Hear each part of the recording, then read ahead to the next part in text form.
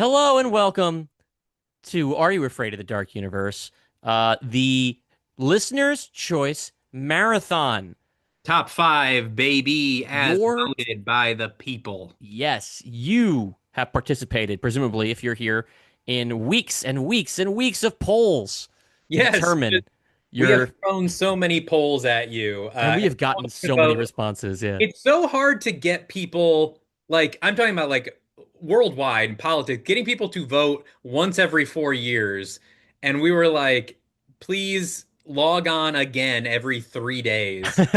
More shit. Let But us know what yeah, you thought about that because my feeling was that first of all I wanted to get everyone's ratings for every episode. I didn't just want to be hey pick your five favorites and then we'll call it at the end because I thought it might create some more interesting results where and maybe more honest ones. So and I think that's pretty cool. I think that's what happened. yeah. We And have a shocking top five for you today. yeah, it's really interesting. But Very also interesting.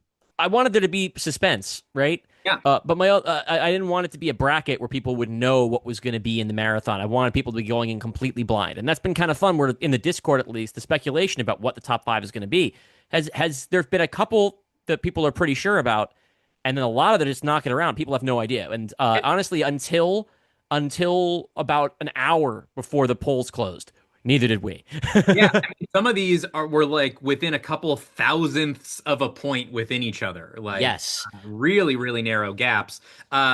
One thing that was in number one for a long time, a really surprising number one, finally ended up dropping to number two. Hmm.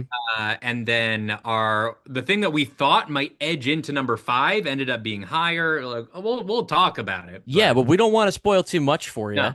What we can say is a couple interesting things. First of all, I want to apologize that somehow I remember writing the summary that went in there, and I guess I deleted it by accident. The Ghost and Mrs. Muir was not on the polls, uh, Throw which, it out. which is a Throw bummer. out the It's whole we have to do thing. the whole thing again. We're But yeah, canceling the stream. The it's Ghost of Mrs. Muir would have been number one. probably. I mean, it's a really good pitch. It would have been nice to know where it is. I think Diagonal. probably I will put the Ghost and Mrs. Muir on whatever poll. Like I figured, oh, we'll put out a poll a couple weeks after Hell on Earth, and now it'll be Hell on Earth and the Ghost and Mrs. Muir Yeah, on you the can just final poll. just rank those two. Yeah. We're gonna come out of this with a complete ranking of every Are You Afraid of the Dark Universe episode except the Ghost of Mrs. Muir.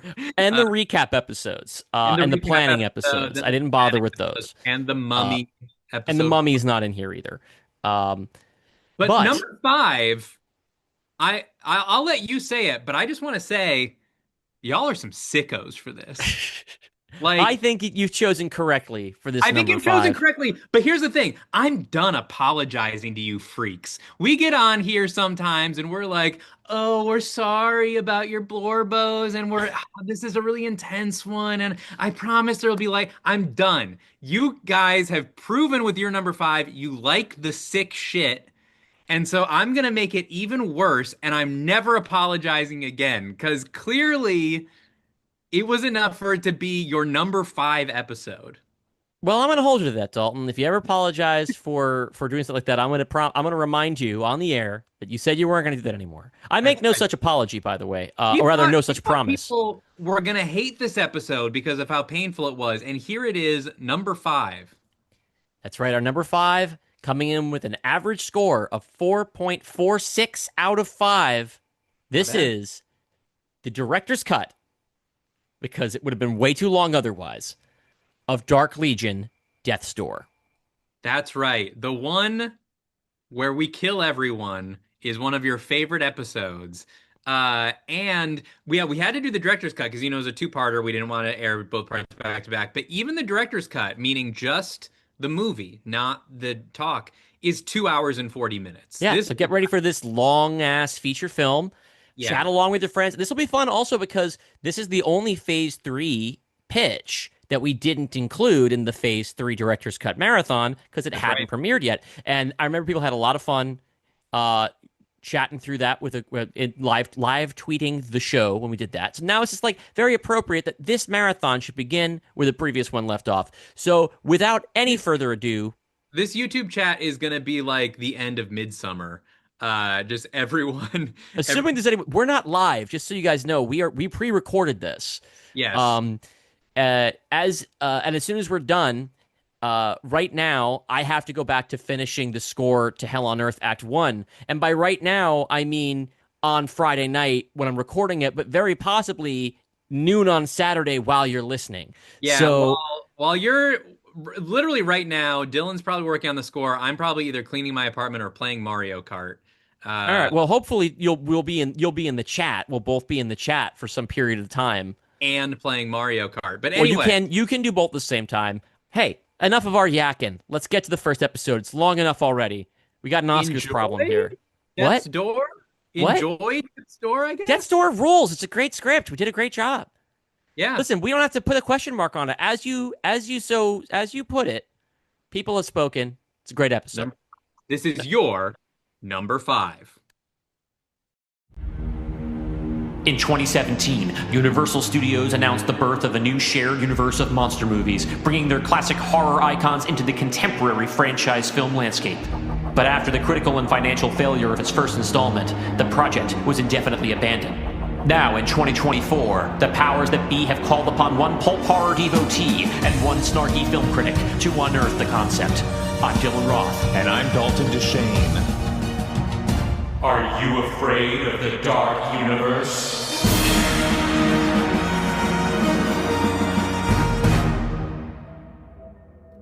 The screen is black.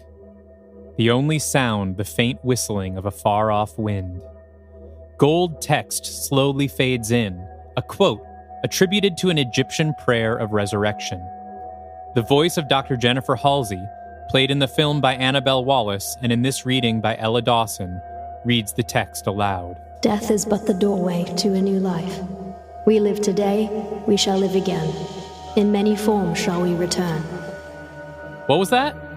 We smash cut to Nick Morton, played in the film by Tom Cruise and in this reading by me, Dalton Deshane, poking his head out of the bathroom. He's naked, drying his hair with a towel. On-screen text tells us the year, 2017. Oh, nothing. I was just reading aloud to myself. You academic types just don't know how to stop, do you? It's always been my fatal flaw.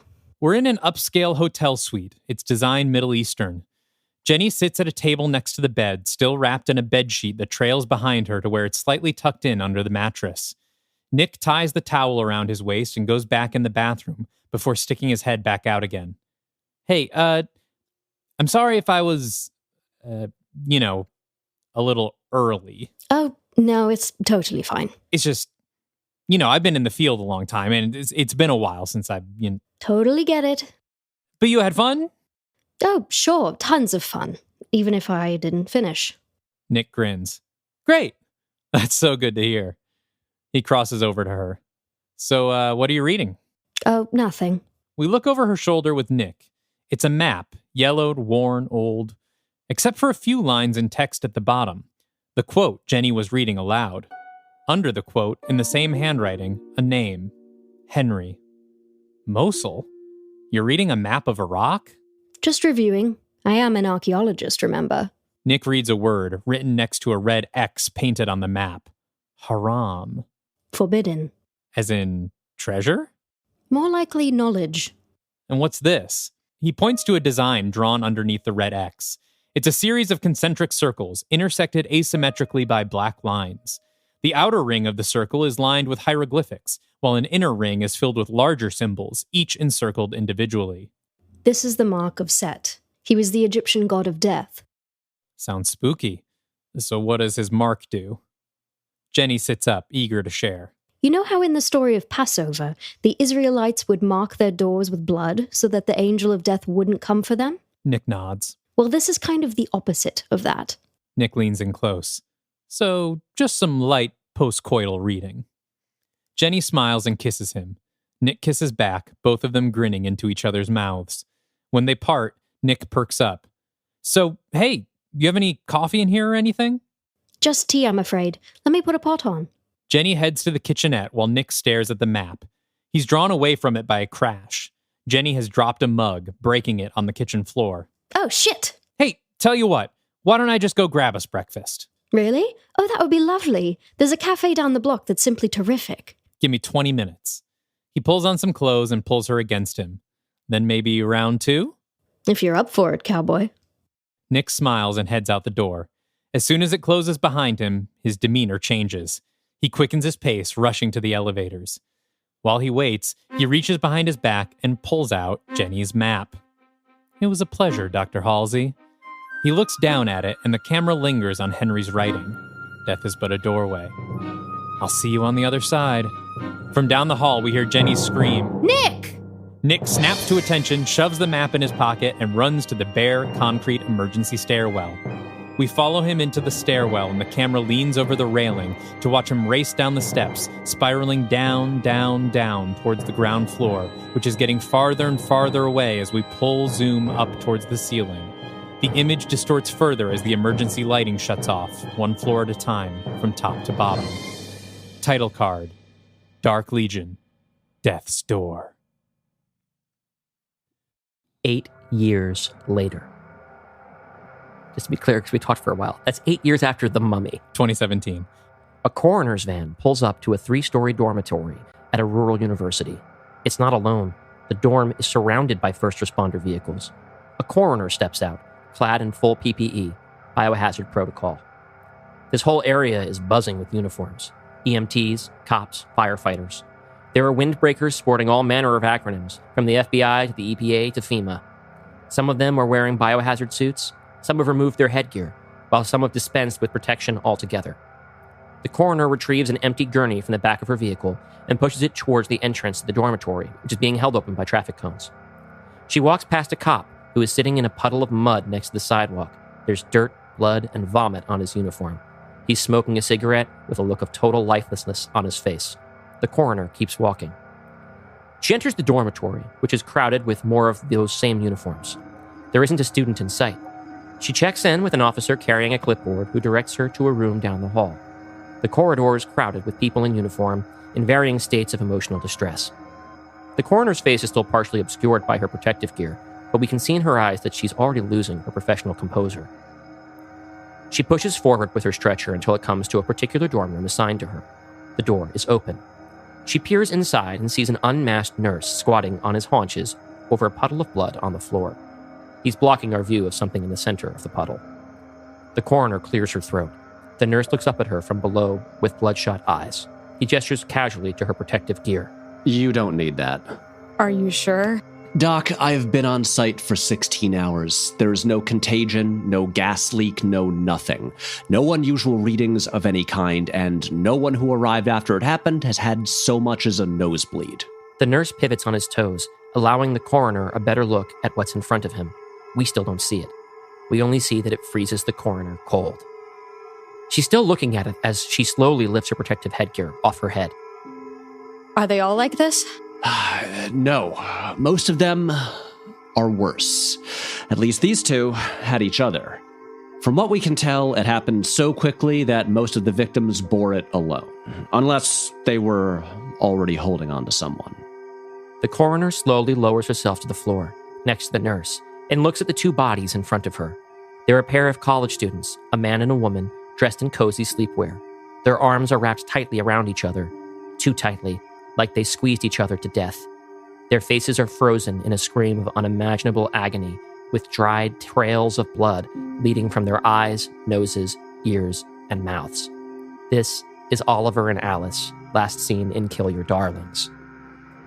The coroner stares at the bodies, unable to look away or even breathe until she's startled by a loud bang from outside.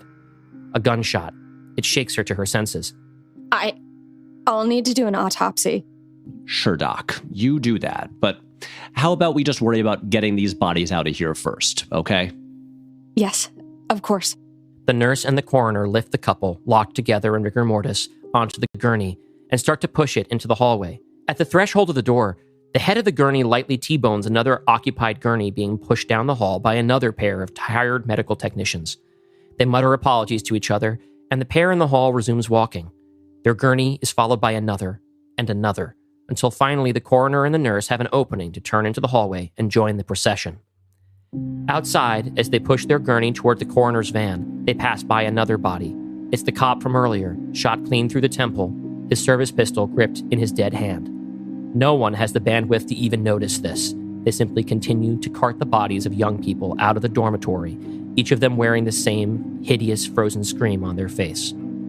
We pull up and away, higher and higher, and see that every dorm room, class building, house, and storefront for miles is surrounded by ambulances, cop cars, fire trucks, and coroner's vans, as thousands of bodies are retrieved and tallied.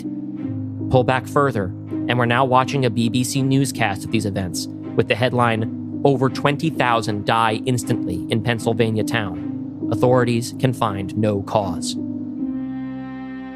Watching this broadcast on television in a stately English parlor is Jennifer Halsey, who sits forward in an old family lounge chair, head in her hands.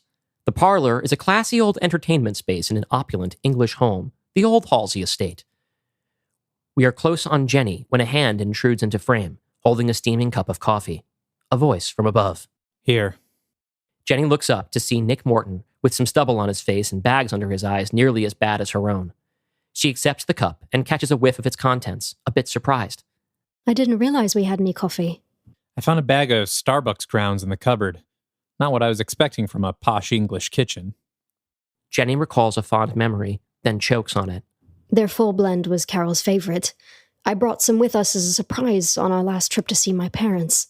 I forgot I'd done that. Jenny leans her nose close to the steaming cup and savors the aroma for a moment. She's letting the smell carry her back to better days. She resists the impulse to cry. Nick looks down at his own cup of coffee. Shit, I didn't mean to... We should save this. No, don't be silly. We both need the caffeine. Another voice intrudes from out of frame. Do I smell coffee? It's Jack Griffin, the Invisible Man, voiced in the film by John C. Reilly and in this reading by Joe Stando. He wears a velvet dressing gown, very early 20th century, no doubt salvaged from a wardrobe in one of the guest rooms. His face and hands are, naturally, invisible. Alongside him walks the Countess Maria Zaleska, played in the film by Janelle Monáe and in this reading by Geeta Jackson. She is also dressed like royalty, but on her, it looks perfectly natural. It smells not good. You don't like Starbucks? Jack, I've been around the block a few times. I've known good coffee and I've known bad coffee. Nothing about Starbucks says good coffee to me. Well, I definitely need a cup. You can try a sip of mine if you want. I guess it wouldn't be the first time I was pleasantly surprised by a product of the Pacific Northwest. Guys. Nick interrupts the cute couple's banter and indicates the tragic news coverage on the screen. The estimated death toll keeps climbing. Oh, God. Was it set? 20,000 people suddenly drop dead for no earthly reason? Sounds like the god of death's handiwork to me. It's been nearly a week since he was released from your body. I'm surprised it took him this long to strike. You mean her? She's walking around in Adelaide Van Helsing's body now. Well, that doesn't necessarily mean anything about Set's gender identity. Jenny looks at him incredulous. Hunter sent me some reading material. Any word on when we can expect Hunter to join us here? They're at the airport in Tampa now. Should be boarding in about an hour. Well, the sooner we can get the whole Dark Legion together, the better. We're up against death herself, and I get the feeling Hunter's connection to the Black Lagoon might come in handy. This is going to take all we've got, and God knows we're shorthanded as it is. Jack slumps, feeling the weight of Victor's absence. Nick sees one of Maria's hands, the closest one to Jack, clench a little tighter around an invisible counterpart. Maria looks over at Jack and offers a slight, comforting smile. Nick looks over to his other side, at Jenny, who continues to inhale her coffee's therapeutic vapors. He notices her wedding ring, which is now on the ring finger of her right hand. From down the hall, we can hear the clicking of a latch and a door swinging open, then heavy footfalls. In the foyer of the Halsey house, Gwen Conliffe, played in the film by Amber Midthunder and in this reading by Rachel Millman, stomps from the front door up the staircase, dragging her heavy suitcase behind her. It bangs loudly against each step. With her werewolf strength, she could lift it with ease, but she chooses not to. Another woman walks through the front door, pulling her own luggage behind her. It's Charlie Willowbrook, played in the film by Devery Jacobs. She shuts the door behind her and hollers towards the stairs. Gwen? Gwen doesn't respond. She reaches the top of the stairs and disappears down a hallway. Charlie blows out her breath, then takes off after her, leaving her luggage behind. Cut to Gwen in her bedroom upstairs, hastily unpacking her suitcase. She's a mess. Charlie steps into the doorway. Can you just stop and talk to me? I don't want to talk, okay?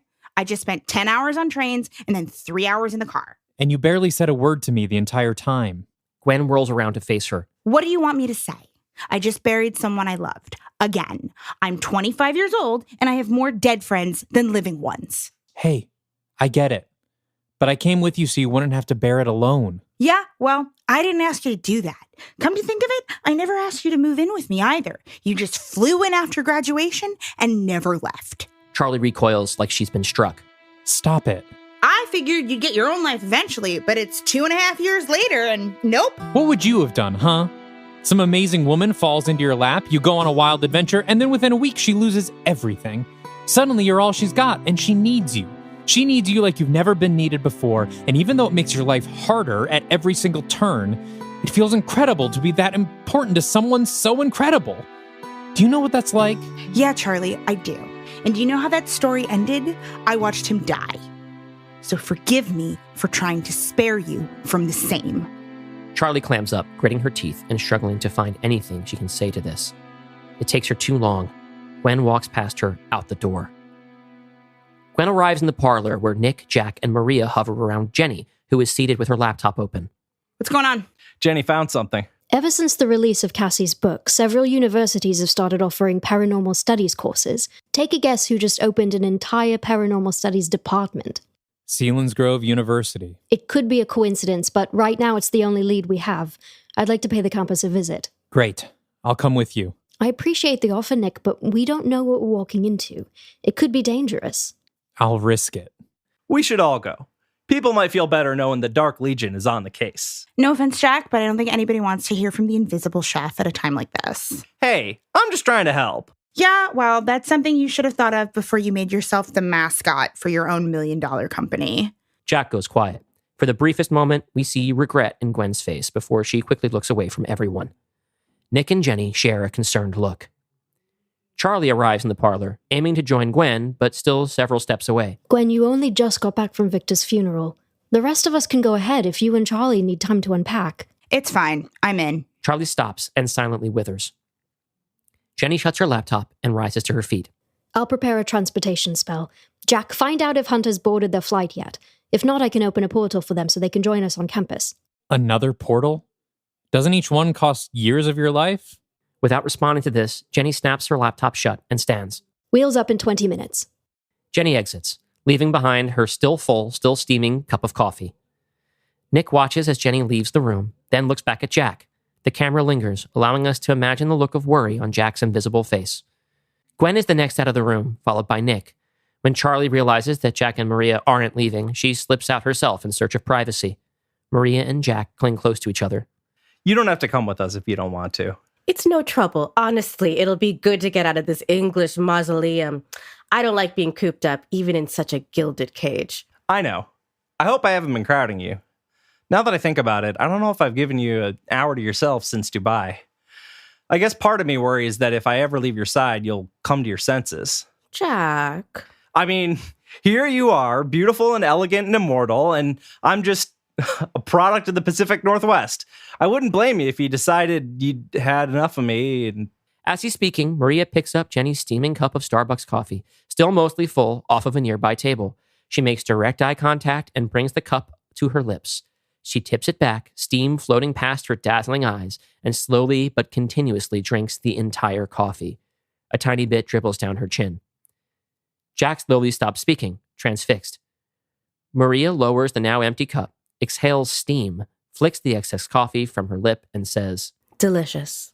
She flashes him a devious smile and walks past him very, very closely. Jack sighs, a sheen of sweat making his face slightly visible. He dabs his brow with the sleeve of his robe. Cut to a terminal at Tampa International Airport. Hunter Marin, played in the film by Zelia Mendez-Jones and voiced here by Kendra Wells, sits cross-legged on a bench. They're holding a leather pouch about the size of a medieval coin purse. They peer inside, and we get a look at its contents, an assortment of jewels, stones, and carved bone totems. Hunter looks down at them with purpose on their face. Between us and Hunter, a drop of iridescent purple fluid falls from the top of the frame and drips onto the carpet. We pull back to see what looks like a bloody horizontal slit being cut through the air, a surgical incision through space. Hunter sees this, looks up, and smirks as if to say, "That's fucking cool." This sentiment is not shared by the person sitting next to them, whose eyes are bugging out of their head. A second vertical slit appears, and the air in front of Hunter peels open from one corner, revealing Jenny Halsey. Let's go, Hunter. Yep. Hunter pulls the drawstring tight on the pouch and packs it into a heavy backpack, the kind that you can live out of for a while. They throw the backpack over their shoulder and casually step through the portal as everyone else in the terminal quakes with fear. We follow Hunter through the portal onto the main quad of Selinsgrove University, where Jenny, Nick, Gwen, Maria, and Jack, which here means a floating blue jumpsuit, are waiting for them. The portal seals up behind Hunter, leaving no trace but a puddle of glowing purple goo in the grass. It's a cloudy day with an ominous updraft. A hard rain is coming. Hunter takes in their surroundings. As we saw before, there are emergency personnel around every building, and a few on the grassy common area. They're collecting bodies. Hunter watches in quiet, still horror until they're startled by... Hey, Hunter. Jack is right beside them, arms out for a hug. Oh, hey, Tio Jack. Hunter embraces him tightly. The rest of the gang acknowledges Hunter with waves and nods. Hunter, I'd like to introduce my girlfriend, Countess Maria Zaleska. Hello, Hunter. It's nice to finally meet you. Hunter looks surprised. And you. They look at Jack. Speed dating? Yes, actually. Hunter gives a smug grin. Knew it. Let's talk when we're not surrounded by dead people. Of course. Jenny points to a building on the other end of the quad. That's the Paranormal Studies building over there. Let's go. The Legion starts walking. Gwen comes up alongside Hunter. Hey. Hey, Gwen. I'm sorry about Victor. Yeah, I wanted to ask you about that. Those protective stones or runes or whatever that you buried with Carol. What do those do exactly? I don't know if I can say. As in, you might not be allowed, or you don't actually know? Little of both? Ugh. Well, what I wanted to ask was, do you have any for Victor? We collected some of his ashes from the fire. I have them back at the house. Hunter stops walking and places a hand on Gwen's shoulder. One hardened young soldier looks the other in the eye and shakes their head. I'm sorry, Gwen. I need a body. Gwen doesn't crack. Just when it looks like she might have more to say, she breaks away without another word, moving to the back of the pack with some distance between her and the rest. The gang approaches the building, which is surrounded by a police perimeter. They're not the only people who want to get through. There's a group of middle-aged civilians who have been blocked from getting any closer to the crime scene. One of the bystanders cries out, "Let us see our children!" A cop answers back, I'm sorry, ma'am. This is still considered an active crime scene. This whole town is a crime scene. What difference does it make? I want to see my son. Lady, believe me, you don't. Nick steps between them. Easy, officer. And who the hell are you? I know who you are. You're that Morton guy from the Dark Legion. I read your book. That's right. We're here to help. This has drawn the attention of the rest of the nearby parents. Another steps forward. He's the one who can raise the dead. Thank God. Please, bring back my daughter. No, I'm sorry. I can't do that. What do you mean you can't? I don't have that power anymore. Your book says that my family is in hell. You can't just leave them down there. My daughter is not in hell. I'm so sorry. I just want to help. Now you're here to help? How could you even let this happen? While Nick is occupied with the parents, Jenny stays on mission, speaking to the perimeter cop. I'm Dr. Jennifer Halsey with the Dark Legion. We're here to investigate. You're not authorized. Nobody's getting through. The cop's face goes slack. Maria is now standing in front of him, waving her large ring in front of his face. Of course she's authorized. They're waiting for us inside. Yeah, of course. Come on through. The cop waves in Hunter, Gwen, and Jack, while Maria holds his gaze with her ring. Jenny tugs on Nick's arm. Nick, we have to go. The mourners have riled each other up, all of them now yelling over each other. He's letting them in? I'm sorry. Hey, I'm talking to you. How could you let our children die? They probably caused it, opened up some portal or something. They did. I saw them on the quad. Tell us what happened. Cowards. Someone deep in the crowd throws a rock. Nick dodges it, but it stops in midair as it collides with Jack. He yells, and a streak of blood appears in the air where his forehead was. Stop it! We're here to help! Maria steps in front of him, furious, and raises her ring at the crowd. Jenny puts her hand on Maria's wrist and lowers it. No. They're entitled to their pain. Maria gives the crowd a dirty look. The Legion turns and walks through the police barricade, leaving the enraged parents behind. Gwen is the last through. Before she leaves, the grieving mother shouts, You're the werewolf, aren't you? The one who killed your entire family. Gwen stops, head low. You're a monster. You're all monsters. Gwen looks up slowly, eyes dead. She stares right into the mother's eyes and flashes her sharp, pointed teeth. The mother gasps, frightened, and Gwen disappears with the rest of the Legion.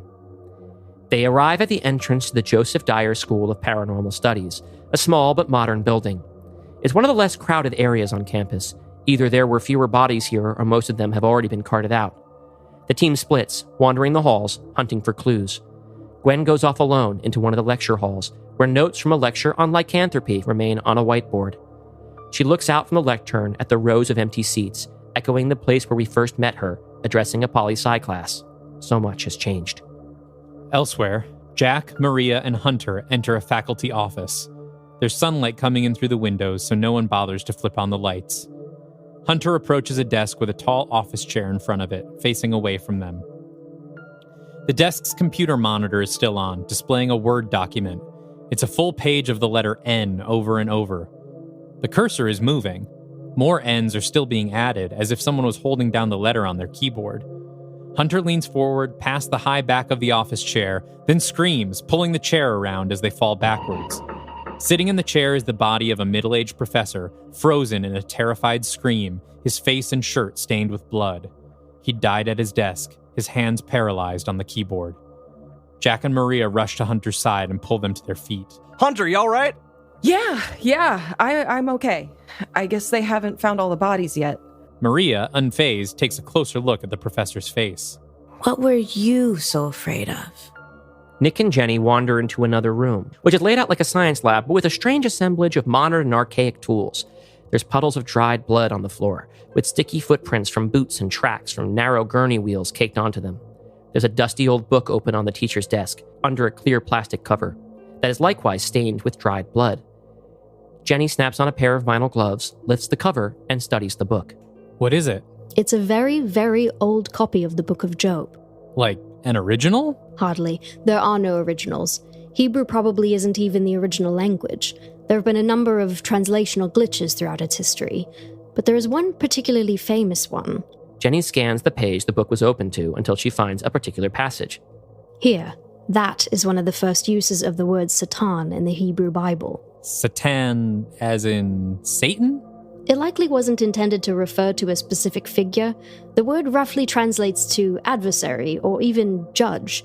Here, the Satan is essentially the prosecutor in the trial of Job, arguing that he, and by extension all of God's followers, are not truly good or faithful, but simply follow God's commandments because they expect a heavenly reward. I remember this one from Sunday school at the orphanage. The devil fails. Job loses everything except for his faith. More or less. By the time this story got to your Sunday school teacher, the word Satan had been mistranslated as a proper name, which would also get applied to a number of other discrete characters throughout the Old and New Testaments. Then there's Lucifer and Belial, who are only mentioned in Apocrypha. Wait, you're saying the devil isn't actually in the Bible? I'm saying there could be one devil, or 100, or none at all. And if he does exist, he's probably not what we're expecting. Gwen walks alone down a hallway. She sniffs, picks up a whiff of something she can't quite place. She follows the scent. It leads her to a heavy door labeled Authorized Faculty and Staff Only. Gwen tries the handle. It's locked, obviously, but she applies more pressure until the mechanism gives in. She slowly opens the door and finds that inside is just another antechamber for another room. A vault. Gwen tries to force entry here too, but it's far too sturdy for her, at least in this form. Gwen rolls her eyes, blows out her breath, and begins to undress. Cut to Maria and Jack. They step into what looks like a library, the walls lined with shelves of leather-bound tomes. The room is filled with long tables, and the absence of studying students is immediately apparent. The chairs are still pushed out chaotically from the removal of the bodies. Books lie open, laptops and notebooks next to them filled with half-jotted notes that will never be finished. Someone's water bottle has spilled onto their keyboard. Backpacks, student IDs, McDonald's bags. The detritus of the dead. Jesus, this is spooky. It's like a whole study hall of invisible teens. These kids are way past invisible. This is more like a rapture. On the floor next to an abandoned AirPod, a half-eaten apple rests, the teeth marks forming a jagged border around the browning insides. Jack picks it up and holds it in front of his face in the silence when he suddenly hears, "You can still save her, Jack." What did you say? Maria shrugs, flipping through a book of spells. I didn't say anything. Sounded like you said I could. He stops and yelps, dropping the apple to the floor. What? What happened? Did you just touch me? No, I've been over here. Somebody just put their hand on the back of my neck. Maria looks around. The room is empty. Are you sure? Yes, they rested their hand right on the back of my neck. Cut to a close-up of the discarded apple on the floor. A shadow passes over it, and it shrivels and turns black as Jack says off-screen, Maybe there is something invisible here. We cut to a pair of massive, furry, clawed hands digging into the vaulted door. The door bends and tears free from its hinges and is tossed away into the corner of the antechamber. Cloaked in shadow, the 10-foot alpha wolf form of Gwen Conliffe shrivels back down to her slender human frame as she steps inside the vault. In the center of the metallic floor is a hollow ceramic statue of a woman kneeling in prayer, split neatly in half. Between the two pieces is a red stain, so neat it looks as if it could be wet acrylic in the shape of a slithering serpent. A body lies next to the artifact, but this one didn't die like the others. His neck was snapped, head turned all the way around to face backwards. Gwen bends down to examine the statue. She dabs the stain with a finger and then dabs her tongue. It's blood. Later, Gwen joins Hunter, Jack, Jenny, and Nick in the empty lecture hall. Jenny examines the two ceramic pieces and carefully fits them back together. What is it? The breath of Belial. Part of it, anyway. It's a vessel containing a verse of satanic prayer split into pieces and scattered across the world. Is that what killed all of these people? We can't rule anything out. Not much is known about the breath. Except there's more than one piece. Yes, 6, if I recall correctly. Of course there are. the number of the beast. So we're going on another fetch quest to find the other pieces. It seems so, yes. I'll need to return to the house and consult my records before we can know where to look. Can we get going again? This place is making my skin crawl. As Jenny prepares her teleportation spell, we follow an unattached shadow as it creeps across the floor, unnoticed. Finally, it merges with the shadow cast by Jack's jumpsuit and disappears into it. The air tears open and purple ooze drips from the wound in space. The Dark Legion steps through, taking their shadows with them. Back at the Halsey estate, Gwen sits in the dark, slouched low in the couch cushions, lit only by the TV playing nonstop coverage of the Selinsgrove massacre. Nobody still has any idea what caused it, so the BBC is running through a list of the victims and sharing facts about them. Creative writing student and captain of the varsity swim team, Alice Goodrich, a junior, who just a year ago risked her life to save one of her classmates from a bizarre animal attack on campus. Her family has requested that in lieu of donations... A silhouette appears in the doorway. Charlie. Hey, I'm gonna try to sleep. Good luck. You want to come up with me? I could use some touch. Gwen doesn't even look away from the TV. I'll be up soon. Charlie stands for a second, trying to think of something else to say, and only comes up with, "'Kay." She leaves. Her footsteps fade away up the stairs, and then Gwen jumps when Jack says, "You should go with her." Jesus, Jack, how long have you been there? Oh, I dozed off here probably about an hour ago. I think we should both go to our real beds, though. Why bother? I'm not going to sleep. Because Charlie needs you. Don't do this, Jack. Gwen, you know I'm your friend, but you've been mean and rotten to her since you got here, and well, I don't like it very much. Well, gee, my apologies to the Dark Legion corporate mascot. Guess we can't all watch our friends die and still wake up with a smile on our face. That's right, Gwen. We've all lost people. But all that's taught me is that life goes on until it doesn't. And that it doesn't just go on for you and for me. It goes on for everyone left on this planet. We've all got a horrible fate waiting for us. But until we get there, we deserve all the love we can get our hands on. And our job, the job of the Dark Legion, is to keep on saving the world so that all those people out there can hold on to that love as long as they can. We keep moving the fucking goalposts. We were going to save the world. Now we're just keeping it on life support? Life goes on until it doesn't. And the fight goes on until it doesn't. Gwen stands up and goes toe-to-toe with the invisible man. Grow up, Jack. I did. Gwen turns and walks away. Cut to upstairs. Gwen stands in the doorway of her room, looking at Charlie asleep in the bed. She strips down to her underwear and lies next to her, eyes wide open, not touching. After a moment, she turns and rests her head on Charlie's chest. Charlie reflexively wraps her arm around Gwen's shoulder and lets out a soft, satisfied sigh. Gwen squeezes Charlie and closes her eyes. Just outside Gwen's door, Jenny and Nick run into each other in the upstairs hallway. Jenny is carrying a stack of very old books. Some light bedtime reading? It's everything I have that might contain reference to the breath of Belial. I need to find out what we're up against.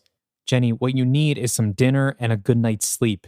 You've been running around like a mad woman for days, and I'm sure all those spells must take a lot out of you. We haven't got time for creature comforts, Nick. Lives are at stake. Possibly every life. How about you let me help with the research then? I may not be on your level, but I got pretty good at this stuff when I was with the Jekyll Foundation. That's kind of you, but I prefer to work alone. Nick sighs, shrugs, and extends an arm, inviting Jenny to walk past him.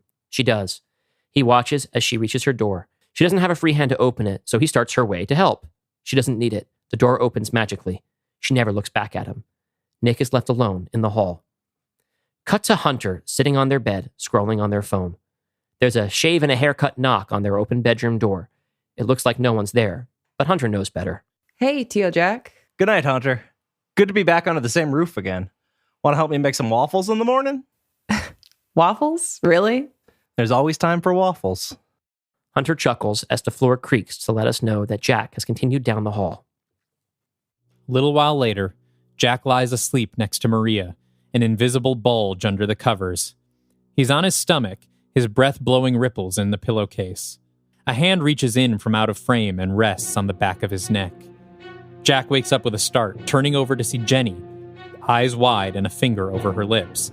She frantically beckons Jack to follow her. They exit the house onto the grounds. Jenny is practically running now. We see Jack's footsteps in the grass as he tries to keep up. Jenny, what the hell is going on? Jenny comes to a stop at the edge of a stream that trickles its way through the woods. A faint red glow shines from the water. Oh, thank God, she's still here. Jack catches up and looks into the water. A 3-foot-long section of the stream has been turned into a portal, like a window looking straight down into hell. Under the water is Carol Lemley, played in the film by Darcy Carden, and in this reading by Steph Salo. Her face is panicked. She pounds her fists on the underside of the water as if it were glass. Her screams are muffled. Jenny, please let me out of here. I'm trying, baby, hold on. Carol, what the hell's going on here? The breath of Belial. Jenny pulls it from her pocket, reformed magically into one piece. I was able to use it to counteract the spell that damned her. Why is she still trapped? I need your help. The spell requires sacrifice, but because I was the one who sent her there, I'm not allowed to be the one to bring her back. Sacrifice? What kind of sacrifice? Jenny looks at Jack with pleading eyes. Oh, no, I'm not killing anyone. It will be random, not anyone you know. Just someone somewhere in the world will pass away peacefully, and then we'll get Carol back. Jack looks down at Carol. Her feet are submerged in blood as thick as mud, flames licking at her legs and charring her flesh. Clawing arms reach out of the blood, scratching at her legs and drawing blood. Tears stream from her eyes as she tries not to scream from the pain. This isn't the way, Jenny. We can't kill any more people. How many times are we going to get an opportunity to do something for Carol and turn our backs on her instead? Jack is quiet. How many times, Jack? Carol screams through the barrier. Jack, please, I can't stand it here. I just want to be with you all again, please. What do I have to do? You just have to reach in and grab her. That's all. Just pull her back to us. 2 more arms, larger than the others, burst from the flames and grab Carol around the thighs. She screams, partly from shock and partly from her flesh sizzling where she's been touched. Jack acts without thinking, plunging his arm into the stream and grabbing Carol's hand. Then he yells and jerks his arm back. From out of the stream, there emerges not the body of Carol Lemley, but a long, thick snake attached firmly to Jack's hand.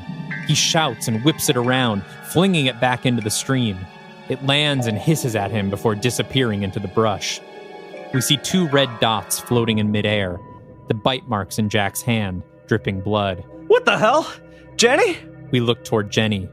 She's changed. A blindfold is wrapped around her eyes, with dark bloodstains where her eyes should be, almost black. From her shorts emerge 2 animal legs with thick, matted black hair, ending in hooves instead of feet. When she speaks, it is not with her own voice. In the film, this is the voice of Brad Dourif, performed here by Patrick Willems. Naked you came from your mother's womb, and naked shall you depart. The Lord gave, and the Lord hath taken. May the name of the Lord Belial be praised. Jack runs, splashing through the stream away from this false Jenny. As he does, lines of visibility start to spread from the hand that was bitten. Gradually, his entire body is becoming visible. After a while, tired and woozy, he stops to catch his breath. As he puts his hands on his knees, he catches sight of his reflection in the water below. His eyes widen at the shocking sight of his own face. He touches it, then looks at his hand. The snake bite is swollen, red and purple, with black threads of poison crawling through his veins around it. He staggers away from the stream, shambling back toward the house. Help! He looks over his shoulder and sees a shadowy figure striding towards him from the stream. It's not Jenny. It's something else. Jack tries to pick up the pace, but his strength is failing. The black lines have spread across his body. Finally, he reaches a window and pounds on it, rattling the glass. Maria! Maria, help me, please! Something he sees makes him stop. We see through his POV into the window. Maria is asleep, lying still next to Jack. He sees himself, visible, lying in bed on his stomach just as he was when he awoke, but his eyes are open and blank. A voice speaks from behind him. Face your judgment, Jacob Griffin. Jack turns. Standing before him is the figure of Satan. He is a nude beast with hard, bony growths pushing through his fur, miniature horns that grow erratically like tumors. He remains blindfolded, grinning with serpent fangs. 2 black feathered wings spread out 10 feet wide, filling Jack's vision. Who are you? I am God. I am the adversary. I am prosecution and defense, judge and jury. Jack cowers, trembling from fear and the poison in his blood. Oh, hell. Be not afraid. All who live must die, and all who die must be tried. And I find you guilty.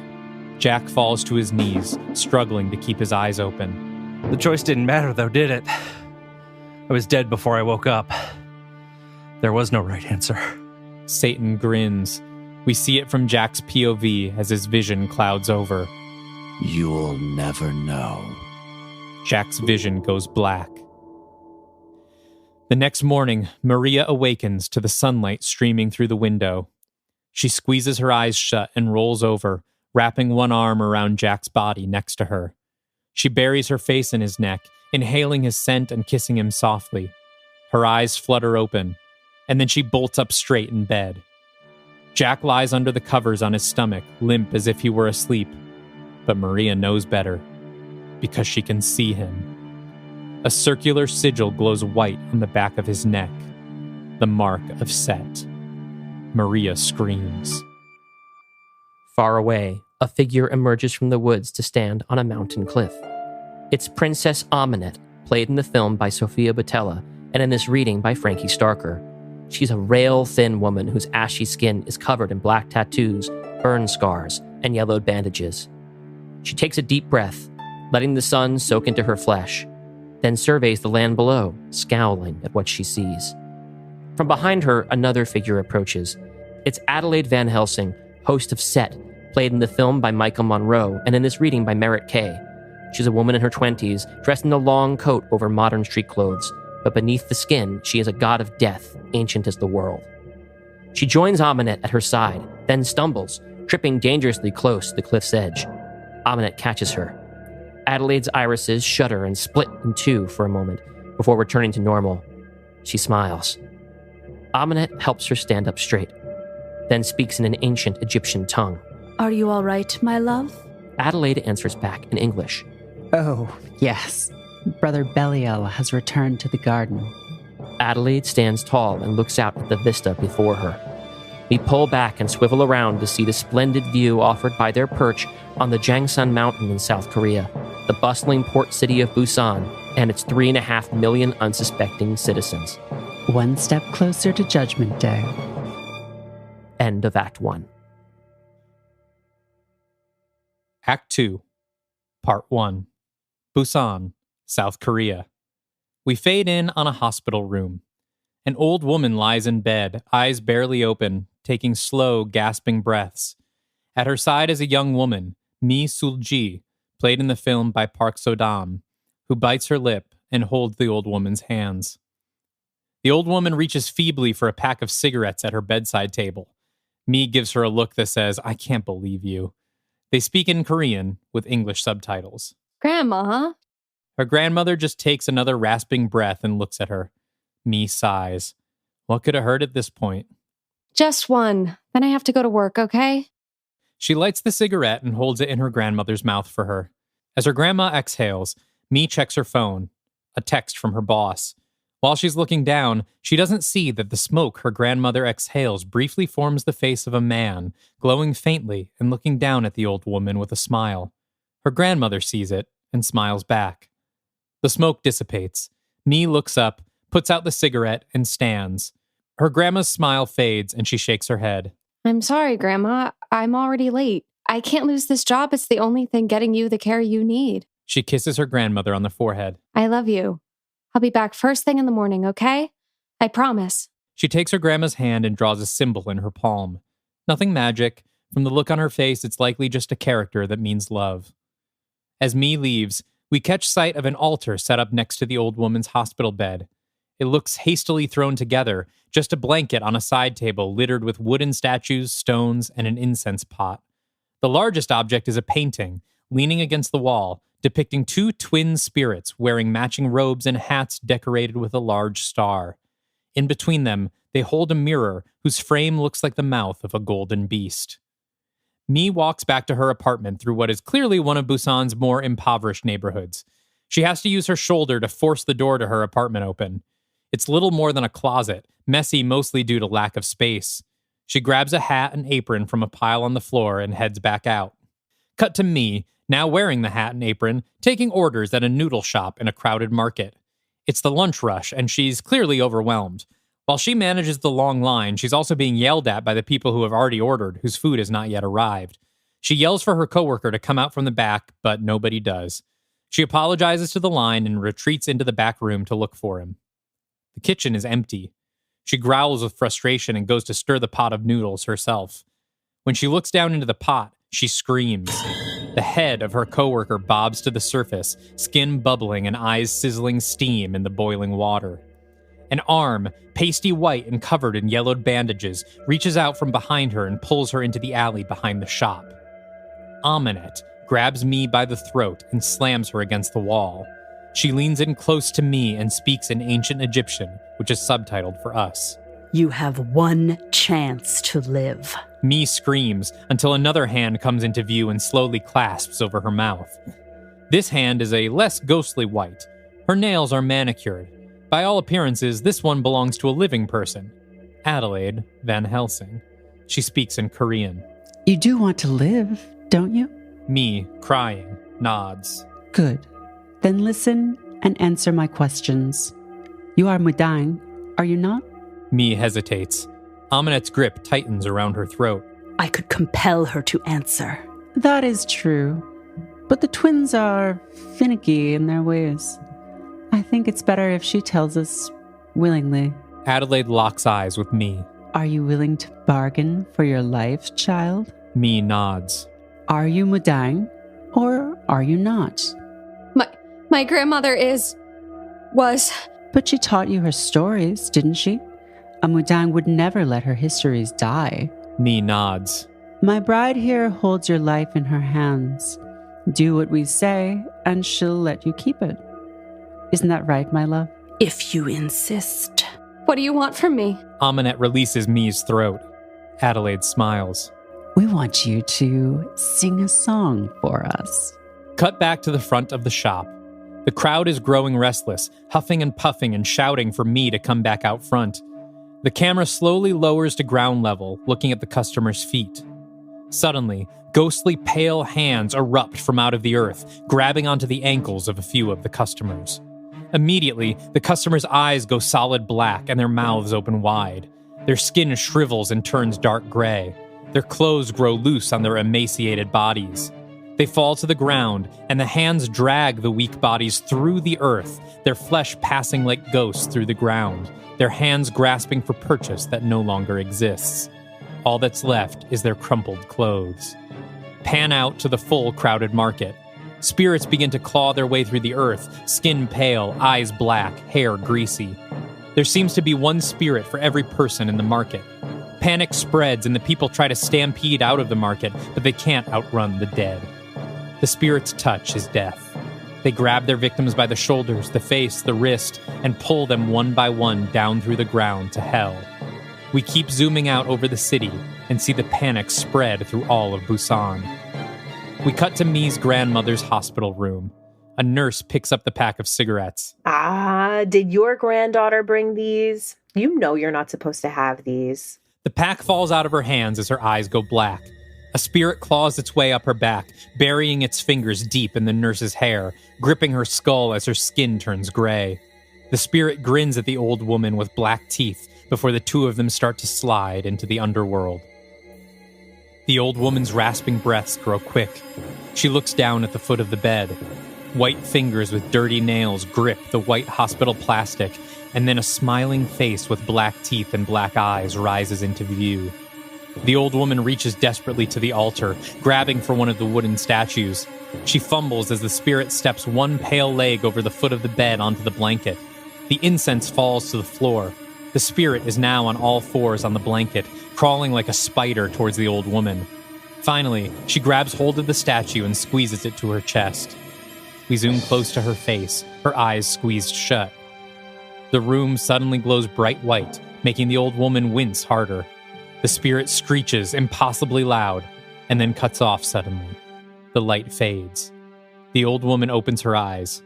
The room is dark and empty.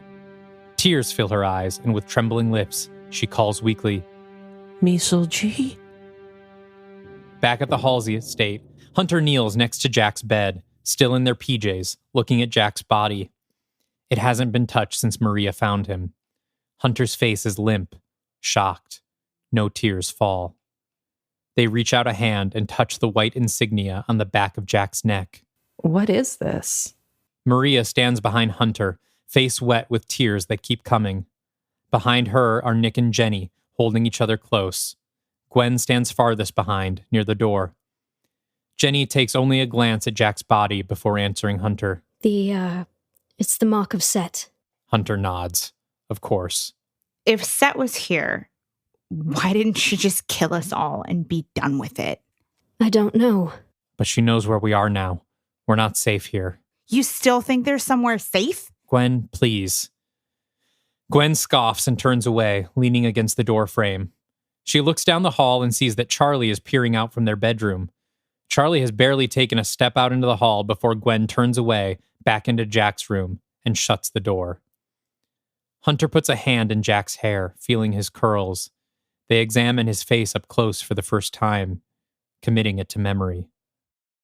The rest of the Legion are shaken out of their silence by a chorus of phone alerts. Hunter doesn't notice. Nick and Gwen both pull their phones out of their pockets and check the notification. Nick covers his mouth. Christ. What is it? Korea, 3.5 million missing in Busan. Did you say million? There's video. Maria, Nick, and Jenny gather around Gwen's phone. They watch a shaky live stream video taken at a public park of the spirits dragging people into the ground. We hear the cameraman exclaim in Korean, and then the face of a spirit pops into frame, ultra close up, black grin on its face. Jump scare. The cameraman screams. The cameraman screams and the phone falls to the ground, filming the empty sky. I think missing is maybe a little optimistic. It's Set again, isn't it? What the hell are they doing? Is their plan just to kill everyone on Earth, one city at a time? Nick clenches his jaw. We're on our back foot here. I don't like it. Jenny puts an arm around Nick's waist and gives him a squeeze. So what's the move? We go to Korea. We can't stay here anyway. Pack anything you need because we're not coming back. Finally, Hunter speaks. No. Everyone looks at them. We can't leave him like this. Nick slumps a little. Of course they can't. How could he forget? You're right. I'm sorry. You go. The world needs you. I can handle it. Maria puts her hands on Hunter's shoulders. I'll stay and help. We'll come back tonight for you. Hopefully by then we'll know enough to get ahead of them. Hunter nods and takes a long look at their friends. Jenny and Nick are shaken, struggling to hold it together. Gwen simply looks spent. Suddenly, and to Gwen's total surprise, Hunter throws their arms around her and squeezes her tight. Hunter whispers something into Gwen's ear. Gwen shuts her eyes tight exhales, and nods. Hunter steps back and stands beside Maria, who takes their hand. I love you guys. We love you, Hunter. A flash of magic, and they're gone. The trio appears in the middle of downtown Busan, now a ghost town. While it was morning in England, the sun is already beginning to set here. The city center is littered with clothes that blow past in the wind like tumbleweeds. There's not a soul in sight, no sounds except distant sirens. Jesus. Do we know where this started? Gwen scrolls through her phone. Early reports say the first disappearances started in an outdoor market about a mile from here. We'll start there. Keep an eye out for anything that looks, well, old. The trio walks through the empty city. Periodically, we see a hazmat team pass by in the distance, but the city's so large that the Legion never directly crosses paths with anyone. A fire rages in an apartment building with no one to put it out. A restaurant explodes just after they pass by it, the damage of sudden negligence. A businessman staggers through an intersection, calling the names of his family members. As they reach the market, Jenny hangs back to walk next to Gwen. God, this is awful. Not the sunny, cheerful apocalypse you were expecting? Fair point. How are you holding up? How am I holding up? I'm sorry, stupid question. We're all miserable. It's fine. I'm fine.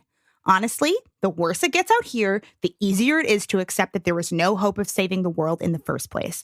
Everything we've tried has only made things worse. And you know who warned us about this? Fucking Dracula. He said we were better off letting him ascend to godhood than to deal with whatever came after. So we beat him and turned him human, and now he's God knows where, probably dead. And here we are, even more fucked than we were on day one.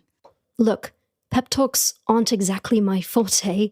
Especially not now, but if Jack were here... Jack's not here. He's dead.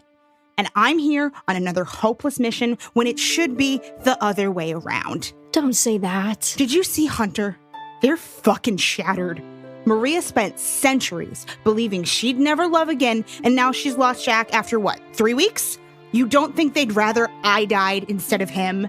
Gwen? And you, both of you, wouldn't you rather be talking to him right now? Your friend? Your folksy boomer cheerleader who thinks we can still turn things around after this? She gestures around at the empty city. Well, that's not me. So do everyone a favor, and if you see any of those pale guys still running around, send them my way. Jenny is speechless. Before she can answer, Nick calls out to them. Hey guys, I got something over here. Jenny hurries over, Gwen following more slowly behind, trying to wipe the traces of tears from her face before Nick can see them. He's found the noodle shop. There's a pounding from somewhere inside. A survivor, perhaps? Or a trap. One way to find out. They hop over the counter and make their way quietly to the kitchen. Jenny nudges Nick and gestures to an open cabinet on the wall. A headless body is crammed into it, limbs bent unnaturally to fit. What do you think happened to his head? Gwen peers into the pot on the stove. It's bone broth now. The pounding starts again, faster. A muffled voice yells from behind the closed storage closet door in Korean. Hello? Is someone there? Please help! Gwen, Jenny, and Nick surround the closet door. Nick counts quietly to 3 and then pulls it open quickly, Gwen prepared to pounce should there be any danger inside. Instead, they find Mi Sul-ji, huddled in the corner, clutching her knees to her chest. She looks up at the 3 figures above her, still quaking with fear. Nick extends his hand to her. It's okay. We're here to help. Mi takes Nick's hand, cautiously, and Nick helps her to her feet. Do you speak any English? Mi understands enough to shake her head no. Jenny casually waves a glowing purple hand across Mi's face. You do now. Mi takes a sharp breath, startled by her sudden recognition of Jenny's words. Nick shoots Jenny a look. Blood begins to trickle from Jenny's nose onto her shirt. Jenny, expecting this, pulls a handkerchief from her pocket and pinches it over her nose. Nick grits his teeth, but now's not the time for a lecture. He turns back to me. Can you tell us what happened here? Yes. 2 women attacked me. I don't think they were human. One of them wore rags and was covered in strange tattoos, and the other called her bride. That's our happy couple. What did they want from you? A song. They asked for a song. Cut to Gwangali Beach, on the eastern coast of Busan. Where there had been swimmers and sunbathers mere hours ago, there are now only swimsuits, blankets, and parasols. A tiny plastic shovel stands planted in a pile of sand. Someone reaches down and picks it up. He is a broad-shouldered man with short hair, and a neat beard. He is dressed in a white suit of the finest modern Korean fashion. This is King Yomra, played in the film by Ma Dong-suk. He examines the toy shovel, which looks even smaller in his meaty ham-hock hands. A woman sidles up next to him, shorter, though she'd have to be, with the lean figure of a kickboxer and clothing to match. This is Queen Yomra, his twin sister, though their physical forms bear little resemblance. She's played in the film by Duna Bay. Is that a long face I see, brother? Or does your newly borrowed vessel always look so glum? It's an unhappy occasion. The end of an era. Nice, though, while it lasted. Don't you think? And think of all the good it did. 3,000 millennia of prosperity and play. And who knows, maybe we can still squeeze another century or two of fun out of this place. Queen Yomra leans her shoulder against the king's stony frame. He looks down at her and smiles. You always know how to cheer me up, sister. Come, we've much to do. King Yomra drops the shovel, which lands point down in the sand. The twins turn their backs to the ocean and stroll towards the city. We cut back to the noodle shop, where Mi sits on the counter, sipping hot broth, while Nick, Jenny, and Gwen stand nearby. The song tells the story of Yomra, the god of death, as he and his twin sister journey through the spirit world and make their way to the land of the living. So it's an invocation. More like instructions? Directions from their realm to ours. They're too dangerous to be written down or recorded, but they could be stored safely as a memory, in song. The women in my family have been the keeper of this song for centuries. My grandmother, she was a mudong, what you might call a shaman. When she got sick, she entrusted this story to me, before her memories left her. And Mi bows her head. I doomed the world with it. Makes you feel any better? The world is pretty doomed already. Gwen, I swear to God. What? Doesn't she deserve to know? Gwen turns to Mi and points to Jenny. See, all of this is happening because my friend Jenny here helped a vampire resurrect the evil mummy princess you met earlier. Gwen, stop it. She did that to try and save her wife, who ended up dying anyway.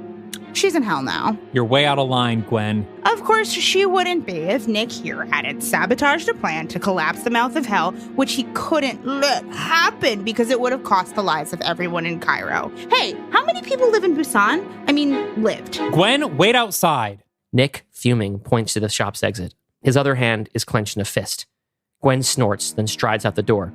Sure thing, Dad. Nick breathes deeply, trying to calm himself. Jenny looks totally spent. Mi looks up from her steaming broth at Jenny. Was any of that true? I'm afraid all of it was. We're as much to blame for what happened here as you are. Nick gestures as if to interject, but says nothing. There's no sense in judging ourselves.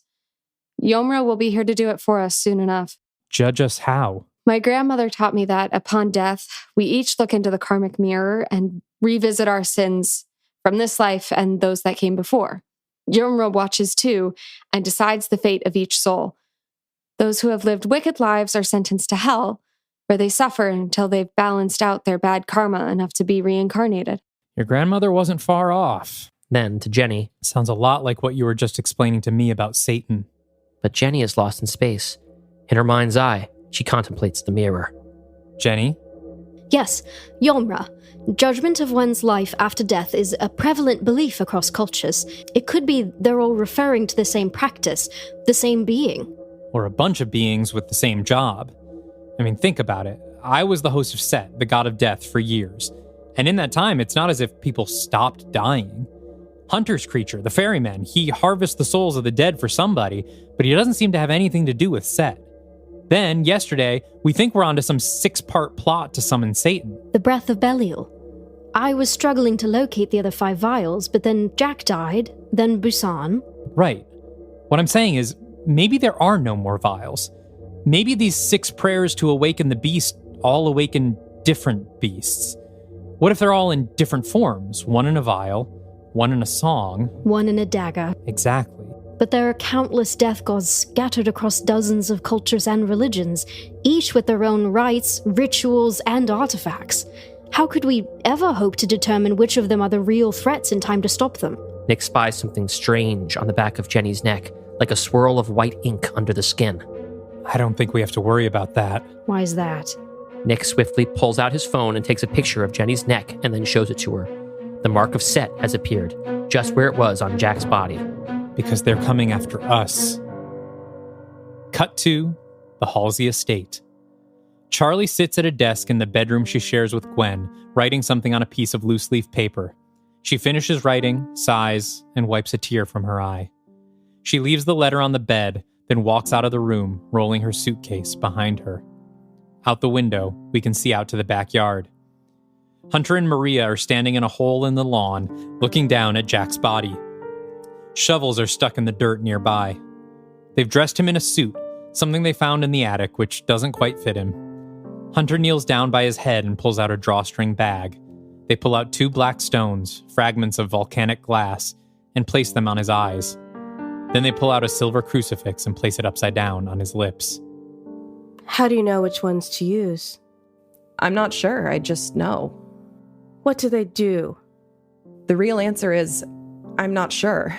The ferryman gave them to me, and he's not much of a talker.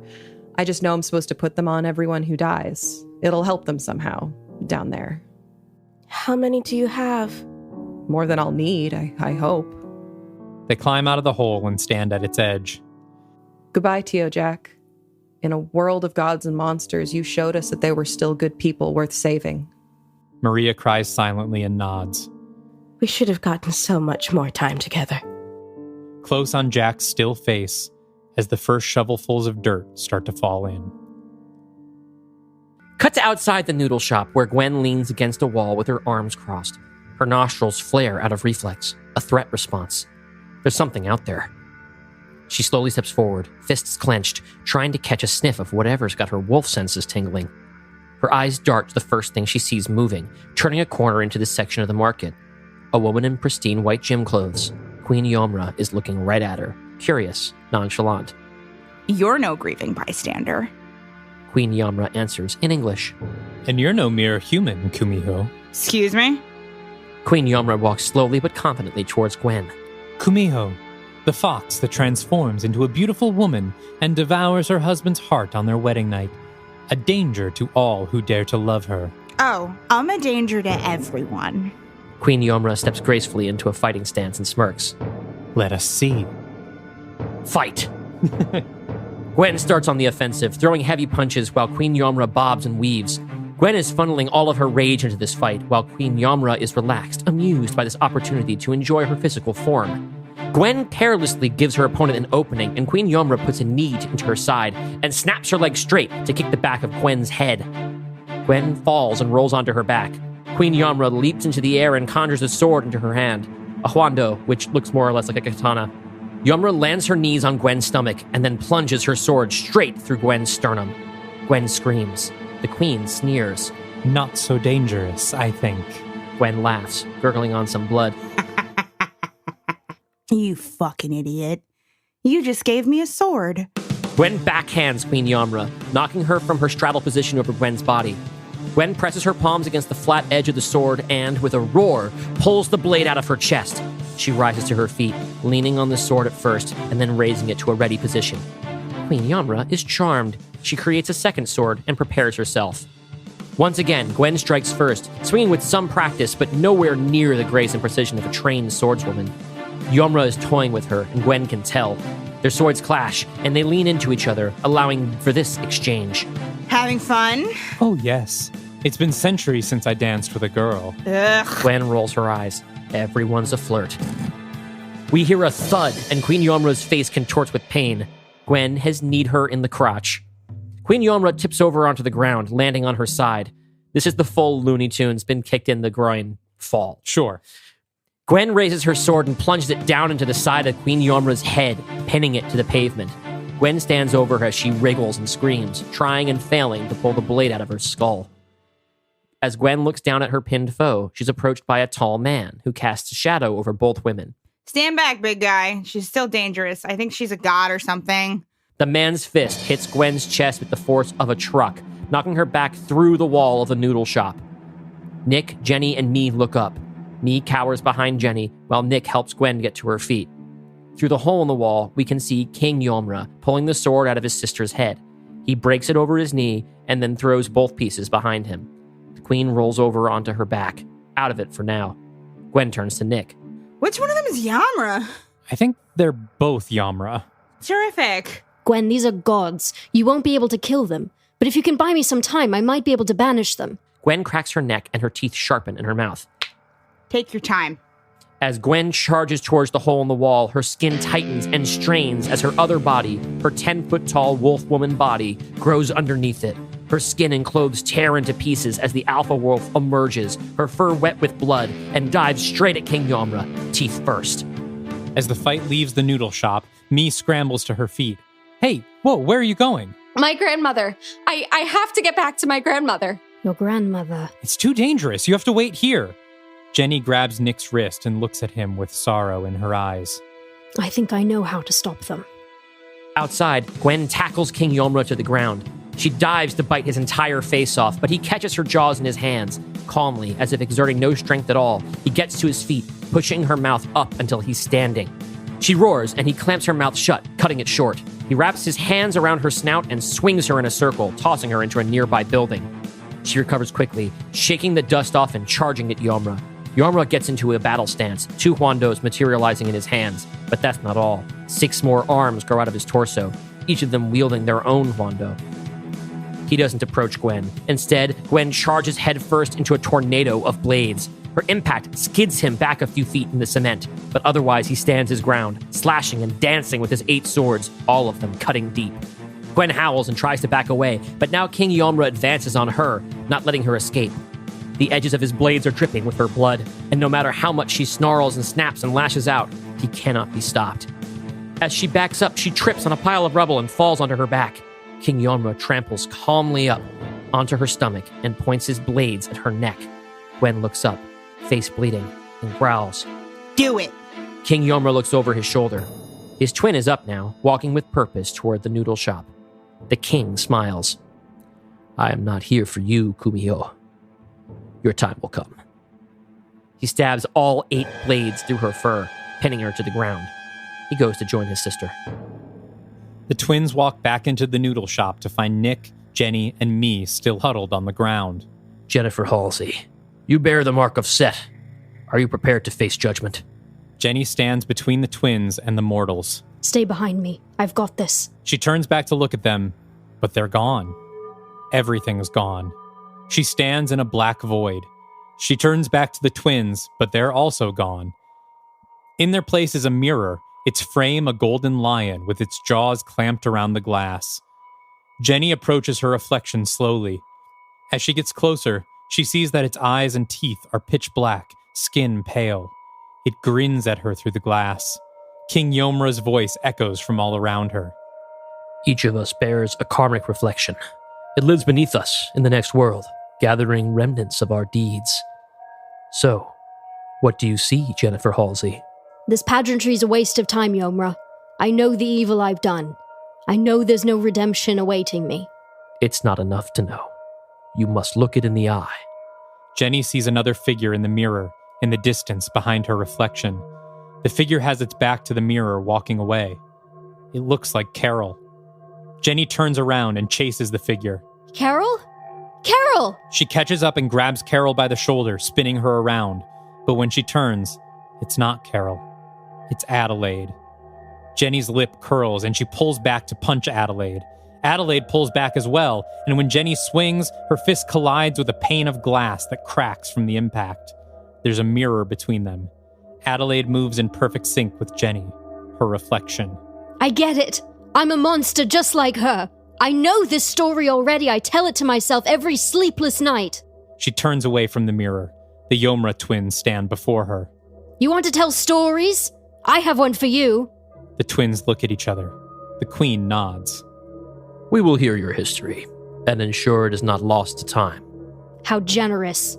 We cut back to the noodle shop. Nick is looking around for Jenny. Jenny?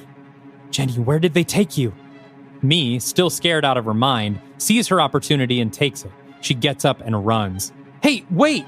I'm sorry. My grandmother is sick and alone. I need to find her. Back to the black void. Jenny faces down the gods. My story is about 2 gods, twin siblings. The brother was the 5th king of the underworld. You plan to tell me my own story? How presumptuous. You should savor it. She holds a few long black strands of hair in front of her. because this is the last time anyone will hear it. What is that? 10 hairs from the head of Mi Sul-ji, the last person in Korea who knows your tale. She pinches the bottom of the hairs and they begin to burn with purple fire. What witchcraft is this? A tear falls quietly down Jenny's face. As she speaks, we intercut between her in the void and me running through the empty streets of Busan towards the hospital. My latest act of bad karma. With this fire, I burn away every last memory Mi Sul-ji carries of her grandmother, including the story of the twin gods, erasing them from the oral history of the world. The twins look down. Purple fire engulfs them from the bottom up, just as it does the strands of hair. No. No! I'm sorry, Mi. As the fire finishes consuming the strands of hair and the two gods, we cut to Mi, who has reached the parking lot of the hospital. She slows to a stop, a look of confusion on her face. She cocks her head, trying to remember why she came here. But there's nothing. Just a hole in her memory and her heart, a strange feeling of loss. She shakes it off and turns away from the hospital, making her way home. Inside, her grandmother trembles, alone in the dark. Back to the noodle shop. Jenny is back with Nick. What happened? Where'd they go? They're taken care of. How? What did you do? Jenny looks at him. Never ask me that again. Nick looks at the back of her neck. The mark has disappeared. For now. I'm sure I'm still marked, just not hunted for the time being. Outside, the swords pinning Gwen to the ground dissolve into air. She transforms back to herself, covered head to toe in new scars. She limps back to the shop. Did we win? Nick looks at his phone. Jesus. Not yet. What is it? Mexico. Two women sit side by side in the beautiful bell tower of a 16th century cathedral at sunrise. Their legs dangling outside, fingers intertwined like amorous teenagers as they look out at the modern Mexico City skyline. It's Adelaide and Aminette gazing down at something in the streets that we don't yet see. I believe I've outdone myself with this one. It's a beautiful tribute. I'm sure your brother will appreciate it. If only everyone was as gracious and honorable as you, my princess. Even after 2 deaths and thousands of years, you never forgot your pledge to me. And now, thanks to you, here I am, free to walk the earth and enjoy this exquisite vessel. And mine. Adelaide smirks as Aminette slides her hand up Adelaide's thigh and leans in for a kiss. Before their lips meet, Adelaide is suddenly weakened. She goes limp and teeters forward over the precipice, but Aminette catches her before she can fall off the tower's edge. My love, are you hurt? The twins, they're gone. Damn that witch Halsey. My host taught her too well the value of cruelty. Is the plan in jeopardy? It's a minor setback. We'll need someone to fulfill their duties. Aminette helps her sit upright, and Adelaide turns to look Aminette in the eyes. Tell me, my dear, how would you like to be a god? Aminette grins and kisses Adelaide passionately. We pull back to look over the city beneath them, where thousands of people are tearing and gnawing at each other's flesh in a cannibalistic feeding frenzy. Back at the Halsey estate, Hunter and Maria are watching a horrifying video from Mexico City. Jesus. We can't wait for them. What do you mean? Set is moving too fast. They're not even done in Korea, and now Mexico's gone to hell. We need to get ahead of them instead of following in their wake. And do you have any idea where Set and Aminette are going next? No. But someone else might. Hunter calls someone on their phone. Lavelle? It's Hunter. Cut to Prodigium Deputy Director Demi Lavelle, played in the film by Lucy Lawless, and in this reading by Sarah Norcross. Hunter, thank God you're okay. Does your team have any idea what the fuck is going on? Not yet, but we're hoping the big guy might. Where are you? We cut to a wide shot and see that Lavelle is in a large room built of floor-to-ceiling brushed bronze. An intricate pattern of interlocking golden circles is embedded in the metal, and in the center of the room is a pedestal. On the pedestal sits the creature from the Black Lagoon's egg sac. New York City, actually. How fast can you get us there? Lavelle steps out of the chamber onto a balcony. She's on the 99th floor of the Empire State Building, looking north at all of Manhattan stretching out before her. She snaps at another agent standing guard out here. For you, as fast as you need. We cut to Mexico City, Mexico. Yesterday, a bustling metropolis. Today, its streets, its homes, even its soccer stadium are home only to bodies, their guts torn open, their mouths covered in blood. We survey the grisly scene under a setting sun as a full moon rises overhead. Just northeast of the city stands the ancient Pyramid of the Moon, one of the last remaining landmarks of the ancient city of Teotihuacan. It's a step pyramid, 7 layers tall, with a staircase built up the center of one side.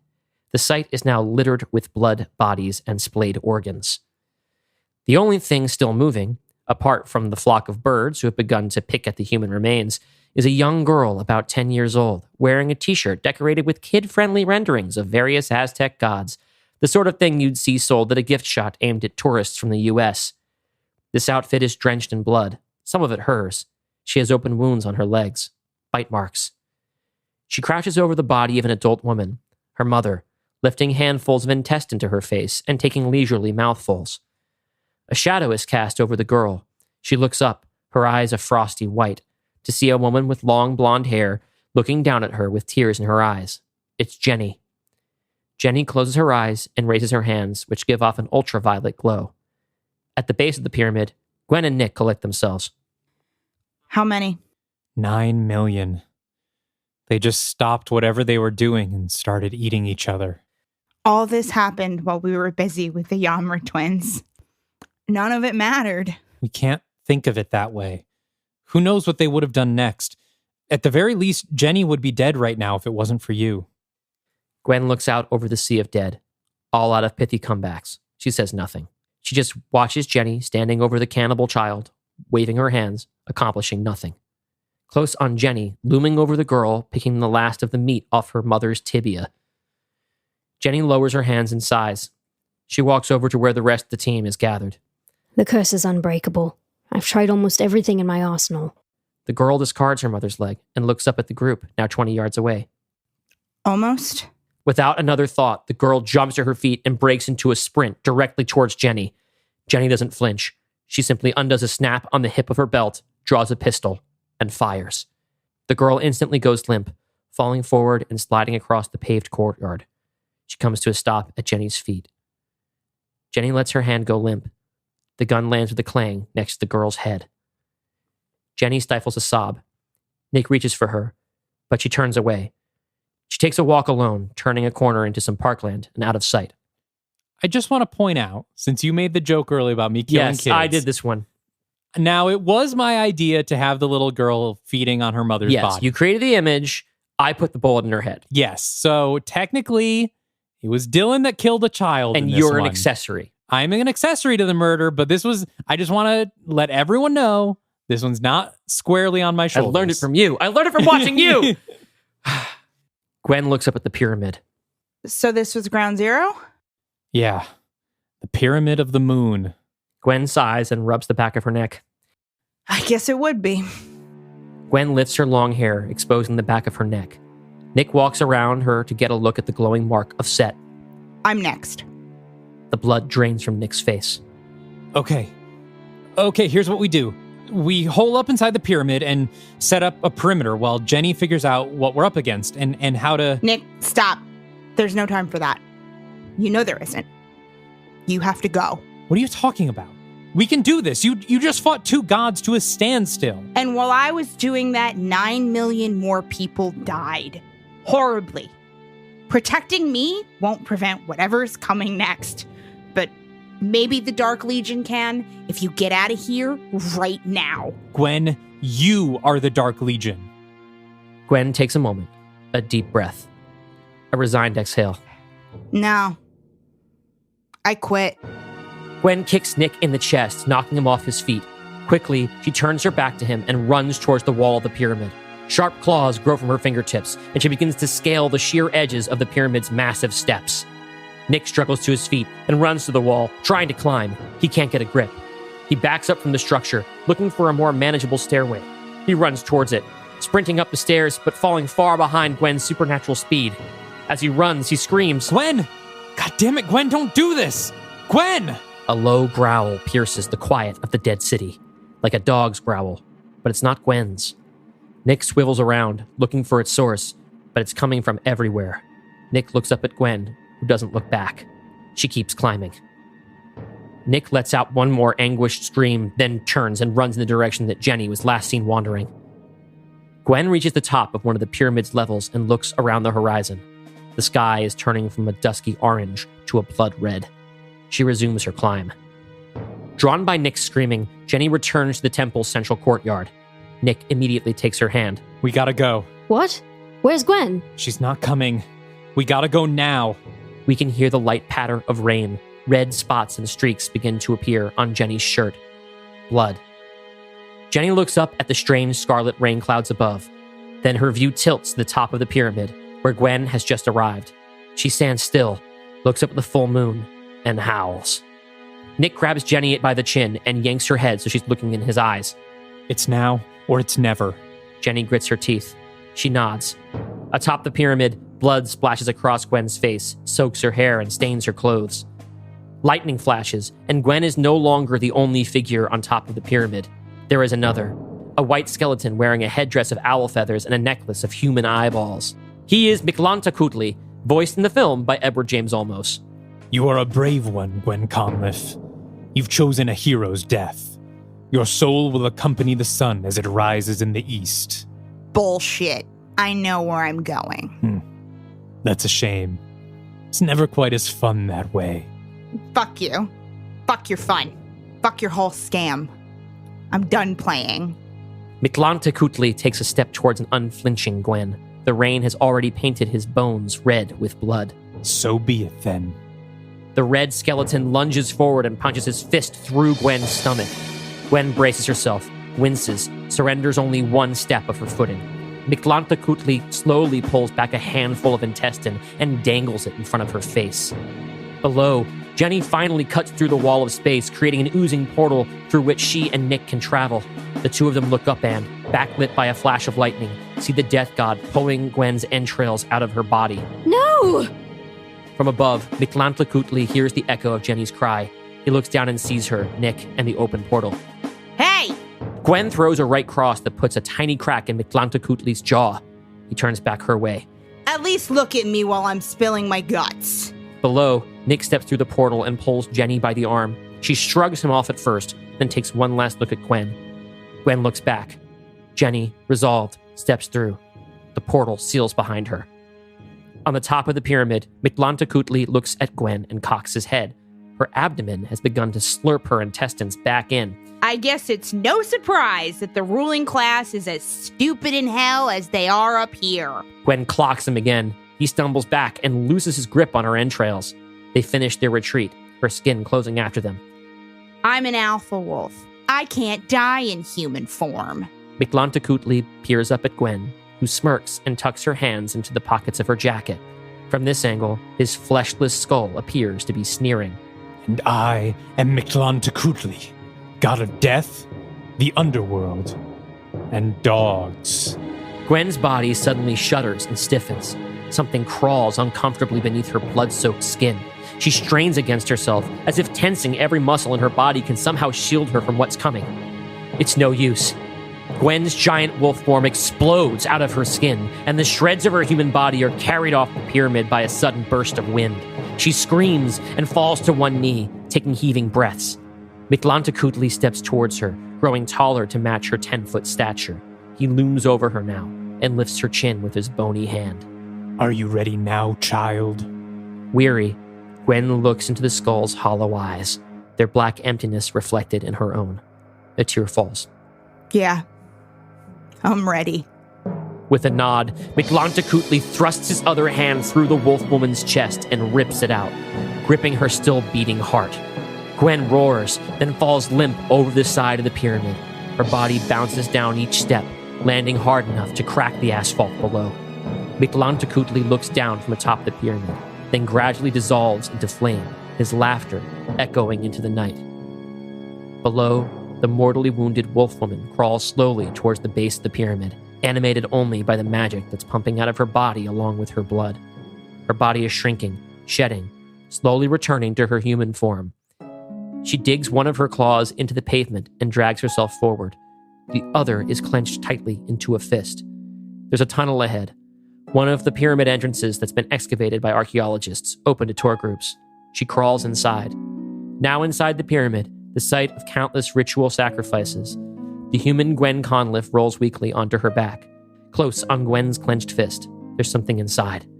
We flash briefly to Hunter, back at the house, holding Gwen tight, slipping something into Gwen's jacket pocket. Hunter speaks softly into Gwen's ear. Don't go without these. Okay? In the present, Gwen unclenches her fist, revealing 2 small stones of polished turquoise and a carving of a feather fashioned from bone. With the strength of her last breath, she places the feather across her mouth, closes her eyes, and leaves a stone on each one. Her hands fall beside her. She's gone. End of part 1. Hunter and Maria step through a dripping purple portal onto the sidewalk of Fifth Avenue, Manhattan. Tourists scream and scatter. The red-shirted hustlers trying to sell those terrified tourists on Empire State Building tours give Hunter and Maria a dirty look. Standing waiting for them is Deputy Director Demi Lavelle. She gives a nod of acknowledgement to the agent that opened the portal, then wraps Hunter in a hug. It's good to see you again, Hunter. You too. And this is Maria, the newest member of the Dark Legion. And regrettably, one of the last. Lavelle and Maria shake hands, and Lavelle is alarmed to feel the ring on Maria's finger. She turns her hand to look at it. Is that... Maria pulls her hand back defensively. Don't worry, she's on our side. Lavelle looks at Maria curiously, but drops it. Hunter gazes up at the Empire State Building. The old ferryman's really moving up in the world, huh? Not a lot of beachfront property left in Manhattan, I suppose. How are you feeling? Do you need anything? I could use a coffee. It's been a long day.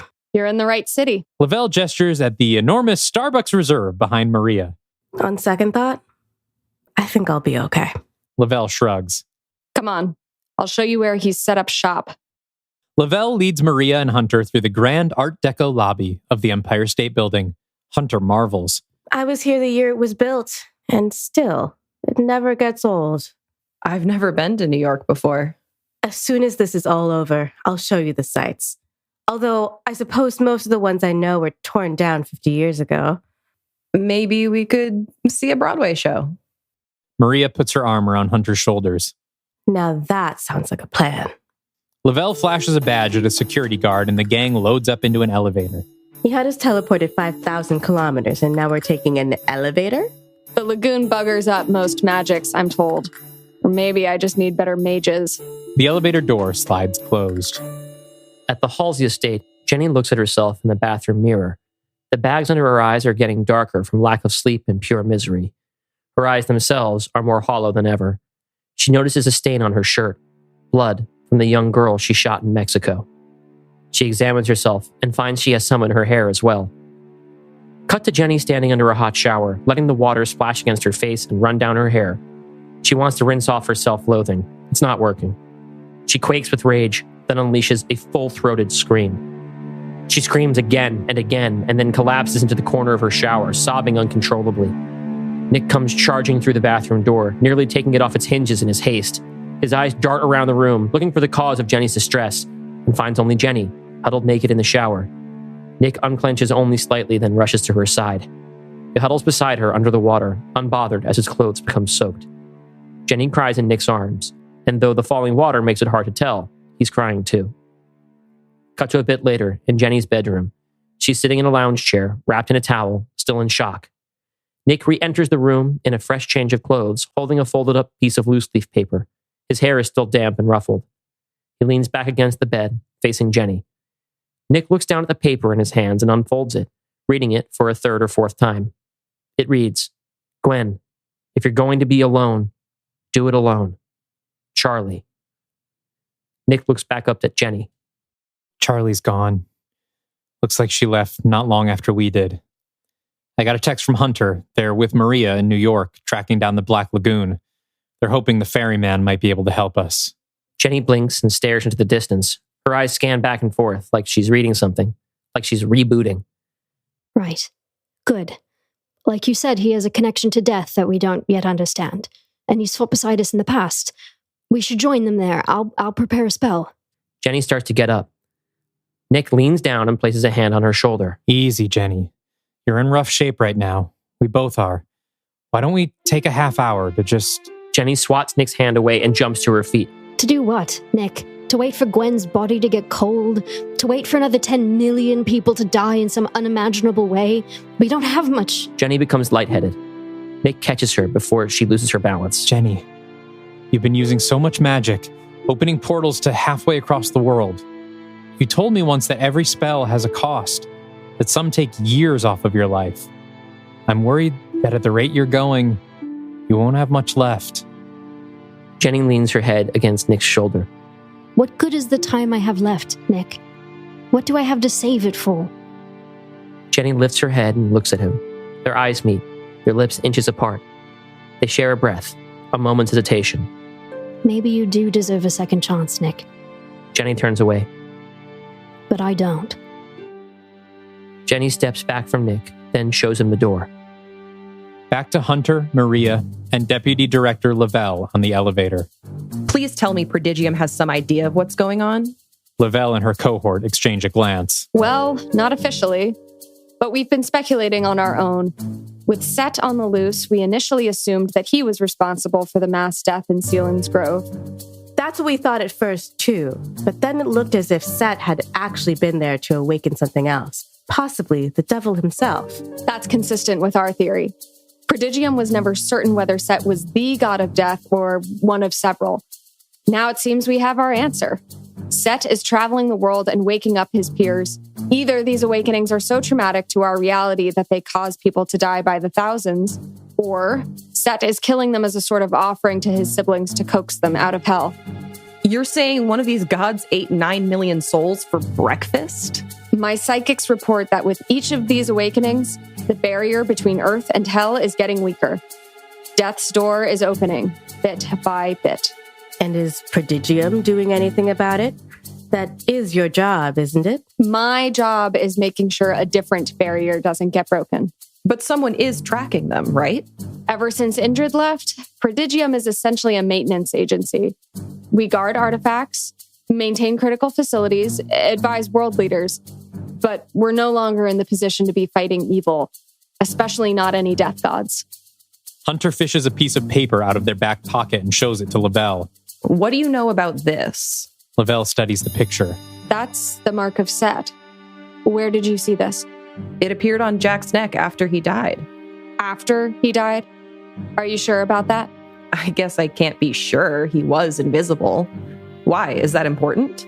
Sometimes symbols like this are used to mark a person for death. For sacrifice to the god it represents. Lavelle drifts off, lost in a haunting thought. Or by the god it represents.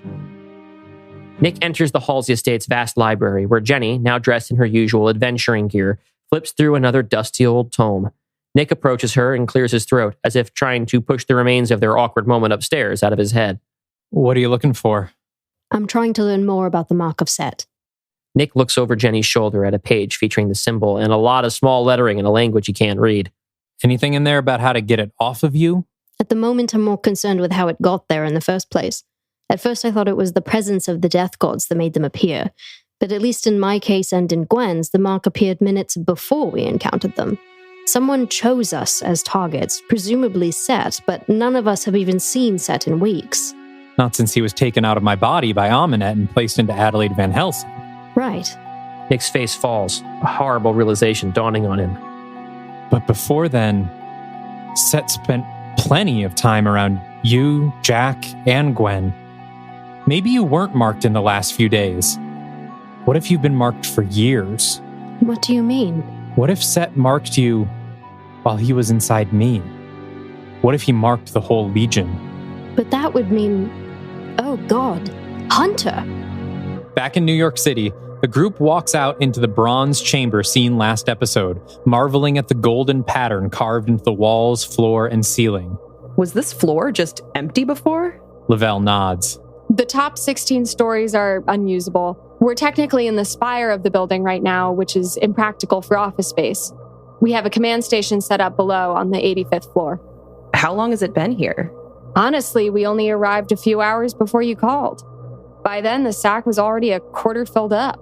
A lot of people die every day in New York City. Especially with the increase in suicides the past 24 hours. I'm sure the ferryman has his hands full. They walk to the pedestal at the center of the room. The sack now looks about half full of black pearls. We don't have long then. I'm guessing it will move on by midnight tonight. Hunter circles the pedestal, thinking. What is it you need from him? The rest of the Legion is off chasing after Set and Amunet, but I wanted to get ahead of them. I was hoping he might know where the door is located. We could get there first and, I don't know, destroy it or something. Lavelle nods. So how do we get to him? That's the problem. Last time he wanted to speak to me, so he opened a path. I've never had to get to him. And there's no way to get to the lagoon unless you're close to death. Maria looks at Hunter with wide eyes. Well, that might not be a problem. What do you mean? Maria walks over and turns Hunter so her and Lavelle can look at their neck. The mark of Set glows bright and white from their flesh. In the library, Nick is pacing the floor with his phone to his ear. Jenny is frantically flipping pages. They're not answering. And there's nothing in here about how to remove a divine death mark. Nick hangs up, barely resisting the urge to throw his phone against a wall. He freezes when he sees a new notification. Fuck. He just woke up another one. Where? Greece. Athens. Who would that be? Well, Hades, most likely, or rather Thanatos. Some believe they were one and the same. How did they die? Close up on Nick's phone. It's showing news footage of an anchorwoman standing in the Monasteraki, an outdoor shopping neighborhood in Athens. She speaks into the camera as crowds bustle behind her. Suddenly, she stops speaking and her face grows blank. The crowd behind her also stops moving. Those who were walking tumble forward. When they hit the ground, their heads detach from their bodies and they roll on the cobblestones. A thin stripe of red appears on the anchorwoman's neck. Just as it starts to drip, her head tips forward and falls off her body, severed cleanly. Her body crumples, and as it does, we see the same happen to every man, woman, and child in the market behind her. Nick grimaces and turns off his phone. Horribly. It's too late for them. We need to stop whatever's coming for Hunter, like we stopped Yomra. We were lucky that time. Every mythology has different rules about fighting or banishing gods and demons. We don't even know which ones are real or which one is next. Well, we've got to do something. I can open a portal to New York. Do it. They're at the top of the Empire State Building. Hunter, Maria, Lavelle, and Lavelle's assistant storm into the Prodigium Command Center on the 85th floor, sparsely populated by just a handful of agents. All right, everyone, look alive. We're on protection duty till further notice. We've got a death god on its way, and its target is Hunter Marin. Our primary objective right now is keeping them safe. I want magic users manning the stairwells and elevators. Everyone else, arm up. Hunter trembles as everyone rushes to positions. Maria puts her hands on their shoulders. You're going to be okay. We're not going to let anything happen to you. Understand? Just stay close to me. Hunter nods shakily. The lights flicker and then go out. The emergency lights kick on, bathing the room in a faint red glow. Here we go, people. Be ready for anything.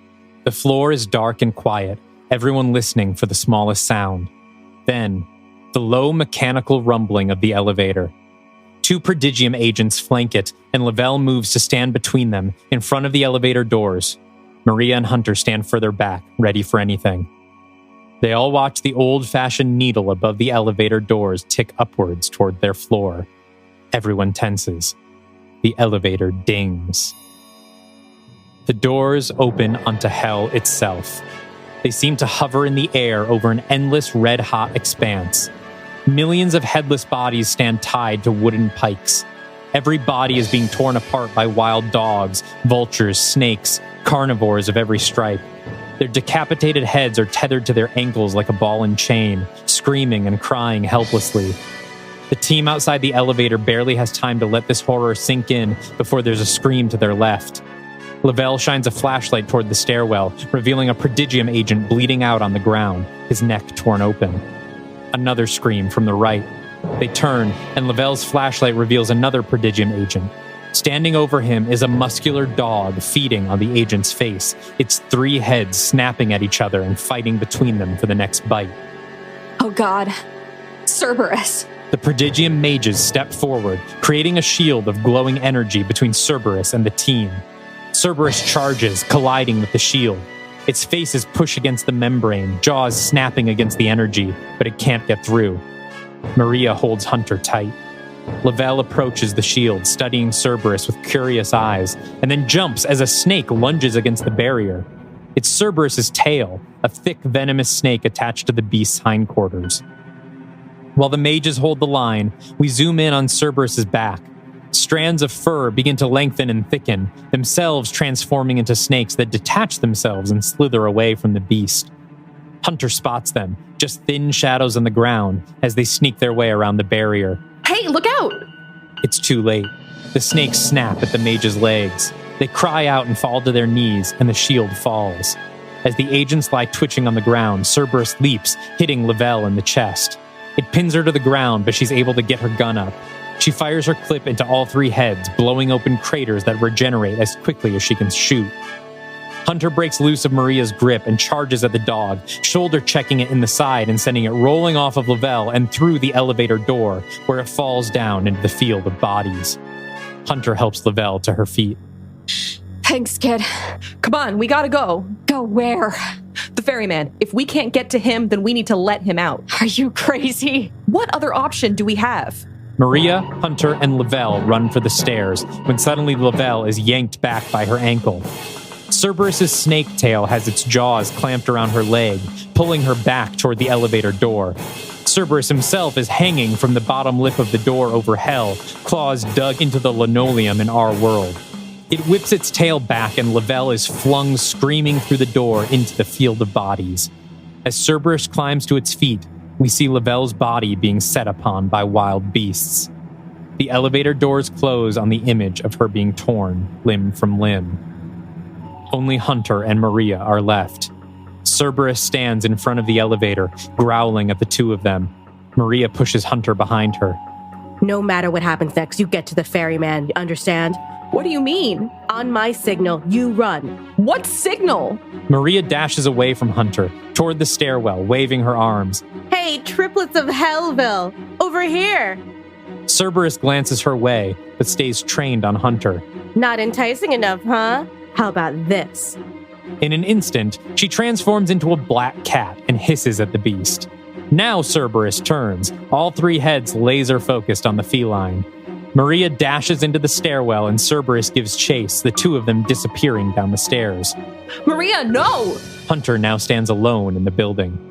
They're about to run to the stairwell when they hear a ding. They turn back to the elevator. Fluorescent light flickers from within. The doors open, not on hell, but on an ordinary elevator. But standing inside is a 7-foot-tall man with a long black beard, clad in a black toga. In one hand, he holds a long 2-pronged pitchfork, a bident, while in the other he holds a large, gnarled key made of bone.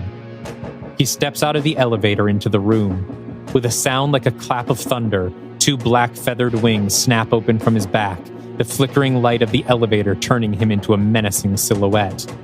Oh, fuck. Hunter runs.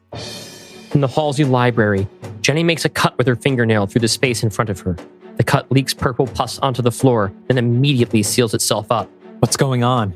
There's something wrong with the space around the Empire State Building. I can't open a portal anywhere near it. Get us as close as you can. Jenny refocuses, makes a new incision. This one is also healing, but not as quickly. She digs both hands into the womb and pulls with all her might, not just physical, but mystical. She screams, and we see visual echoes ripple off her body like a flickering flame, a massive exhale of time. Nick watches in horror. At last, the portal is just wide enough for Nick to jump through. She follows him. And before she can get her bearings, Nick pulls her out of the way of an oncoming yellow taxi. They've arrived smack in the center of a busy Manhattan intersection, right in the middle of Times Square. Horns blare as cars skid to a halt around them. Tourists and New Yorkers point and scream in response to 2 people appearing out of a bleeding hole in space. The panic gets worse as the pedestrians gradually recognize them as Nick Morton and Jennifer Halsey from the Dark Legion. They are soon swarmed by frenzied citizens, shouting questions, pleading for help, and placing blame. Jenny turns to Nick, who points south in the direction of traffic. That way, 12 blocks. Nick and Jenny start pushing through the crowd, which is growing more dense by the second. On the 85th floor of the Empire State Building, Hunter bursts into the stairwell and starts taking the steps 2 at a time. When they get to the first landing, they look behind them. Hades stands in the doorway, not even bothering to look up at Hunter. He slowly rises about 6 inches off the ground and begins to float up the stairs. Hunter gasps and runs again. They flee, up, and up, floor after floor. After 10 floors, Hunter is beginning to tire, but Hades is not. Hunter desperately pulls themselves up by the handrail, gasping for breath, before finally staggering through the door of the 99th floor.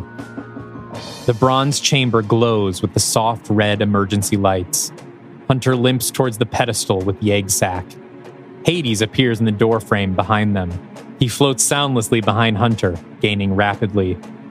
Hunter dives for the pedestal, grabbing the sack in their hands and squishing it to jelly. They land hard on the metal floor and roll over to look at Hades. But Hades is gone. Not only that, but the walls and ceiling are beginning to disappear. The night air whips at Hunter's hair, and before they know what's happening, the entire Empire State Building has disappeared around them. Meanwhile, Nick and Jenny have managed to advance a few blocks through Midtown when a deep booming sound echoes through the streets. Civilians instinctively duck for a moment before looking up, agape at something impossible. The night sky has opened up and swallowed the Empire State Building. Hunter falls over 1,000 feet above New York City. They scream, grabbing at nothing in the air.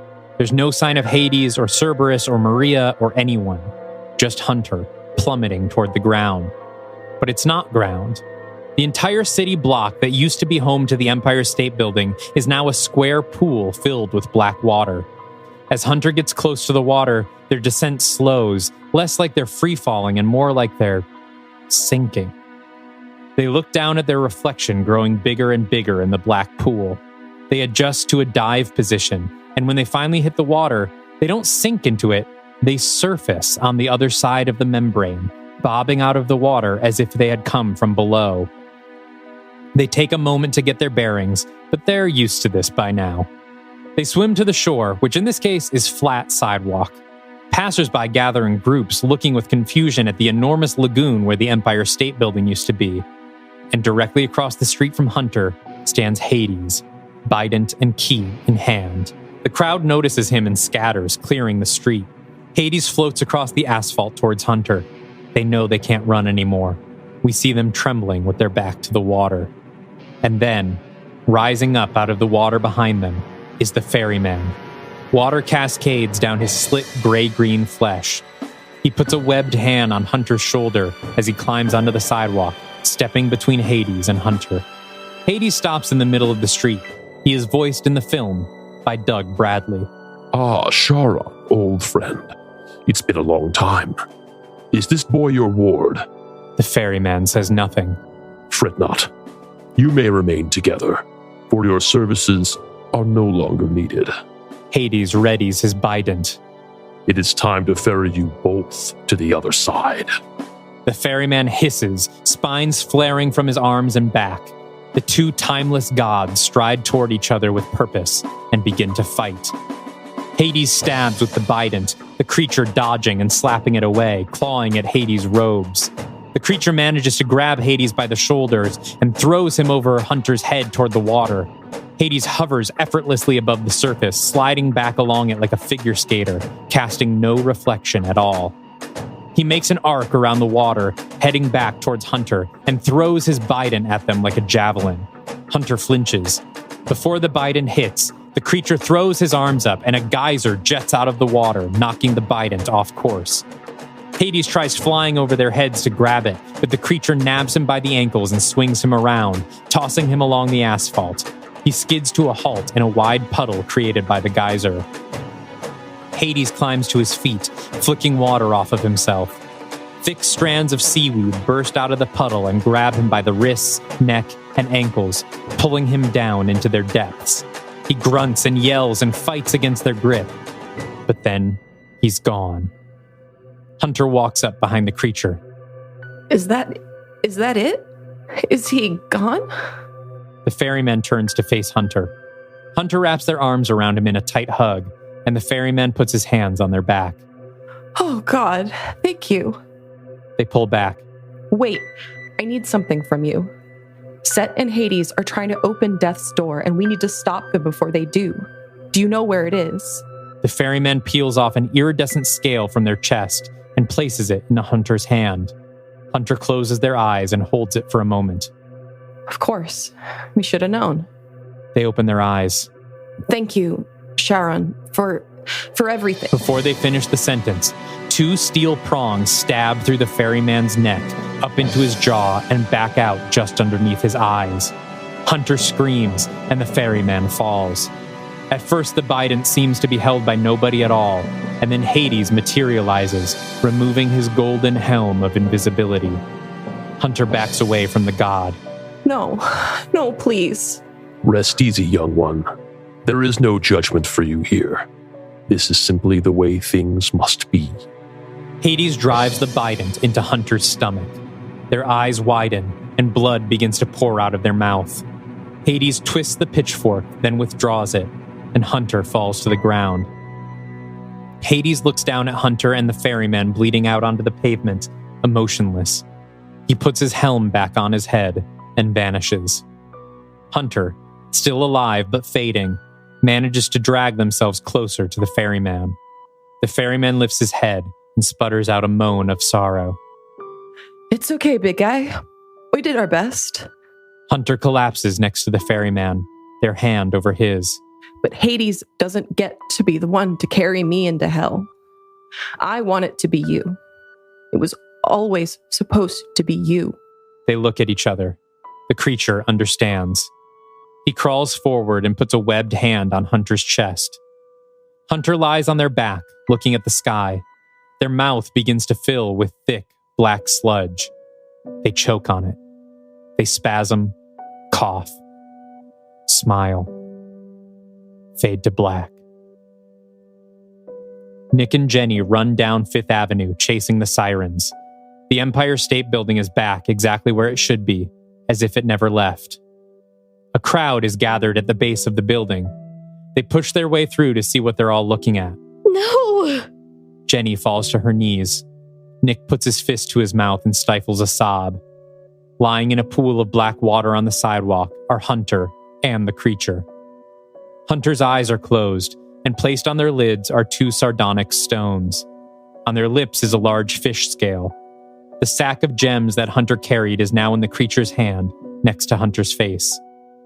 Next to Hunter's body, written in black sludge, is a single word: Cairo. Maria bursts out of the Empire State Building through a revolving door. She gasps in horror at the sight of the bodies in front of her. She steps forward, reaching out to touch Hunter's body. Before she can, it begins to sink, along with the creatures, into the black puddle. Within moments, they're both gone. Over black. Open your eyes, my love. Adelaide Van Helsing pulls her hands away from Amanet's eyes and wraps them around her waist. The princess is standing with her back to her and looks out into an ancient Egyptian temple. There are statues of Amanet's gods, including Set. Amanet smiles. The gods of old. Soon they shall be my kin. I'm afraid most of them are figments of human imagination, dear princess. Your ancestors sought answers to life's great questions and gave those questions names, faces, stories, and scandals. But there has never been a god of the sun or the moon or the hunt or mischief or agriculture. There is only us. The gods of death. The gods of everything, really. We created the earth, growing it like a shell over our own reality. We watched eagerly over the eons as life developed on its surface, waiting with bated breath to finally reap what we so carefully sowed. And then, at last, the human soul. For what purpose? To worship you? To suffer for us. It's a need we have. It nearly destroyed us. Or I suppose we nearly destroyed ourselves, punishing each other endlessly, until a few of us found a better way. You and your siblings. We designed the perfect suffering machine, a complex spirit capable of guilt, shame, self-loathing, cruelty, hope, and despair, constantly at war with each other and with yourselves. desperate to believe that whatever made you is out there somewhere, that it loves you, that it wants to reward you for a life well lived. And yet, deep down, convinced that you're unworthy, broken, evil. And so, no matter how pious or virtuous you may be, when we harvest your soul and we weigh it against Ma'at's feather, or check for your name in St. Peter's ledger, when we find you unworthy, you believe you deserve it, and your suffering is more delicious than anything we could ever inflict on each other. I never believed it. When I was trapped in a living death for thousands of years, drowning in liquid mercury again and again, I never forgot that it was I who had been wronged. Adelaide plants a kiss on Amanette's brow. That's why I love you, princess.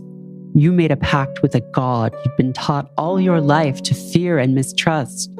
You slew your own father, his wife, their newborn son, and anyone else who stood in your way without an ounce of remorse because they stood between you and power. You may have been born human, but you have always been one of us, Amanette. Adelaide gestures to a flat, gold-encrusted altar in the center of the temple. Now, shall we make it official? Maria, Nick, and Jenny are on the 85th floor of the Empire State Building, where Lavelle's team had made camp. Bodies of Prodigium agents still litter the ground, but they've covered their bodies with tarps. Jenny sits with her head in her hands. Nick paces. Maria stares into space. Of course it's Cairo. How could we be so stupid? We knew it was the nexus between Earth and Hell. Where else could the door be? Hunter died for that knowledge. We need to use it before it's too late. No time to wait for a flight. Do we know anyone left at Prodigium that can get us there? A flight? Nick, we have no idea how close they are to opening the door. We need Jenny to teleport us. She nearly killed herself getting us here. That's too many teleportations in one day. Jenny raises her head weakly. I can do it. Jenny, if you keep going like this, you're going to use up whatever life you've got left. Jenny has no answer. You don't have to do this. She gets to her feet. You know I do. She takes a deep breath, mustering her strength, and slices a portal in the air. Through the opening, we can see a downtown intersection in Cairo, busy even though it's the middle of the night. Jenny steps through first, but as soon as she breaches the portal, an immense wind whips her hair back. She staggers out the other side and looks around. Nick and Maria follow closely behind her, each of them also rattled by a wind gust as they pass through. They're not in Cairo.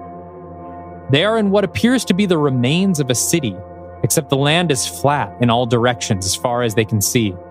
The buildings are rubble.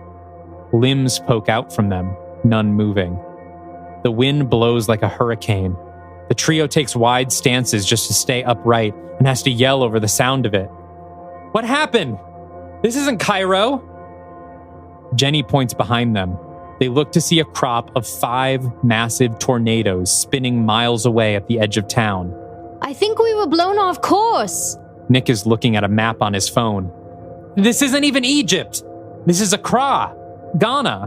What are you talking about? She was using magic. How could the wind blow us off course? Jenny reaches out and touches the back of Maria's neck. The mark of Set glows from it. I don't think that's an ordinary wind. Maria slaps her hand to the back of her neck. No, it can't. I'm not one of you. I'm not in the Legion. This is a mistake. When we met, I still had Set inside me. I'm so sorry. It's okay. You two go. I can make another portal. I'm marked anyway. Maybe it'll take me instead. Maria marches forward and slaps Jenny across the face. No. That is enough of that. She whirls on Nick. From both of you. I don't care what either of you have done in your past that makes you think this is your fault. Tens of millions of people have died in the last 24 hours, and the last thing they need is your guilt.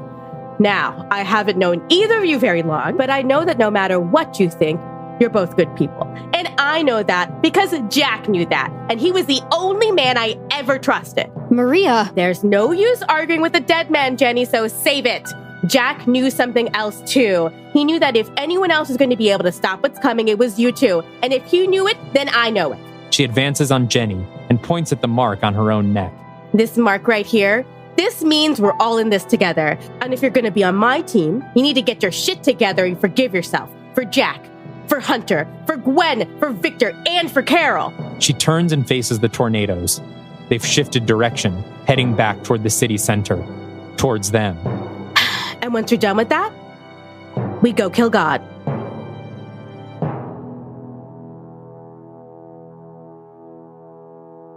In the Egyptian temple, Adelaide lays Amenet gently down onto the altar, surrounded by the stone statues of Egyptian gods. She looks down at the princess, whose icy calm has cracked a bit. Her breathing accelerates. Adelaide lightly brushes her face with her hand. How unlike you to show fear. I'm not afraid. Adelaide smirks. She's not buying it. Calm yourself, my love. You shall never know fear again. Adelaide raises her arms above her head and looks at the temple ceiling. She takes a deep breath. Then with a jolt, she stretches her body in every direction, lifting slowly off the temple floor. She is dissolving, transforming from the bottom up into a flock of jet black crows. The crows circle rapidly above Amenet, and when she looks down at her own body, she sees that the wind from the crow's wings is lifting her off of the altar. As the crows fly wildly around the temple, they scrape against the statues, wearing down the details of their faces. The swirl of crows coalesces into a spinning black tendril, which strikes down from the ceiling straight into Amenet's mouth. Dozens of black birds dive violently down her throat. She writhes in pain, eyes wide, unable to scream. In Accra, the surviving Dark Legion marches towards the oncoming whirlwinds, Maria in front, Jenny and Nick flanking her. I'll make the first move, get him nice and docile. Then, Jenny, you move in for the kill. Got it. And I'll provide moral support. The 5 funnels converge to create one, as wide and tall as the Empire State Building itself. It towers over them, lightning crackling from its interior, striking out at the rubble around them. The violent wind whips at them, but they stand firm. Eventually, the tornado slows and dissipates, revealing the god underneath. He's a 12-foot-tall cyclops, his one wide red and yellow eye staring down at them. He is naked, covered in thick red hair from neck to toe. His head, meanwhile, has long, straight white hair that extends down his back to the ground and then back even farther, tracing the trail of the twisters all the way to the horizon line. His skin is crimson red. 2 elephant tusks extend out of his mouth, dripping pitch-black venom. He does not smile. He speaks with the voice of Tony Todd. Maria Zaleska, you have been given a great gift this day. Your mark grants you the privilege of divine sacrifice. Will you meet this fate with honor? I did not survive hundreds of years of torture at the hands of Count Dracula just to be killed by... Who the fuck are you? I am Odomakama Awuo, the great destroyer, the Abosom of death. He who killed creation itself. And after all these millennia... Thick gray saliva drips from his mouth. He reaches behind his head, and from his thick tangle of long hair, he pulls a rusted cutlass. I hunger. He advances on them, his eye flicking from Maria to Jenny, then to Nick. Whoa, big guy. Why don't you keep that big-ass eye on the prize over here? He looks back at her and stares directly into her cursed ring. We cut from its glowing pearlescent stone to his eye, pupil shrinking as he's put under her trance. On your knees. He obeys. Dr. Halsey? Countess? Jenny steps forward and snaps her arms out. Awuo's arms do the same, freezing them out at either side, immobile. What is it that gives you your power? Your tusks? With a tug of her fists, Awuo's tusks are pulled out of his mouth and tossed back into the rubble. Black blood pours and fills his mouth. Is it your hair? Jenny magically yanks the cutlass from Awuo's grip. It hovers in the air, then slices through his white hair, separating the miles of it from his head. He roars with rage. Or perhaps this is a cursed blade, is that it? Jenny hovers the point of the cutlass right in front of his eye. She closes her hands together and then separates them quickly, and the cutlass duplicates itself, creating a grid of 20 swords hanging in the air in front of him. She punches her hands forward, and they all stab into him, piercing him all over his body. All except for his eye, which they need to stay fixated on Maria's ring. He grunts and screams with frustration, still frozen in place, but alive. Maria advances on him, holding the ring out just a few feet from his face. What is it, Owuo? What drives you? Is it judgment? Justice? Faith? He pants and bleeds. Maria steps forward again. Answer me! I already told you. I hunger. A long, fur-covered tongue flicks out from his bleeding mouth, wrapping around Maria's forearm. In a blink, it tugs her arm into his mouth up to her elbow. She screams and tries to pull it out. Now Owuo smiles, and we can see that as Maria pulls her arms out, his teeth scrape the flesh from her bones like a chicken wing. She withdraws just a bloody skeleton covered in patches of missed muscle, limp and useless. Owuo closes his eye and chews. He moans with satisfaction. When he's done, he spits something into the dirt at his feet. Maria's ring. Owuo begins to stand to his full height again. New tusks grow out of his mouth and his hair grows long. You two need to leave. No, we can't. Not again. Leave, Halsey! She dives for her ring with her good arm. She manages to grab it, but then Owuo stomps on her hand, crushing it into the dirt. Maria screams. Owuo smiles again, and a drop of black venom drips from his tusk, falling onto Maria's cheek. Her eyes widen, and her body goes limp in the dirt. No! Jenny runs for her, but before she can reach her, Owuo picks up Maria with both hands. He licks his drooling lips and bites into her sides, savoring the flavor. Maria stares at Jenny with open eyes. She's unable to scream, but tears pour down her face. Jenny blinks back tears of her own and runs back to Nick. They scramble over the rubble to safety while Owuo sits in the background, feasting on the Countess. In the temple, the frenzy of birds continues to flow into Amenet as if from a faucet. The overflow chips more and more stone from the statues of the Egyptian pantheon. Amenet's white and chalky skin has suffered hundreds of tiny cuts as beaks, talons, and feathers scratch against her. The cuts ooze thick, black blood. Until, finally, the last of the birds disappears down her gullet. Amenet sits up sharply, clutching her throat, screaming at first, until she discovers, to her own surprise, that she no longer feels frightened. As we pull away from a close-up of Amenet's face, we see that her skin is no longer pale, cracked, and peeled, but radiant. Her yellowed rags have smoothed into an elegant silk drapery. Her tattoos remain, bold and sharp as if they were newly applied. From over her shoulder, someone extends a delicate, manicured hand. Amenet looks. It's Adelaide, dressed sharply in black, her wedding suit.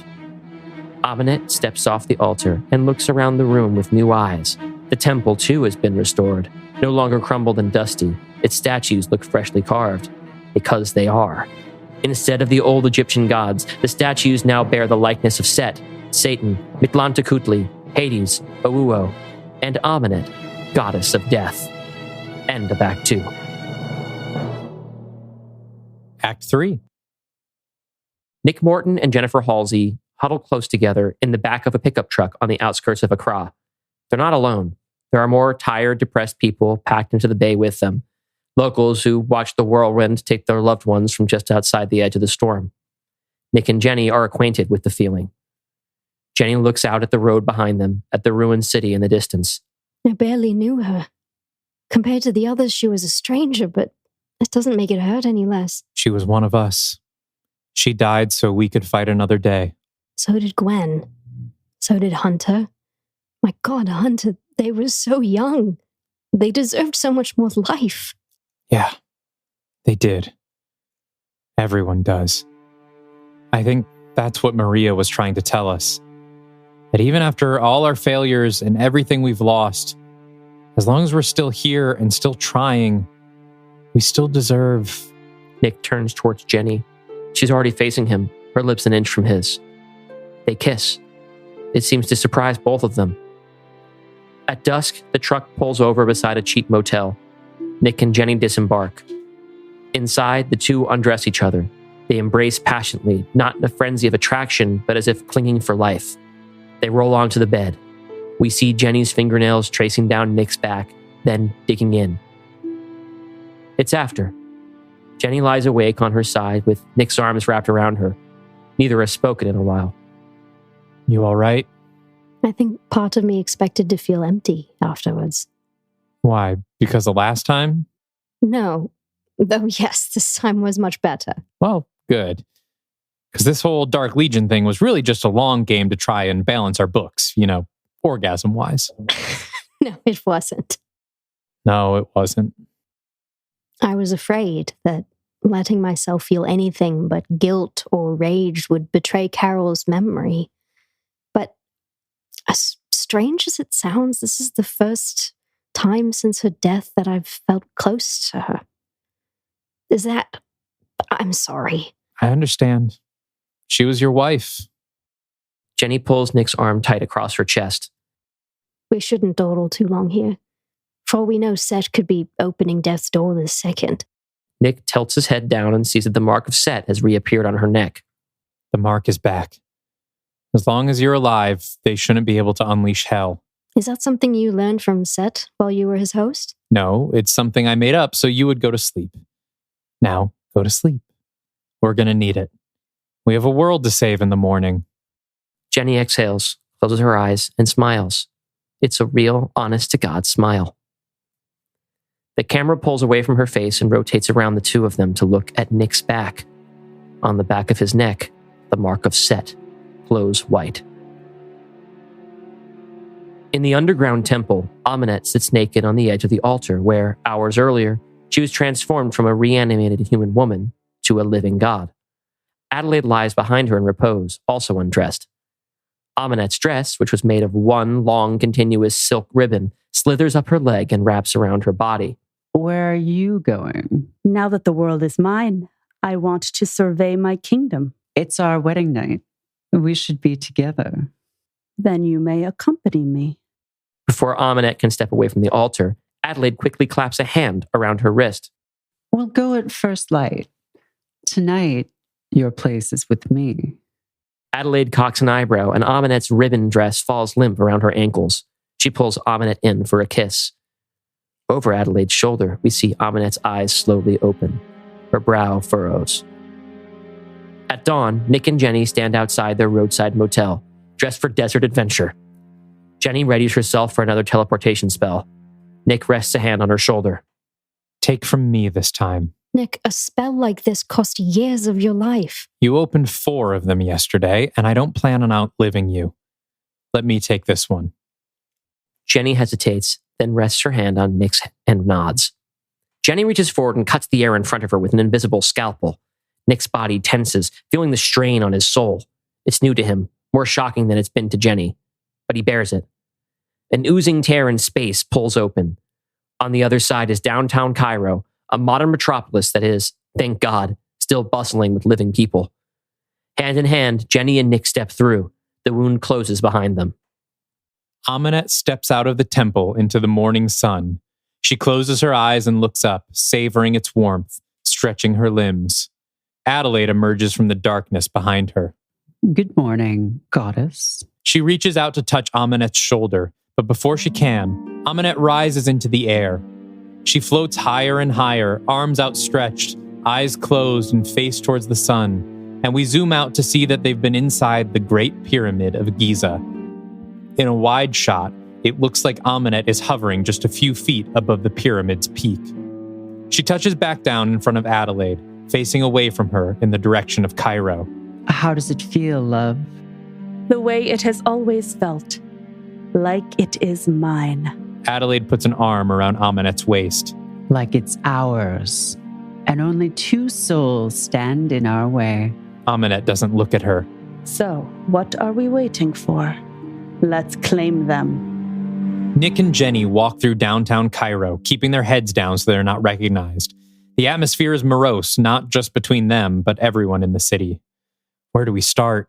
If I had to take a guess, Coptic Cairo. It's the oldest section of the city and home to 3 of the world's major religions.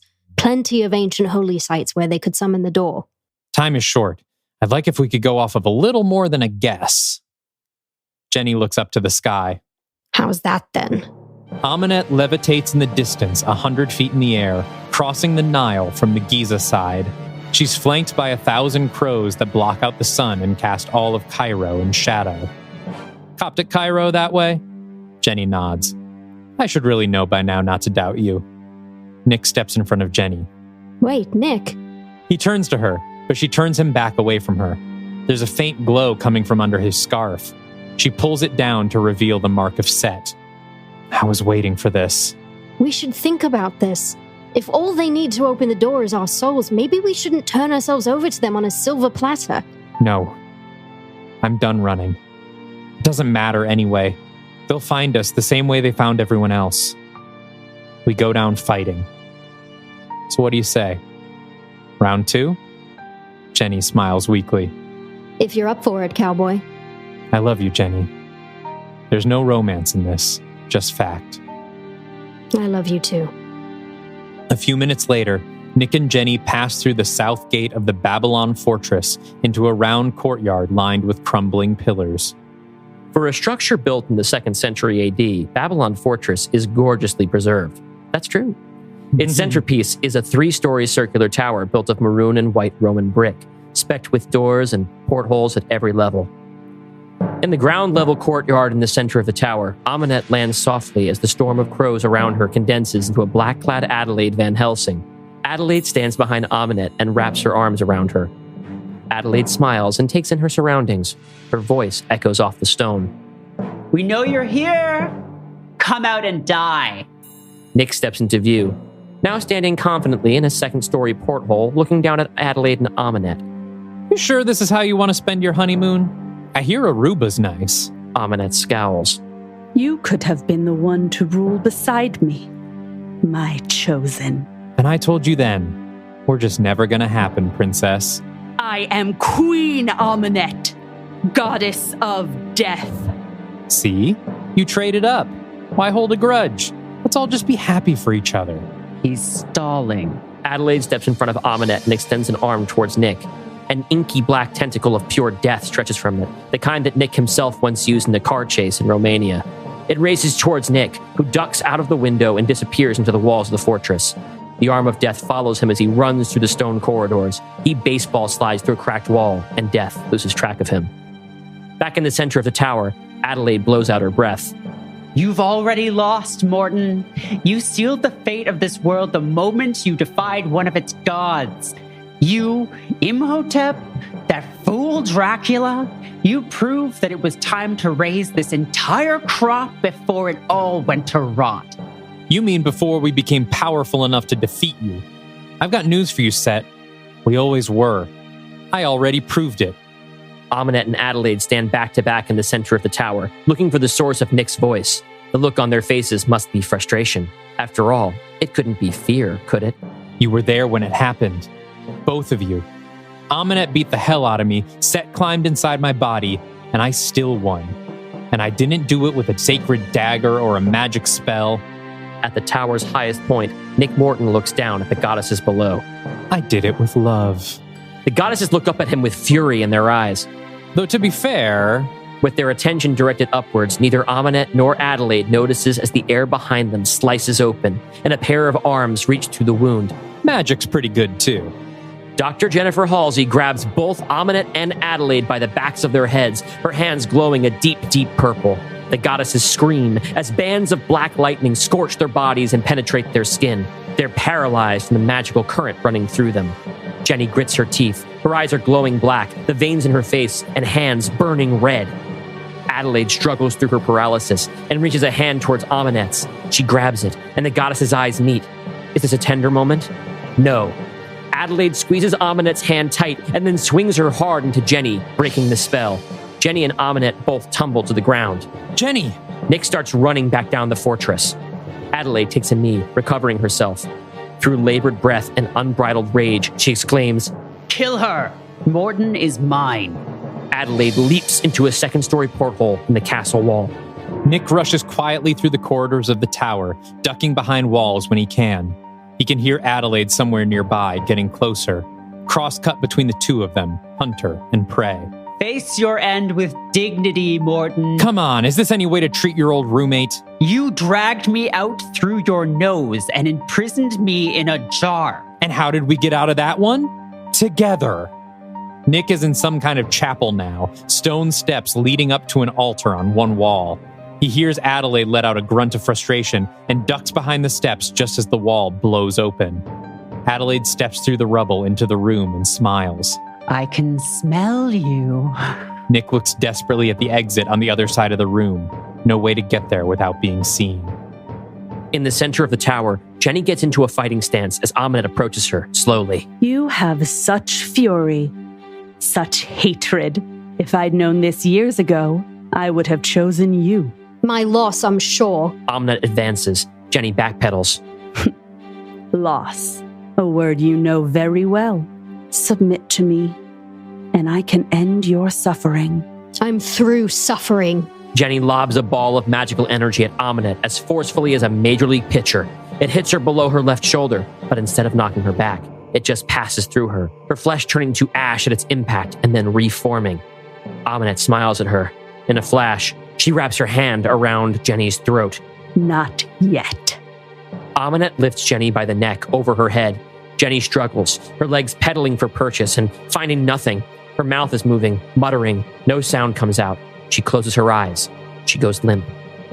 An impossibly dark storm cloud rolls in overhead. Amunet looks up as the cloud blots out the morning sun. She lowers Jenny to study her face. Jenny's eyes open, totally black. Amunet gasps. A bolt of lightning crashes from the cloud above, striking Amunet and Jenny and sending dust and rubble flying through the tower. When the dust clears, the tower floor has been blown open, revealing a cavern below. In the chapel, Nick takes advantage of the sudden darkness and runs across the room to the exit.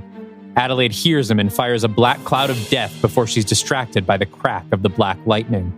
Nick makes it through to the next room and looks out the window, seeing the ruined floor and exposed cavern. Jenny!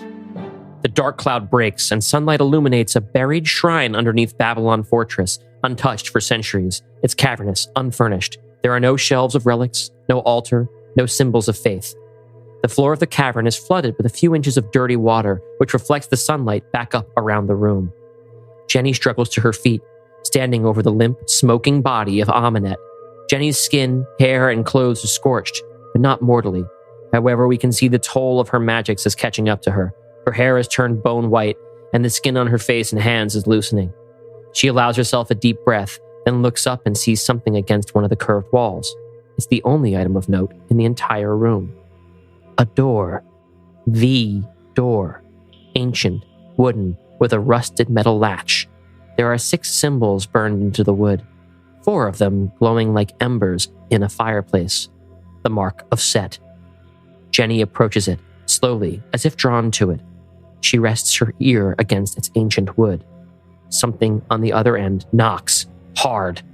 Jenny stumbles back away from it. The latch rattles. Jenny turns around, only to be caught instantly by Amunet's hand around her throat. Meanwhile, Nick keeps making his way around the edge of the second floor. He stops in one corridor and looks out the porthole down into the pit, just in time to see Amunet choking Jenny. No, no, no. He looks up and sees Adelaide also looking through a porthole across from him. Nick looks to his right and sees a stone staircase leading down to the cavern. It's about halfway between where he is and where Amunet is. They lock eyes. Adelaide smiles. Nick breaks from the window and full-on Tom Cruise runs through the corridors to the staircase. On the other side of the tower, Adelaide transforms herself into a solid mass of crows that fly at full speed toward the stairs to meet him. Nick sprints, the staircase just ahead.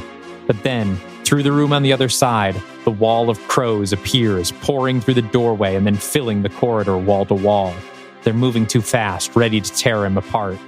Without slowing, Nick suddenly jukes to one side, where the floor of the corridor has collapsed. He leaps headfirst through the hole, tumbling down the hill of rubble just as the mass of crows rips their way through the air where he just was. He rolls his way down to the ground floor and comes to a stop, bloody and dazed, but alive. Down in the cavern, Amunet, fully healed, once again lifts Jenny by the throat and slams her against death's door. The glowing mark on her neck aligns with a counterpart burning on the door behind her. As Jenny struggles, Amunet leans in to speak into her ear. Bow for your queen. Amunet swings Jenny around, her hand now on the back of her neck. She steps on Jenny's calf, bringing her down to one knee. It splashes in the water. Jenny struggles. She can't stand. Lower. Amunet kicks Jenny again and falls to her hands and knees. Amunet places her foot on Jenny's back. Lower. Amunet presses down on Jenny's back, pushing her slowly into the water. Jenny strains, trying to muster the strength to resist. Her eyes glow briefly, then Aminette presses down with all her weight. Jenny is face down in the water, struggling beneath Aminette's heel, unable to lift her head above the surface. Above them, on the ground floor, Nick shakily gets to his feet. He staggers to the edge of the hole leading down into the cavern. Jenny's splashing grows weaker. Weaker still. Aminette sneers. The fifth symbol on death's door illuminates. Nick Morton slides down a pile of loose stone and rubble down into the chamber beneath Babylon Fortress. He splashes into the shallow water and starts searching the chamber in a panic. Jenny? Jenny, where are you? He takes a step forward. His boot catches something. He looks down. Floating in the water below, face up, is the lifeless body of Jenny Halsey. No. No, please, not again. Nick falls to his knees and starts compressing her chest, which only pushes her back under the surface of the water. He tries mouth to mouth. No effect. His calm long gone. Nick screams into Jenny's face. Wake up! 8 years ago, this was how he, as Set, returned Jenny to life. But this time, nothing happens. He's just a man, and Dr. Jennifer Halsey is dead. Nick breaks down, pulling Jenny's body up to him, crying into her shoulder. Above him, Adelaide floats down through the hole in the ceiling. You see, you're only ever delaying the inevitable. It was always going to end like this. Adelaide's feet land on the surface of the water. From out of the shadows behind her emerge Aminette, Satan, Mictlantecuhtli, Hades, and Owuo, who has reduced his size to a more manageable 7 feet. All you've done is prolong your suffering. Nick, his face streaked with sweat, blood, dirt, and tears, looks up from Jenny and stares defiantly at Adelaide. You're wrong. What I had before, that was suffering. This was joy, purpose, family. I lived a whole damn life these past 8 years. That was worth fighting for. Adelaide glowers.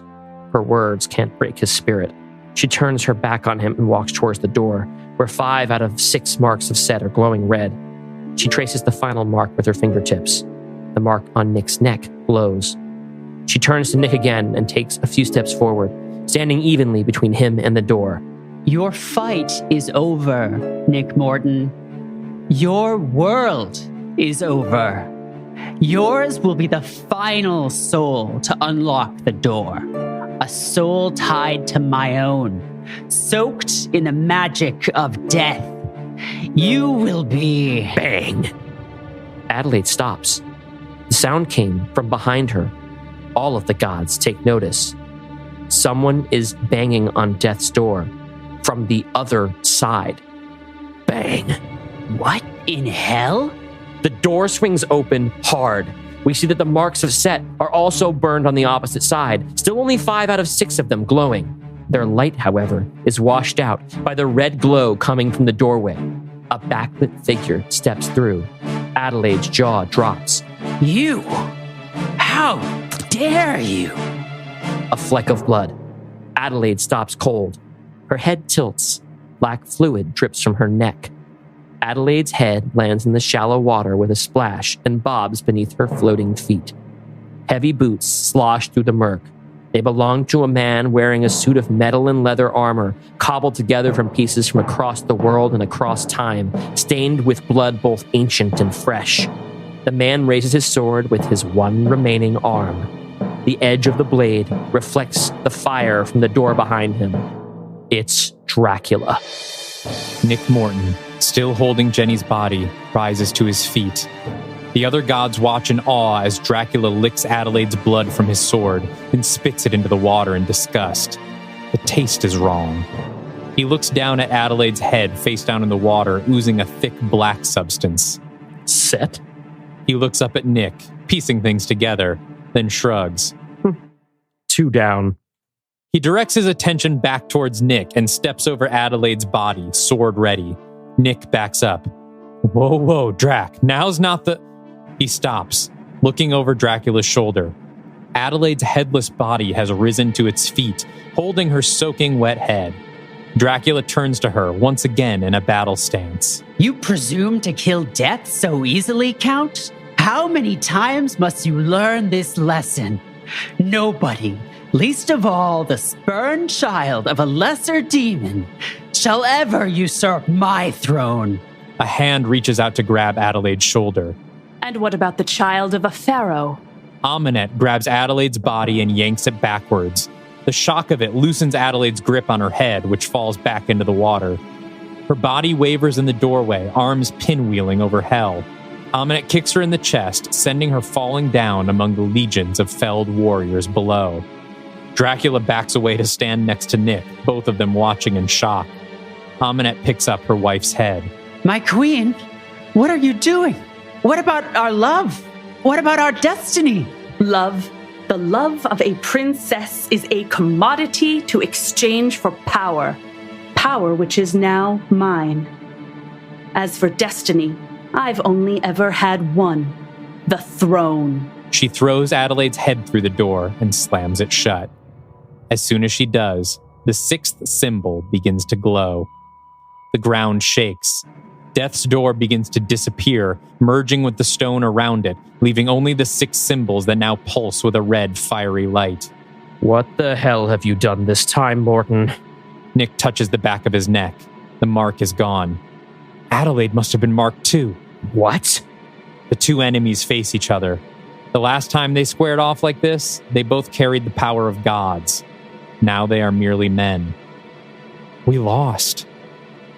Aminette and the death gods rise into the air, leaving Nick and Dracula behind. The camera follows them as they take their place on the top level of the fortress, looking down at Cairo. All around the city, sinkholes are opening in the ground, swallowing buildings, cars, and people, all of them falling into the raging infernos below. People scream, sirens wail, dust and debris choke the air. We focus on one of the sinkholes in the middle of downtown. The dust has settled, the shock has passed, and things are strangely quiet. The crowd of cowering citizens nearby cautiously edges towards the pit, looking down into the flames. A police officer takes the lead, walking up to the very edge and looking down. What he sees makes him scream. We look from his POV to see demons of all kinds of horrific design clambering up the walls of the pit. The first demon grabs the ankle of the cop and tosses him down into the pit. Then dozens of them overtake the lip, leaping on top of the people and tearing them to pieces. We flash to similar scenes in New York City, Paris, London, Geneva, Portland. Chaos as hell swarms out of the fiery depths. Cut to a graveyard in rural Pennsylvania. A young woman bends down to place a bouquet of flowers over a fresh grave. Behind her is a much older plot for someone buried decades ago. The grass in front of the tombstone starts to shift. The young woman is too preoccupied with her grief to notice as a rotting hand reaches up through the dirt. Cut to an SUV full of young 20-somethings careening down a rain-soaked dirt road in the woods. The rain pours so hard and the night is so dark that they can hardly see anything in front of them. The driver twists the wheel all the way around as a new pit opens in the road ahead of them. The car cuts a new path through the woods, narrowly missing trees, chased by a horde of demons emerging from the hole behind them. The camera lifts through the trees, revealing a Gothic manor standing tall on a hill in the distance. Cut to a farmhouse in Iowa. An 8-year-old boy runs carefree through the tall rows of corn behind his home. He's wearing a Little League baseball uniform. He hears a rustling nearby. Someone else is in the corn with him. Dad? Is that you? Suddenly, a scabby hand reaches out from the rows behind the boy and grabs him by the shoulder. Before he can even scream, the boy is pulled backwards and disappears into the corn. Cut to Vatican City. A line of priests stand outside the walls. They carry swords that look ancient, rusted, and not at all battle-ready. Neither do the priests. They're old men, frail, here only out of their divine duty. They stand trembling, whispering prayers as a horde of demons charges their way. One of the priests, a middle-aged man, cuts from the line and runs away, back through the gates into the city. Above Cairo, Aminette watches the carnage. A tear falls down her face. It's beautiful. Behind her, the other 4 death gods kneel, their heads bowed. Aminette turns and faces them and points at Hades. You, Hades. Yes, my queen. What is our next step in this grand plan? What do we do now? Now, we wait. for every last human and angel to be claimed by the legions of hell, however long that takes. Yes. Aminet turns and looks out at the screaming city again. And then we start it all anew. We see now through her eyes. The demons are gone, as are Cairo and Giza as we know them, replaced with primitive settlements. Slaves work at the mercy of their masters, pushing limestone blocks up wooden ramps. The camera follows these workers up their rudimentary scaffolding to reveal that what they're building is not a pyramid, but a statue. At the top level, sculptors work with picks and hammers to carve out the shape of a face. The face of their god of death. Aminet. Cut to black. To be concluded in Dark Legion, Hell on Earth. Post-credits scene. An old cathode ray tube TV monitor clicks on. An image forms into the fuzzy low resolution one would expect from a 70s news broadcast. The image, however, is unquestionably current. It's an NBC News bulletin with the chyron, Hell on Earth. Flesh-eating demons attack cities worldwide. The show's anchor, unshaven and underslept, jumps to his feet in response to some disturbance behind the camera. But before he can get out from behind his desk, he is tackled by a massive arachnid with a different vicious, toothy mouth on the end of each of its legs. We pull back to see that this is one of dozens of old CRT monitors, some of which are playing the news, some of which are displaying old green-on-black computer command lines and output. The monitors are flipping through personnel profiles, pixelated green and black photographs accompanied by basic data and statistics. We see only a few of them clearly. Quasimodo, formerly known as William Frankenstein. Location, Laguerne, Switzerland. Peyton Westlake, aka Dark Girl. Location, Los Angeles, USA. Alias, Sophie Midwich. Location, unknown. One of them reads, Database export complete. Total local interface shutdown in 90 seconds. The number counts down. Following the rows of monitors, we see row after row of massive analog computer banks with spinning spools of magnetic tape. One by one, their drives stop spinning, their lights click off, and their monitors go dark, followed by the nearest overhead lights. Soon, the entire cavernous laboratory is dark. Cut to the American Rockies, where an enormous facility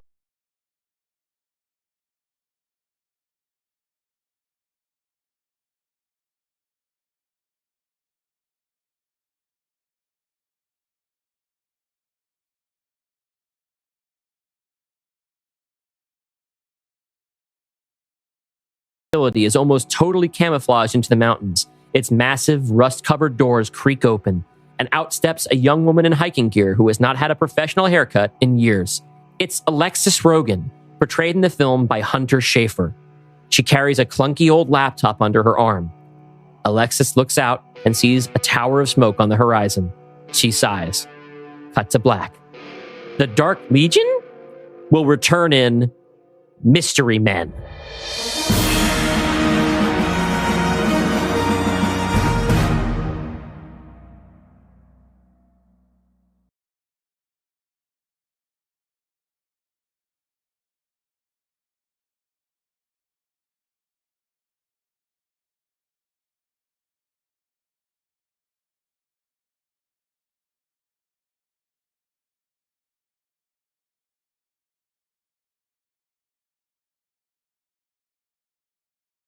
Well, everybody, that was the always uplifting Dark Legion Death's Door, your number 5 favorite episode of Are You Afraid of the Dark Universe? And look, right here, the two surviving members, Nick Morton and Dracula. You'll be able to... you can see Weenie behind. Hi, Ween. Ween's over there sniffing around my Haunter plushie. I was really hoping we could record these in person because I just liked people to see more of our set, but I'm glad you're sitting there. See Vincent Price. People can see the Vincent Price and the stuff that sometimes is above the cutoff when we shoot. So let's keep going. Let's break some hearts with number 4. Okay.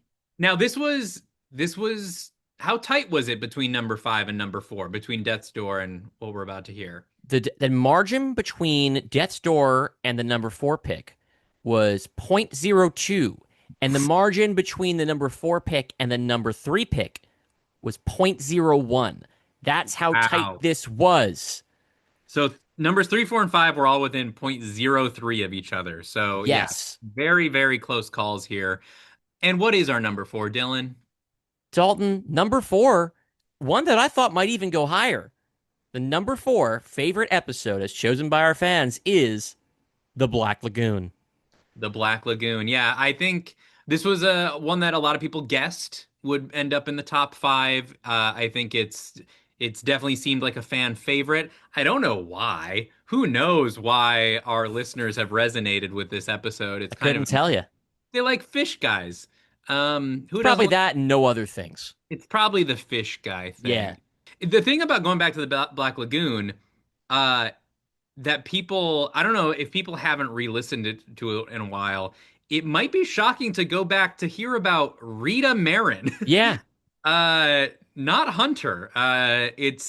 We know Hunter very well at this point. But this is Hunter's origin, and it reminds me of one of my favorite quotes from a friend of the show, Calvin Kasulki, who has said, "What else is transitioning but retconning some lore?" Well, with that, let's kick right into the director's cut of The Black Lagoon. In 2017, Universal Studios announced the birth of a new shared universe of monster movies, bringing their classic horror icons into the contemporary franchise film landscape. But after the critical and financial failure of its first installment, the project was indefinitely abandoned. Now, in 2022, the powers that be have called upon one pulp horror devotee and one snarky film critic to unearth the concept. I'm Dylan Roth. And I'm Dalton DeShane. Are you afraid of the Dark Universe?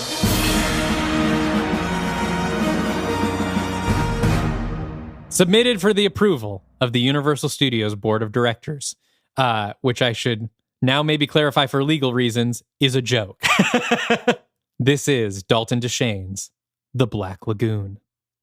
Cold open. At first, we're not sure what we're looking at. The screen is blurry and unfocused, and a voice talks in the background, but it's muffled and unintelligible. Then things slowly start to sharpen and take shape, and the image on the screen starts to rotate. We realize it's been upside down, and that we're in a doctor's office, and the voice belongs to a man in a white coat. But this isn't an examination room. This is an oncologist's office. The doc sits at his desk with a row of x-rays behind him. Just as the picture is about to land right side up, we flip to a close-up of the man whose POV we were just inhabiting. It's a man named Willie Krause, played by my favorite ever character actor, John Carroll Lynch, from Fargo and a lot of other things, a million other things. He looks dazed, his eyes heavy and his mouth hanging slightly open. The doctor's voice has become audible, but it's in German with English subtitles. The doctor says, Mr. Krause, do you understand what I'm telling you? Willie blinks himself to attention. No, I'm sorry. What was that last thing you said? Inoperable, Mr. Krause. Look. He holds up an x-ray of Willie's skull. We can see a tumor glowing bright white just above his left eye. The doctor tells him it's on his frontal lobe, about the size of a golf ball, too big to extract. They can try to slow things down with chemo, but he's looking at about 6 weeks to live, maximum. Willie still moves as if in slow motion, unable to process this news. My novel. I'm sorry? My novel. My first novel. I'm only, 3/4 through it? That's not enough time. The doctor sighs and speaks gently.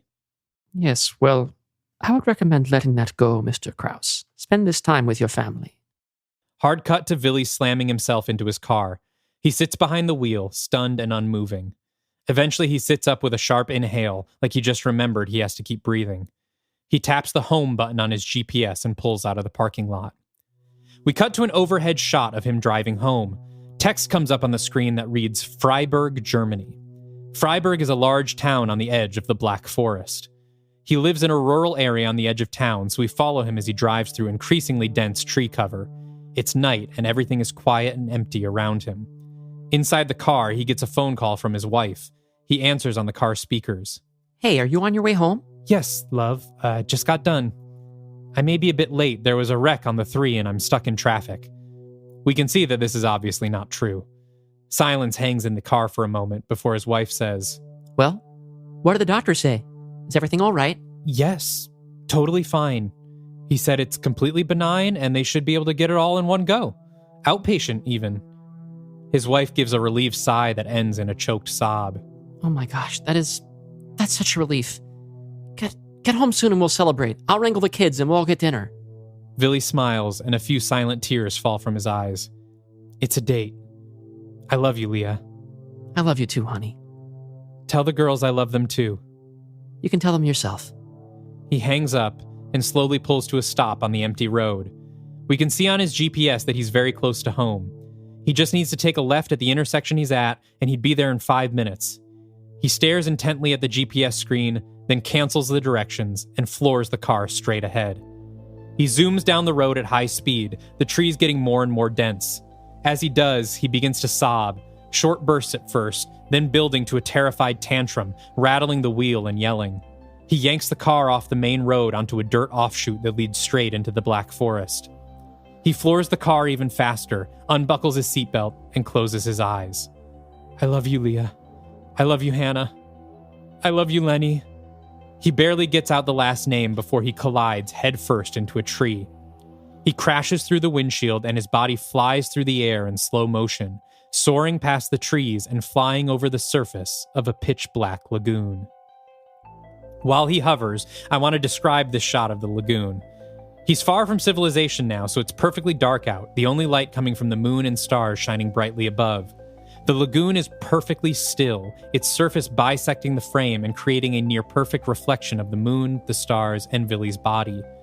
If it wasn't for the shore to the left edge of the screen, we might think that we had just created a split mirror image of the sky. Then, with an enormous splash, Billy crashes into the lagoon.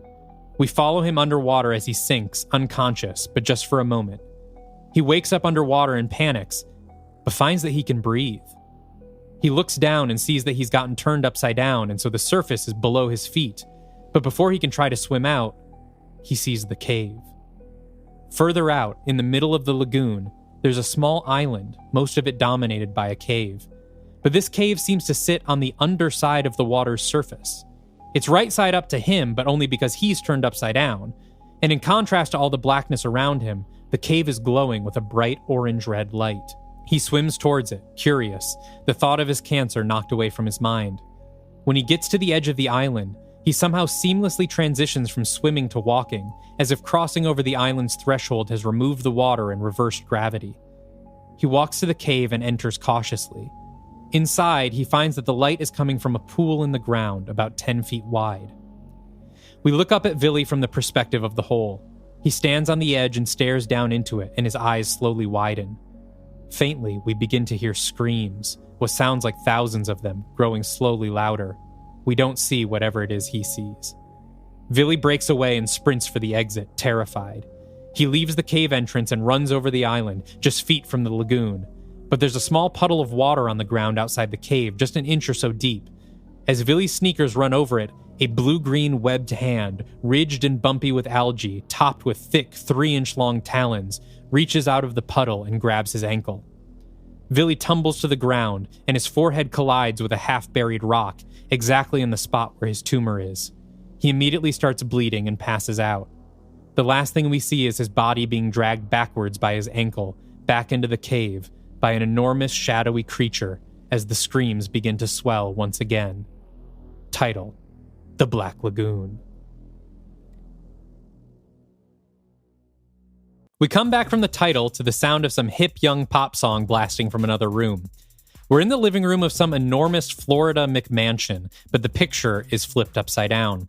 In the background, a TV is playing a news story about Florida's governor signing a bill into law that would ban gender therapy for anyone under 18. Two young girls, Kay and Millie Gilman, who I have played by Anna Sophia Robb and Thomas and Mackenzie, because I think they look similar and would make great sisters, come into frame. But again, everything's upside down. They're wearing bathing suits and Crocs, towels over their shoulders. They look into the camera. Hey, Rita, retard, your mom's looking for you. Yeah, time for you to go. They peer curiously into the camera. Hey, what's wrong with you? Did you forget how to speak English or something? The camera exits POV mode, and we see Margarita Marin, aka Rita, played by Madison Taylor Baez, standing trepidatiously in the middle of the room, looking like she's about to tip over. She takes a couple awkward steps forward, then sways, then pukes all over a very expensive zebra skin rug. Ah, gross. Mom, Rita puked on the zebra. Rita falls backward onto her butt, and we flip to her POV again. She blinks a few times and her vision turns right side up again, just as her mother, Gabrielle Marin, and Kay and Millie's mother, Julia Gilman, played by Emily DeRaven from Lost, Claire, run in the room. Oh no, not the zebra! It's clear Julia is starting to freak out, but is doing everything she can to not explode at her housekeeper's daughter. I am so sorry, Miss Julia. I'll clean this up right away. I don't mind staying long. You go to the beach. We'll see you there. Thank you, Gabby. Come on, girls, grab your beach bags and get in the car. I hope you feel better, Margarita. Oh, Gabby, the passes are on the kitchen island. Remember, you need 2 passes for each of you, 1 for parking and 1 for the beach. Yes, Miss Julia, thank you so much. The Gilmans head out to the beach. As they do, Kay lingers behind and grabs 2 of the passes left on the kitchen island and throws them in the trash. Once the Gilmans are gone, Gabrielle cleans up the mess and chastises Rita. She asks if she's still feeling well enough to go to the beach, and Rita says yes. Was it something you ate, Mommy? I was seeing everything upside down. Well, we'll get you some food before we go. And you gotta drink more water. Oh, I know what'll cheer you up. Gabby leaves and brings in a bag filled with clothes. She pulls out a bright red 2-piece bathing suit. A new bathing suit for the beach. And not just that, but new dresses and shoes and skirts. All hand-me-downs from the twins that Miss Julia was kind enough to give you. Rita frowns at the clothes. I like my bathing suit. Rita, that bathing suit looks like a trash bag. Don't you want to fit in with the other girls? I'd rather fit in with the other trash bags. You're wearing the suit, Mommy. It would be rude not to. There must be $500 worth of clothes in there. I'm not wearing it. You are wearing it, Margarita. End of story. They grab the passes and drive to the beach, Rita sulking in the passenger seat with an oversized t-shirt over the new bathing suit and aviator sunglasses too big for her face. They arrive at Whitestone Beach, the local quote-unquote public beach. I say that because the city council has it highly regulated. In order to use the beach, you have to prove you're a local resident by applying online with proof of identity and residency, and the guest pass system is expensive and impenetrable. This is a practice common in wealthy towns that want to keep undesirables, read minorities and poor people, away from public spaces. Gabrielle struggles with her enormous beach bag on their way to the entrance, where they're denied entry by the 60-year-old blonde woman manning the window. They only have the parking passes. They still need the beach passes. Gabrielle argues with the woman, saying they were told this was all they needed. This escalates with Gabrielle saying they live in this town, they should be able to go to the beach, which the woman answers by saying if she can produce the right documents, she can try to get her registered as a resident. Gabrielle sputters at this, trying to talk around the fact that she does not have the proper legal documentation. Rita stands nearby, trying to distance herself from this embarrassment, and looks past the kiosk to all the other kids having fun on the beach. As luck would have it, Julia notices Rita standing there and comes over. Julia straightens things out with the window lady and buys new guest passes for Gabby and Rita. On their way to the beach, Julia reprimands Gabby. I told you, Gabby, you needed both passes. I left them on the island for you. I'm so sorry, Miss Julia. I thought I grabbed them. Rita catches Kay and Millie staring at them from the beach, rolling their eyes and looking disappointed that they actually made it. Rita's smart enough to figure out what happened. Whitestone Beach. It's a beautiful summer day, and it seems like half the town has decided to take a beach day. I should note that the residents in attendance are nearly entirely white. Kay and Millie float on inflatable rafts, making eyes at a group of high school boys splashing each other nearby. Rita and her mom lounge in the middle of this sea of whiteness, her mom in a beach chair and Rita sitting on a towel, still wearing her oversized shirt, a grumpy expression on her face. Rita's mom tries to encourage her to have fun. Hey, isn't that your friend Robbie from school? Why don't you go help him with his sandcastle? Rita looks over at Robbie on his hands and knees in the sand, and then looks down, dejected. He doesn't really talk to me anymore. Oh no, what happened? I don't know. Just doesn't. Gabrielle frowns and looks from Robbie to Robbie's father, Jason Danby, played by Josh Holloway, also from Lost, aka Sawyer. I've been watching a lot of Lost. Jason Danby is sitting a few yards up the beach from his son. Jason glances up from his phone and sees Gabrielle and does a double take. He's clearly not happy to see someone like her here. Well, don't you at least want to go in the water? Maybe you'll make a new friend. Rita sighs. Yeah, okay, I guess. She sets off for the water. Hey, don't you want to take off your t-shirt? Rita keeps walking. Julia, sitting nearby, watches this happen and looks at Gabrielle sympathetically. It's a tough age. Gabrielle smiles but looks embarrassed. Rita treads in the deep waters by herself, looking out at the horizon line, away from everyone on the beach. We look out from her POV. She blinks, and suddenly the image is upside down. She blinks again and it goes right side up, then twice more and it's upside down again, and this time stays that way. She's disoriented, trying to stay afloat, even though the surface now looks like it's above her. She starts bobbing up and down, clearly afraid as she tries to stabilize. Then, something tugs her underwater. She comes up gasping and starts to yell out, but is pulled under again before she can say anything. She's pulled down and down by something unseen, and then tumbles underwater as she's released. We see her POV again, and then her thrashing as she tries to figure out which way is up. She starts swimming for what she thinks is the surface, but is actually down deeper. Up top, Kay Gilman surfaces next to her sister, and they both laugh, talking about how scared Rita looked and congratulating each other, until they realize she hasn't come back up. They look around, asking her name, then shouting it. Eventually, they start screaming, "Help! Somebody help! Rita? Rita!" Gabrielle stands up from her chair and runs towards the water, Julia hot on her heels. But the closest person in the water is Robbie, Rita's classmate, who springs into action. He dives under and finds Rita, dragging her unconscious body to the shore. His dad sees what's going on and runs to the commotion while a lifeguard administers CPR. Rita wakes up coughing and Gabrielle hugs her, while Jason grabs his son and pulls him back away from her side. "Hey, if your daughter can't swim, keep her out of the water. My boy could have died trying to save her." Julia steps up to defend Gabrielle. "Hey, ease off, buddy. She almost lost her child just now." "What the hell are they doing here anyway? Last I checked, this beach was only open to legal residents." Gabrielle says, "How dare you?" "How dare I? You're the one that's trespassing." "Yeah, well, last time I checked, this beach was only open to people who could afford it." "Maybe you should stay out of this, Mom." "Yeah, why don't you listen to your daughter, Princess? What, do these illegals work for you or something? Be a shame if the police chief paid a visit to make sure your arrangement is above board." Rita breaks through the bickering and runs back up the beach crying. Gabrielle chases after her. "Rita? Rita!" "I want to go home." "No, baby, we're not doing that." "I want to go home now." Gabrielle kneels down and looks Rita in the eyes. "Look, baby, we can't leave now. We have every right to be here on this beach with everyone else." "Yeah, but I don't want to be with these people. And I don't understand why you do." "Rita, you always want to run away from every problem. That's not a solution." "Neither is forcing yourself to be nice to people that hate you." Gabrielle sighs. "Fine, let's go." Later that night, Rita boots up a video game console and puts on a headset. She's playing a game called Creature Academy, some kind of multiplayer game for teens where you design your own monster character to go to high school with other players' monsters. Rita's monster is a jockey wolfman wearing a Letterman jacket that looks pretty similar to Larry Talbot. She chats on the headset with her best friend, a boy she only knows through this video game. They call each other by their gamer tags. Rita's is Hunter Wolf 211, so he calls her Hunter. "Holy shit, you got the Scream of Your Year Letterman already?" I had to grind for like 5 hours in the gym to get enough silver. It was insane. It was basically my whole weekend. "Worth it. Looks so cool on you." In the background of the call, Rita hears a woman yelling, saying, "Philip, 15 minutes till dinner." "Okay, Mom." Wait, Philip? Is that your real name? "Oh, yeah, Philip Varley. We've known each other so long, it's crazy that we've never said our real names."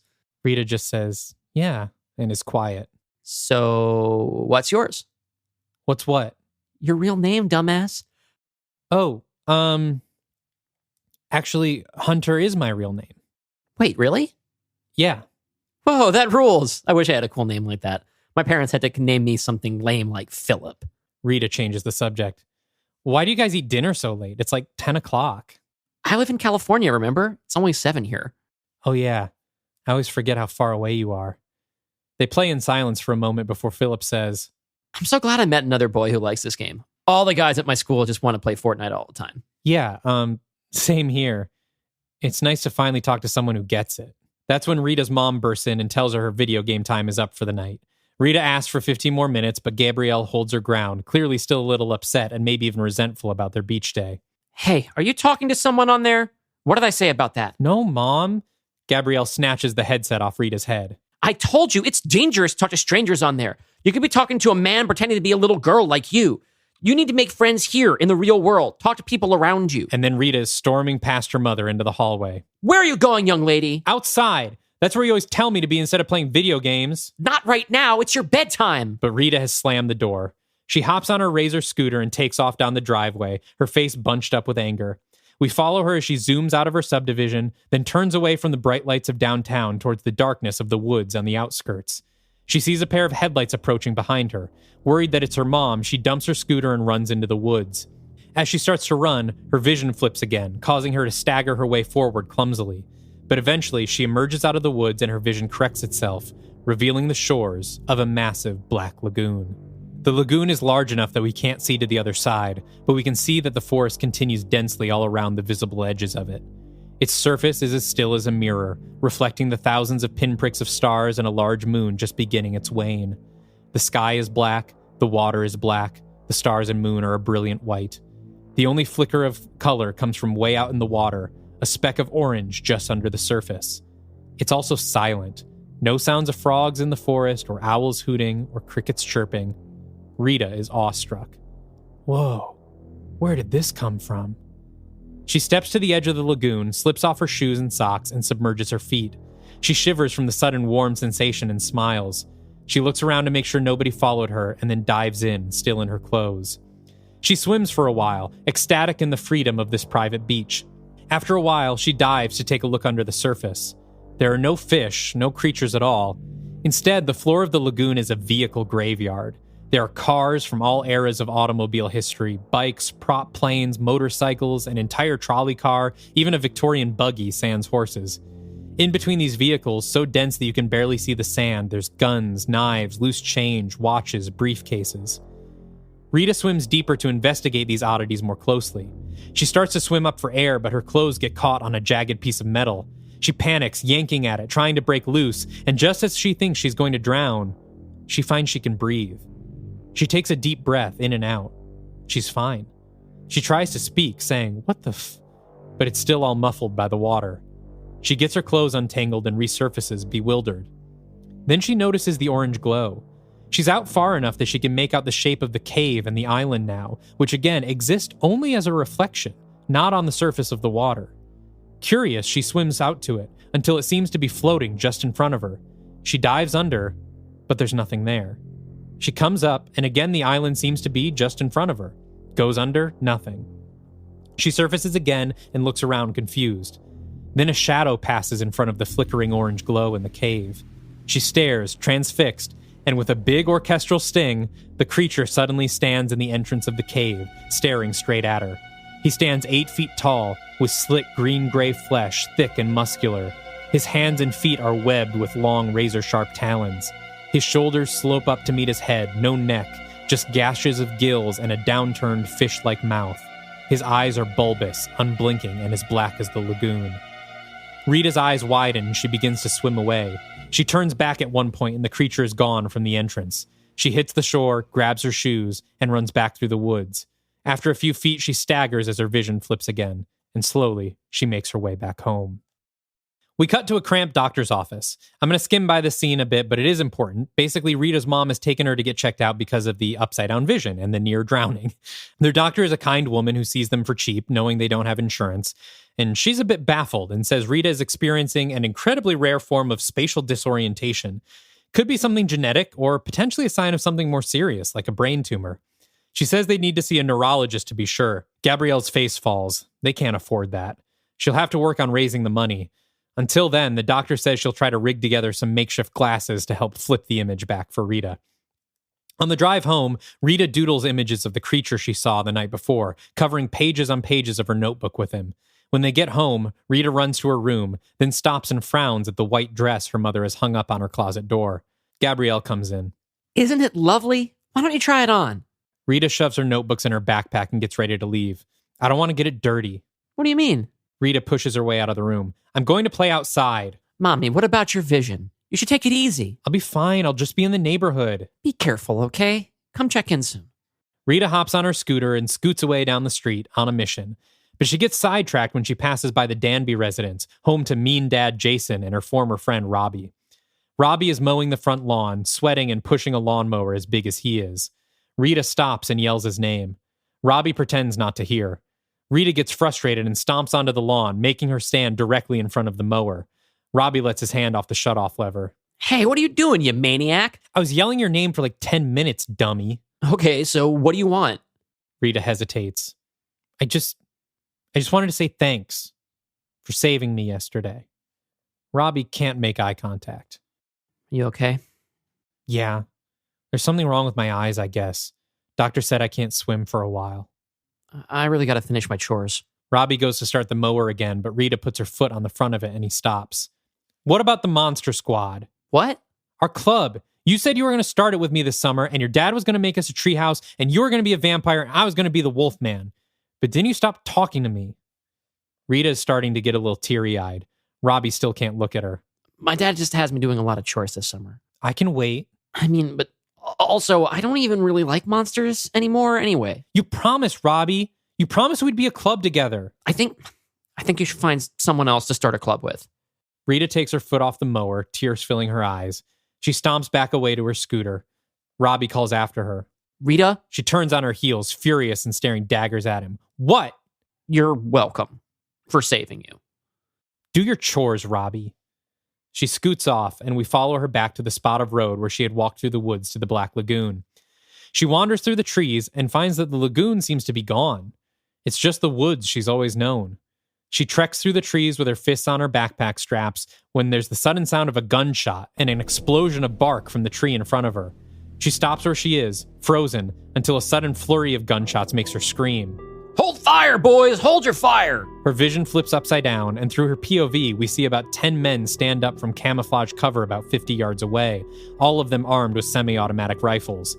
They're dressed in camo jackets with Pride of Collington Citizen Militia emblazoned on the breast. One of them runs over to her, his hand in the air in a ceasefire gesture. This is Mark, played by character actor Clancy Brown. Yes! Love Clancy Brown. I can't wait to hurt myself doing Clancy Brown. He's the head of the militia.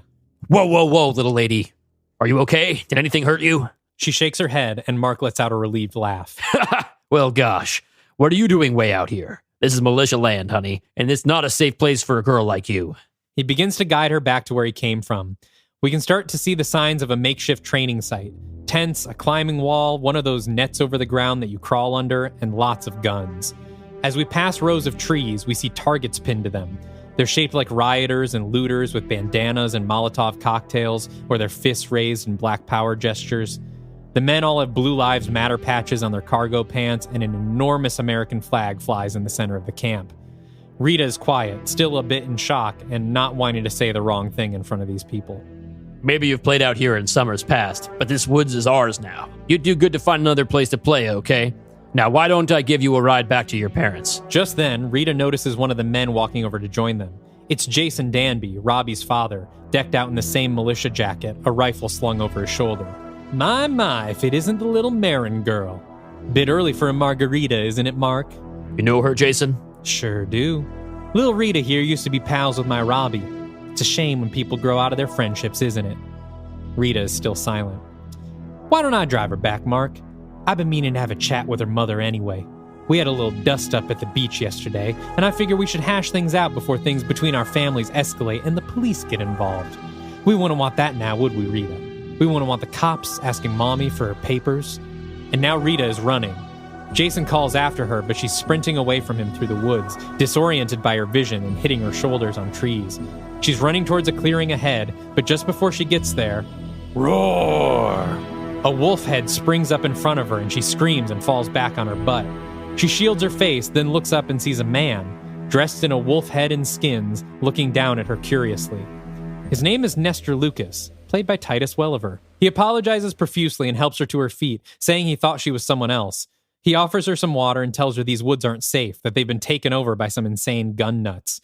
He asks what she's doing out here and she says, I'm looking for a big lake with a glowing island in the middle. Nestor's jaw falls open. You've seen the Black Lagoon? Before she can answer, they hear footsteps rustling through the woods. Nestor tells her to run home and that he'll distract them. She runs off, but hides nearby to watch their interaction. Mark and Jason emerge, backed up by a few other militia members. They get into an argument with Nestor, briefly about Rita, but then more about the clearing that Nestor seems to be guarding.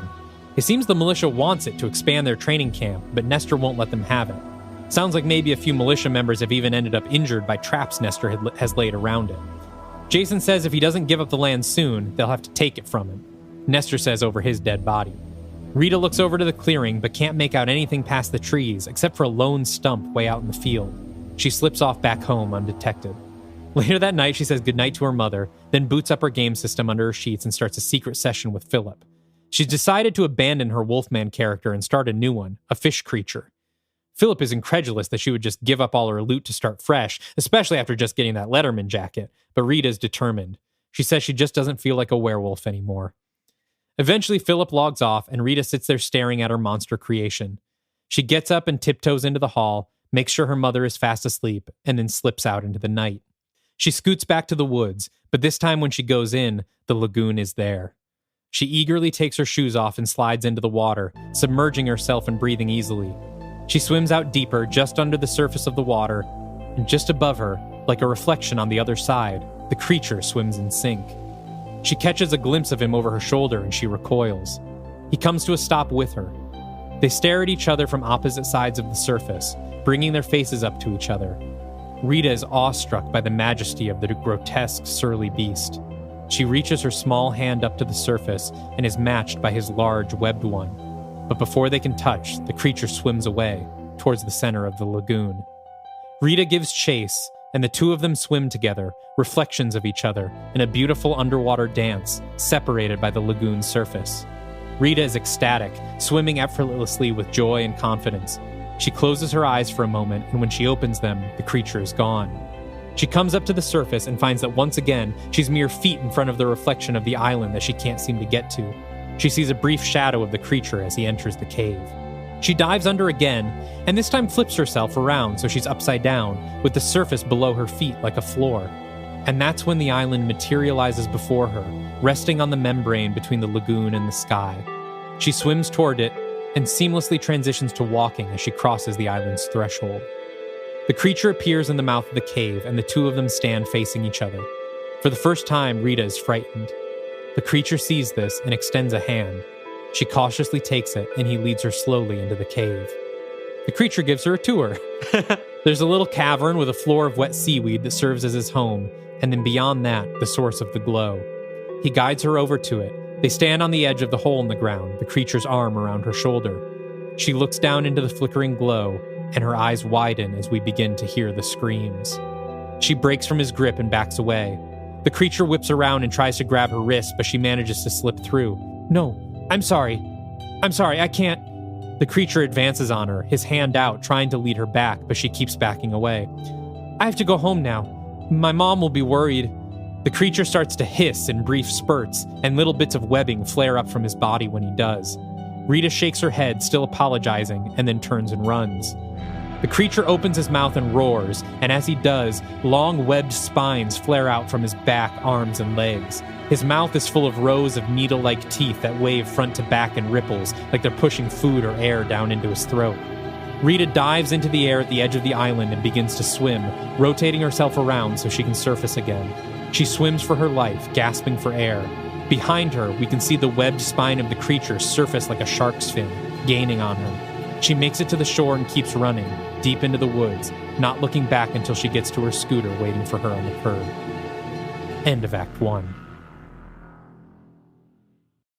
Act 2. The next morning, Rita awakens with a jolt. She gets up and digs through her backpack for her notebook, tearing out all of her doodles of the creature and throwing them in the trash.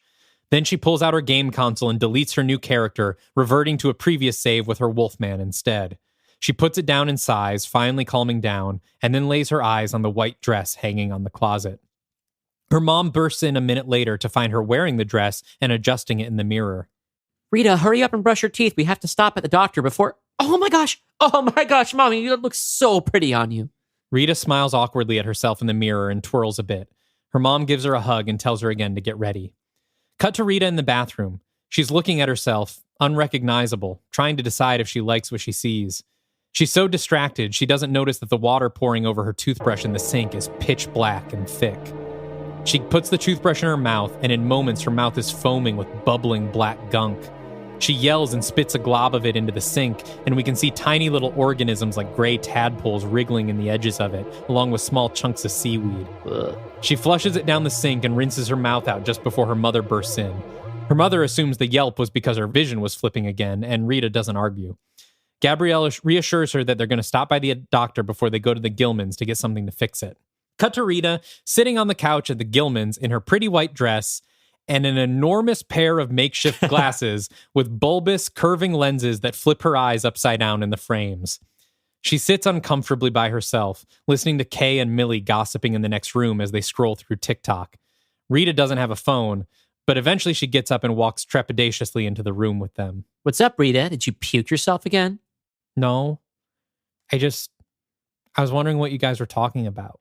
They look at her skeptically for a minute. Then Millie says, This hot guy Bobby at school made a video complaining about stuck-up girls, and we think he's talking about Kay. That's so mean. No, it's good. He wouldn't make it if he didn't like her. Come here, I'll show you. Rita goes over and sits on the couch with them, gathered around the phone. Like, look how upset he is. Do you think he'd be that sad if he didn't have a crush? I guess not. Oh my God, stop it, you guys. He does not. Does he? Do you really think so? Rita decides to be brave and grins. He's definitely crushing. They continue on like this, laughing and swiping. Rita's mom passes by the room, vacuuming, and her face lights up to see Rita getting along with the twins. She moves on, and we focus back on the girls. Millie asks Rita if there are any boys she has her eye on. Millie, oh my God, don't ask her that. She's a lesbo. What? You're not a lesbian, are you? Rita looks like she doesn't really know what that is, but can tell it's something bad. No, I don't think so. Okay, so who's the guy? His name is Hunter. Hunter? Is that a name? Yeah, lots of guys have it. I'll look him up on Instagram. Give me that. Hey! They fumble over the phone and it pops out of their hands and goes sliding across the carpet. Rita volunteers to grab it, but when she stands up, there's a dark splotch on the back of her white dress. Oh my God. Did you just period on the fucking couch? Rita looks around confused, not sure what they're talking about. Then she sees the spot on the couch and twists her dress around to see the stain. Can you not make a total mess of our house for like 2 seconds, you weirdo? Rita can't speak. She just runs to the bathroom while the twins gag behind her. She grabs a washcloth and runs it under the tap. When she goes to wipe away the blood, she finds that it's not blood anymore. That black gunk, thick as molasses, is bubbling and crawling down her legs. Her inner thighs are coated with the stuff, her dress soaked in black from the waist down. Tiny worms flee from the mess, and when she tries to blot it with the washcloth, a long strand of wet seaweed unfurls from under her. She wipes and wipes, but it's pouring too fast now, pooling on the floor. She turns and reaches past the shower curtain to turn on the shower. When she throws the curtain back, the creature is standing there, looming over her in a pool of reflective black water. She screams and falls backward just as her mom bursts in. Of course, the creature is gone, as is the black gunk. Gabrielle just finds her daughter curled up on the floor, sobbing with a dark stain on her dress. Gabrielle goes down to comfort her, holding her close and telling her it's okay. It happens to every young woman. But Rita is inconsolable, having a full-blown panic attack. Cut to them in the car, Rita sitting hollow-eyed in the passenger seat with an oversized t-shirt on instead of the dress. They drive past the woods, and Rita swears she can see an orange glow coming from somewhere out there. She spends the rest of the day curled under the covers. We'll take some time to do some more character building here, maybe with some tender scenes of her mother caring for her and more of her gaming with Philip. That night, she dreams she's back in the lagoon. She's swimming, but this time she's the one above the surface, looking down at herself swimming below. She looks down and sees webbing growing between her fingers and scales crawling their way up her arms. She flails, trying to shake them off, but stops when she hears someone yell, "Help!" She looks up to see the island way in the distance. Robbie stands in the entrance of the cave, backlit by the orange glow. He yells for her just as an enormous shadow appears behind him. She swims to him and they embrace. But then Rita's face goes blank and she pushes him backwards into the glowing hole as he screams. The next morning, her mom says she can stay home while she goes to the Gilmans as long as she promises to stay in bed and rest. At first, it looks like Rita is going to obey, but once her mom is gone, she heads out on her scooter back to the woods to get some answers. This time she avoids the militia and heads straight to the spot where she ran into Nestor in his wolf costume. She approaches quietly and spies on him while he sits by a campfire at the edge of the mysterious clearing, warming up some coffee. Maybe around this point she hatches a plan to distract him or just sneaks around to the other side of the clearing. She knows he's laid traps around it, so she carefully avoids them and enters the clearing by herself, which lies exactly where the Black Lagoon should be. The clearing is as big as the lagoon and looks like it's been flattened with an enormous lathe. The grass, roots, tree trunks, everything is clipped at the exact same height, extremely close to the ground. The soil everywhere is muddy and wet, despite there not having been any recent rain. Rivers of mud crisscross their way through the grass, creating intricate patterns of concentric circles that all coalesce around a single massive tree trunk in the center of the clearing, which stands 2 feet higher than anything else. Rita mucks her way through the mud towards the stump, avoiding the river so she doesn't mess up the pattern. In the middle of the stump, there's a small wet sack made of some kind of greenish, organic, translucent membrane. More of the little black tadpole worms swim their way around its edges. Through the membrane, we can see that the sack is full of little black eggs the size of marbles. Rita stares at it intently and reaches out a hand to touch it. That's when Nestor cocks his rifle and says calmly, "Don't do it, kid." Rita turns to see Nestor standing a few yards away, dressed in a ratty t-shirt and jeans, aiming his rifle at her. She puts her hands up and looks down at the ground, hastily muttering an apology. Nestor tells her to move towards him, but emphasizes that she cannot step on any of the mud lines in the ground. She takes a step and then wobbles. Nestor yells and she cries out, "I need to put my glasses on!" Nestor lowers the rifle and softens as she takes out her giant glasses and puts them over her tiny face. When she gets to him, he picks her up and slings her over his shoulder and lugs her back to his camp. We cut to them sitting quietly next to Nestor's tent, Nestor sipping his coffee and Rita munching a protein bar he gave her, still in her glasses. They're both studying each other. They ask each other a question at the same time. "What are you Were doing really here? Gonna shoot me?" No, the gun's not loaded. I'm not like those militia meatheads out there. I was just doing my job. What is your job? To make sure nobody touches anything in that clearing. Why? It would be very dangerous for everybody. It would let the creature out, wouldn't it? Nestor looks at her quizzically. "What's your name?" "Hunter." This makes Nestor smile, and he extends his hand for a shake. "Okay, Hunter. I'm Nestor. Nestor Lucas. Why don't you tell me what you saw out there?" Rita tells him an abbreviated version of events, of her running away from home and wandering into the lagoon, of her swim with the creature and him showing her the pit. She tells him that now the lagoon seems to be following her wherever she goes. Nestor begins to look weary. "I was in the military. Gulf War, Afghanistan. You're too young to know about all that. The point is, I joined the army because I wanted to finally find a place where I belonged, but instead, it just highlighted how different I was. One night, me and my bunkmate were up late playing cards, and there was a misunderstanding. A misunderstanding that turned the whole squad against me. They attacked me, threatened me, told me if I ever did something like that again, they'd make it look like the enemy did it. I got away somehow, wandered out into the desert, and that was the first time I saw the Black Lagoon." "What is it?" "The lagoon." "It's a membrane. The place where the barrier between life and death is thinnest. It's not tied to any earthly geography, so its location changes constantly." He can tell that Rita is confused by this explanation. "Normally, everyone on the planet dies the same death, passing seamlessly from one plane to another to whatever awaits them on the other side. But if that clearing shows up in your town, then you pass through the lagoon." "What about the creature?" "He's the ferryman. His job is to make sure that anyone who washes up in the lagoon makes it down that pit to the other side." "So how did you get away?" "Well, the lagoon is a special place. Like I said, it's where the line between life and death is the most fine, which means it's also open to those who walk that line, as I did that night in Afghanistan." "So how come I can go there?" Nestor frowns, looking concerned. He meets her eyes and asks softly, "I don't know, Hunter. Why can't you?" Rita sits in silence for a moment before suddenly climbing to her feet. "I have to go." Nestor calls after her. "Wait, Hunter!" She pauses. "Don't go back to the lagoon. The ferryman, his job is a lonely one. But if you decide to stay with him, there's no coming back out." Rita slowly walks her scooter home as the sun sets, digesting everything Nestor said. Once again, she passes by Robbie's place and sees him sitting on his porch swing, holding an ice pack to his face. She stops and calls to him. "Hey, what's wrong?" "Go away. I don't want to talk to you." As he yells, he pulls back the ice pack and Rita can see that his eye is swollen shut. She runs up to him on the porch. "Robbie? What happened?" "I said go away!" Robbie stands up and backs away, casting an anxious look toward the house's front window. Rita pursues him, trying to get a look at the damage. "Did he do this? Again?" "I said get off, you dyke!" As he says this, Robbie swings his fist and hits Rita clumsily under her ear, where her jaw meets her neck. She falls sideways into the swing, and then Robbie is on top of her, holding her shoulder to the swing seat while he deals blows to her with the other. "I said I don't want to be friends anymore. You bitch, you weirdo, you boy girl. I said stay away." Rita is crying and screeching for help on the swing. Robbie starts to sob and backs away, realizing what he's done. Neighbors are coming out of their houses to see what's going on. Robbie starts to apologize and grabs her by the arms to help her up to standing. "I'm sorry, Rita. I'm sorry. I don't know." Just then, his dad, Jason, throws open the front door, shirtless and holding a can of beer. "Robbie, what the fuck are you?" He sees his son holding Rita and crying. His eyes narrow and he looks right at Rita.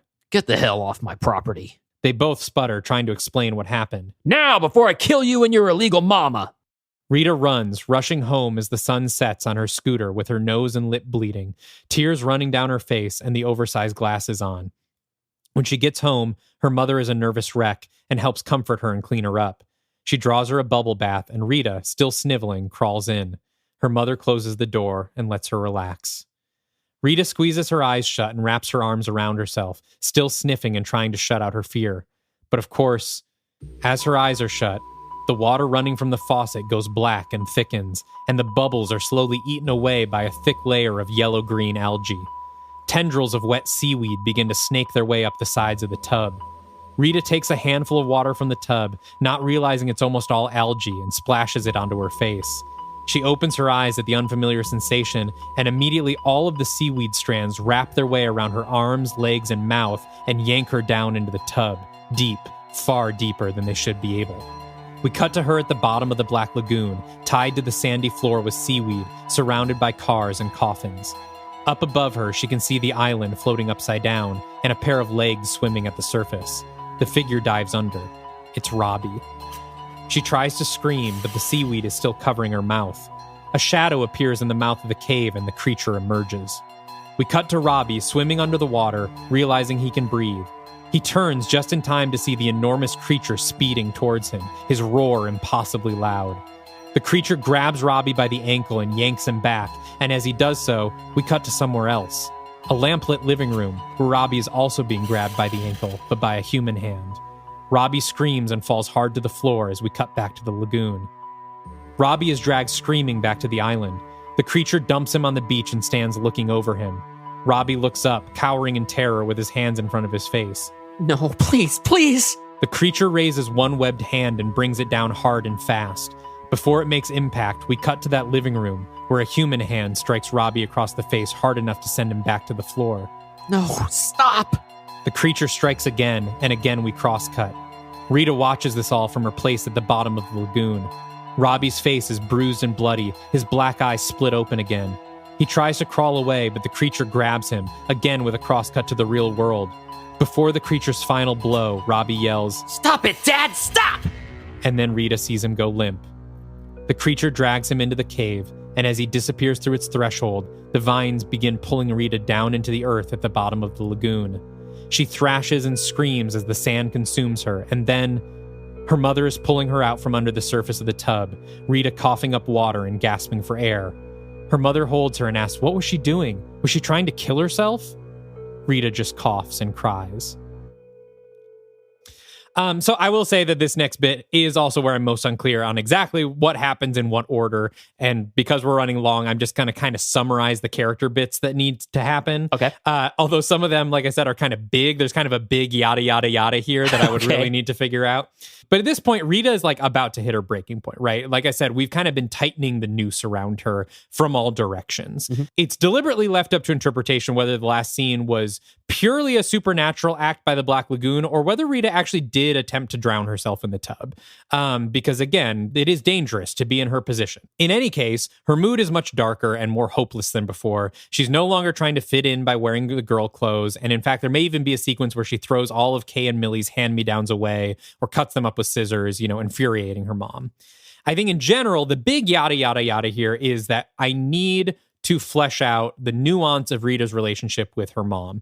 I mean, in general, I think a thing I would take care of in draft 2 is like, why are all the households in this town single parent? And the answer is, I knew there had to be a parent-child dynamic and didn't want to bother with fleshing out 2 different characters for that. So everyone just has one parent in the first draft. This relationship really needs to be fleshed out because so far we've seen Rita's mom be largely supportive, although she clearly has a strong desire for Rita to fit in with the other girls like Kay and Millie. And as Rita grows more rebellious and perhaps more openly queer, we need to see that her mom's support has a limit, and there's only so much individualism that Gabrielle is going to tolerate. Because Gabrielle, as an immigrant, feels a need to assimilate into this conservative white community. She feels like there is safety in belonging and getting everyone to accept her, and that includes Rita. If Rita doesn't fit in, then neither does Gabrielle. And so she needs to force her daughter to be quote-unquote normal. And I think there would need to be some kind of big kind of fallout between them, sort of, where maybe a climax with Gabrielle yelling, like, why can't you just be a normal little girl? And kind of highlighting the person that Gabrielle wants her to be. So that's kind of my big, like, we need to get to this point. Okay, but I think that you have the outline of it there. Yeah. In this section, we'll also see that Jason's murder of his son is pretty much completely covered up. She goes by their house the next day. There's no police cars, just Jason getting day drunk through the window. But it did really happen. Robbie is dead. We'll also get more of the deepening of the relationship with Rita and her video game pen pal, Philip, who at this point is basically her last remaining friend. She's feeling rejected by her mom, betrayed by the creature.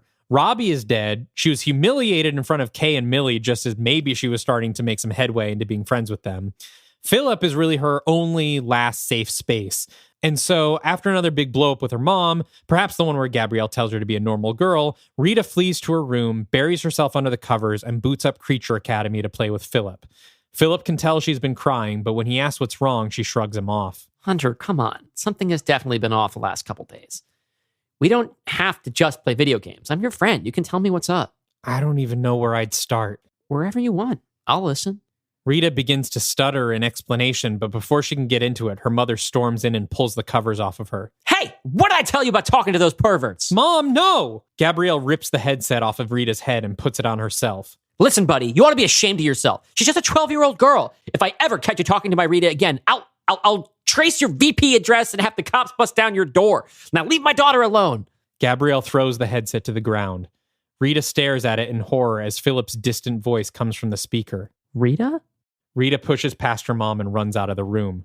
Oh, no, you don't. You're not running away again, young lady. Come back here. But Rita grabs her backpack from beside the front door and runs out into the twilight. She's racing the sun on her scooter, trying to make it to the woods before it sets and turns the forest into the lagoon. She finds Nestor stoking the beginnings of a campfire, but before she can yell out to him, a hand covers her mouth and a pistol appears, pointed at her temple. Jason Danby says, his voice slurring, "Keep your voice down, Mamacita. You wouldn't want to draw attention to yourself." Essentially what happens here is a very drunk Jason Danby, looking like he hasn't slept since murdering his son, holds Rita at gunpoint and demands that Nestor give up the clearing. Nestor tries to call his bluff, saying he wouldn't really kill a little girl, but Rita pipes up and assures him that yes, Jason is absolutely capable of that. There's a short showdown and Nestor ends up taking advantage of Jason's inebriation and getting Rita away from him. Jason leaves, but not before threatening Nestor for the lot one last time. What do they want with the clearing? I don't know. They probably just want to build another clubhouse to avoid their wives in. You should get out of here now. Who knows what they'll do next? He tries to push her in the direction of home, but she digs her heels in. Can I actually stay here with you tonight? I'm sorry. I don't think that's a good idea. Rita sniffs with tears in her eyes. I don't want to go home anymore. Nestor sighs. It's a terrible idea, but he of all people understands. All right. Come on. The sun is set. When Rita goes to sit by the fire, she wobbles and takes out her huge glasses to stabilize herself. What's with the x-ray specs? Sometimes my vision flips upside down. Doctor doesn't know why. This flips it right side up. That's peculiar. It just happens randomly? Yeah, everywhere but the Black Lagoon. Did you see him again? He killed my friend. He didn't kill anyone. He can't kill anyone unless he gets out. However your friend died, it would have happened even without the Black Lagoon. When does he leave? I'm sorry? The creature. You said the Black Lagoon moves around. When will it go away? Nestor points toward the clearing. That green sack you found out there? The one with the black eggs? Yeah? When the lagoon arrives in a new place, that sack is empty. As the creature carries new people to the other side, it fills up with those eggs. When it's full, the whole thing disappears and starts over somewhere else. How do you find it again? Nestor digs into his pocket and pulls out an iridescent purple and green fish scale the size of his palm. It's one of his. Wherever he goes, I only need to hold on to it. I know where to find him again. He pockets it again, wary of keeping it exposed for too long. It's actually an easy job. Set up camp in some remote location, read a book, watch the eggs pile up. I was not expecting the redneck regiment to put up such a resistance. Does it get lonely? Nestor looks long into the fire. Yeah. Yes, it does. But I was lonelier before. Rita gazes into the fire as well. She can relate to that feeling. Nestor gives Rita the tent and volunteers to sleep outside. He looks sideways at the edge of the clearing and drifts to sleep. When he opens his eyes, he's lying on a beach with black water washing over him in slow waves. He sits up and realizes he's on the island in the middle of the Black Lagoon. No, I can't. He stands up and turns, finding himself face to face with the creature. The creature tilts his head and looks at him curiously. It was them, wasn't it? The MAGA morons. They do this? The creature is silent. Please, just give me one more day. I have to tell somebody. I have to have a replacement sent down. Someone to protect this place. I promise I'll be back tomorrow night. I promise. The creature slowly shakes his head. Nestor chokes out a sob and starts to tremble. The creature gently takes his hand and leads him into the cave. When they get to the pit, Nestor turns to put his back to it, saying he doesn't want to look. Instead, he looks up at the creature, swallowing his fear and standing straight in his final moments. When you get up there, you see a bunch of guys in camouflage jackets. Give them hell for me, will you? The creature brings a webbed hand up and softly cups Nestor's cheek. Then, with a quick, merciful gesture, he swipes a claw across Nestor's neck, opening it up. Nestor falls backwards into the pit. Rita awakens the next morning to the sound of engines roaring, punctuated by whooping and hollering. She darts up and stumbles out of the tent, only to find Nestor's lifeless body in a circle of blood-soaked dirt, his throat slit and eyes wide with horror. End of Act 2. Act 3. Rita rushes to the clearing to find dirt bikes. The militia wanted the clearing to make a damn dirt bike track. The chuds are spinning around in the mud, destroying the intricate pattern that was carved into it. As they ride, pitch black clouds start to roll in quickly, darkening the sky as if it were the middle of the night instead of noon. The men abandon the clearing for shelter. As one of the men passes the stump in the center, he makes a disgusted face at the sack and kicks it, breaking it open and spilling the black eggs everywhere. As soon as they're gone, Rita rushes into the clearing, gathering up all the eggs and putting them into a half-full smart water bottle she has with her. She's not sure if it will help, but she figures keeping them safe and wet is better than leaving them here. Rain starts to spit from the dark sky, and Rita looks up with fear. Meanwhile, on Whitestone Beach, people are packing up their umbrellas and beach chairs and heading for their cars, grumbling about how there wasn't any rain in the forecast today. Standing in the midst of all of them is Julia Gilman, out for another beach day with her girls. They're out swimming, and she calls for them to come in so they can go home.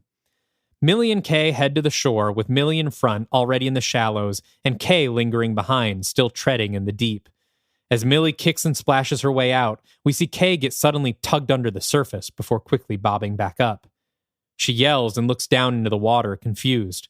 Her mom says, "Kay, dear, you all right?" "I think there's something down." And then she's pulled under again, more forcefully this time. Under the water, we can see the creature's hand gripping her ankle. She screams out a stream of bubbles as she's pulled deeper. Her mom runs into the shadows with Millie, yelling for her daughter. When we cut back under the water, Kay has been pulled into the sand at the bottom, waist deep and getting sucked deeper. She reaches a hand up as her head is slowly engulfed by the sand, and then even her hand slips under. In the shallows, Julia and Millie are still wading deeper and yelling. They see Kay's stream of bubbles stop rising to the surface, and they freeze, fearing the worst. Then, slowly, the creature emerges before them. They stare up as he rises to tower over them, spraying water in all directions. Julia and Millie scream and run for the shore. The creature has been set loose on the town. He follows the fleeing beachgoers out past the entrance booths to the downtown drag. The rain is as heavy as a monsoon, and the gutters begin to overflow and turn the curbs into rivers. As the creature strides down the middle of the street, thin tendrils of seaweed snake out of storm drains, manholes, potholes, anything open, grabbing onto the ankles of the fleeing citizens and pulling them down into their depths, snapping their bones and tearing their flesh to make them fit. We might even show some shots from inside nearby homes, where the running water turns thick and black before sucking people down into the drains, a la the 1988 Blob remake. If the creature comes directly across any townsperson, he quickly kills them and tosses aside their body with a splash, where it is subsumed by seaweed. Finally, the cavalry arrives in the form of a half-dozen citizen militia members pulling up in a pickup truck decorated in like 8 different fascist flags. Jason Danby and Mark Woodson, again Clancy Brown, get out of the cab and give instructions to the 4 in the bed, all of them aiming their semi-automatics at the creature. On Mark's signal, they fire. When the bullets hit the creature, they merely splash against his flesh, but they do get his attention. He turns to see them, decked out in their camouflage jackets, and heads towards them with renewed purpose, his spines flared. He's out for revenge. They empty their clips into him, but he just keeps walking, marching right up to the front of the pickup, lifting it up by the front bumper and flipping it onto its back. He turns to Mark, who points his muzzle directly at the creature's face and yells as he fires round after round. The creature smacks the muzzle aside, and the gunfire tears through a few of the men scrambling from under the truck. The creature places his enormous hand over Mark's face, digging his claws into the skin. Mark struggles for breath under the hand, and we see the webbing inflate and deflate with his panting. The creature slowly drags his claws inward, tearing the flesh away, crumpling his face like a tissue in his hand. Mark falls to the ground, a bloody skull screaming in agony. Jason smacks the creature in the back of the head with the butt of his rifle. The creature turns to look at him, cocking his head curiously. He knows this man. This man delivered him 2 different souls this week. Yeah, come and get me, big boy. I ain't afraid of a freak like you. This is our town. And round these parts, we fight to keep what's ours. The creature raises its hand and backhands Jason across the face. He reels, blood raining to the pavement. He tries to hit back, but the creature grabs his wrist and snaps it. The creature hits him again, hitting him repeatedly, just as he did with Jason's son, until Jason falls down in the street, his face a bloody pulp. He spits blood and looks up at the creature. Oh, big tough guy, are you? Beating up a man half your size. You think that's fair? Only cowards don't play fair. And that makes you... From out of the puddles around Jason, tendrils of black seaweed sprout and wrap around his wrists and neck. He stiffens as his veins near the seaweed bulge with black liquid, spreading out to cover his entire body. Bubbling black sludge begins to pour out of his ears, his nose, and spreading around the crotch of his jeans. He opens his mouth and we can see it rising in his throat, choking him. He suffocates just as the sludge fills the whites of his eyes, leaving lifeless black eggs in their place. Downtown is in chaos. The streets have filled with water, and cars are beginning to float away towards the beach, colliding with anything in their path. People, street lamps, even a gas pump, sending the station erupting in a cool-ass explosion. It's our big monster rampage. We gotta have some... Absolutely. Downtown is getting fucking destroyed. Yeah, blow up that Krispy Kreme. Julia and Millie have stumbled across Gabrielle in this mess, and all of them are standing in the thigh-deep water. Julia is sobbing and begging Gabrielle to take Millie home so Julia can go back to the beach to search for Kay. Gabrielle is trying to convince her that it's too dangerous, that they all need to run together. The 2 women yell over the rain at each other, Millie standing nearby looking traumatized, when suddenly 2 webbed hands grab Julia's head from behind and snap her neck. She falls into the water, leaving just the creature standing there. Tendrils of seaweed grab Julia's body and tug her under, squeezing her body through a nearby storm drain and out of sight. Gabrielle shoves Millie behind her and backs up slowly as the creature advances on her. Just then, Rita arrives, scooting onto Main Street from higher ground where it hasn't quite started flooding. She sees the creature advancing on her mother and she screams, "No!" causing both of them to turn and look at her. She runs towards them, but slips in a puddle and goes tumbling to the ground. Her thick glasses fly off and crack on the pavement, skittering into the water and sinking out of sight.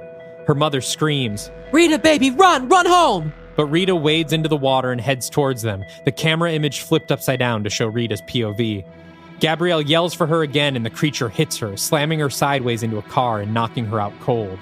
Rita and Millie both scream, and Millie runs away past Rita. Rita's mom is floating face down in the water. Rita flips her over and tries to drag her to safety, but the creature grabs her mother's ankle and yanks her away. Rita again yells "no" at the creature again and pulls, playing tug of war with her mom's body. The creature holds his grip and looks at her. "Fine, I'll go with you. I'll go to the lagoon and I'll be your partner or whatever, and I'll keep you company, I'll help you with the souls, and whatever you want, just let her go." The creature obeys. Rita helps her mom up to a dry part of the street, and as soon as she does, the creature scoops her up, carrying her in his arms up the street back towards the lagoon. Rita puts her arms around his neck and looks back, upside down, at her mother receding in the distance. By the time they get back to the lagoon, Rita has fainted in the creature's arms. He swims her out to the island, walks her into the cave he calls home, and lays her down on the seaweed floor. Meanwhile, Millie, the last surviving member of the Gilman family, has run back to Gabrielle and woken her up. She says she saw where the creature and Rita went and can lead her there. Gabrielle finds Rita's broken glasses and chokes back a sob, then follows Millie. When they get to the woods, Gabrielle tells Millie to hang back and enters the lagoon alone. It's her first time there, and we take one last moment to linger on the queer splendor of the realm. Then she sees a shadow move in the cave on the island under the water and dives into the lagoon. She gets to the cave, but the creature is waiting for her. He grabs her and wrests her in the direction of the glowing tunnel, but Gabrielle doesn't go along willingly. As she fights the creature, she catches a glimpse of Rita in the adjoining cave and screams her name before the creature covers her mouth with his hand. But it's enough to wake Rita from her slumber. "Mom?" she mutters, then catches sight of their shadows wrestling on the cave wall. She rushes out just in time to see the creature throw her mom down into the glowing pit. Rita screams and sprints between the creature's legs, diving into the pool of glowing water after her mom. For the first time, we see the inside of the tunnel. It's lined with arms, humanoid in shape but with dark gray-green skin like the seaweed we've seen, wrinkled and slimy. A dozen of the arms have reached out and grabbed her mother, passing her down the tunnel towards the bottom.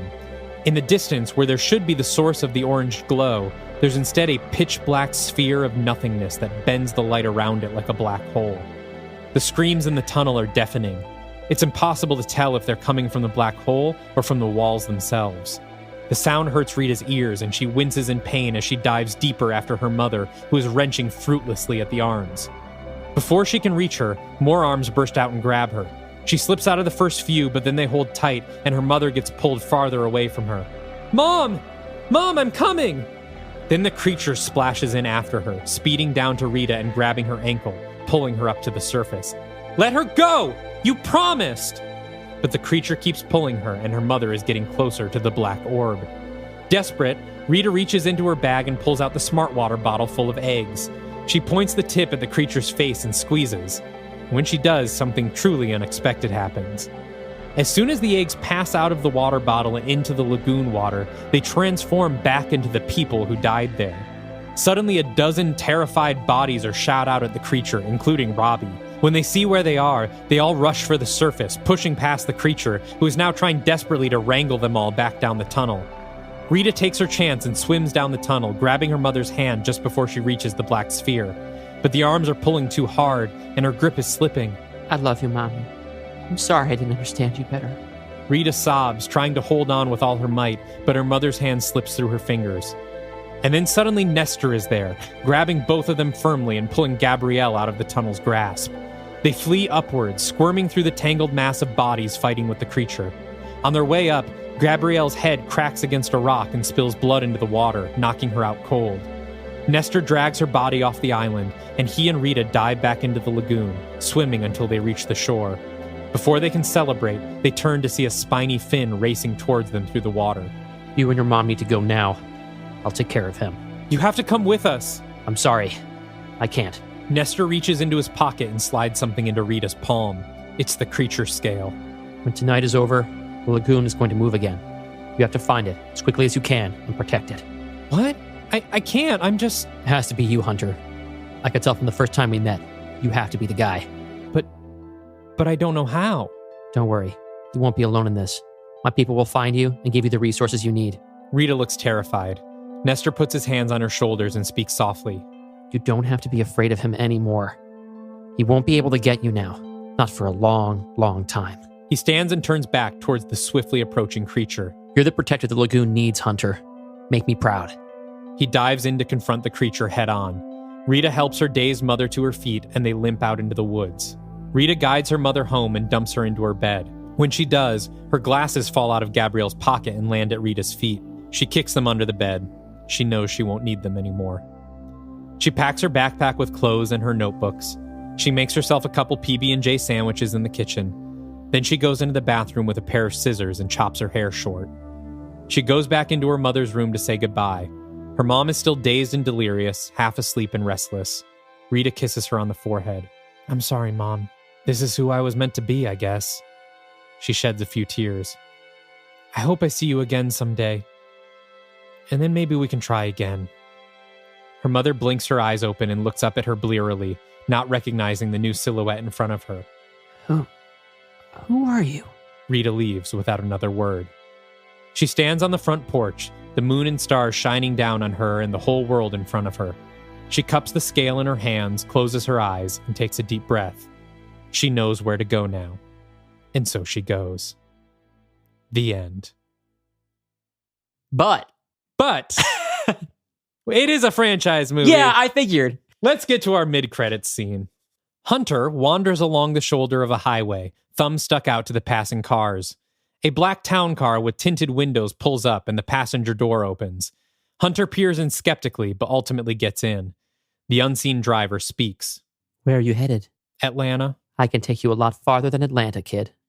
Hunter looks warily at the driver. We finally pan to see none other than Indrid Cold behind the wheel. So, you're the new guy, huh? You knew Nestor? That I did. Hadn't seen him in years, but he was still on the payroll. I'm sorry to hear what happened to him. You stopped a bad situation from getting a lot worse, though, and for that, I am grateful. He reaches out a hand to shake. Welcome to Prodigium, Hunter. Now, where are we really going? Post-credits scene. We hear a rhythmic pounding, accompanied by desperate grunts. Eventually, a shaft of light appears, and we hear the sound of rushing water and a man sputtering, attempting to breathe. Nick Morton bursts out of the sarcophagus to find that it's resting at the bottom of some enormous body of water. He swims up and up, away from the tomb he's been trapped in, and eventually comes up gasping for air at the surface of the Black Lagoon. He looks around wildly, confused at where he is or how he got here. His eyes land on a glowing island of orange light that seems to only exist as a reflection. He swims towards it. The end.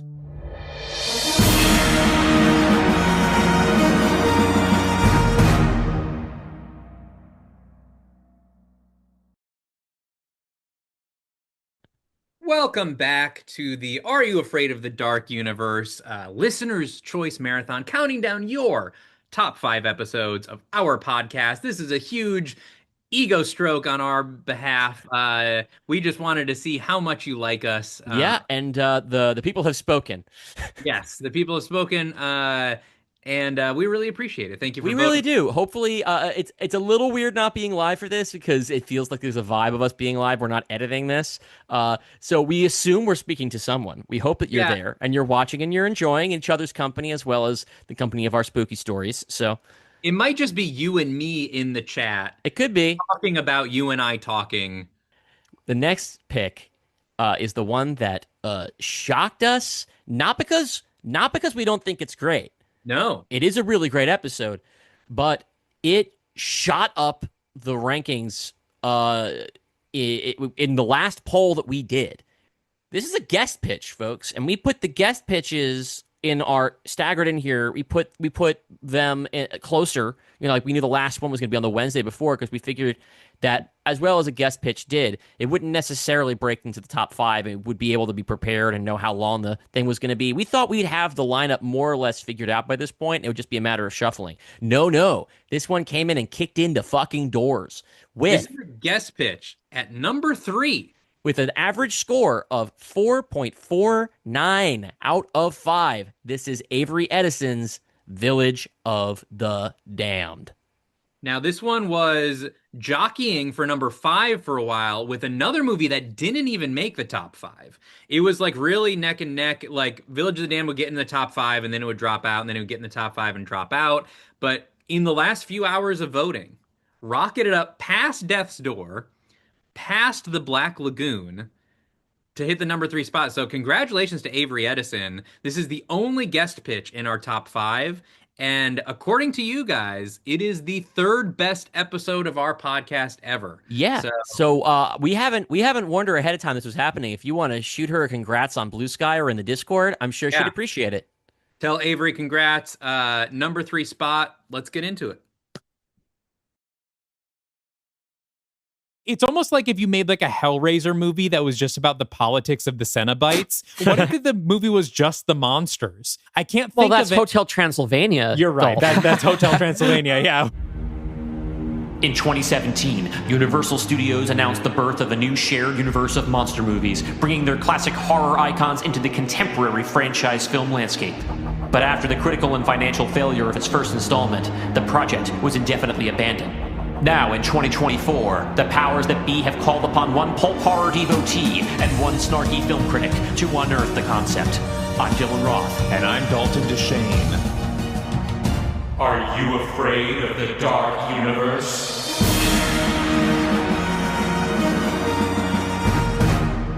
Hello and welcome to Are You Afraid of the Dark Universe, the podcast where we attempt to resurrect Universal Studios' failed cinematic universe of monster movies, one pitch at a time. I am your maligned parent host, Dylan Roth. And I am his damned child, Dalton DeShane. And together we've been building out the Dark Universe into an ongoing narrative to rival the MCU. And what a journey it's been so far. We are deep into phase 3. Deep into more than... We're coming up on our next Dark Legion movie. Yeah. Pretty soon. What do we have, like 3 pitches left? Yeah, we got a lot of work ahead of us. I can't believe it's coming up already. In between our own canonical installments, however, we've been inviting our favorite storytellers into our office to plumb the depths of the Universal Studios catalog for other properties to potentially remake and fold into our own continuity. We can't do all the work here. We gotta get some other people involved. No, could we really call ourselves movie producers if we weren't leeching off of the creativity of other people? Yes, we need people to pay less than us to do more work. So today's volunteer, our guest this week is a comedian and humor writer who has been published by such publications as The Guardian and McSweeney's. But like so many guests on this show, she's also a renowned poster. Yes. Please welcome to the Dark Universe, Avery Edison. Perhaps more infamous for posting than famous at this point, but I'll take it. I'm very grateful. I'm pretty sure you've had previous guests who may consider themselves my enemies or me their enemies. I'm a contentious character in film Twitter. I don't think so. I'm very grateful to be granted a platform here. We ask all of our guests, are you pro Avery Edison before we confirm? Okay, good. So don't worry, no enemies here. I think, Avery, that you're one of the Letterboxd follows that I sometimes use as a reverse barometer for things. Okay, interesting. I think that you and I have very different tastes. Opposite tastes. Yeah, that's fine. That's fair. That's cool though. Like, we have a lot of people in our Discord like that too, that always think the opposite things we do. And that's good. And it's going to make for an exciting pitch, I'm sure. You know what? I really don't want to build up expectations too much, but I spent a fair bit of time on my pitch, and I've listened to a lot of the show. I'm not fully caught up. Unfortunately, Fortnite has been bad the past couple of seasons, and that's where I do most of my podcast listening. So I've not been playing the game very much. So I've fallen behind on every single one of my podcasts. So I'm not fully caught up, but I'm pretty familiar with the universe, and I'm pretty confident in my pitch. Well, that's awesome. We're really excited. But first of all, I was excited to see that you. I discovered. I think you posted something in response to something that Joseph Fink posted. So I was excited to see that you had heard of our show and you'd listened to us. Yeah, it was Joseph's tweet that you talk about on his episodes. That really great tweet where he says the thing I like about. Yes. Are You Afraid of the Dark Universe? Putting it out there as something you should already be familiar with, and he's just telling you specifically what he likes. It's such a great tweet, and so cool. He's a great creative mind and has good taste, and I'm always looking for new podcasts. And at the time, I was really into big walks, which I think is a sign of a mental health crisis. But I was going on a lot of big walks and just putting on the episodes, and they were perfect. It was a perfect amount of time. I'd be walking upon the Liverpool docks and like having to like stop and just wait for a second. Like, you've got the Invisible Man posted behind you. I think I tweeted specifically the Invisible Man episode, the various reveals, the humor. I mean, like I would be walking along saying holy shit to myself at the various twists on the horror canon, which I'm a big horror person, not as much lately, very much in my childhood. My mum was very not neglectful, but perhaps permissive, and hated. If I would ask to watch a Disney movie, she would say, no, that's childish, which, I was a child mum. But she would stick on a horror movie instead. So this particular film I saw, it came out in 95, probably aired on TV a few years later. So I would have been maybe 10 years old when it hit. Young enough to identify with the creepy children. 100%. I was very blonde. My older sister used to say I look like these freaks. Maybe that's why I picked it. That didn't click until now. Oh no. Well, that segues pretty well to often our first question of guests, which is why Village of the Damned? By the way, we're talking about the 1995 John Carpenter remake of the 1960 classic horror film Village of the Damned today. Yes. We've buried the lead. Well, here. you probably saw the it in title of the episode. Yes. So what inspired you to select this film as the basis of your pitch today? Was that, as I said, I watched it when I was very young, and it really, it's not a great movie. I would say the first half hour has some really compelling stuff going. Yes. But there are several images that really stuck with me as a traumatized child that I think are really powerful. The things the kids do to the adults or make them do to themselves are pretty nasty. And I will say, rewatching the movie, those images do not live up to what my memory has made them into, which is always the way. But they're pretty gnarly, though. The woman boiling her arm, is definitely one of the more extreme moments. Desperately trying to put it back in when she's taken out. It's a very Jessica Jones Kilgrave situation where if you're told to do something by these children, it's a compulsion you have to fulfill. And that's genuinely horrifying. Yeah, it's very Purple Man, or even in the comics after Purple Man, they introduced the Purple Children, which I realized watching this is like, oh yeah, those are just exactly the Village of the Damned kids, basically. Except instead of white hair, they have purple skin. Over here in school, we studied Day of the Triffids, which is another John Wyndham book because the Village of the Damned is of course based on his Midwich Cuckoos. I think he's one of the great sci-fi writers who treads into horror a little bit. And I'm British, and I wanted to bring something British to the pod. I know you've had films that have stopped over in the UK, but I really wanted to play up to that as well. This is the first genuine British accent we've had on the show. The rest of them have been me. And it's not even that genuine. I spent too much time in the States and Canada. It's drifted. Unfortunately I do have what they call the fortnight accent. Well, as our first British guest, though, I do have to ask you, what do you think of Dylan's British accents? I can leave the room. It's okay. You know what? I might end up doing some American accents today, so okay. I'll just lay an expectation of kindness towards accents. I think Dylan's is the best British accent I've ever heard. Wow! This podcast or any. We can put that quote on all the promotional materials. Oh my god, absolutely! We have the Joseph Fink quote, and then we have you saying Dylan's is the best British accent I've ever heard. Yeah, I'm going to leverage that to get some dialect coaching jobs, I think, on the side. Yeah. 100. Yeah, you got to get always a side hustle. Always Absolutely. a side hustle. So let's start recapping this because Avery, you told us before we started recording that you have quite a substantial pitch for us today. Which it's a beefy pitch. It's a big beefy pitch. We're excited about it, and we know that our fans like that. Our fans have expressed they like the more fleshed out pitches. As much fun as it can sometimes be for us to just completely riff.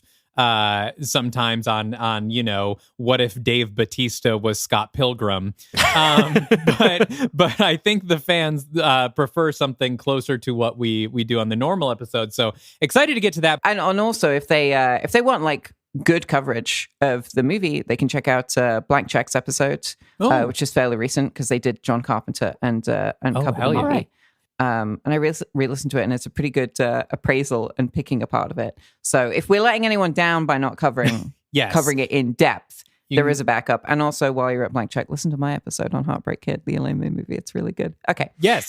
Sorry, already plugging my stuff. Well, people might have already heard it because we have a lot of crossover fans. That's what I figure. We have a lot of our fans that listen to them. We don't have a lot of their fans that listen to us, but hopefully that will grow. We're going to change it. We're going to change it. But so this is a John Carpenter film, came out in 1995, but it is a remake, as we said, of the 1960 MGM film Village of the Damned, which, Avery, have you seen the original 1961? I haven't seen it. I've got my canonical version in my head. I don't want it blurred by something better. Well, I watched it last night, and you probably don't need to watch it because it is the exact same movie. Like, it is, John Carpenter really did it. There were a lot of things in Carpenter's version that I thought were like, oh, this is like something he modernized, or this is, I'm sure, something that was, but especially because like John Carpenter made The Thing, which is such a departure from the original Thing that I was like, oh, I assume John Carpenter kind of completely reinvented this just based on the concept. No, it is like there are very few things that differ. The biggest difference is that, of course, in this movie, the women have the option of an abortion, which you are not allowed to. Like in the 1960 version, they're not even allowed to say the word pregnant. So it's, which is hard in a movie where everyone's pregnant, but they have to just like imply it. They can't say the word. But the abortion thing doesn't really matter because none of them get abortions anyway. I do think it's one of the most interesting parts of the 95 movie in that we still live in a media landscape where when someone mentions abortion as an option, you still sometimes go, "Oh, okay, that's cool." Like it's still fairly surprising in our, pretty Christianized, moralized media landscape. That's why that oh my God, what's the movie with Jenny Slate? Obvious Child. Oh, yes, Obvious Child. Yeah. That was such a big deal because it was like, no, she gets pregnant and she's like, of course she's going to get an abortion. That's what it's actually very common. So it's just really cool when Kirstie Alley just says, you can kill these babies if you want. It's fine. But we will pay you if you don't. Which is the other thing is like, I feel like in a lot of modern movies, even when abortion is mentioned, it's very rarely taken up. Like it rarely happens. And part of that is because there's more, dramatic potential in having the kid, I guess, for a lot of plots. But it's very rare that you actually see someone get an abortion in a movie, even when it is mentioned.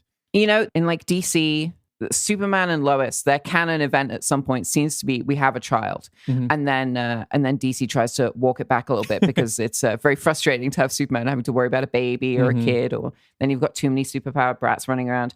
So I think the next logical step at this point is for Superman and Lois to get pregnant and then have an abortion. Yeah, like every 12 issues. Yeah, exactly. Every generation needs their version of the Superman Lois abortion. Lane's abortion story. Yeah. It needs to be adapted to film. You can't make a Superman movie and not do the abortion. And it opens up room for the superpowered abortionist, of course. Man of Steel, Woman of Kleenex. A regular abortion is not going to take. It's going to need to be a kryptonite coat hanger. And that's an awful thing to say. That is... terrible. I also love establishing that Clark refuses to use a condom. He's just like, oh, no. It doesn't feel as good. He's the most powerful man in the world. You think he's gonna put on a second skin? No, come on. All right. Well, there's our social clip for this episode. The classic Superman abortion riff. Thank you for that gift, Avery. Are you afraid of the dark universe? So, okay, this film takes place in a small town, population 2,000, called Midwich, which is at least how we pronounce it here. Well, which also a town name that makes more sense in the original, where it takes place in Europe or in England, because which used to be Europe. It used to be true Europe. Yeah, used to be for a small time Europe, but it's a very English town name. So it's a small town where everybody knows each other, and they all get together for some kind of festive event. And during this event, a strange force, invisible but makes a whooshing sound, so not completely inaudible, swoops down from the sky. It's very cinematic Galactus style. Like we could do aliens, or we could do like a weird cloud. I think that's much better. Everybody within a radius of the town simultaneously loses consciousness, and even if you were to drive into town or walk into town across that border, you pass right out. Which is what happens to State Trooper Seth Meyers in the movie. There's an uncredited... That's crazy. Seth Meyers from SNL? Yes. Wow. Are you sure about this? It's on Letterboxd, and also you can look at his face, and it appears to be Seth Meyers. But is it on IMDb? I'm never looking at Seth Meyers' face. He's simply too handsome, which is, I guess, the thing we're meant to think about Seth Meyers. I guess. He looks like Brian Bolland's Joker to me, but it's... Oh my God, you're right. Oh, that's a really good pull. Oh. We need another Joker movie. Let's do another one. Another cinematic Joker stat. When they wake up a couple of months, I guess probably 6 to 8 weeks or so later, everybody who can get pregnant is pregnant. To be clear, they wake up 6 hours after they pass out. They wake up 6 hours later, then everything seems like it's fine, and then weeks pass, and there is, well, I guess not everybody. I guess there are there's total of 10 pregnancies. Right. Which I was confused. Are we to understand that there are 10 women in this town? Or only 10 of the women? Only 10. It's weird that when you look 10. at descriptions of the movie, which is I think what messed me up, I went in with the expectation of thinking that when they woke up, everybody was going to be pregnant. It's 10 pregnancies. But don't they talk about like, oh, this also happens in an Inuit village where there were like 100 of the children? No, I think it's always the same number of children in the other locations. Okay. Yeah. There are 10 pregnancies. 9 babies are born. 1 is stillborn. But we should note that one of the women is a virgin. Yes. Yeah. She's a teenage girl, I believe 17. Yeah, it's played mentioned by in the wiki, maybe, but not the Patton Oswalt's new wife, Meredith Salinger. Okay. What was the relationship between? We got Mark Hamill as a priest in this movie. Speaking of jokers, Yeah. What was his relationship to the woman? He's a reverend, not a priest. He can have a wife. He's married. That was his wife. Yes. Okay. Yeah. Let's talk a little bit about the cast before we get too deep into this. There's a lot of people who are better known for major franchise works. We have Christopher Reeve, top billing as the town doctor. Mm-hmm. They use the OB in town. So we have a Superman. We've got who would have been the biggest star at the time, Kirstie Alley, as Dr. Susan Werner, a amoral government scientist who's fascinated by this phenomenon. Yeah, she was in the middle of her hot streak in 95, wasn't she? She was recently off of Emmy Cheers. wins, Yeah, and of course, she has done a Star Trek. She was Lieutenant Savick in Star Trek 2, but not in Star Trek 3 or 4.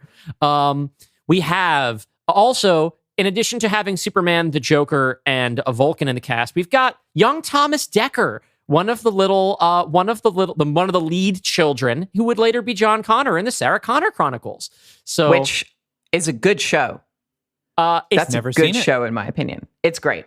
I'm fascinated by it despite having never seen it. And I keep wanting to watch it. And then whenever I have the wild hair to go watch it, it's not streaming anywhere. I do think it's on Netflix right now.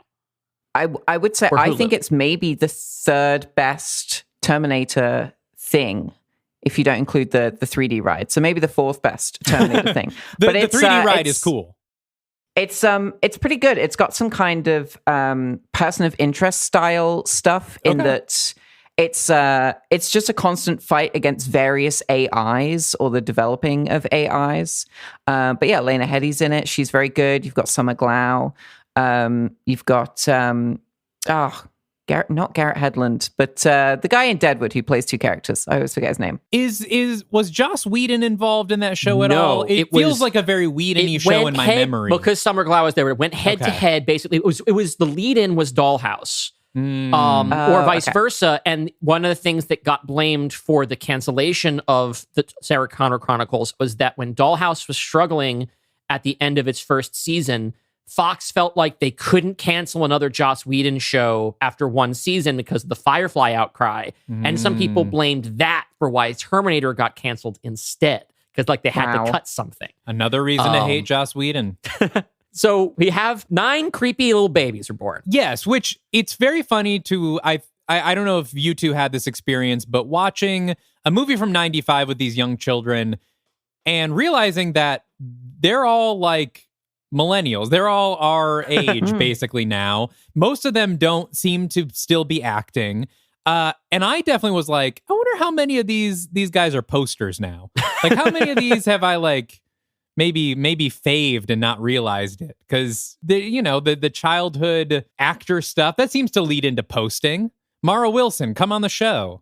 We have extended an invitation to Mara Wilson to come on the show. So 5 boys and 4 girls are born, and we cut ahead to a little bit later, but as they are growing up, they exhibit terrifying psychic powers, which they use to punish their parents for fun.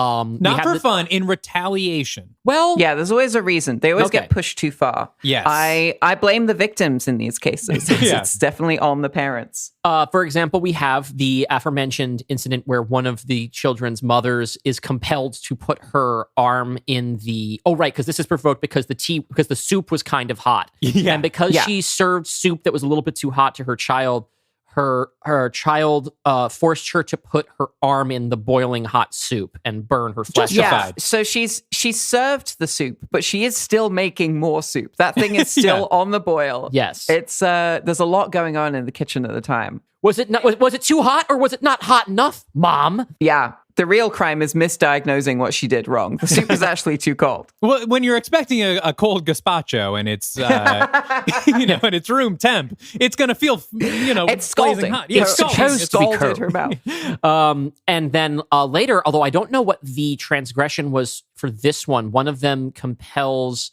her mother to jump off of a cliff. It's the same. It's the same mother, mom. Yeah. Okay, it's Christopher Reeve's wife. Yeah, and it's the lead child of the children. It's interesting that the girl is the leader, but yeah, she seems to have a grudge against her mum for the soup incident, yes. And tells her to off herself. Yeah, that's the thing. I guess boiling her arm was not enough. She was like, I'm still pissed about the soup thing. Well, because she didn't see it through because it got interrupted by Miss Crocodile Dundee. Yes, that is true. Who the school principal, Linda. Yes, yeah. Linda Kozlowski is the actress's name. Is married to was married to the Crocodile Dundee for a long time. They did get divorced, but she's known. They met on the set, I believe. She's like the love interest in the Crocodile Dundee movies. Yeah, and then actually married the Dundee himself. And she maybe gives the best performance in this film. I'd love to give it to Kirstie Alley. I'm a big Drop Dead Gorgeous fan, but she overeggs it a little bit. Mark Hamill does too. Christopher Reeve kind of sleepwalks through this thing. I think it's Linda taking the MVP. Yeah, she's really good in this. I wouldn't argue with that. But yeah, like you were saying earlier, Avery, yeah, like the first half hour of this, I think really cooks. Like before the kids are born. And you don't know what's going on. There's, there's this great image where, because there's like this school opening fair that everyone is at when they all pass out, there's a guy grilling hot dogs. And then when they wake up, it's 6 hours they're passed out and he's like cooked to death on the grill. Yeah. And they cut away nasty. very quickly too. Like it gives you just enough time to be like, and not enough time to be like, oh, I can see how they did that. Yeah. But it's a very compelling mystery, right? Because like, oh, it's just a normal small town. Wait, now everyone's passed out and they're trying to, it's like a very hard boundary. It's very under the dome a little bit. I was thinking exactly that. Yeah. I like the way that watching the sort of process of they're trying to figure out like, how does this work? And even though they don't really get an answer, it made it kind of more interesting because every new development made it more impossible and more intriguing. Sorry, can we do a quick Under the Dome detour digression? Yes, let's get into Under the Dome. Hell yeah. Under the Dome. Okay, I was excited for Under the Dome. I love Stephen King. The book or the series? The series. Okay. The series. I had read the book. I was excited for the series. I got maybe 4 episodes in and had to bounce. Here's the thing that really frustrated me about the Under the Dome TV show. There would be times when they are standing right next to the dome and you can see on the ground the curve of the dome as it stretches around them. The dome is big enough that at any point where you are right next to the dome, the line on the ground, it would be a straight line. Yes, yeah, because it's enormous. It's enormous. You shouldn't be able to see the curvature of the dome. You should never be able to see the curvature of the dome if you're right next to it. Flat dome really, theory. really bothered me. But I'm I have a flat domer. I'm a flat domer. I have a Zoomer friend named Emily who loves to go back through old TV shows, binge them. I put them on Plex for her or whatever. And she said, "Have you heard of this thing Under the Dome?" And I said, "It's terrible. Don't watch it. They get domes completely wrong." We always talk about fulfilling the promise of the premise. And what's the most important part of Under the Dome? It's the fucking dome. And it's a big dome. If you're going to get the dome wrong, it's about the domes. She said, "I'm going to do it. I'm going to watch all 3 seasons." And I said, "You're not going to make it 3 seasons of Under the Dome. 3 seasons and those are of network seasons, right? Aren't those like 20 episode seasons?"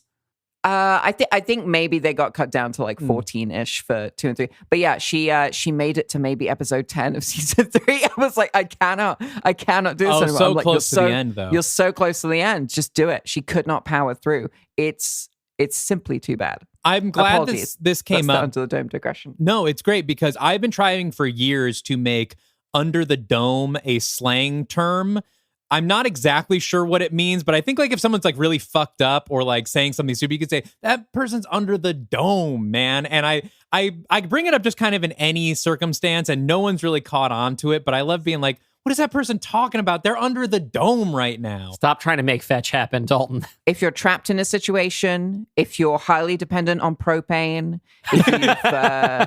if you've seen a cow get bisected, you're in your under the dome era. It's giving dome. I'm dome pilled. I'm dome maxing. You undered into the dome toilet. So in the 1960 version, also similar to Under the Dome, they do a thing where they have a plane fly over the town to test the sort of upper limit. And it's so funny because there's a real pilot in there, and they kept being like, okay, fly a little lower, but pull up if you feel anything, but fly a little lower. And of course, the pilot passes out and the plane crashes.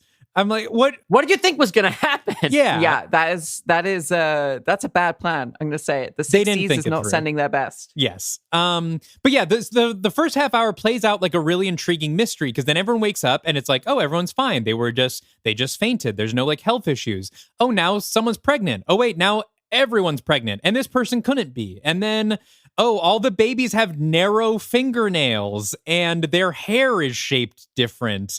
And their DNA is all the same, like their siblings. Yes. Yeah, like they're siblings, and we don't know, where the DNA came from. And did someone like impregnate everyone while they were passed out? Like what happened here?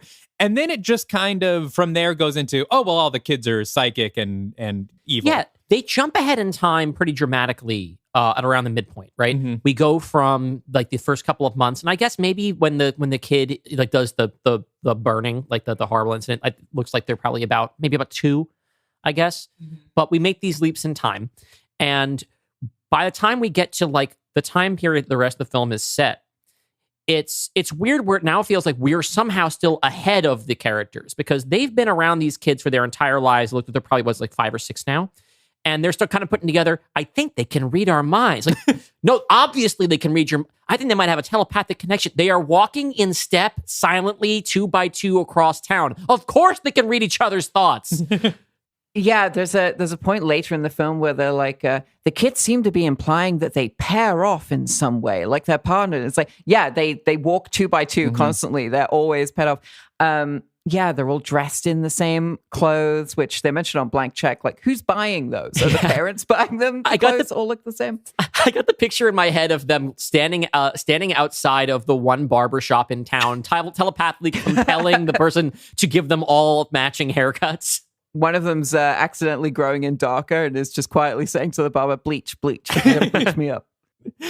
Maybe it's just because there's one barber that's the only kid haircuts he knows how to do, Oh, 100%. That's it. There's only one barber. There's only one stylist in town. So they're like, all of them independently are like, I want to freshen up my look. I want to get something new. And this guy only has one option. It's gray. It's like a rich person's house on TikTok. Everything is gray. Yeah. I think the time skip is smart. Because the problem with this movie, the biggest problem, is that you are reliant on the acting abilities of children. Mm-hmm. And you don't need them to just act. You need them to act and be scary and threatening and convincing in doing a lot of internal stuff. Like they are using psychic powers that don't manifest physically other than creepy glowing eyes. Yeah. So I think a time jump is smart. They should have maybe jumped a bit older. Maybe have the powers have some delayed onset, with like puberty or something. But yeah, as it is, you've got a bunch of like maybe like 10-year-olds by the end of the movie being kind of wooden and unconvincing. Thomas Dekker does do a good job. There's a reason he ended up fighting the Terminators, I think. Yeah, he actually is really good. And he has the most complicated role of them, right? Because this is David. This is the one child whose partner, who was supposed to be his pair, was the stillborn baby, which is, I think the interesting thing about the stillborn baby is that we don't know for certain it's stillborn. Right. We see Kirstie Alley delivering the baby, and then she says, "I'm sorry, it's stillborn," and then she hurries just runs out of off with it. Yeah. And she wants a child to do an autopsy on. I think there's a non-zero chance she kills that baby as it's being born. Yeah, that I think that's a huge possibility. It also could just be because we see it later and it's more alien looking than the other children. It could be just that it came out looking more alien looking, so she was like, oh, this is the one. This is like, I need to research this one. And then killed it.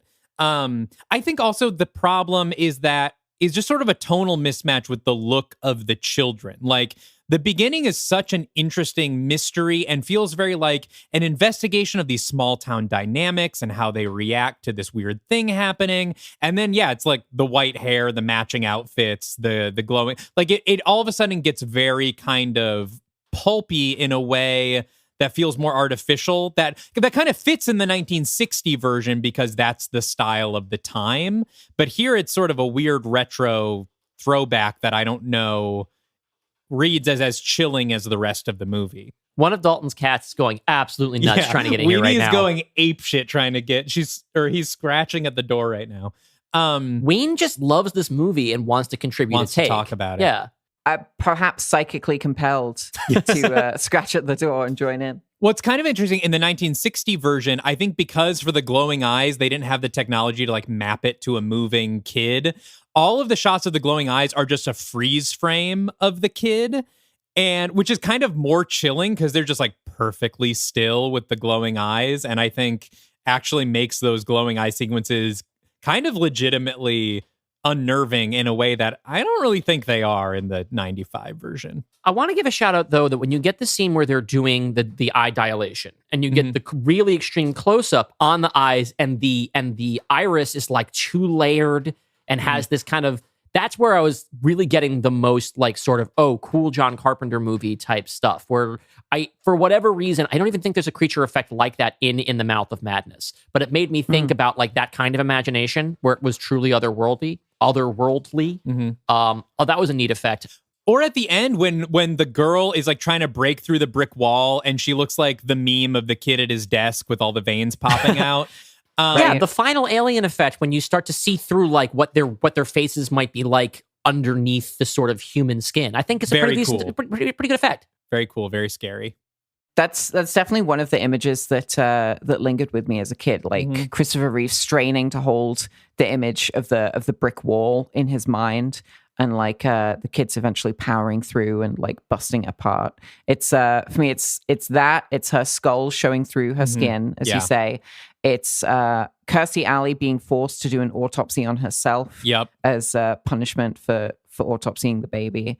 Those are the really strong images to me. It's Carpenter. There's gonna be strong images in the movie. Yeah, there's some gnarly stuff. Basically, to sort of summarize the plot at this point, everyone at a certain point figures out these kids are aliens. And they're like, or some sort of higher being. Right. They never explicitly say extraterrestrials, but like something like that, right? Yeah. And they have these powers and they're like, oh, we're very defensive because we are going to grow up to overpower you and take over, and we can't have you, resisting us or whatever. Christopher Reeves decides to respond to this by building a time bomb and bringing it to the school where all the kids are and blowing them all up. Except for David. And this is a change from the 1960 version. David's whole arc doesn't really exist in the 1960. There's no autopsied 10th kid. This is all a good, I think, a very strong addition to the remake of like making David sort of the most human of them, who then gets to go off with Linda, the Mrs. Dundee at the end. Yes. And so all the kids blow up. The end. He packs a briefcase or a suitcase or something with a bunch of TNT or dynamite or something. Yeah, and it's very fun. When the bomb goes off, there are multiple explosions from one source. Maybe the kids have some kind of kerosene blood or something. When you build a cartoon bomb, you don't know what the results are going to be. It really is an Acme style. He's got the bell alarm clock. It's really great. Which this does happen in the 1960 movie, and I feel like in the 1960s you could say, okay, our leading man knows how to make a bomb, don't ask questions. But I do feel like in the 95 one, I'm like, how does this doctor know how to construct a functional time bomb? Well, yeah, he's I know. I maybe they teach that in med school. He does. He goes to the town explosive shed, which every town has. So every maybe small just town. In America, yeah. Maybe everyone in the town has some familiarity with explosives. Maybe this is Midwich is the town that Alfred Nobel built, and in school they all get a primer on how to make a bomb. Yeah, it's it does feel like so. Apparently, in sort of the years after, Carpenter has said this is not one of his favorite films that he did, and that he was sort of sleepwalking through it. And it was a contractual obligation too, right? Yeah. I think, but although he says he was a huge fan of the original, like he does love the original movie, and so he did sort of jump on the chance to make this one. But yeah, like it's so weird contrasting it with The Thing, because like Carpenter at this point is like he's known for his remakes but like a really inventive remakes, and this just doesn't have any. Like he really just makes a straight ahead beat for beat kind of remake, which is interesting. Yeah, I mean it's at the end of his career. Yeah. He's starting to make the stinkers. He's in his flop era, and yeah, you don't feel the passion, I guess, in this movie, which that he has for his other ones. No disrespect, because John Carpenter, one of the all-time filmmaker runs ever, from like Halloween through the 80s, is just banger after banger after banger. So, you know, we can't be too hard on Carpenter for this one. And you know, he's a fellow gamer. He loves his video games these days. And we know he loves a paycheck. That's true. Every once in a while, he just puts out his hand. Yes. And a bunch of money appears. And a bunch of glowing-eyed children. And we love that for give him. him some money. So when we come back from our break, we're going to hear about I would expect, more imaginative remake of Village of the Damned. Something it's like I imagine that you have not come in here with... I'll say it right now. I am more imaginative than John Carpenter. That's lay right. that expectation. Let's really. Avery is here to outdo Carpenter. I think I did some stuff. I'm excited. Yeah. I'm excited to share it. We're excited as well. We're going to go take a quick break. Please come back with us to hear Avery's Dark Universe remake of Village of the Damned.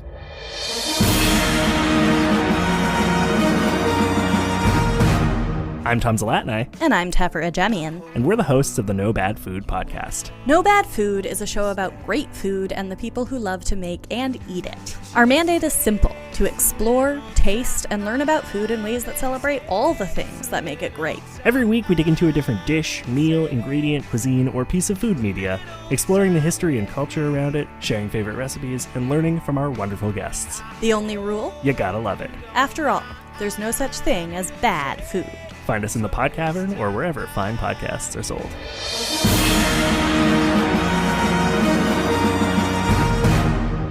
We are back here in the Dark Universe with our guest Avery Edison, who is about to present her pitch for a remake of The Village of the Damned.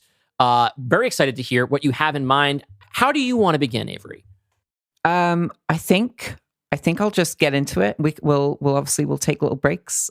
Sure, yeah. So I'll just do this first. This is like maybe the first guest episode where we can kind of treat it like an episode of the show, and like, yeah, whenever we want, let's take a break and talk through what we got. That's my hope. All right, let's go. Please don't make me score it. Also, apologies if I don't nail the voices. Okay. Oh shit, we got voices. Village of the Damned. Title card: Midwich, Southwest England, 1994. Back in England, yes. Back in England, back in its roots. Where it belongs. A lush green field under a clear blue sky. A gentle breeze moves through the surrounding trees. Birds call. The sound of the wind and birdsong becomes louder and louder, louder and louder, crescendoing until they completely cut a half second before something huge and bright roars through the sky and crashes into the ground. When the dust clears, we're presented with a shiny 50s movie-style UFO. It looks fake. It looks too fake. like a Monty Python cutout pasted onto the film. It obviously does not exist the way everything else in the frame does. The camera shakes a little and starts slowly panning away at a tilted angle. It corrects, quickly snaps itself back to position so the UFO is centered in the frame once more, but it soon starts to list away again. We cut to a farmer and his wife, Alan and Barbara Sugden, leaning over their fence to look at this bizarre, enormous thing. They've never seen anything like it. They want to take it in, inspect it, but their heads keep turning away against their will. 3 black Range Rovers pull up, stopping between the couple and the ship's landing site. Uniformed men and women, police, soldiers, pour out of the first 2 cars. Some of them are already carrying assault rifles, while others unload heavier weaponry, grenade launchers and mortars from the boot, or the trunk for our American listeners. From the final car emerges one Dr. Henry Jekyll. Prodigium has arrived. Wow. All right. We're making this canon. Far out. It's canon from RIP. Yes, I'm not Russell pussyfooting Crowe. around here. Russell Crowe is here. back. It's set in the opening is set in 1994. We can get him back for a little cameo. Yes. A little bit of CGI de-aging. Yeah. Oh, that would actually work with this, as we'll get to.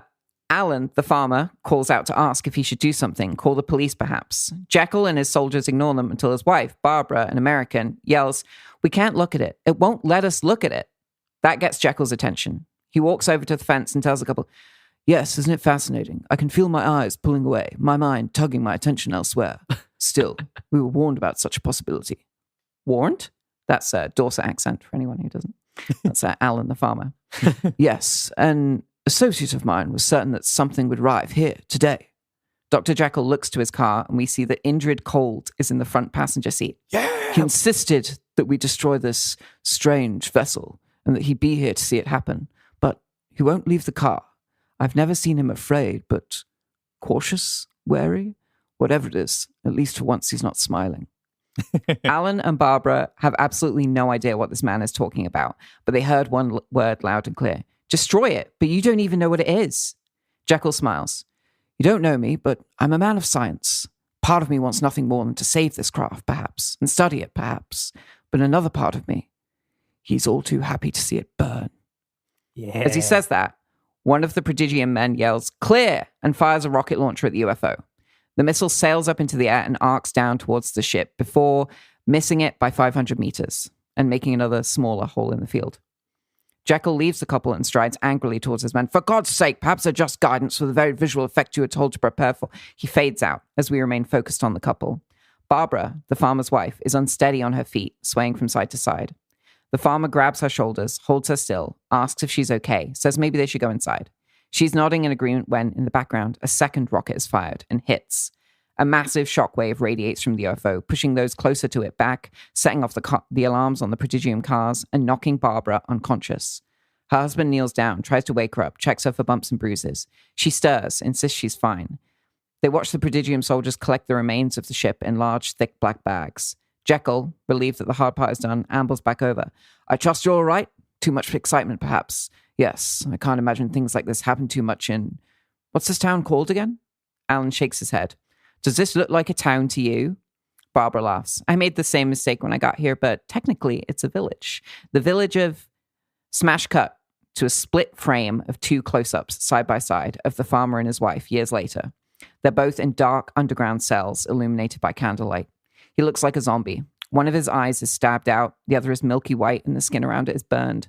His thick head of hair is gone. A few tufts remain, dotting a bloody, torn scalp. An ear is missing. His jaw is dislocated. He's drooling. His nose has been cut off. What we can see of his chest and shoulders is covered in scratches, scars, and scabbed over wounds still healing. His wife, by contrast, looks relatively healthy. Her hair is still there, but it's gone bone white. Her eyes are intact, but she's sobbing. Her jaw is fine, but she's using it to scream. The droning music in the background, slowed down, pitch-shifted bird song, is too loud for us to hear what she's yelling, but it's 2 words over and over. "Kill me, kill me, kill me." Title card, Village of the Damned. Damn. Yeah. Hell yeah. That's a hook. This is a great start. I'm really curious. I love the sort of, it's not mixed media, but kind of feels like with the UFO, with like, this is, I it reminds me of, I did a pitch for a Mothman comic series a few years ago, where I was like, how do we communicate that the Mothman is not of this world? And I was like, well, it has to not match the visual language of anything around it. So like, what if the Mothman was built of collage or like not traditional illustration, you know? And like, it seems like you're kind of doing the same thing here, where like, we're taking this otherworldly thing and communicating that by having it not match the visual language of the world it's placed in, on a media level, on like a film level, because that's how we're communicating. And I love that stuff. I think that's so cool. I also love the idea of the characters being incapable of regarding it. And for the way that it's entered for us, I mean, there's two avenues. Like we could also be denied seeing it, but I think that just the jarring image of here's a thing that does not belong, right? And rather than having to have the characters somehow respond to that, their response is that they can't respond to it.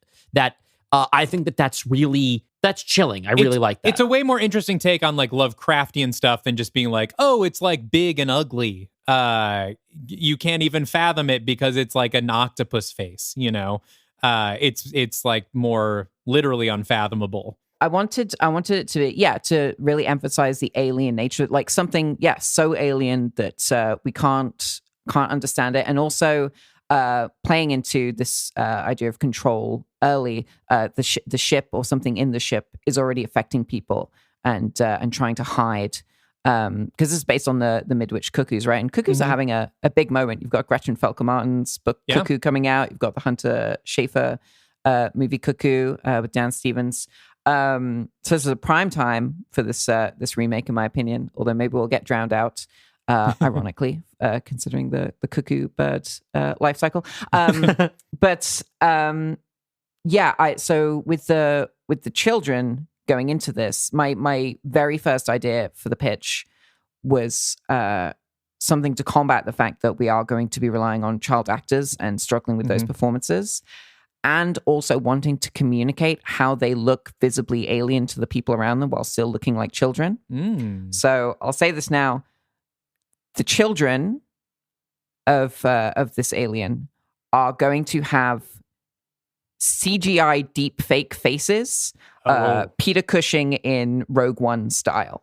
Like, we're going to take something which I think is abominable, and use it to our advantage. Like so deliberately uncanny. Deliberately uncanny. Yeah. Like they could technically pass in society, but if you saw someone with a Peter Cushing style reanimated face, you would be like, that's, it's uncanny valley. There's something off there. Well, going Renesmee mode. Exactly. Well, and also it's using, I know there's a lot of controversy. We don't have to dive too deep into it, but of course using AI to replace creators and stuff. But this wouldn't, like, if we were to do like a deep fake thing, you could take someone's face and have them give the performance, but then use deep fake technology to put it on a different body. It reminds me of like David Bowie in the 90s doing some music video stuff would project map his own face using projections onto like a model of a head and create like a very strange looking uncanny effect. And this would kind of be the same thing, just using contemporary technology not to replace any form of creation, but to amplify it. Right. I mean, you could also, in Avatar: The Way of Water, you have Sigourney Weaver playing a teenager through motion capture, right? And like, you could cast an actor who you think has the right energy for it, who is of any age, and then apply this technology in order to have them give the performance. And that would make it weirder because they wouldn't necessarily be playing it in a childlike fashion. Yeah. That's exactly what I had in mind. Yeah. There's no AI here. It's just the CGI. Like, the thing that's objectionable about when they use this as they do now, like bringing Christopher Reeve back for the Flash, sure. or Cushing and Carrie Fisher is like not having the permission. And here we can get the adult actors' permission. Yeah. So that's the pitch for the kids' faces, because that's awesome. That's not mentioned in the thing I have written down. Also, I will say, I realized once I was done with this, I do not have anywhere that explains that several women in the town got pregnant and gave birth to babies. That is pre-required knowledge that everyone listening to this will know, because that's a mistake I made. I'm happy to own up to. It's not a mistake; it's a pitch, right? And, it's a pitch. We can just say that thing happens and move on. Yeah, Dalton wishes I would do that more often. It's just currently missing from the pitch. And yeah, we're going to skip over. There's going to be like points in the movie where we could fill in things happening, but I'm just hitting the major plot moments, I guess, in this pitch. So I just want to get ahead of that. Okay, so let's get back to it. Title card, 2004. So we're 10 years ahead now. Okay. A large delivery truck passes a Midwich 1 mile sign and pulls over to the side of the road. In the cab are the driver and passenger. The latter is a woman played by Caitlin Shale, who is, in my opinion, the best actor of her generation. So I just wanted to shove her in there somewhere. Hell yeah. The driver tells her, Joan, I've appreciated your company. These trips are never fun. So I'll give you some advice. Stay in your seat. Make the journey back with me. I'll drop you at the train station. You can make your way to the airport, go home. There's something wrong with this place. That may be, but I have to see this through. Then this is as far as I can take you. We don't go into the village itself, but you might be able to get a lift from one of them. He gestures to the half-dozen villagers waiting with their cars, some already moving to unload the truck. They move quickly and silently, coordinated. Joan steps down from the truck and approaches one of the villagers, asks for a ride. The villager shakes his head and moves on. Joan asks another villager and another, could you talk to me at least? Hello? They all meet her with silence. Finally, one responds, you should leave. Go. The other villagers all stop in place, and the one who spoke shouts, I'm sorry, as she opens her car door, puts a hand against the frame, and slams the door closed. Her bones crunch, she screams, and the rest of the villagers resume their work. Joan turns to the truck driver, but he's standing off to the side, pointedly looking away. She looks at the truck. She thinks about leaving. She walks down the road to the village proper. It's a picturesque English village full of thatched roof bungalows and quaint storefronts, all based around a village square. It's like something out of a postcard, except that the roofs are all patchy and moldy. The shops are all closed. And in that village square is something ill-fittingly modern, the spire. It's only half constructed, but it's already twice the height of the village hall and covered in mirrored glass. Several villagers are working to finish its upper layers. None of them look at Joan as she approaches. She sees herself in the reflection and then thinks she sees something behind it. She wants to look closer, but instead she turns away against her own will. Joan starts asking the villagers, who are attending to various small tasks and errands with quiet efficiency, if there's a hotel she can check into or a bed and breakfast or something. Again, none of them will respond. They refuse to even meet her eyes. She notices that most of them are injured in some way, limping, bruised, some even missing fingers. She's unsettled, but tries a new tack. Could someone direct her to the Sugden farm? That gets attention. One of the villagers, a woman, looks up and asks, Why? Why there? Joan explains that Barbara Sugden is her aunt, and that nobody on the other side of the Atlantic has heard from her in a very long time, and they're worried. The villager starts crying, but tells Joan very calmly, Please wait here, someone will be with you momentarily. The villager returns to her work for a second before turning back to Joan and grunting, begging, Go now, they're coming! Then she screams, shoots out her arm through the plate glass window she's standing next to, grabs a shard of the broken glass, and cuts out her own tongue. She falls to the ground, bleeding from the mouth. So the movie's going to be full of these, again, the images from the first one where the villagers are just doing something horrifically violent to themselves against their own will, desperately trying not to. I haven't included too many of them in this pitch. No, but we'll get the idea, though, and that's... Like, I like that you also, like, you have to kind of pick up the baton from The Happening, right? Which is like that wall to wall. And it's one of the things about the movie that actually is kind of cool is the way those are executed, right? Yeah, it's spooky. I like the way that, like, you talked about how you wish there'd been more time jumped in the other versions of the film. Here, you're jumping into a status quo, but you've created mystery for the audience that I don't think exists in the film that we watched. Yeah. If you did not know anything going into this, it would be like, what the fuck is going on? Yeah, I think we'd need maybe a credits sequence, which obviously you don't get in movies anymore because we developed the technology to not have to show all the credits up front. It's one of the most infuriating things about old movies where like they didn't know you could put them all at the end. But yeah, maybe during a credit sequence, we'd have a montage style of the various women in the village fainting and then getting pregnant, babies being born, initially happy, and then the face is turning dour or something. Yeah, I like that you have more going on than just that, so we can just kind of breeze through it and let people know this is what happened in the wake, you know. I also love when there's a spire, a monolith, any sort of big, creepy, I don't know what word. I don't I'm know, like an looking for, artifact, but yeah, like love a totem, a mysterious. There is a tower. physical manifestation of this is the symbol of the otherworldly thing that's happening, which makes there an obvious thing. Like, okay, when the movie's over, this thing has to get, maybe we blow it up, depending on what kind of movie it is. I've been playing a lot of Slay the Spire. It's a roguelike deck builder video game that I'm getting to 6 years too late. And I didn't even realize until like the fourth time I typed Spire in this document. I was like, oh, right, that's where I'm fucking pulling it from. But yeah, no, it's I very much see it as like almost bursting from the ground and disrupting the village like an infection. This village is very I grew up in a tiny village called Wareham in Dorset, and so this is all pulled from that, and I can picture in my head in the town square where usually the town crier is, which we have, and she's a woman, by the way. We're very modern. Very modern. Town criers can be women now. Town criers can be women too. I think even the mayor is a woman. That's pretty exciting.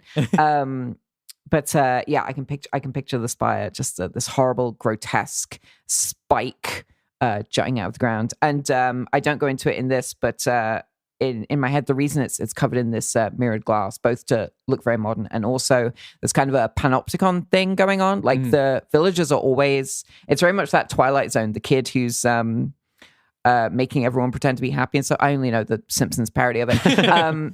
That's funny because constantly. I know the Simpsons parody of Village of the Damned. Like that's my primary reference point. Yeah, of course. But yeah, the villagers are all constantly being mentally surveilled, and also with the spire, you don't know if one of the kids inside is looking out through the mirrored glass and watching you. Love to get a panopticon in anything. Also, knowing how Slay the Spire has wormed its way into your pitch, I'm also wondering when the Fortnite references are going to come in. If you're going to have Goku and Lady Gaga in these kids can build shit so fast, it's fucking ridiculous. Like there's no competing with them. Every time they kill someone, they hit the gritty. All right, let's get back into it. Okay, she falls to the ground, bleeding from the mouth. Joan backs away, shocked and horrified. She wheels around, looking for some help from the other villagers, but they're ignoring the entire scene. They're working harder, faster. Joan misses what we don't. The large door at the base of the mirrored spire in the center of town is open. Joan doesn't know what to do. She pulls out her flip phone and watches its screen fizzle and burn out, which I guess is implying that the kids are doing that. Sure. A voice behind her, a child's voice, calls out, "You should have come next week." Joan turns to face the voice and recoils. It's a child, yes, a small boy, but his face. It's hard to look at his face. It doesn't look right. "What do you mean next week?" More children arrive, 2 boys and a girl. Their faces are wrong too, but they hold themselves more confidently than the first boy. One of the boys, taller than the other children by 2 or 3 inches, smiles. "He's talking about me. We take turns, trips to London, for outreach, making an impact. This week, Dorothy's up, that lovely girl. A real shame you won't get to meet her. But next week is my turn, and when I'm not here, some of the others, between you and me, without my leadership, standards slip. They might have let you leave, made you leave, even having seen what you've seen." "What I've seen?" Joan starts to say, but her mouth snaps shut. "Quiet," the tall boy says. "Children are speaking." He turns to the first boy. "As I say, you're right, Charles. Next week would have been better for her, for everyone. You're right, but you shouldn't say it."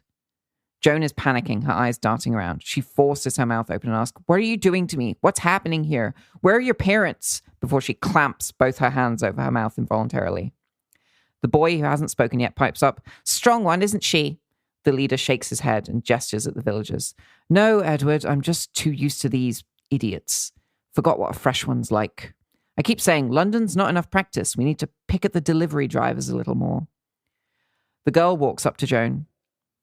"Where are your parents? It's a good question. Actually, you've already met my mummy." She points at the woman who cut out her tongue. The blood has stopped flowing from her mouth, but she's still lying dazed on the ground. The other villagers step around her. "No bedtime kisses for a few weeks, at least. But I think our American friend is more interested in yours and Dorothy's mum and dad, Alec." "Good shout, Bethany," the tall boy says. "Come along." He tilts his head a fraction and Joan flinches. "Ah, Joan. Come along, Joan. Sugden family reunion." The children lead Joan into the spire, her steps forced and halting. She doesn't want to walk, but she has to. Inside, it's a minimalist design paradise, a thoroughly modern for 2005 interior fantasy. The large circular living area splits off at 6 points, leading to 5 bedrooms and a staircase to the upper floors. The small boy, the one who spoke first, tries to leave the group and go to one of the rooms, but the leader, Alec, admonishes him. Stay with the tour, Charles. United front and all that. In fact, you can help Joan here with the cellar. Please, no. Get someone else to do it. I hate doing it. I'll do it, Bethany pipes up. I've no doubt you would, and break the woman's arms in the process. But Charles needs the practice. Come on, Charles. The smaller boy looks at Joan sadly. Joan is shaking, crying, pleading with her eyes.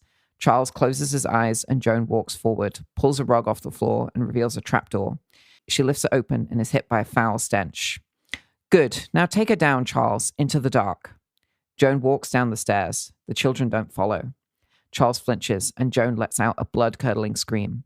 Barbara, what have they done to you? She races up the stairs, furious, and grabs Alec by his shirt, almost lifts him off the ground, but he smiles calmly and blinks slowly at her.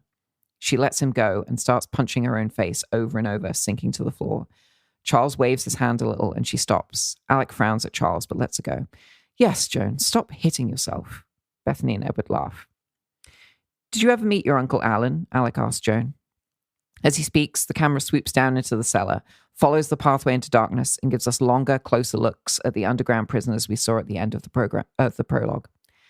You wouldn't know it to look at him, but I dare say he's one of the most evil men I've ever come across. Stood by and watched while jackbooted thugs destroyed the first truly new life this planet has seen in eons. I'm sure you can understand the need for his punishments. Not that dear old Mum is blameless, of course, but I need her intact. Between you and me, since Dorothy's not here, she's a bit of a disappointment as a sister, and I want some more siblings in the worst way. All 3 of the other children look uncomfortable at this. Joan looks up at Alec, her face a bloody pulp, and spits out, You're a monster. You're all monsters. Edward smiles. That's what they all say, and it hurts our feelings. Bethany kicks at Joan. It's attitudes like that ruined this village. We could have achieved so much more by now if we hadn't had to clean house. She's right, Alec nods. Half the population, plus the children, of course, brutally put down, all because those in charge couldn't accept that while they'd slept, their world had changed. They tried to kill us, you know. We were barely toddlers, almost caught us by surprise, like you did with your visit today. Joan laughs a little, coughing up blood. There's a world of surprises outside this village. Someone will stop you. Alec leans in, right next to her face, incandescent with rage at the very idea. She tries to pull away, his face still awful to look at, but he holds her head still. Nobody will stop us. Nobody can stop us. The moment we were born, we won. You don't understand. The violence, the blood, it's all fun and games, but it's unnecessary. This whole time we've been making you do whatever we want, getting in your head and Tommy knocking around in there. What do you think happens if I tell you to just die? Joan gasps and her skull caves itself in. It's as if her brain has been replaced with pure vacuum. Her head is a crumpled, bloody mess. Her body is still. Alec, Bethany, and Edward walk away to their rooms. Charles stays behind, staring at the body. He's crying. Already, villagers are arriving for cleanup. Hell yeah. Whoa. I love this version of reboot, which I feel like is not a common one, but it's what if the villains in the original movie won and we just skip to that part? Like, yeah. It's just what if the plan to kill these children had failed and they are able to continue with some changes in the mythology and everything, but it's like it's sort of the Evil Dead 2 strategy. It's like, well, then we're then like Evil Dead, yeah, exactly. And then what happened? We're like Evil Dead 2 isn't really a sequel to Evil Dead. It's more like we just kind of squish the beginning of we squish Evil Dead. We put that in the beginning, and now we're doing more. Yeah. And that's how this kind of feels, except for with a lot of more like a new personality to it, and based on the script, like already like 100 times more graphic, which of course just makes it feel more modern. And I also like you talked about how you wanted to get around the child actor problem. But this has also freed you up to make them, I don't know, they're broader characters or they're bigger characters, right? They've got more of a personality from just being like quiet, still, and creepy, which is kind of the direction you have to give most child actors if you want to accomplish something like this. Ron Moore from Battlestar Galactica always said you have to treat child actors like props. This is the kind of thing where like they can be chilling in a way that an adult is chilling, and it's not. And the fact that that they're children is like that's an enhancing the creepiness that's there, not like the nature of the creepiness itself. Yeah.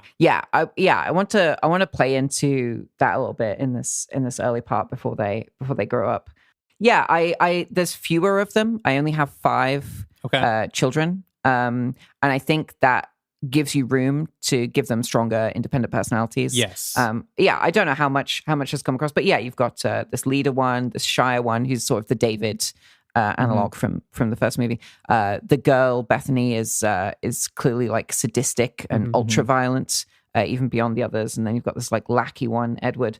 And you've introduced conflict within that group already from the start, which didn't exist really in the other than we have David being sort of vulnerable because he's experienced a loss in a way that the others haven't, which makes them more susceptible to like learning compassion. Here, they each have individual traits that put them in conflict with each other. That's independent from that would like exist even if this movie was isolated in the town. But now, since it seems like it's going to explode, it feels like things are going to get bigger very soon. My big take. Like when Alex says we won the moment we were born, that my take is that he's right. Like I'm a big comics fan, as we caught your Dawn of X reference, X-Men reference, and as much as I love comics and I love reading those stories, I agree with the take that they're an inherently fascist medium, at least superhero comics, because it's literally a thing that says these people are objectively more powerful than other people. And that's a fascist take, that there's a group of people who are better than others. I am always on board with the Superhero Registration Act, the Mutant Registration Act. It would be inevitable that mutants would replace us. And as soon as one superpowered person is born, the morality of your world has to change. It would be a shift. We cannot enjoy the freedoms we have now if there's a potential that any random person can be a walking nuclear bomb. But yeah, so as soon as the kids are born, they win.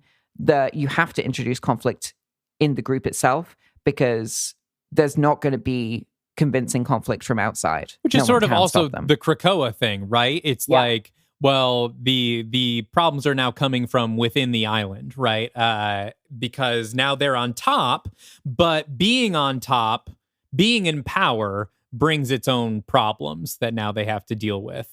And I also love the thing that you do that is very rarely done, but is always great, where you introduce someone who we think is the main character and then crush her head very, very soon. Yeah, even Janet Leigh didn't get her head crushed from the inside.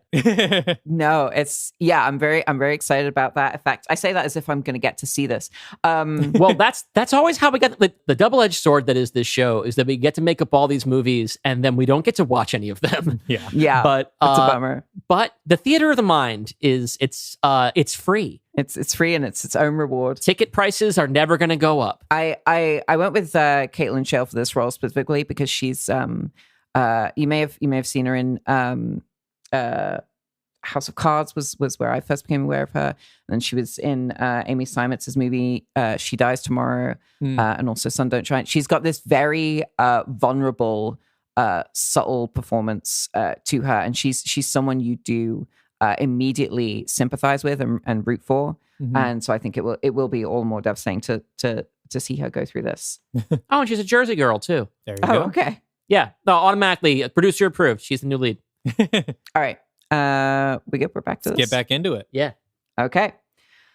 Title card 2014. So another time skip. The spire is long since fully completed, and the majority of the villagers, those that are left anyway, dedicate themselves to a massive brick wall which surrounds the entire village. The labor is hampered by the fact that where before the most common injuries were bruises, scars, and limps, now seemingly every single adult in the village is missing at least one limb. They shuffle about withered and wasted, drooling, groaning. Some of them are engaged in the mass burials of their fallen friends, neighbors, family, all slung into a pit beyond the wall, with only the barest glimmer of recognition in the eyes of the still living villagers. They would wail if they were allowed. They would jump into the pit and join the dead if they could. The children are now adults, 20 years old.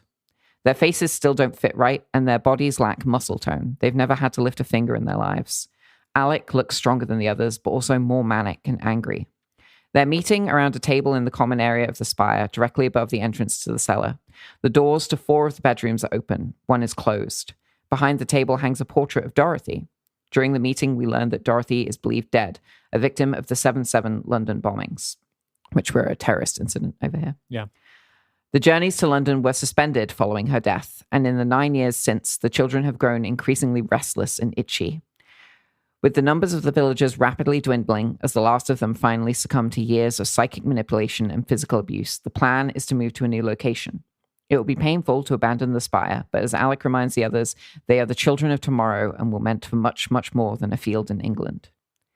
This meeting is to put 2 issues to a vote.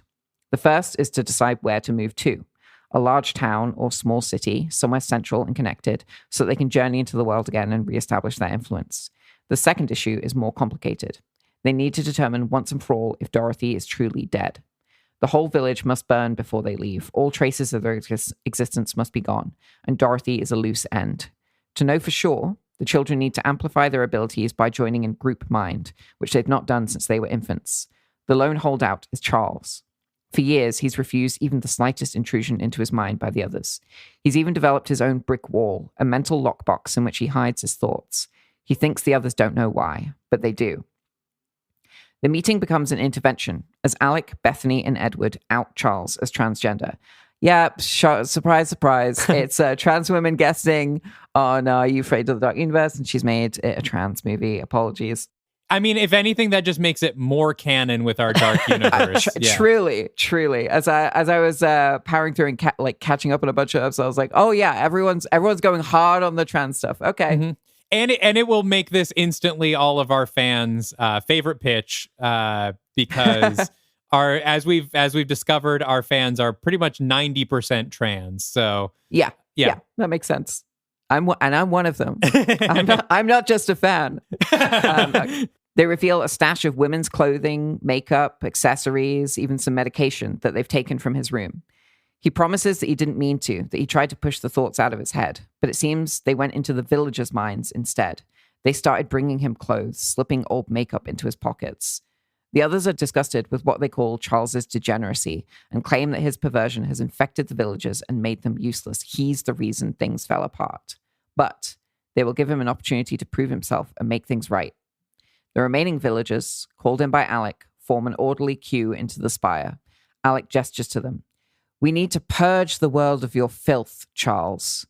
Charles has been holding back tears, but now they come out. I understand. You want me to kill them, right? Bethany and Edward laugh until Alex answers them with a look. No, Charles, we know you're not the killing kind. So our helpful villagers will take that burden from you. He waves his hand and each villager pulls an implement from their pocket. A pen, a pair of scissors, a small knife. They're going to kill themselves, every last one, while you watch. And just so you're absolutely sure of your part in this, he gestures to the first one and she steps forward, dazed, a screwdriver in her hand. She looks Charles dead in the eye, tells him, you did this to us, and jams the screwdriver into her ear, twisting it and pushing it around until her spasming body falls to the floor. The next villager moves forward with a brick and starts bashing it into his skull over and over, of course, saying, you did this to us. The next villager cuts her own throat. The next drives pruning shears into her heart. It goes on and on until all that's left of the population of Midwich is a pile of bodies and the 4 children.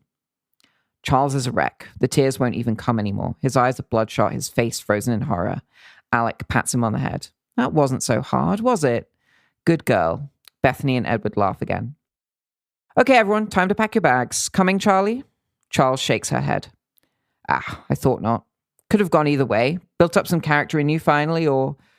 Well, obviously we can't leave you here. No telling what you get up to by yourself. So, ask. I want you to ask me. Charles looks up, looks at Alec in his smug, deep fake face, and asks, kill me. Alec smiles and whispers, die, degenerate. And nothing happens. I said, die.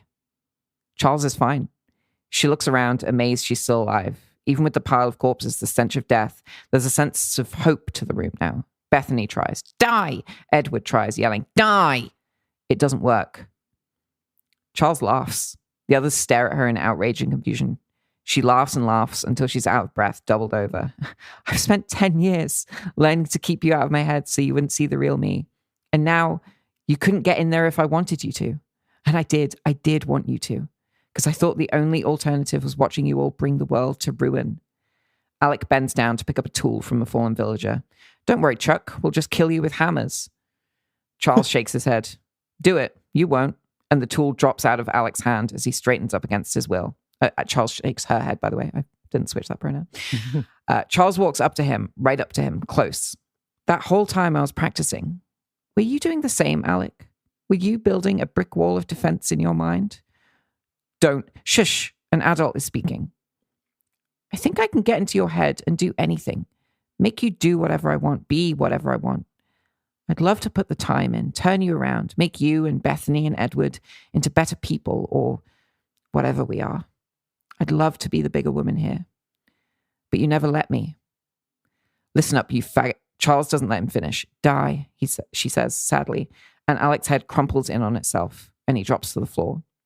Bethany and Edward are running for the door, tripping over the dead bodies. Charles doesn't hesitate. Die. They fall to the ground. She moves the table out of the way, lifts the door to the cellar, and heads down to put Alan and Barbara out of their misery.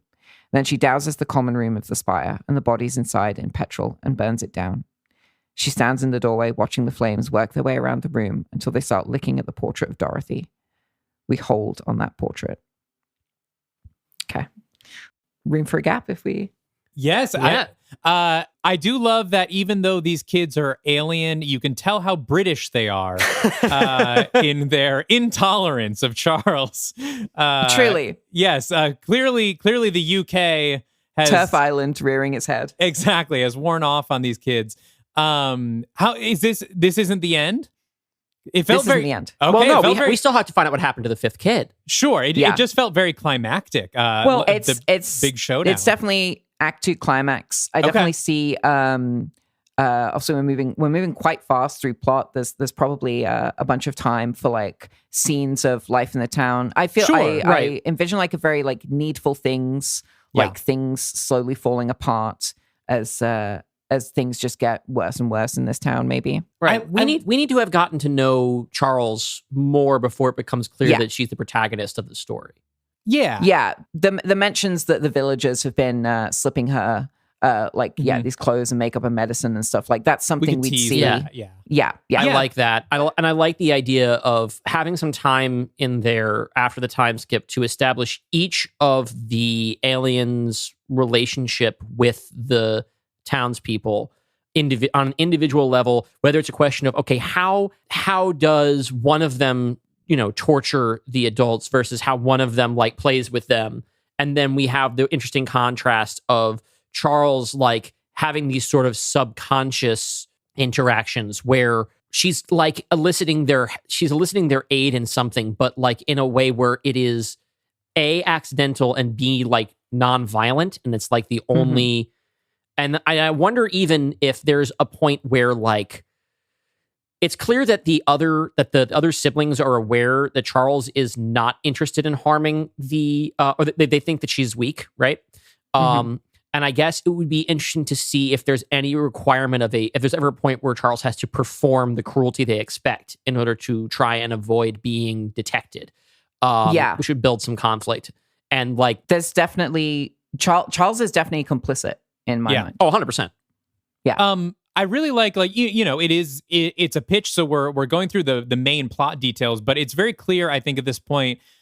I like that instead of this being like, oh, it's the village versus these children, this is almost like a royals drama. Like, right? Like it's almost like it's kind of The Crown, but like instead of it's focused on one village and the people in charge are these evil psychic alien children, and we are witnessing the drama of the court, while they have all these like subjects that they are lording over, but it's not a good versus evil type of story. It is the evil against evil, the drama within them, the vying for power, the conflicts among them, which is, I think, it's not something I've seen. It's almost like if you made like a Hellraiser movie that was just about the politics of the Cenobites, which actually sounds really cool. It's not something we see in horror where it's like, what if the movie was just the monsters?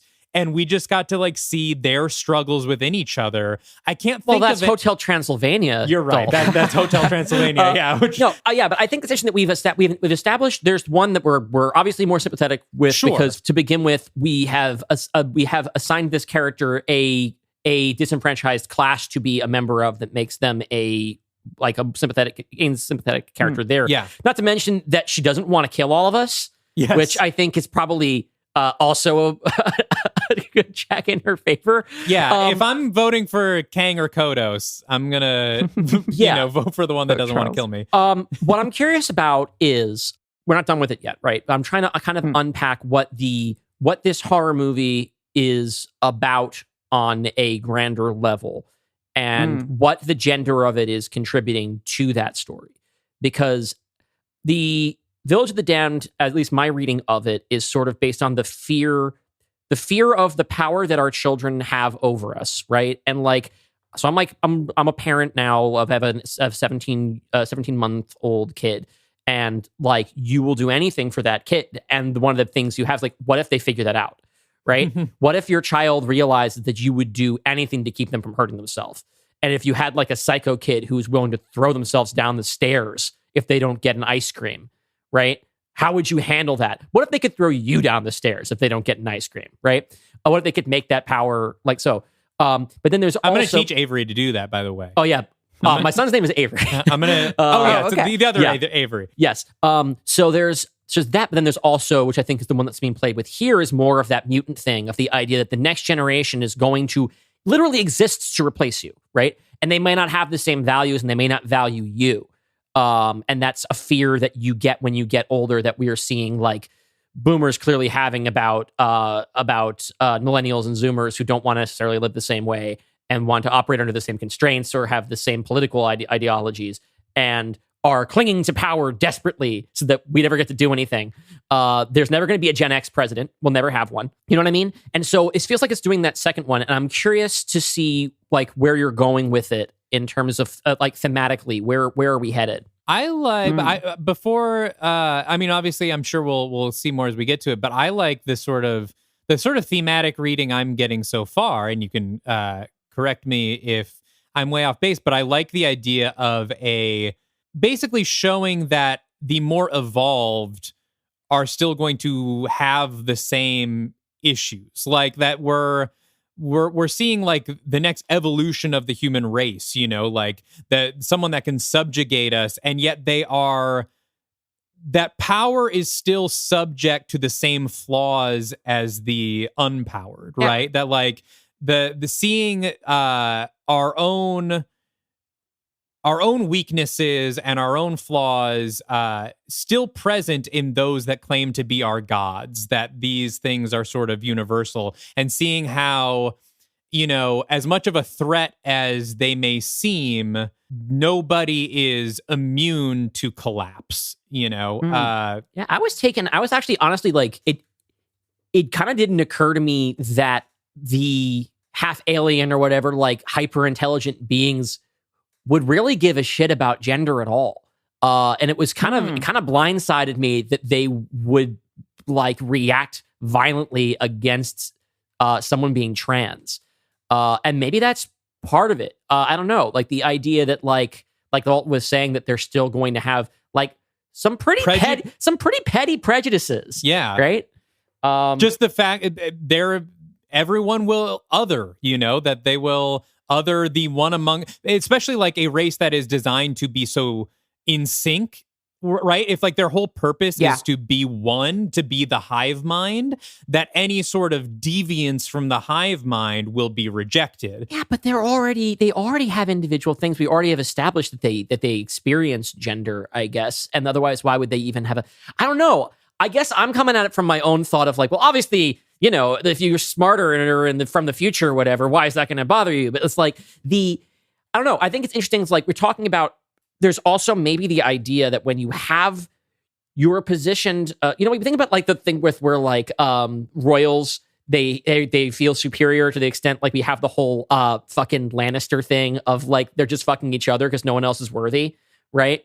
Like the idea of they feel like they're so high above people that they're looking for excuses to kick someone out of their in-group because then their in-group gets smaller. And that's sort of how class and caste works, right?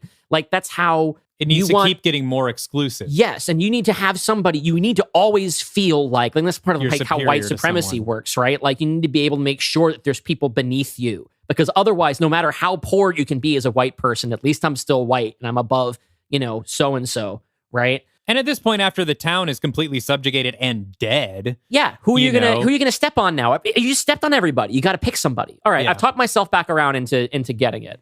Took me a minute, but let's. I should let my guest continue the pitch. There's a lot to respond. The immediate thing is the royal court stuff. I definitely see a love triangle / square with Bethany, Edward, and Alec. With maybe Edward wanting to pair it with Bethany. Bethany wants to pair it with Alec, and Alec's attentions, as previously established, are on his mother and his repeated attempts to make more children. I think that's very interesting. I think thematically, the thing that I will say, I wasn't thinking too much about theme. I was thinking too much about plot. Well, one thing I was wondering is like, do you even want to comment on the theme, or like, is that for us to just express what we're reading into it? We've just done it for 20 minutes. That's something we find through plot. I don't know. I guess the theme for me would be there's something about the messiness of being trans. We live in a moment where there is an imperative for very obvious reasons to avoid talking about the more messy aspects of trans identity and coming into your awareness of that. Like, it is undeniable that in Charles's struggling with her gender, she ends up hurting people. And like canon event trans woman stuff, like I tried on my sister's clothes and then like hid that and like maybe like ripped her clothes. Like it's not a big problem in there, but like there's no storybook trans journey that doesn't include some impact on the world around you that we really can't talk about because it gives our enemies. But also like, it's not just like ripping her clothes. There was, I remember, I think it's okay to talk about. She's talked about it before. My younger sister is 1 year younger than me. And I remember the first time she ever shaved her legs. My mom was showing her how to shave her legs in the bath, and she was like wearing a swimsuit in the bath or whatever. And I didn't know, I had no idea at the time why I did this, but I found a bottle of aftershave. I soaked a washcloth in it, and then I ran into the bathroom and threw it on her leg. And the pain was intense, obviously.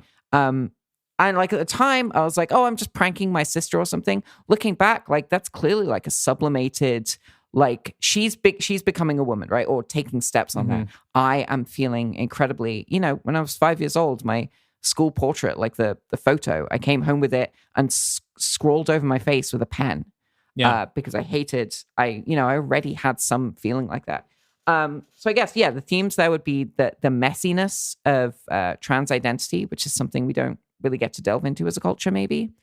And obviously, I'm not trying to say that like being trans implicitly harms the people around you. Sure, but any personal journey isn't only the good points. The process of figuring oneself out doesn't just go from 0 to, oh, I'm done now. Like there is the process of figuring it out, and you only do that through making mistakes or through a conflict. And you are going to like end up lashing out at people who maybe, you don't even realize you're lashing out at, and that's part of the journey. And so, as like Charles, especially, sort of raised to be a fascist, and like having this built in on her journey, not only for self-discovery, but potentially to be a better person than evil fascist overlord, is still there's going to be a lot of pain on that road,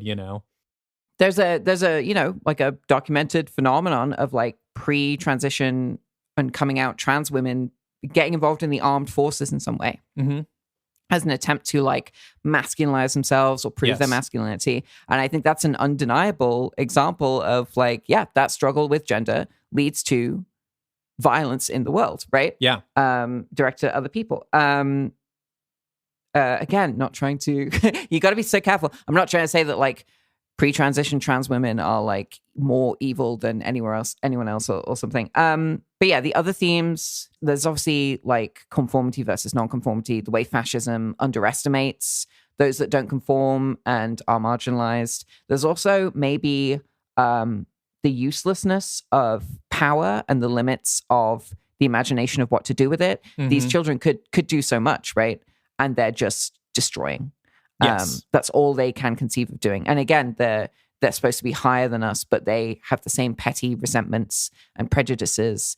And all they know is violence. Even the things they create through others' labor are tools of destruction, this awful spire, right? Well, and I think that fits with like power in general sort of creates an arrested development, right? Like we sort of sometimes see with like artists who would suddenly get like really rich and famous, like Jay-Z now can only rap about how much money he has, or like Dave Chappelle, like who used to make like some sort of like incisive racial commentary, now can only pick on people now that he's like a billionaire or whatever. Oh yeah, like it's part of a thing that it seems to be a universal truth. People will do what they can get away with doing. Well, but and if you have enough power or money or influence or whatever, you feel more comfortable doing more hurtful shit because who's going to stop you until, eventually you have some kind of social reckoning, which... Well, no, where I'm kind of going with it is like power can stop you from growing. Like it can just halt your growth because there's no reason for you to grow. And so literally in the children's cases, like their muscle tone is bad because they don't do physical labor. And they've had the power since they were born. Like of course, all they know is violence because like as a kid, all you know is tantrums. Like that's how you react to something. And if your tantrums from the beginning have given you absolutely everything you've ever wanted, why would you bother learning anything else, right? So they're trapped as children, even in their 20s. Their imagination is limited because they've never had to have one. Yeah, they've never had to learn. Never have to learn to compromise except for with each other. But now they're not. Except for Charles, who has been forced to grow by the nature of her identity and his conflict with her body. Yes, I really like that. Okay, I have now totally back in with even like I wonder what like no that actually we're talking about how the like David in the movie in the Carpenter movie has this inciting incident that makes him different, that gives him a different sense of empathy with struggle, right? Different sense of experience of hardship, and so this gets to be a similar sort of thing, which which does not even require any like external event, right? It's an inner journey. Yeah. I do find it compelling, the idea of like these aliens, why would they care about gender? But also like as a trans woman, it's very weird to occupy the mental space of like, yes, I think gender is fake and irrelevant and stupid and pointless, blah, blah, blah. And also at the same time, something so incredibly important to me. Yeah. Right. Fundamental to my identity, how I interact with the world, how other people interact with me. So yeah, I can definitely see an argument for being like these aliens should all transcend their gender, right? But at the same time, like I want there to be a trans woman protagonist. I mean, but also maybe part of the othering is like the other people could be like, why do you care about this? Like why they don't even like maybe the other aliens don't understand why gender is important. Right. And it's impossible to explain, right? It's like I'm talking about like anytime I'm always obviously I'm sitting here the cis guy, but like having to be able to trying to like talk about like gender's not that big of a deal, but obviously if someone is like it's such a difficult and expensive and like dangerous thing to like in our society socially to transition, that no one would do it if it wasn't important to them, right? If it didn't matter. So it's a difficult thing to balance in that. So like, maybe the idea of it's not something that's that important to them, but except for it's important to her, And like, that's sort of a humanizing thing for them that they don't like, because these are not details we need to break down in the pitch. It's just a fun conversation. I think it's very funny that we're delving into non-binary versus trans women violence. We're getting very Twitter discourse about it. Yes. These 3 aliens are non-binary and they cannot understand why having a binary gender identity would be important to Charles. Listen, we've assembled the council, right? We've got our cis host, our non-binary host, and our trans guest, and we're doing the discourse right here on the air. We're doing the discourse, and no one can get mad at us. If Avery Edison's there's gonna be discourse, even if she says she's not doing it on purpose. It's happening. All right, so let's do our final act, and then there is a short epilogue. Okay. Hell yeah. Title card, 2024. So we're another 10 years ahead. The Midwich child we knew as Charles is waiting on a bench in St. Pancras Station near the Eurostar. She's well into her transition and reads as a woman. Her face is still strange and hard to look at, but the effect has softened, perhaps with age, perhaps with effort and focus.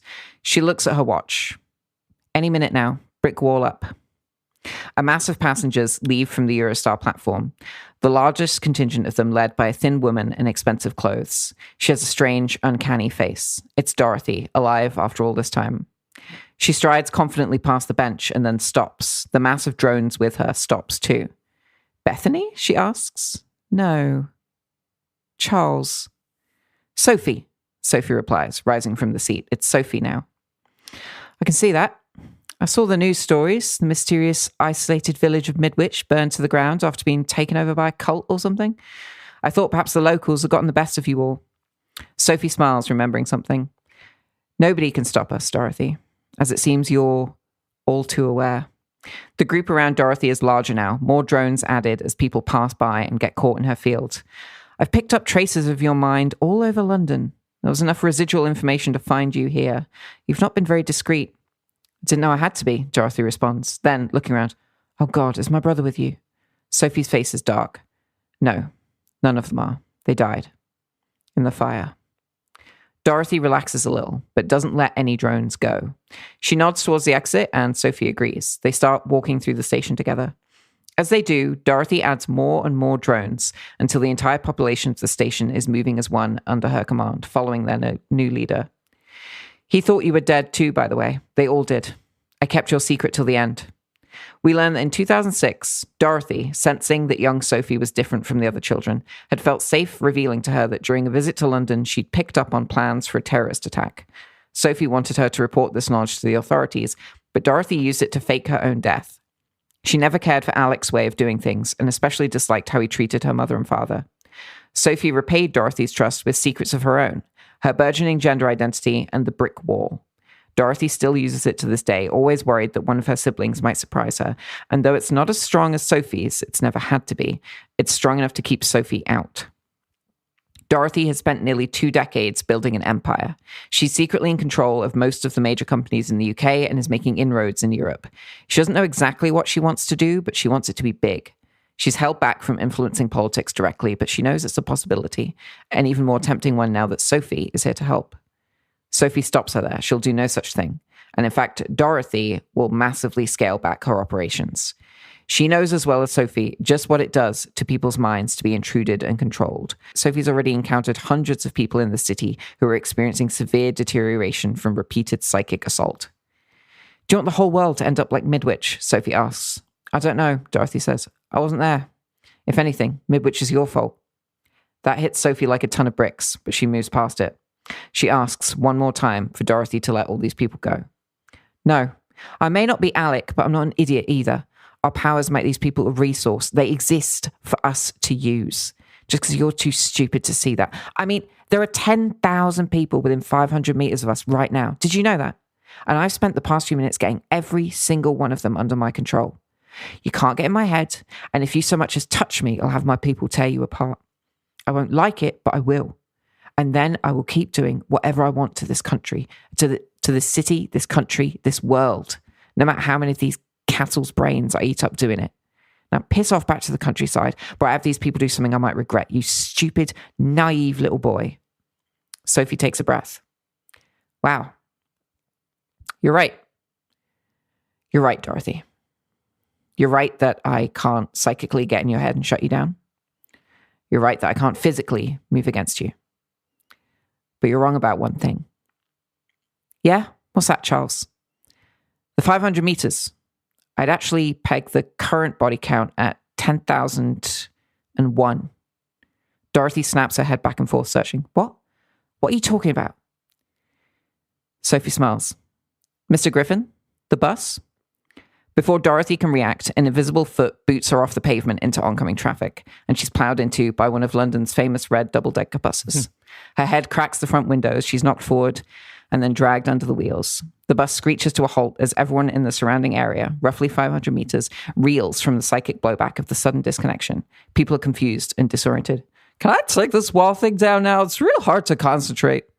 Sophie nods. Sure, Jack. And suddenly we see Jack Griffin, the Invisible Man, as a mind like Sophie's does. The faintest hint of luminescent outline around his body, glowing brightest near his head. And thank you. You wait here, I'm going to check on my sister. Sophie kneels down beside Dorothy. One side of her body is completely crushed under the wheel. Her breathing is fast and shallow, but somehow she's still alive. Some residual alien hardiness, perhaps. Invisible Man. That's ridiculous. I know. You taught him, like you taught me. The wall. Smart. How old were you when you came up with that thing? 7, maybe 8?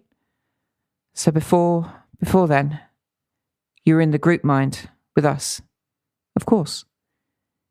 You ever wonder if we messed up each other's brains too? Tommy knocking around in there without realizing. Sophie looks away, disturbed. They're going to linger with you in there. Me too. And all these things they did and I did and you did with us. It doesn't go away just because you change your name and put on a dress. You're as much of a monster as we were, just prettier. She coughs, and it's one of those last coughs. For all her resilience, these are very clearly her final moments. She looks up at the bus on top of her. You don't know what I had planned. Maybe I was going to do some good. And now I'm dying under a bus. It's your... She closes her eyes. Her head falls back. Sophie finishes the thought for her. My fault. Fade to black. Okay, before we get to the post-credit sequence, I'm not fully caught up on the show. I hope Jack Griffin is still invisible. Jack is still invisible. And in fact, this is a great tee-up because the very next episode after this, I am pitching The Invisible Man's Revenge. Oh, so perfect. Our Invisible Man sequel is the next episode. So thank you for giving us that perfect tee-up for Jack. I mean, it's a little bit of a steal because I believe on the show previously you've had the sudden reveal that the Invisible Man has been there the whole time. But I mean, it's just so fun to do. Yeah. That's what he's there for. And it's, you know, we've had the tie-in to the Dark Universe at the beginning of the movie. Mm-hmm. It's fun to bring it back for the end, and also like it's not super necessary. Also, like you can just have it that before Dorothy can do anything, like Sophie just shoves her into the bus, and maybe that's more interesting. Like Dorothy is very like, you can't get in my head. There's nothing you can do, and you've got no people controlling that you can get to hurt me for you. And Sophie can just be like, well, yeah, but we don't need other people to do things for us. I can just do it. I can just push you. I really like that at the beginning of the scene. She says, almost here, wall up. And you think maybe she's talking to herself. But, yeah, I assumed that too. Yeah, that's a nice double entendre there. And I like, speaking of Dark Universe connections, Sophie's a great character to have knocking around the Dark Universe. A psychic trans woman that's got like Purple Man powers, you know? Yeah, and you know, we haven't done anyone who's been like... We don't have any psychics. We don't have any psychics. We also haven't had any aliens that are textually definitely aliens. Mm-hmm. Like it's been implied that that Indrid is from another planet, but we never go into it. Mm-hmm. And that's kind of another layer, another kind of supernatural fun to throw in there. And of course, I always like when there's sci-fi shit. So, and of course, we love a character with a very traumatized backstory, and Sophie's got that in spades. She's like, traumatized. She's done evil things, horrifying things. Mm-hmm. Yeah.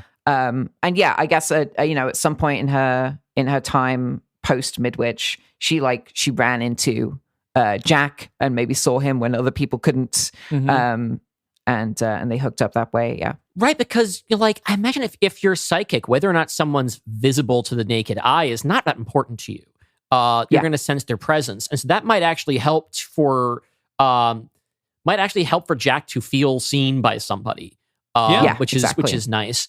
I like that what we have here. I know you have a coda when we want to get to, but this has that sort of thing which we talk about, just kind of a limitation of the format of our show. Where it's like, the only thing missing here is that we kind of just need, like, we have a lot of things that are happening in a scene that need to be happening over the course of like an act, right? Like, of course. I would want to see, like, like Sophie meets up with the sister's name is Dorothy. Like, to have like a period of time where like they meet up and then they have to have the kind of measuring each other, and like maybe it looks like they're going to work together, and then this is just the final confrontation, right? And I don't know, there's so many gaps that are fun to fill in, and like so many possibilities. It's a very fleshed out but still great skeleton that has a lot of room for development. I want to make a skeleton that has clear points that you can fill out. I mean, initially when I wrote down, I was just like, I'll just write a few lines describing the broad points of each scene. And I was like, no, as soon as you start writing dialogue, it's you just, see, Dalton, it's fucking hard. Yeah, that's our problem too. Let's get to this coda though. Let's hit the epilogue. Okay. It's very, very quick. Okay. Post-credit sequence. Title card. Midwich, Southwest England, 1994. We're back at the UFO site. The rocket is fired at the ship. It explodes. Barbara falls to the ground. And, unnoticed by anyone except injured cold, so does a female Prodigium soldier. We cut to her filling out a report at the Prodigium offices, then suddenly grabbing a wastepaper basket to throw up into. Then her walking down the Prodigium hall, visibly showing. Then an ultrasound appointment. We zoom into the display, to the baby. The birdsong returns. The end. There's another one. There's another one out there. There's another one out there. Possibly in the control. Under Prodigium's control. Yeah. All right. Okay. Well, you've made it basically impossible for us to not pick up where this left off. Although we only have 3 movies to the Dark Legion, and Invisible Man's Revenge is almost done. So we'll see if we have room in this phase to pick up any of these threads, but we definitely want to. I think we can unanimously say we'll make this canon. Yeah. Let's lock it in. Music to my ears. It's alive! In the name of God, now I know what it feels like to be God. But thank you, Avery. I think we've dissected this one pretty thoroughly now. We're going to make it canon. I think this is a great addition to the Dark Universe. I think the fans will be thrilled by your pitch. Thank you for putting so much work into it. Thank you so much thought into it. Yeah, you really put in like way more time. We talked about this a little bit off the air, but we can't ask guests to put in the amount of work that you put in but we're so grateful that you did. And you've set such a dangerous precedent now. Look, as you said at the beginning of the episode, you can't pay guests, and in fact, guests have to pay to be on the show. So I really thought I would get my money's worth. I should take up as much airtime as possible. It's not true. That's not true. We're not charging anybody. And if you do have any enemies that listen to this show, I'm sure you've won them over by now. 100%. Everyone's pro Avery now. Avery, what do you have to promote? Give us your plugs. I have recently, very embarrassingly, started trying to make it as a Twitch streamer in 2024. So hell yeah. If you like my vibe, if you like video games, particularly Slay the Spire, that's all I'm doing right now. Go to twitch.tv/Avery Edison in British evening time on the weekdays, New York time, like midday-ish, I guess. Hang out. It's a fun vibe. It's usually like around 20 people in there chatting while we play games. Sometimes it can be very funny. I can recite a poem on command if requested. That's always fun. It's it's a fun vibe. Just twitch.tv/Avery Edison. And your social handles, because you are, of course, one of a poster extraordinaire. Where can everyone follow you? Yeah, historically, I've been very good at Twitter. It's twitter.com/AEdison. Fresh hot takes, jokes occasionally, and a selfie every day is a project that I'm doing. A very narcissistic one, but a project nonetheless. And of course, the controversial Letterboxd account. Always interesting to read, even though I disagree very often. I always check it out. If I see you've reviewed something that I'm watching, I always click through. Oh, that's wonderful.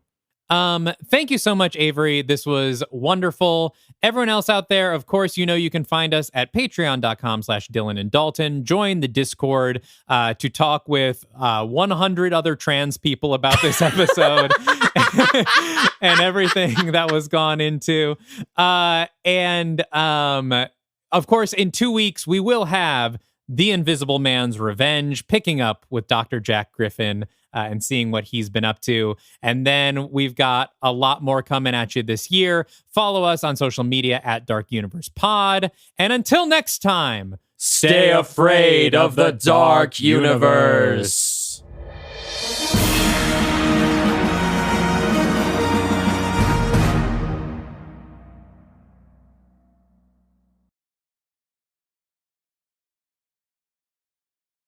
That was Village of the Damned in its entirety. Great episode of Are You Afraid of the Dark Universe?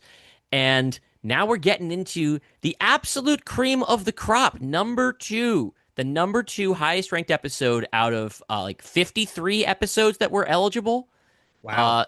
The competition was fierce. Does 53 include the Ghost and Mrs. Muir? No, 54 with Mr. Ghost and Mrs. Muir.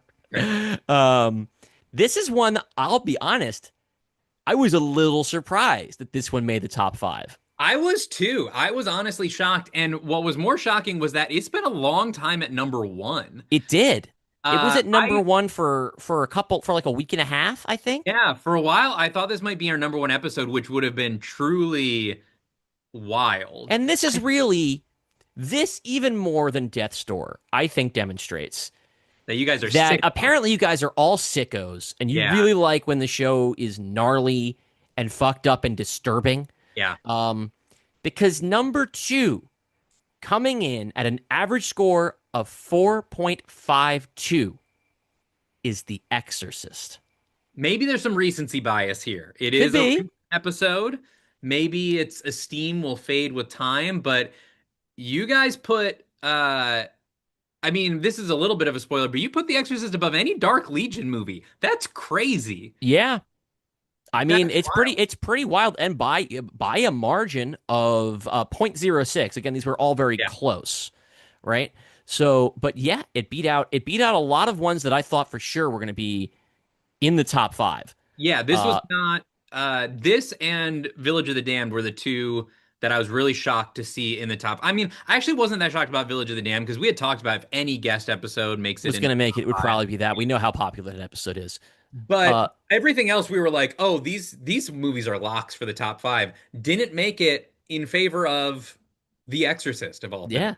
So this will be the world premiere of the director's cut. Right? Did you post the director's cut of this earlier? We posted the director's cut for the patrons, but for non-patrons, this will be the first time you're hearing the director. So yeah, if you're not on the Patreon, this is going to be your first crack at the director's cut of The Exorcist. That means it's all of the narrative portions, most of our critical stuff, and unless it was sort of an aside that happened in the middle of talking, or if we cracked up laughing because of an impression or something, that's all still in there. And this also has like 3 or 4 deleted scenes that were that's not right. The That's cool. broadcast version. So there's an exciting thing. So please enjoy The Exorcist.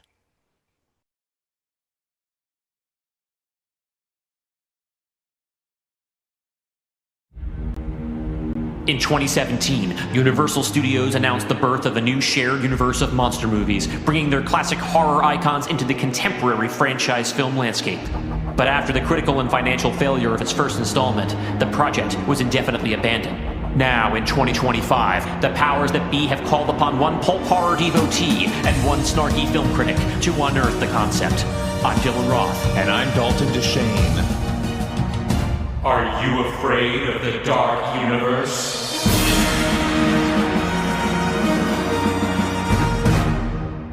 Submitted for the approval of the audience of Are You Afraid of the Dark Universe and the hopefully still alive Pope by the time this comes out.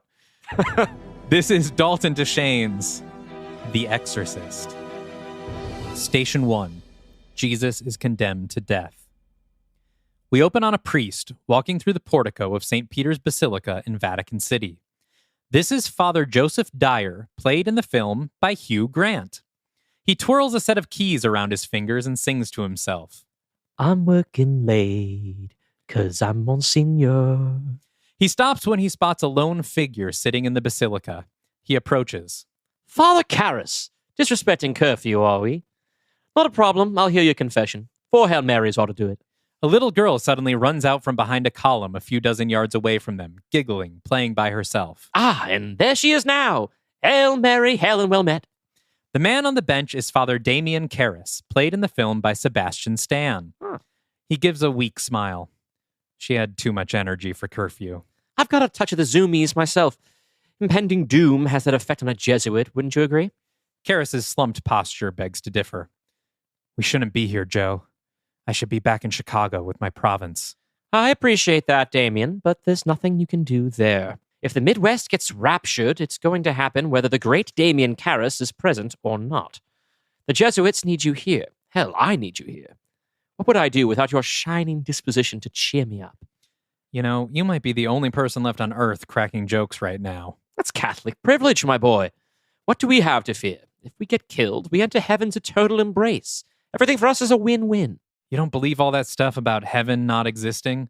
About hell being all there is? I'm Father General of the Jesuits, Damien. I'm in much too deep to believe that. Besides, people have been saying that since the days of endless begatting. It comes down to faith, same as it always has. Is your faith wavering, Father Karras? Karras sighs and puts his head in his hands. No, yes, it's all so much. Demons, plagues, monsters. Your teachings didn't prepare me for this, Joe. No, but his did. Karras looks up at the Pieta, sculpted by Michelangelo, showing Jesus lying dead on the lap of Mary. Well, if I might offer a humble suggestion, if this is the end times, then you may be running out of time to wage this internal debate that you're having. Below our feet right now are the bodies of 91 popes, including the first, St. Peter. And I'm sure I don't need to tell you what Jesus said when Peter tried to walk on water and sank. O you of little faith, why did you doubt? Father Dyer claps Karras on the back. This is not the best time to go for a swim. They hear the footsteps of another priest running through the basilica. He shouts to the priests, and his words echo through the hall. It's happening! Cut to the Armoria, the armory of the Swiss Guard. Father Dyer has gathered the ranks of the Jesuits in here, 24 middle-aged to elderly men, including Father Karras. Okay, everyone. This appears to be it. Revelation is upon us, and it's our sacred duty to protect His Holiness and his home. What do you mean it's up to us? This is what the Swiss Guard and the Gendarmerie are for. And they're not enough. You are Jesuits, God's soldiers, and you have sworn a vow of obedience. Now pick up whatever weapons are left and fight in the name of our Almighty God. Close-up shots of hands grabbing whatever is left in the armory. Halberds, rapiers, dress swords. Father Karras gets a pole arm and shoots an anxious look at Father Dyer. Dyer gives him one in return. They rush across the grounds of Vatican City, hearing screams and gunshots in the distance. Whatever happens, Damien, Mary will be okay. The women and children have locked themselves in the grottos, and Sister Teresa promised me personally that she will look after Mary. Karras does not look comforted. They reach the walls of Vatican City and step through the gates. The Swiss Guard and Gendarmerie have formed a front line, guns raised. All around them, Rome is in chaos. Flames, smoke, screams, sirens. Everyone stands at the ready, frozen in anticipatory terror. Then, the first wave comes. Not of demons, but Roman citizens, fleeing for their lives. The Swiss Guard cross their halberds and polearms, blocking them from entering. The citizens scream in Italian, pleading. One woman, played by Michelle Monaghan, begs in English. She carries her 10-year-old daughter in her arms. Father Dyer grabs one of the Swiss Guard by the shoulder and whirls him around.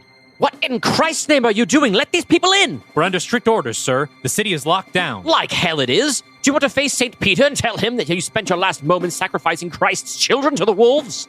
The guard member considers this, then relents, letting the citizens swarm into the city. Then the second wave. At first, just a few shambling bodies coming around the corners, moaning and reaching. Then more round the corner, faster, screaming, and on fire. Father Karras doesn't take his eyes off of them as he says to Father Dyer, "What were they saying? The families, what were they yelling?" They said, The dead. The dead have risen. Realization dawns on Father Karras's face. He drops his polearm and runs back to the gate. Damien! Damien, where are you going? The camera follows in front of Karras as he runs. Behind him, we see the wave of zombies hit the front lines, and a brutal battle ensues. Guns fire, blades slash, flesh is ripped and torn and eaten, all of this growing smaller as Karras sprints towards the basilica. Mary? Mary! Cut to Mary. She's a young girl, 10 years old, currently being held by an elderly nun. They're in the grottos, the underground level below the basilica, along with a few dozen other nuns and only a handful of other children. The only sounds are the whimpers of their soft weeping. Until the pounding starts. It seems to come from all around them.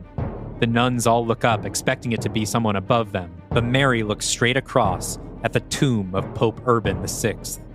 There's another pounding, and the stone lid of the tomb shudders.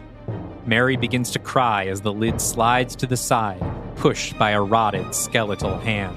Zombie Pope. Zombie Pope. All around. That's, by the way, not in the script. No one's chanting that in the grottos. Oh, okay. That's just Dylan. All around the huddled nuns, tombs begin to break open, and the moans of the dead are released, mingling with the screams of the women. Mary doesn't scream. She just stares as a skull wearing a gold crown rises from the tomb and turns to face her. Cut to black. Title: The Exorcist. Station 2. Jesus takes up his cross. One day earlier. Father Karras and Mary sit in the pews in the Sistine Chapel, listening to the Sistine Chapel choir rehearse. This is my favorite part of visiting the Vatican. They sound heavenly, don't they? Mary nods, but seems distracted. I saw those guys from Korea on the news. I told you not to look at the news right now. Mary shrugs. It's on all the TVs. They're very far away from us, hon. They called them gods. No. There's only one God, sweetheart. That's not what they said in Sunday school. They said there's three: the Father, the Son, and the Holy Spirit. Damien thinks about how to explain this. In front of them, the choir director isolates a group of 3 sopranos, asking them to sing a passage together. I want you to listen to those singers. Let's say that they're the Father, the Son, and the Holy Spirit, okay? Their voices are so pure, so in sync, that it almost sounds like a single voice, doesn't it? Yes. But if you were to go down the line and listen to every one of them sing solo, you would never hear that voice. Because it's not coming from just one person. It's all of them together, combining to make one powerful voice. That voice, that is God. Mary thinks about this for a second, then shakes her head. Then why is everybody calling the guys on the news God? Mary, throughout your life, many people are going to tell you conflicting things about God, myself included. But through all of that, there's only one question that really matters. Do you hear the voice? Mary closes her eyes. Close on her face as she listens. We listen as well to the beautiful unison of the singers. Finally, she says, I do. Hard cut to the present. Father Karras sits in the same pew. On-screen text tells us it's 6 months later. On the risers where the choir used to stand, there's now a pile of dead bodies. Wait, hang on. Yeah. This is probably just a little sort of error, but you in the beginning you say 1 day earlier. Yeah, so 1 day earlier from. Okay, so we're jumping. We're jumping 6 months past. This is actually the furthest we've been so far, because even Mystery Men's only a couple of weeks past. We are jumping 6 months into Hell on Earth. All right. On the risers where the choir used to stand, there's now a pile of dead bodies, dozens of them stacked limply on top of each other. Karras stares at them with hollow eyes. God and Adam look on from high above. A woman appears, standing next to him, played by Michelle Monaghan. Father Karras? At first, Damien appears not to have heard her. Then he blinks himself to attention. Yes, hello. Mrs. McLean, was it? McNeil. Chris McNeil. Damien smiles. Finally, someone with a matching accent. Boston. Not exactly matching then. Chicago. What brought you to the Vatican for the apocalypse? Salvation? Vacation. My daughter and I were some of the first people to make it in here. The guard tried to stop us, but the Black Pope, please, he's a friend. You can call him Father Dyer. Father Dyer let us in. Yes, I was there. So, What's so important that you decided to brave the smell to come talk to me? She looks down at her hands. You know, I had such conviction walking over here, but now it feels silly to say. At this point, I'd welcome any silliness you have to offer. Chris doesn't smile or look up. What do you know about possession? Damien closes his eyes and seems to deflate. I know that it doesn't exist. Well, a few years ago, I would have said that demons don't exist, and I would have told you that they do. But possession does not. Why are you asking me about this, Mrs. McNeil? My daughter, Reagan. I believe she's been possessed by one of those demons. Have you had Dr. DeVoe take a look at her? Yes, of course. And she told you to come to me. She said you knew a lot about exorcisms. Academically, yes. Not practically. But I know enough to know that your daughter is not possessed. Please, Father, would you just take a look at her? Father Karras lifts his weary eyes to her tear-stained face. She's all I have left.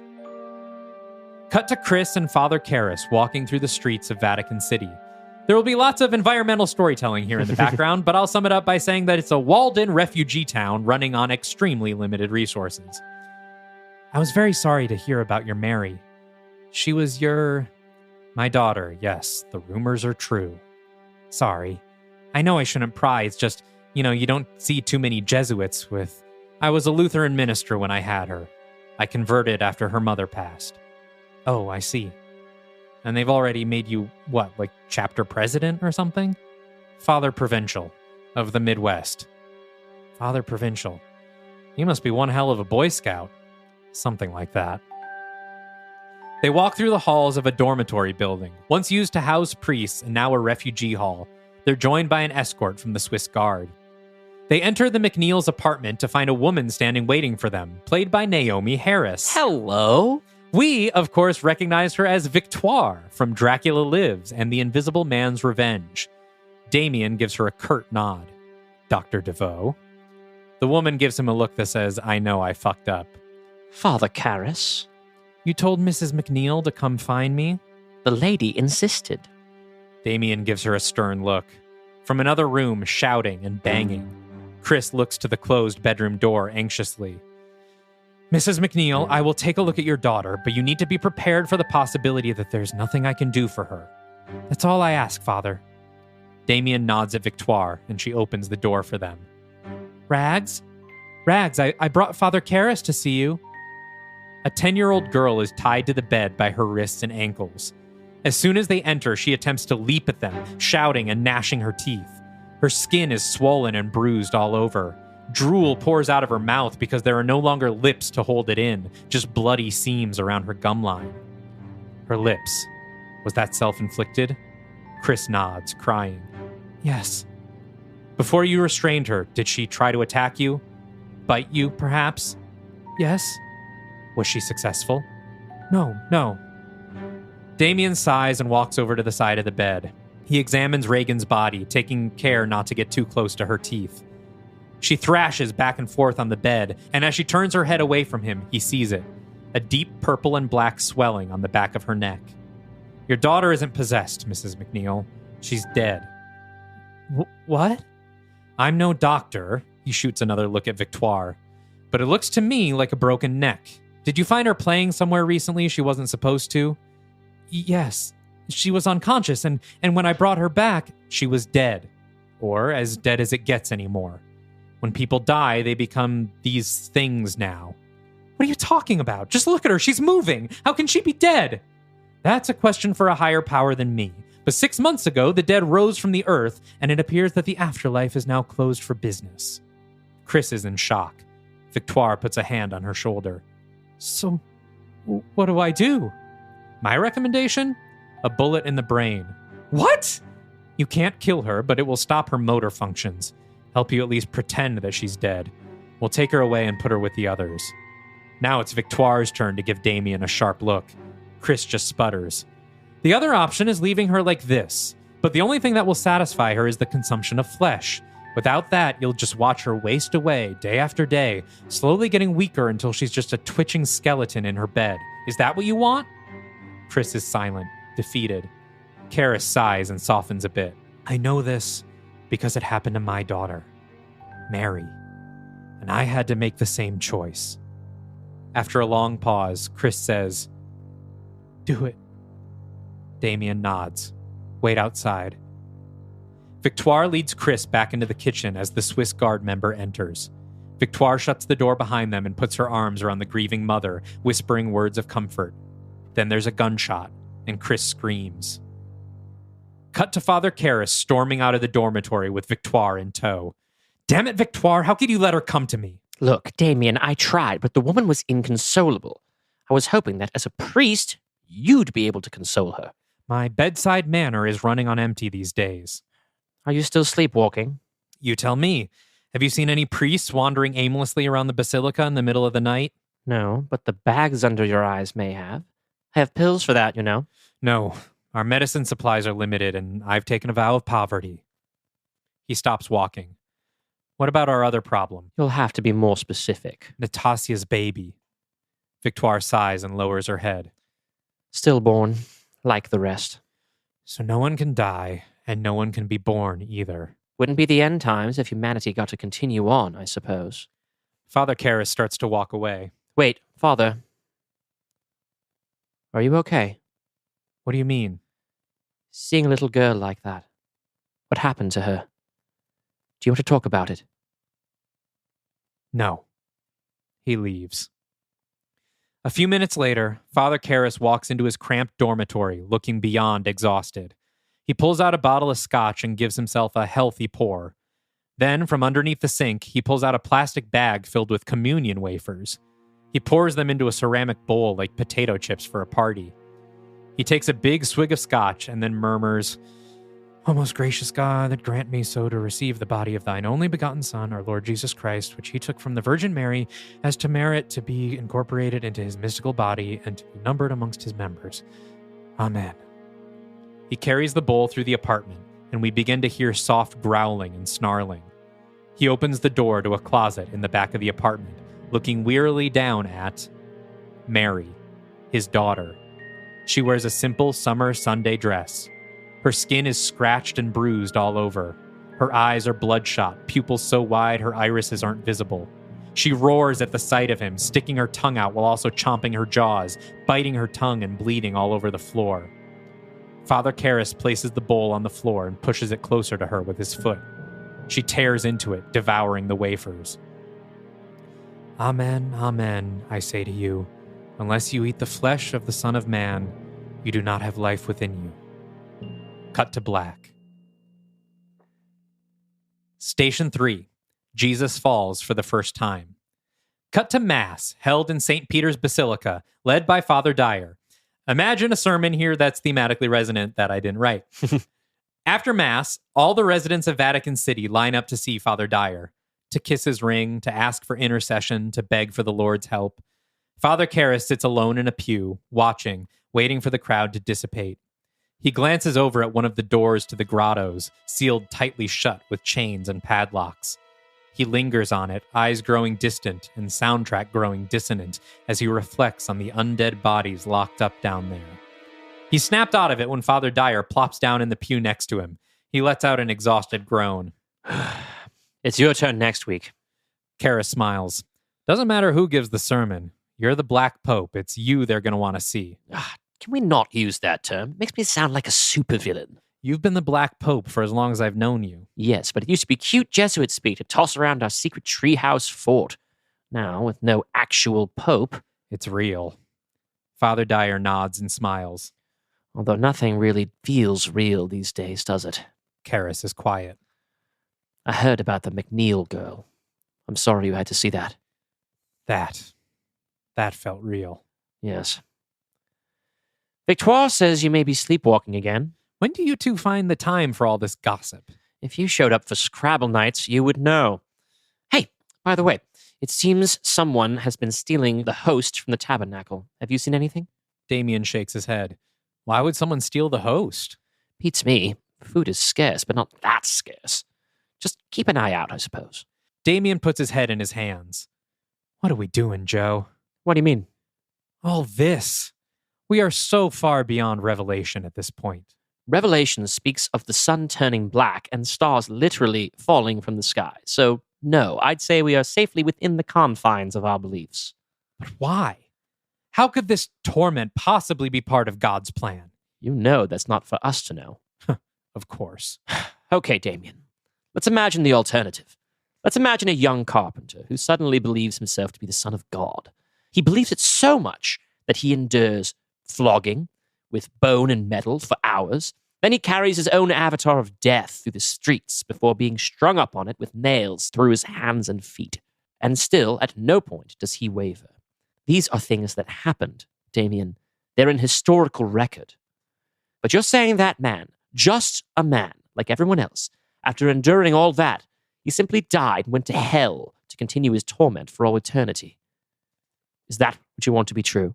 It's not about what I want to be true. Nothing happening here is what I want. I'm sorry about Mary, Damien. I am. And I have offered you counsel over and over again. You, my friend, are second only to Christ when it comes to suffering. But I stuck my neck out for you. I brought you back into the church despite significant pushback from my superiors. So if you think you no longer owe yourself the gift of faith, then consider the possibility that you owe it to me.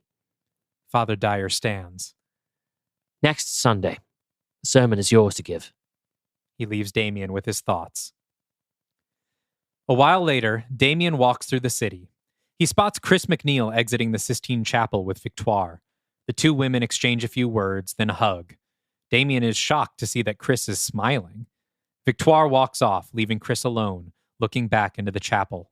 Damien approaches. Mrs. McNeil! Oh, hello, Father. I wanted to apologize for my, candor when dealing with your daughter the other day. I made an already unbearable situation worse. It's okay, Father. None of us is at our best. I'm sorry I got you involved in it. What are you doing here at the chapel? She nods toward the open doors. I was here for Reagan. To look at her, I mean. Are you sure that's a good idea? She smiles at him. Don't worry, Father. Dr. DeVoe has been comforting me.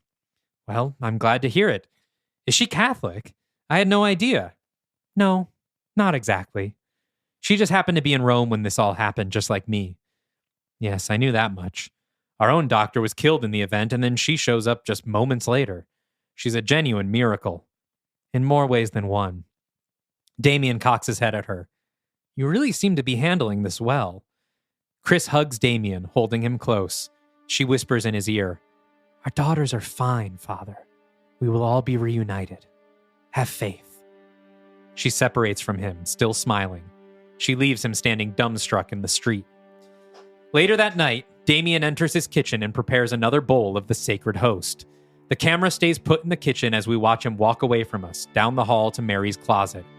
He opens the door and the sound of her snarls gets louder. He disappears from our view, stepping inside to give her the bowl. Then there's a louder roar and the sound of Mary's restraints being yanked. Damien stumbles backward out of the closet, slamming into the opposite wall, terrified. He stumbles back toward the camera, leaning on the wall for support, before falling to his knees before us, sobbing. He pounds his fists into the floor, crying and shouting. Then he throws himself up on his knees, fists together, praying. Please, God, my Lord God, bring Mary back. I trust you, I believe in you, but I don't understand. Just please, I need my Mary back. Take whatever you need from me, my health, my body, my soul, my life. Just heal my baby girl. He collapses back to the ground, crying. Minutes later, Father Karras shuffles lifelessly to bed, a near-empty bottle of scotch dangling from his hand. He collapses on top of the covers and squeezes his eyes shut. Tears leak down his face as we cut to black. Station 4. Jesus meets his mother. The next morning, Father Karras stirs in the sunlight. He's under the covers now, but doesn't look in the least bit rested. He groans and stretches his neck, then pulls the sheet down from his chest. There's a tiny arm stretched across his torso. He gasps and throws the sheet off the bed. Curled up next to him is Mary, looking warm, pink, full of life. No bruises, scratches, or blood. Peaceful as an angel. She slowly wakes, pulling away from her father and yawning. Mary? Mary, baby, what are you doing here? She rubs her eyes and looks at him, curling up into a tight ball. I'm sorry. I had a nightmare. Damien laughs, incredulous. He grabs her and pulls her close, holding her against his chest and rocking back and forth. So did I, baby. So did I. End of Act 1. Station 5. Simon of Cyrene helps Jesus carry the cross. Damien Karras stands in his kitchen, humming a song to himself as he peels an orange and brews coffee. He stops when he hears a sudden thud, strong enough to shake the silverware on the counter. It's followed by more pounding. He looks down at the floor, where it seems to be coming from. Silence. Then it starts again. Rapid now, getting closer, louder. And then Mary runs into the kitchen, feet pounding on the tile, and wraps her arms around her father's legs. He lifts her into the air, thrilled to see her. She laughs, he says good morning, she asks what's for breakfast, etc. And then I've cut a scene here where Mary asks to go out into the city with him, but he is keeping her indoors, a secret for now. Now, I need you to be good today while Daddy goes into the city, okay? Why can't I go with you? I'm sick of being stuck in here. I know, sweetheart. It's not for much longer, I promise. Things are just complicated right now. Can I watch Bluey on your iPad? I told you, sweetie, there's no more Bluey. It's so boring here. He kneels down to her level. Only boring people get bored. You could practice your guitar. Oh, or what about that imaginary friend you used to have? What was his name? Uncle Howdy. Well, I just heard some noises around here, and I think it might have been Uncle Howdy. Really? Yeah, why don't you go look for him? She runs off, leaving Damien still smiling, but looking a bit more anxious. Cut to St. Peter's Basilica, a close-up of La Pieta, the statue of the Virgin Mary with Jesus dying in her lap. A large black dildo has been affixed to Jesus' crotch, standing up straight. His face has been painted an uneven, smeared brown with exaggerated red lips like in a minstrel show. The Virgin Mary's face drips with a whitish clear liquid. A hand reaches out to touch it. I wouldn't do that, Damien. Father Karras pulls his hand back and looks at Father Dyer. What is it? Semen, I believe. What's that smell? Dyer gestures to Jesus' painted face. Excrement. And the lips? The woman that found them believes it to be menstrual blood. I'm hardly the expert, however. Who would do this? It's a brave new world, Damien. For all we know, it was Satan himself. It's not the first time they've been vandalized. In the 70s, a madman went at them with a hammer. I would have preferred that, I think. We can't leave them like this.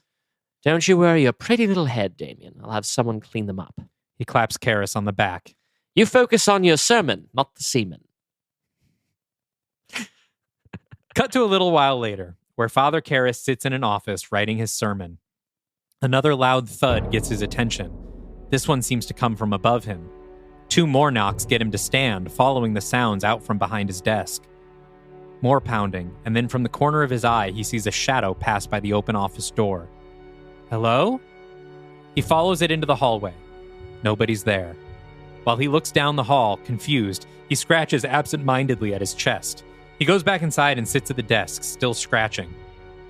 Finally, annoyed, he pushes the crucifix around his neck over his shoulder and unbuttons his shirt. His chest is broken out into red and white hives, focused around his sternum. He looks at them, bewildered, then drops his crucifix onto the inflamed skin and buttons his shirt back up. Cut to another mass at St. Peter's.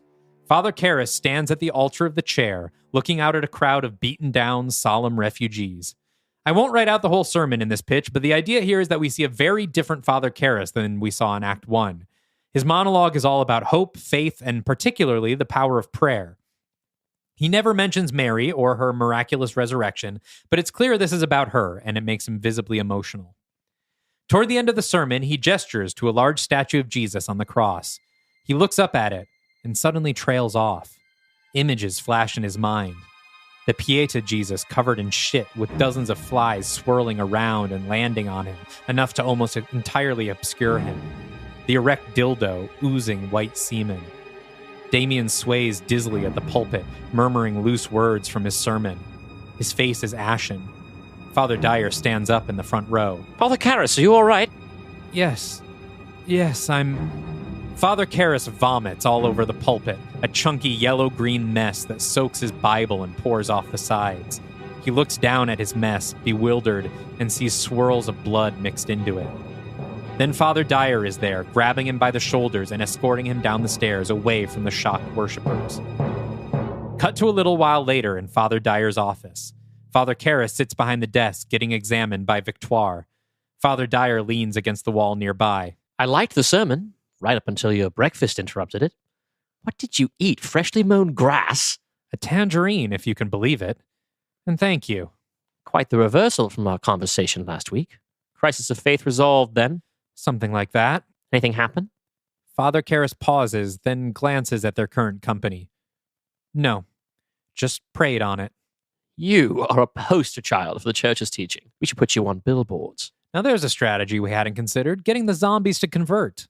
Don't say zombies. It's not in the Bible. Sorry. Lazari. Much better. Dr. DeVoe rolls her eyes.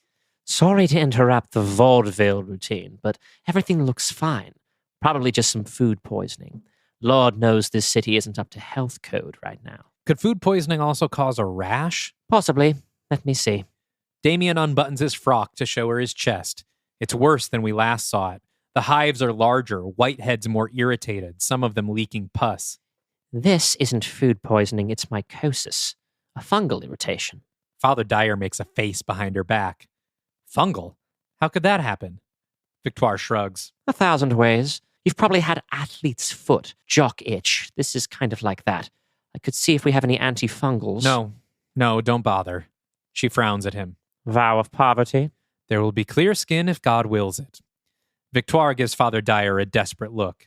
Damien, speaking in my capacity as Father General, I hereby grant you permission to use our Father's Holy Lotrimin Ultra. I will be fine. It's just a rash. Damien, this isn't the vow's intent. If this is about some kind of guilt over Mary... Don't you fucking say her name! Everyone is stunned. Even Father Karras. Oh my God. Joe, I'm so sorry. I don't know what came over me. Hey, it's okay. It's been a strange morning. Why don't you go get some sleep? Yeah, good idea. I beg your forgiveness. You're forgiven, my son. Father Karras leaves. Victoire watches him go with a curious eye. Station 6. Veronica wipes the face of Jesus. A few days later, Father Karras is sitting on the toilet, taking a shit. Look, it's going to be a lot of piss and shit. You're going to make sure you include all of the humors. All of the humors, yes. He stands, wipes his ass, and looks at the wad of toilet paper. It's soaked with deep red blood. He frowns at it, and then he's interrupted by a knock at the door. Damien exits the bathroom just as Mary is coming out of the bedroom. Hey, love, I need you to go back in your room for a bit. Who's at the door? Let Daddy handle it. Just go draw with your markers for a bit, and don't come out until I say it's okay, understand? Mary nods sadly and goes back in her room. Damien shuts the door behind her. Standing outside the apartment door is Father Dyer. He smiles for a brief moment at Damien before seeing the look on his face and instantly getting concerned. My word, Damien, have you been sleeping? Like a baby. I just don't wake up feeling like it. May I come in? You may not want to. The spirit moved through me just now, and he left an odor. I will respect your house of worship. I'm here to report there's been another vandalism. Damien lets out a weary sigh. What now? I'd rather not repeat it. I just had breakfast and I'd like to keep it down. Suffice it to say, a statuette of the Savior on the cross was used in a less than holy manner. What can I do? Father Dyer pauses for a moment. Damien, what do you know about the Black Mass? You think someone is performing the Black Mass in the Vatican? It makes a perverse sort of sense. City full of religious devotees suddenly have their faith called into question by beings professing to be satanic in nature. So they redirect that energy to them. Invert the crucifix necklaces, worship the new gods. Yes, but it's not just a matter of praying to someone new. Books on the Black Mass talk about cooking a host out of pus and menstrual blood and drinking the blood of infants. Not to mention the orgies and sodomy, and Father Dyer holds up a hand. Yes. Again, mind my breakfast, Father. I'm not saying it's a widespread movement. Could just be one or two maniacs. With everything that's happened, if only 2 people in the city went insane, I'd call that a blessing. Just keep an eye out for anything strange, would you, Damien? Of course. They say goodbye, and Damien shuts the door, looking even more tired than before. He turns to see Mary standing in her doorway. I wanted to talk to Father Dyer. I know, sweetheart. I told you, there's a lot of sickness going around out there, and I don't want you to catch it. But you go out there, you'll probably just bring it home anyway. I have to go out there, baby. And you'll get to soon. When? I don't know. Soon. When? I don't know. When are you going to let me out? Whenever I say so, you little cunt! Mary is struck silent. Her eyes start to well with tears and her lip trembles. Oh, now you want to cry? Does little Mary want her mama? Well, sorry to say, sweetest, but you're stuck with me because your whore mother is sucking cocks in hell right now. Mary begins to sob and runs back to her room. Damien storms after her. You know what a whore is, Mary? You should. You were named after one.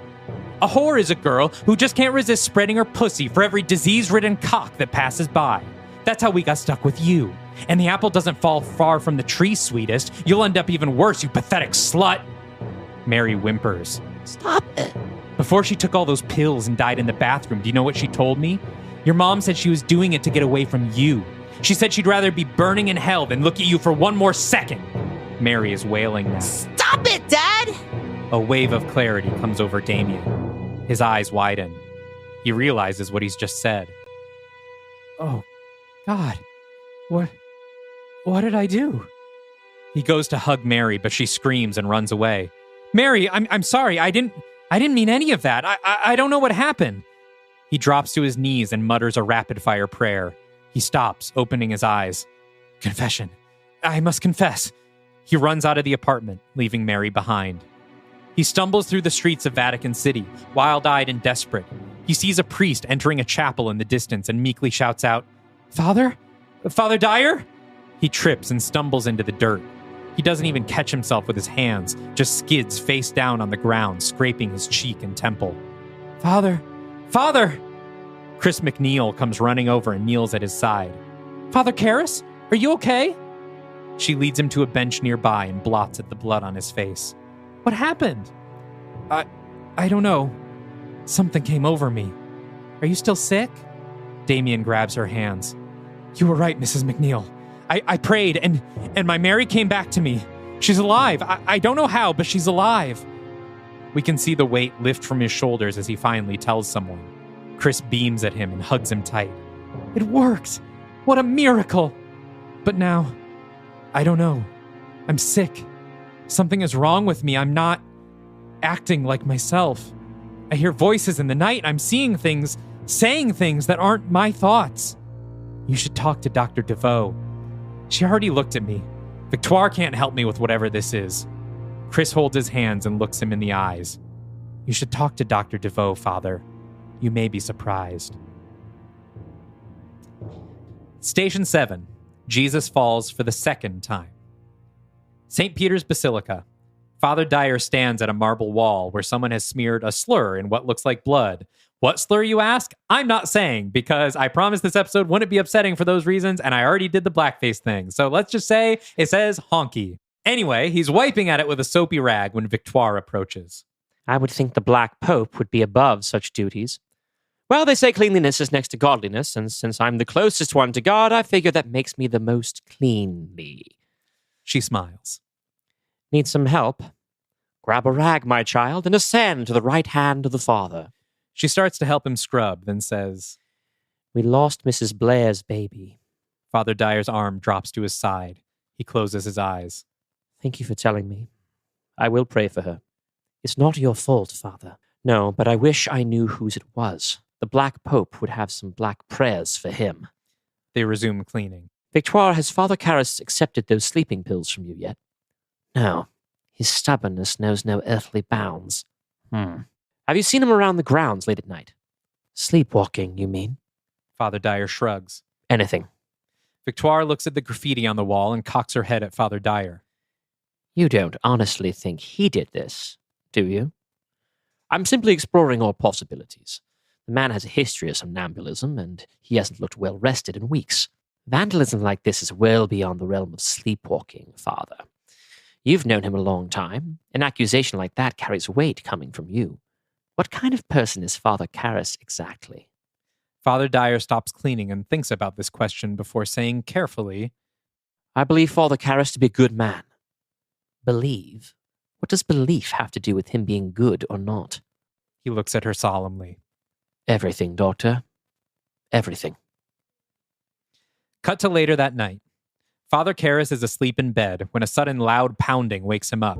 He sits up in bed in time to see a shadow pass by his doorway, heading for Mary's room. Mary? Is that you? He gets out of bed. He looks worse than ever. His skin is pale yellow. The scabs on his face look infected. His arms are skinnier than before. He steps into the hallway. He doesn't see anyone, but he does hear them. Rapid, uneven panting coming from Mary's room. He steps into her room and freezes. There's a man standing over Mary's bed. It's empty. Mary is nowhere to be seen. The man is completely nude except for a crown of thorns he wears on his head. His back is hunched and his arm works furiously. He's masturbating over her pillow. Hey, who are you? The man whips his head around, his eyes wild. He is Father Karras. And in this moment, he's suddenly the only Father Karras, the real Father Karras, waking up to find Mary standing in the doorway, looking at him fearfully. Dad? He's standing over her pillow, and while he doesn't have the crown of thorns, he is nude and his seed is spilled on her pillow. Realizing what he's doing, he grabs the blanket and wraps it around his waist. Mary, darling, I don't know. I think I was sleepwalking? Here, come here. He reaches for her, but she ducks away. Please, will you get out of my room? Please, I want to sleep. Damien is speechless. What could he possibly say? He leaves the room, taking the pillow with him, and shuts the door. Minutes later, he's dressed and storming out into the night. Cut to him inside an apartment building, pounding on one of the doors. Victoire? Victoire, it's Damien! No answer. He pounds and yells again. No answer. He turns to leave, but then changes his mind and tries the doorknob. To his surprise, it opens. Damien steps into Victoire's dark apartment. Victoire? Are you here? He looks around at her living room. It's different than he expected. A little witchier. There are candles and books everywhere, drawings of runes scattered about. He picks up a deck of tarot cards and flips through them. On a desk, there's a pile of foot-long, thin glass needles. He picks one up carefully. The tip of it is covered in dripping blood. He steps into her bedroom. The bed is neatly made. The room is empty. One of the bookshelves has been pulled away from the wall. He walks over to it and discovers a tunnel in the wall behind it, with steps leading down into darkness. He goes back to the living room for a candle and then descends through the tunnel. Eventually it levels out into a stony, wet corridor. He walks and walks for what seems like a mile, lit only by the small candle flame.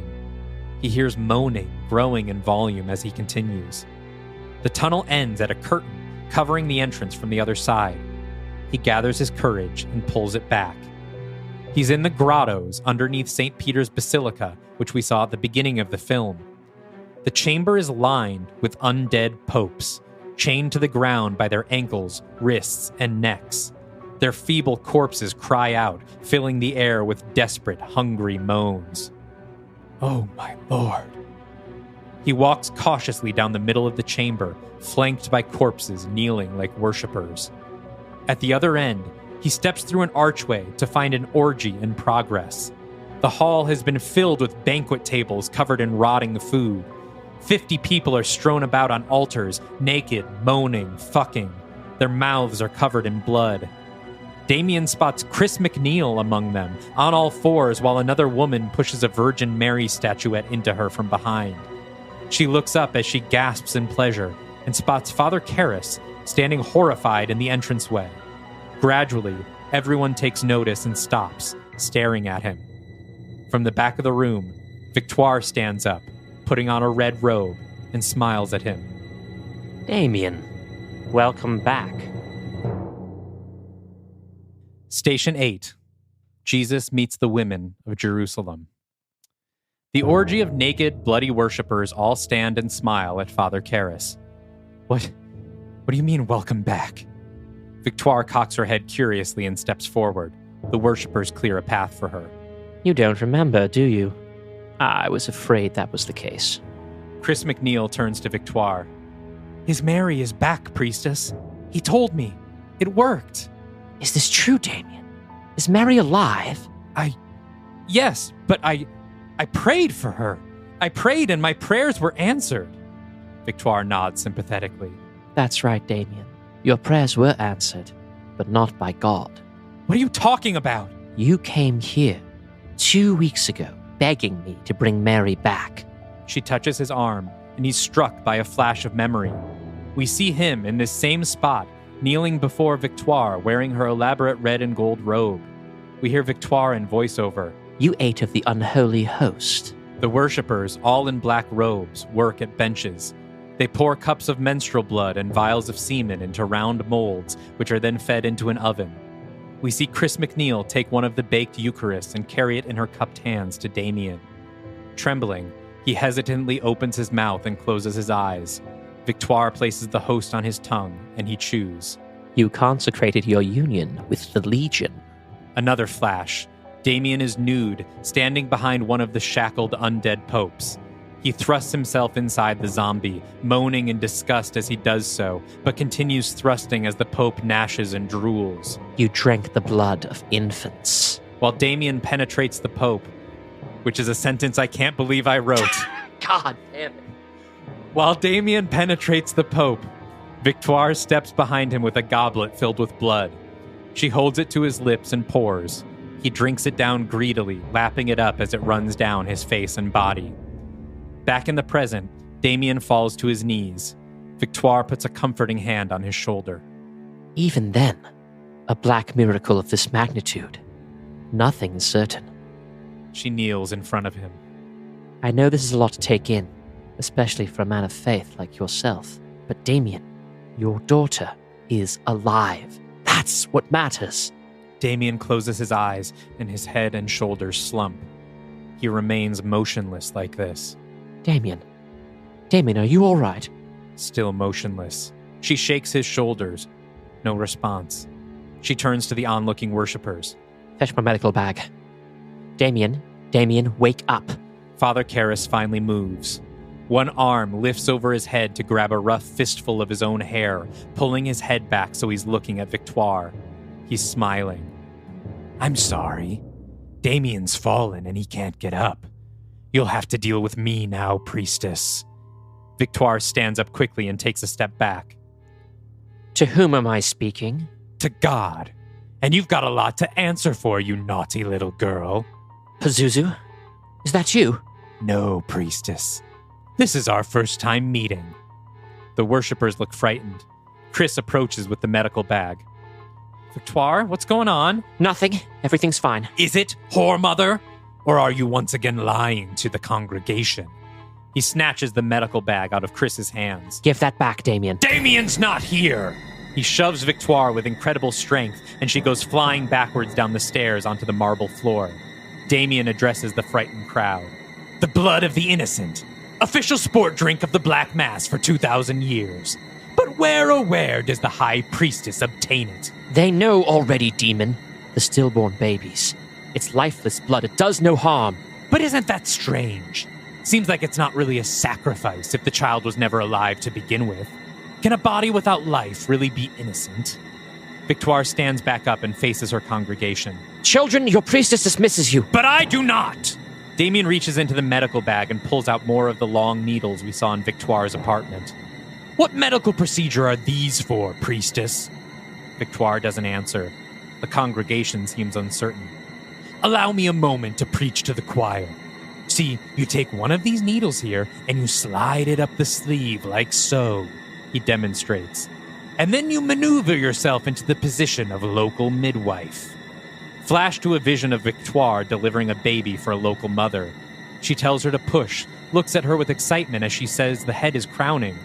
Then we see the long needle slide out of her sleeve. She reaches in between the mother's legs. Back to the grotto. Damien pushes the needle into the soft skin of his palm, pushing it until it stabs out the other side. A quick penetration of the soft crown as soon as you can see it. A life snuffed out before they even see light. Irrelevant! It's immoral to bring a life into a world like this. I'm showing these children mercy. Perhaps. Or perhaps you're dooming these souls to be trapped in a lifeless, limp body for all eternity. Sounds like a question of faith, doesn't it? He poses this last question to the congregation. There's a lot of disagreement, shouts of outrage, of defense, everyone arguing, until finally Chris McNeil stands up next to Victoire. Stop it! I stand with our priestess. I thought my own daughter could be brought up in this world, but I was wrong. It took her. Changed her. I was faced with the hardest choice a mother could ever make, and I stand by it. She's better off now. Mommy? Chris whips her head around to look at Damien.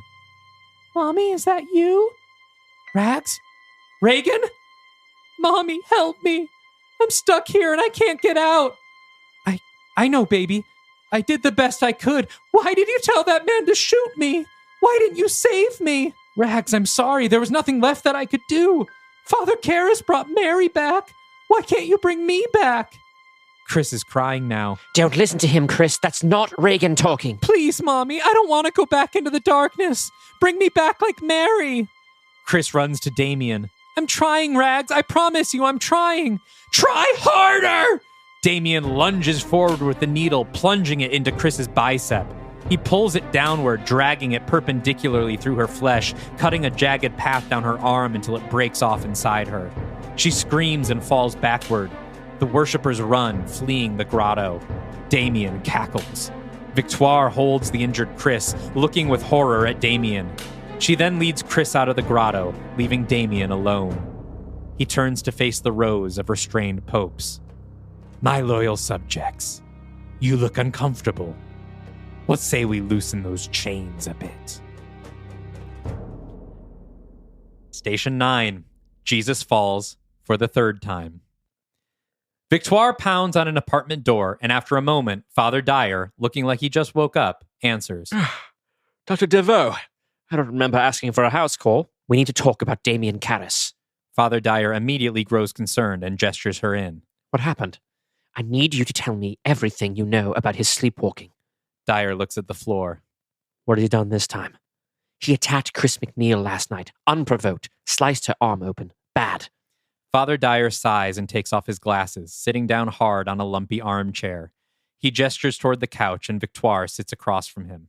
Has he done this before? How does a Catholic priest have a daughter? This is the question everyone asks first when they meet Damien. He was a Lutheran. He converted after she was born. Yes.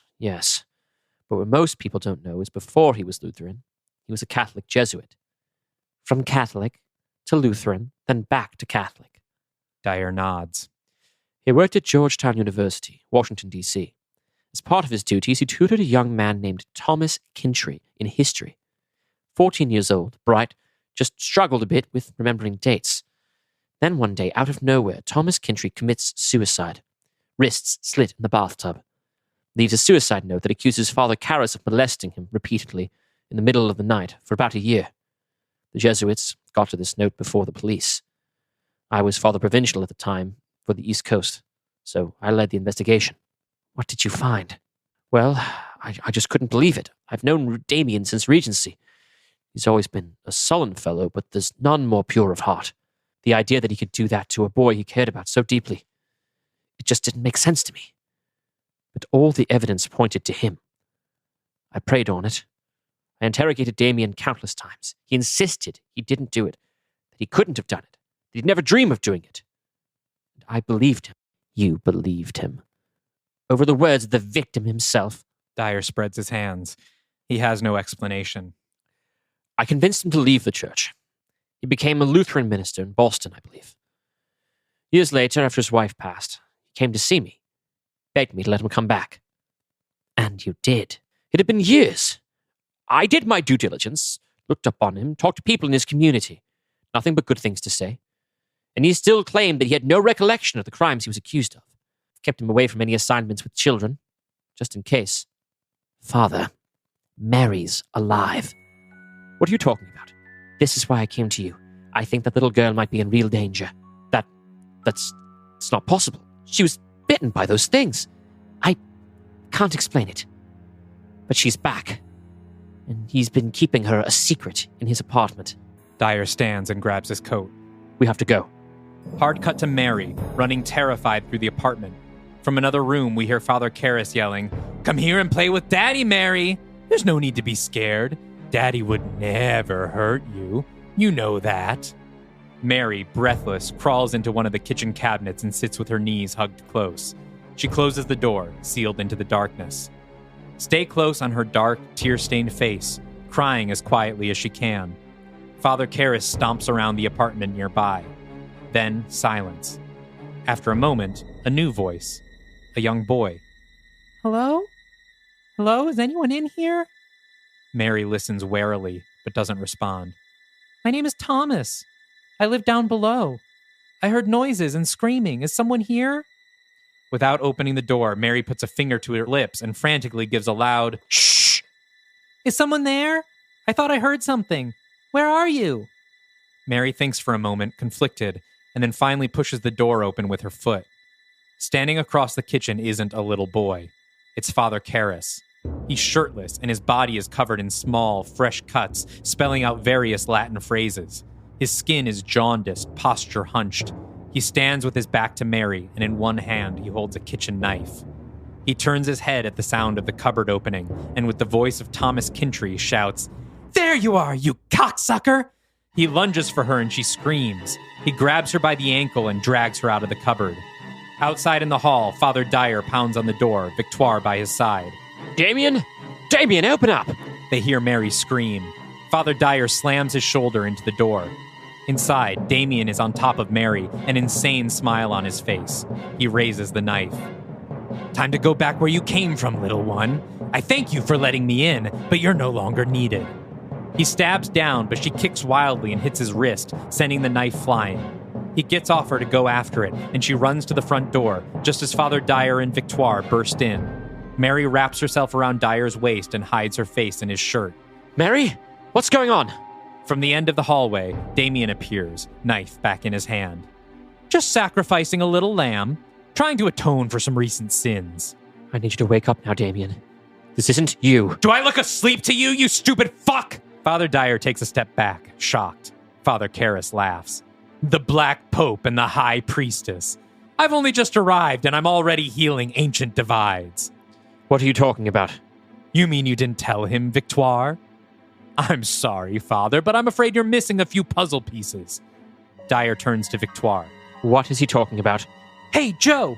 Joe, it's me, your student, Damien Karras. You know that black mass you've been looking for? Well, listen to this. Damien opens his mouth, and Victoire's voice comes out, reciting a prayer to the gods of death, speaking of the blood of the infants and of the unholy Eucharist. Father Dyer sputters, trying to wrap his mind around this. Right under your feet, Joe. She's even been killing the babies right out of the womb. And if I know one thing about Catholics, they hate dead babies. I'm taking Mary away from here, Damien. I'm going to get her somewhere safe, and then we'll deal with you. Safe?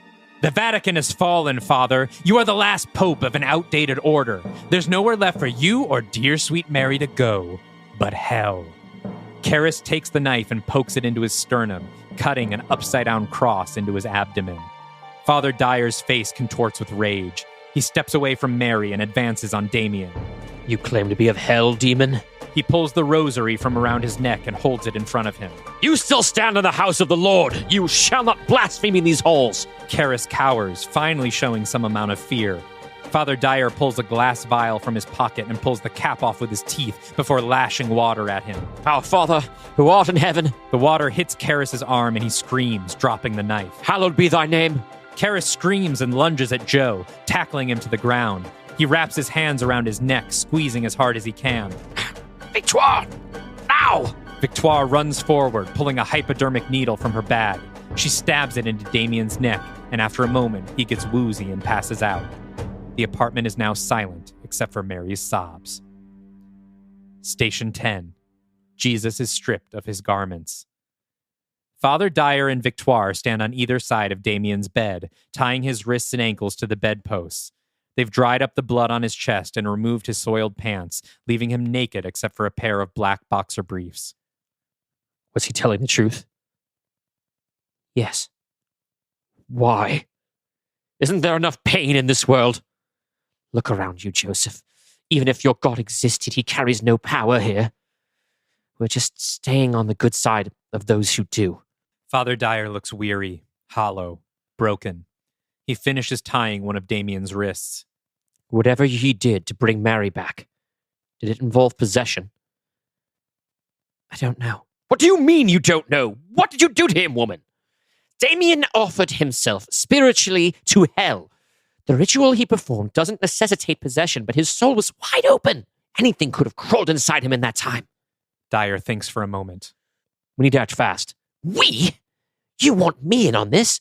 My only concern right now is saving my friend by any means necessary. You know a lot more about what may have happened than I do, so until he's back, you're with me. And then what? You can't exile me, Joseph. I have as many followers in this city as you do. That's a problem for tomorrow's Pope. For now, we need to find Father Lancaster Merrin. Who is Lancaster Merrin? He looks at her gravely. He's an exorcist. End of Act 2. Station 11. Jesus is nailed to the cross, a.k.a. the 3 hours agony. Another apartment in Vatican City. Even compared to the priest homes we've seen already, this one is remarkably Spartan.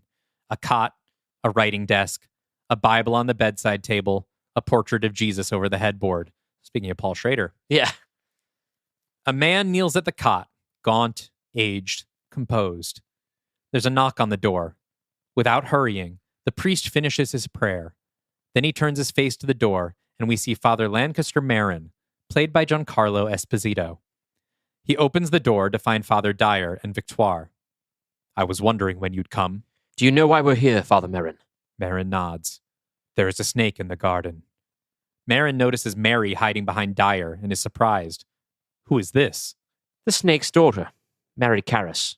But she is the first holy miracle of our new age. We must start right away. Will you hear my confession? Yes, my son. We switch to Mary's perspective as she watches Father Dyer enter Merrin's apartment and close the door behind them. She looks up at Victoire, who smiles at her. It's okay, darling. Your father's going to be okay. That wasn't my dad. He would never hurt anybody. Victoire looks at her with sympathy, conflicted. We'll find someone to take care of you while we get this all sorted. No, I want to come. Mary, dear, you really shouldn't see this. I can help. My dad will come back if he knows I'm there. Cut to inside the room, post-confession. Father Merrin collects his things. Have you verified beyond a doubt that Father Karras is indeed possessed? Dyer hesitates. Yes. Merrin turns, unconvinced.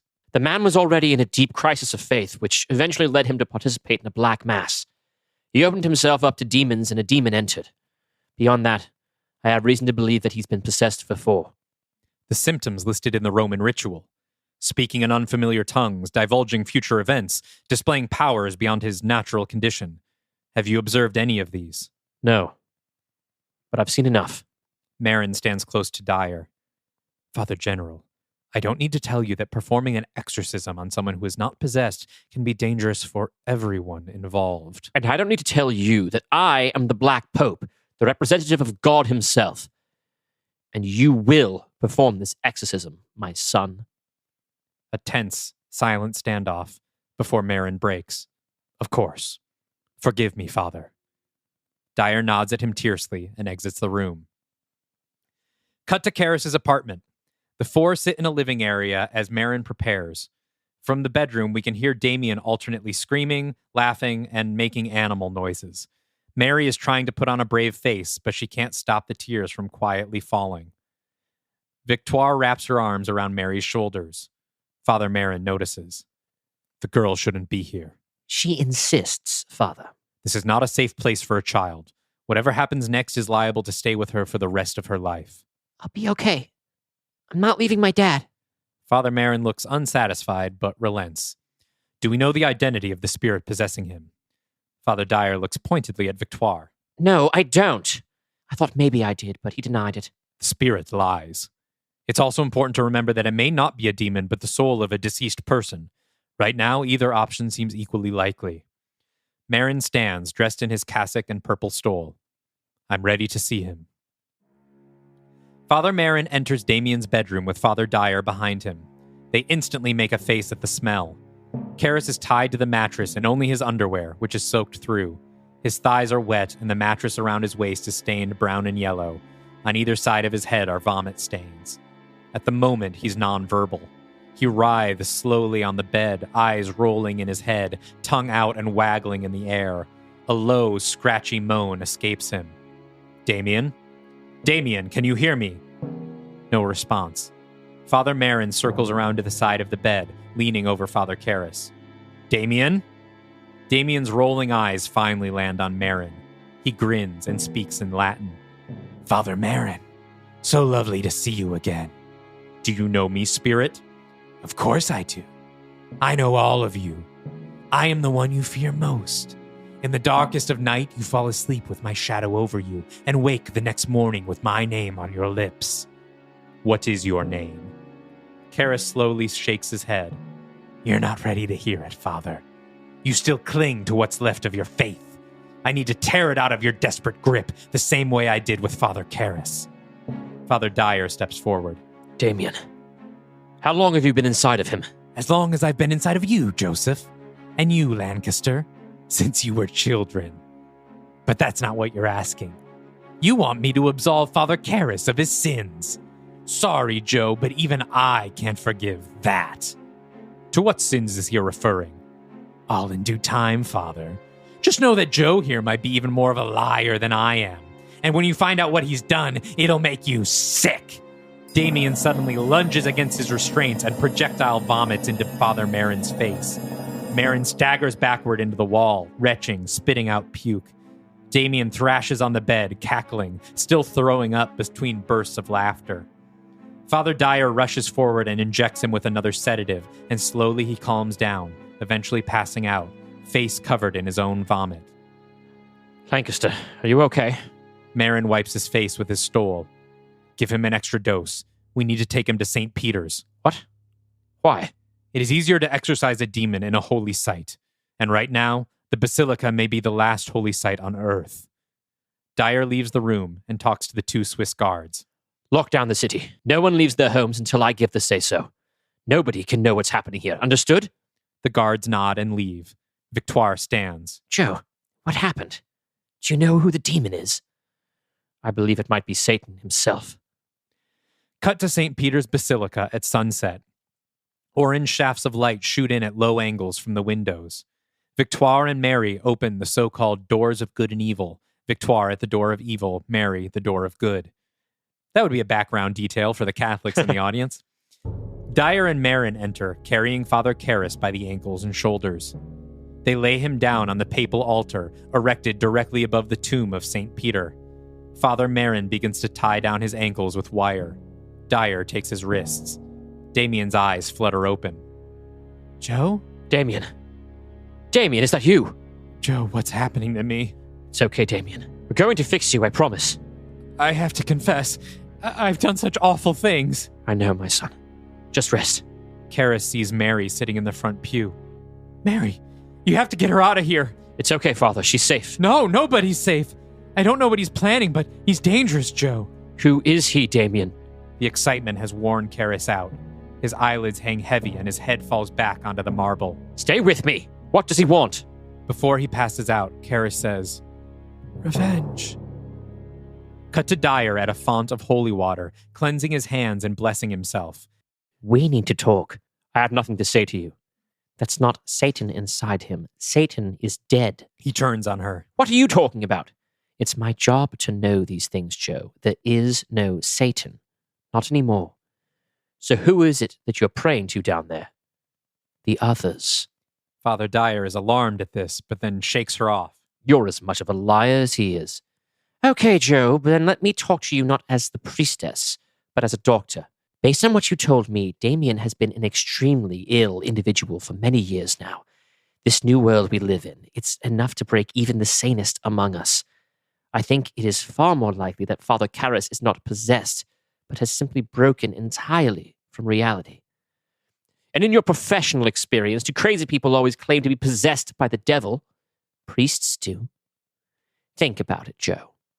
Damien was intimately familiar with the process of exorcism. He was just called in to perform one a few weeks ago. It makes sense that his psychosis would take on the form of possession. And because of that, it's very possible this exorcism you're staging will just reinforce his illness rather than cure it.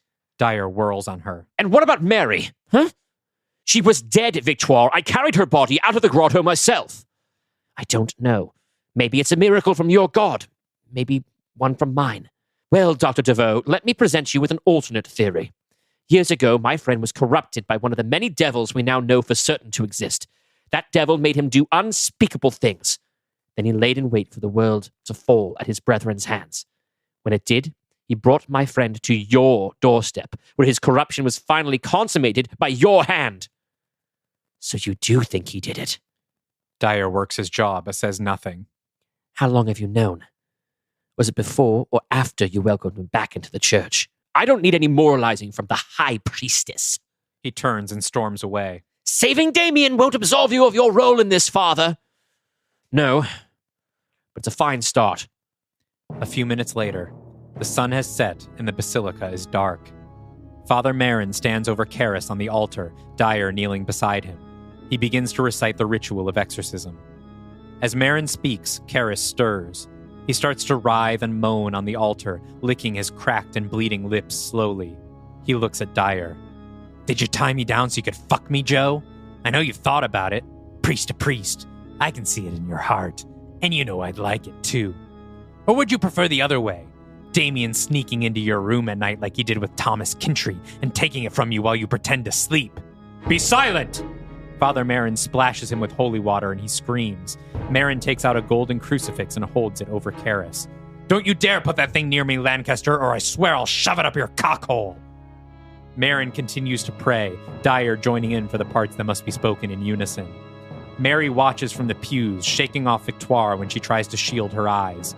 She insists on watching. Karis starts to thrash more violently. He pulls one arm against the wire, straining against it with so much force that Dyer shouts out to Marin. Marin tries to stop Damien, but before he can, Damien's elbow bends the wrong way with a loud snap.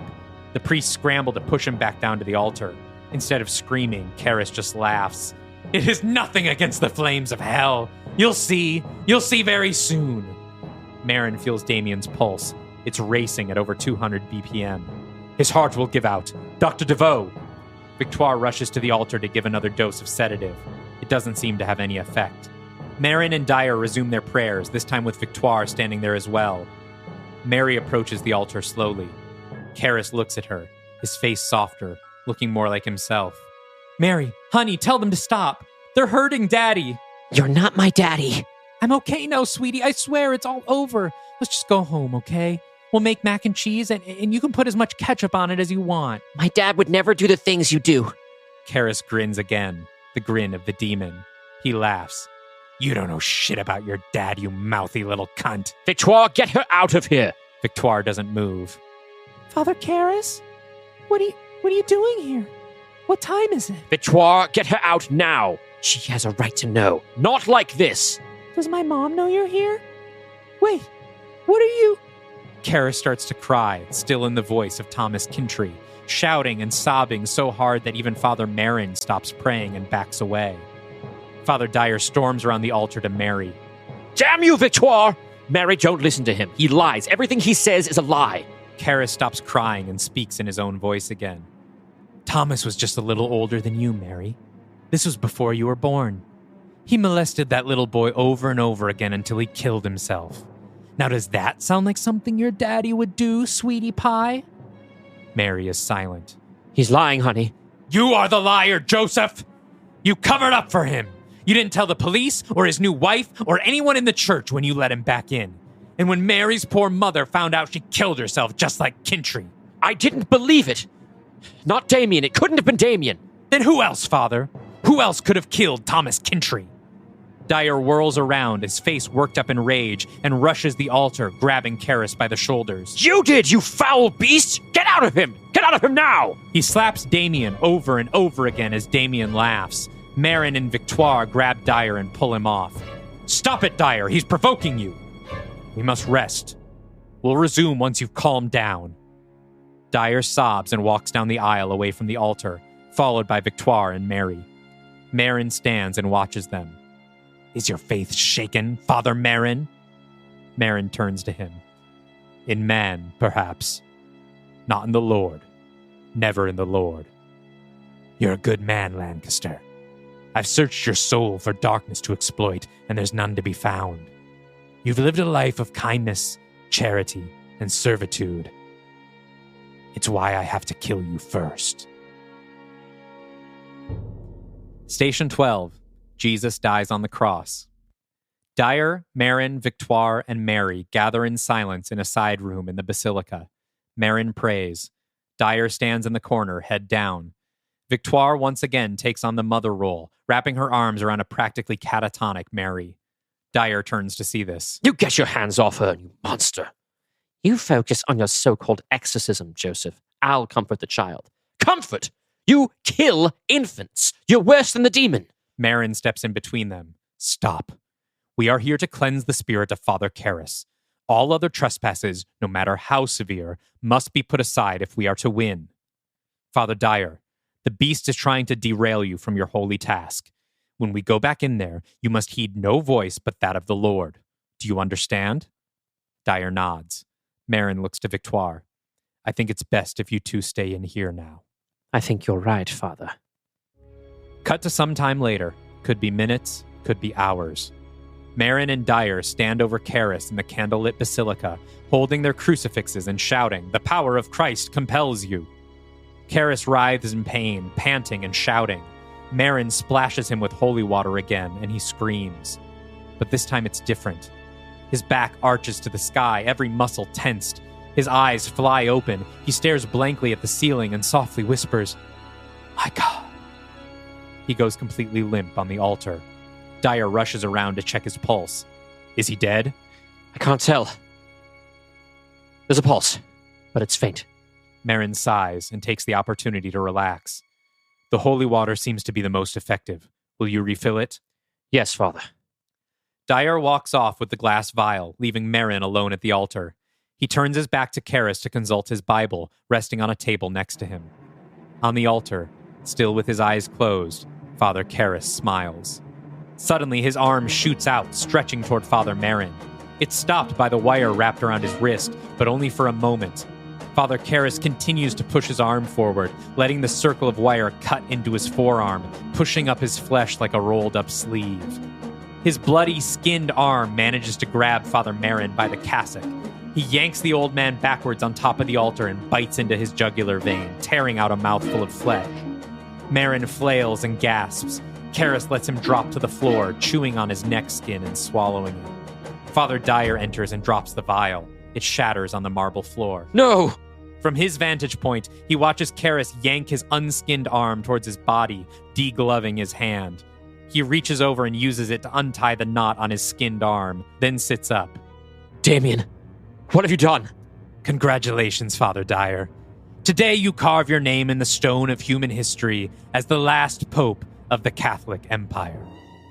Station 13. Jesus is taken down from the cross. Father Karras rises, standing on top of the papal altar. What are you doing, Damien? What is your plan now? There is no Damien, Joseph. There is only my divine love, and I will use it to tear down this heretical monument you built to me over thousands of years. What monument? The basilica? The church!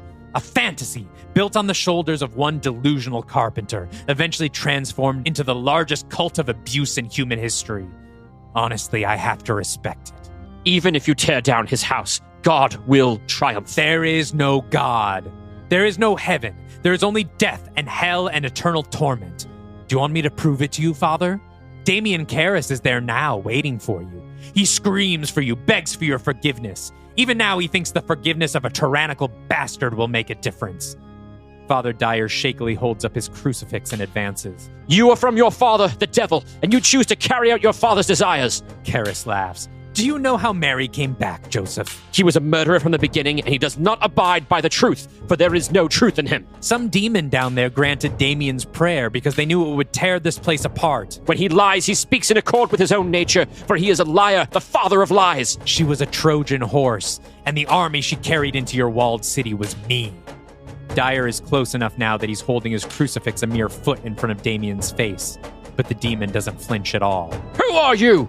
Name yourself, demon. Not yet, Father. If you survive this next part, then you can know. Karras grabs Dyer by the wrist and pulls him close. Dyer gasps, but Karras doesn't attack him. He just reaches into the pocket of his cassock and pulls out a ring of keys. Before Dyer can snatch them back, Karras runs to one of the chained-up doors to the grottos. No, you can't. Time to meet your forefathers.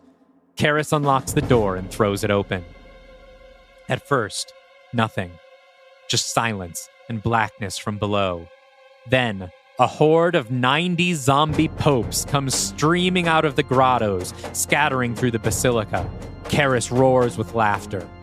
Exterior shot looking straight down at the basilica as zombie popes pour out from all sides, running into the night and spreading across Vatican City. At this point, we would also cut to Victoire and Mary as they're beset upon by a zombie, and there would be an action sequence as Victoire tries to protect Mary. But we're running long, and intercutting action sequences takes a lot of time, as I have learned. Father Dyer stands motionless in the basilica, frozen in horror as his fiefdom collapses in front of him. Then, from out of the darkness of the grottos, one final figure emerges. He's barely a skeleton held together by a few rotted sinews. He moves slowly. His skull hangs low, and in one bony hand, he carries a long, ancient blade. Dyer watches as he crosses to the bronze statue of St. Peter, which is currently adorned with the papal tiara. With great effort, the skeleton lifts the tiara and puts it on his own head. Dyer gasps. St. Peter. He falls to his knees and begins to pray. O holy apostle, because you are the rock upon which Almighty God has built his church, obtain for me, I pray you, lively faith, firm hope, and burning love. St. Peter approaches Dyer. Meanwhile, having just defeated and escaped one of the zombie popes, Victoire and Mary run in and see Dyer prostrating himself before the skeleton. Joseph, no! Get away! Dyer is jolted out of his prayer. He looks up at the expressionless skull above him. He's seized by terror and shouts, Lord, save me! St. Peter plunges the blade of the holy lance into Dyer's side. Mary screams. He falls to the ground, holding his bleeding wound, and dies. Mary catches a glimpse of a figure silently leaving the basilica, shirtless, carved up. Her father. She runs after him. Victoire doesn't notice she's still looking at Father Dyer's body. In the square outside, Mary sees another brief shadow as Damien walks through a doorway. She runs to it and finds a set of steps leading down into the necropolis. Station 14. Jesus is laid in the tomb. The necropolis is a claustrophobic labyrinth of mausoleums reaching back 2,000 years. A network of modern catwalks winds through and above them, used for tours. Dim worklights flicker, lighting Mary's path along the catwalks. Every time she passes a mausoleum, she hears pounding from the crypts and sarcophagi. Piles of bones embedded in the dirt around her tremble. Finally, she finds her father. He stands in the tomb of the Egyptians under a painting of Horus. Mary climbs down from the catwalks to the ground. He smiles at her. Hey, sweetheart. There you are. Dad? Is it you this time? He crouches down to look at her in her level. It's me, love. And I have something very important to ask you. Do you still believe? Believe what? Suddenly, the pounding of footsteps. They both turn. Victoire hops down from the catwalk and pulls Mary back away from Damien. Leave her alone, demon! Ah, so now you believe, priestess. I don't know what I believe. That's what I like to hear. Mary, months ago, you asked me about the people on TV who said they were gods, and I told you there was only one God. That part was true, but I was wrong about who that God is.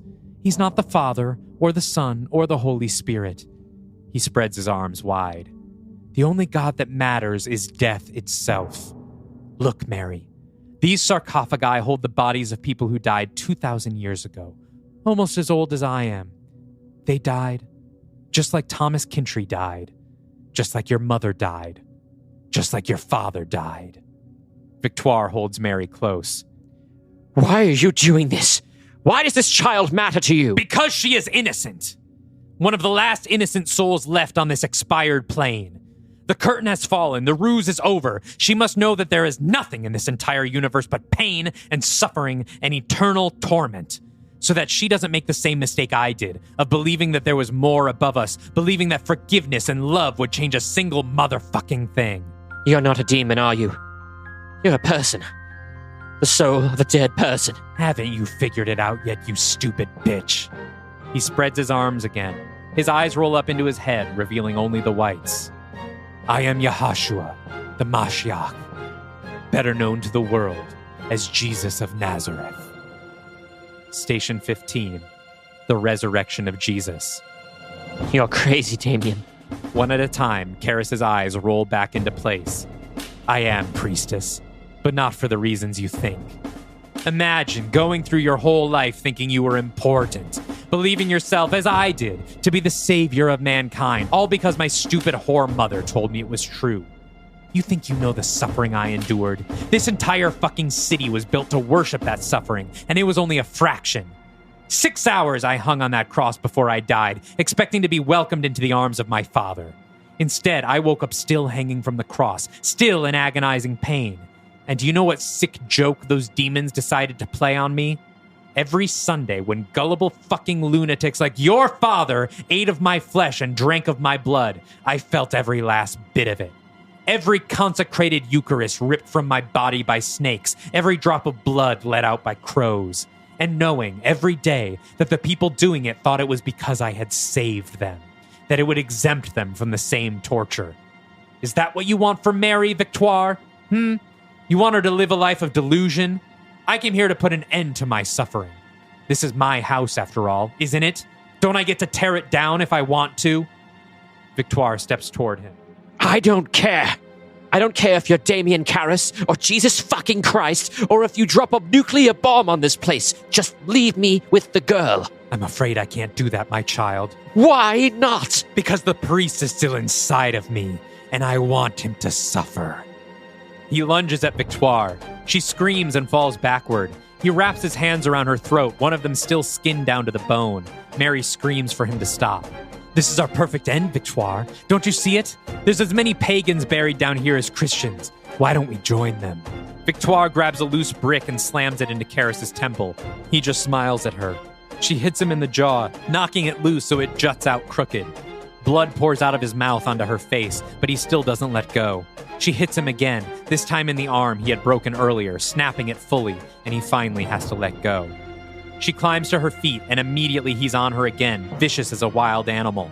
He pushes her back into a sarcophagus, and the lid slides open. A skeletal hand reaches up and grabs her shoulder with a ghastly moan. She screams and throws Karis headfirst into the coffin. He pulls himself out and advances on her. He's a horrifying sight. Jaw crooked, temple bleeding, body carved up, one forearm skinned and shattered, one hand degloved. But still he talks. Where did you hide the infants, Victoire? You know their souls are still alive and they're wriggling around in limp little bodies. Did you bury them properly or pile them all up in a closet somewhere? I'm sorry for that.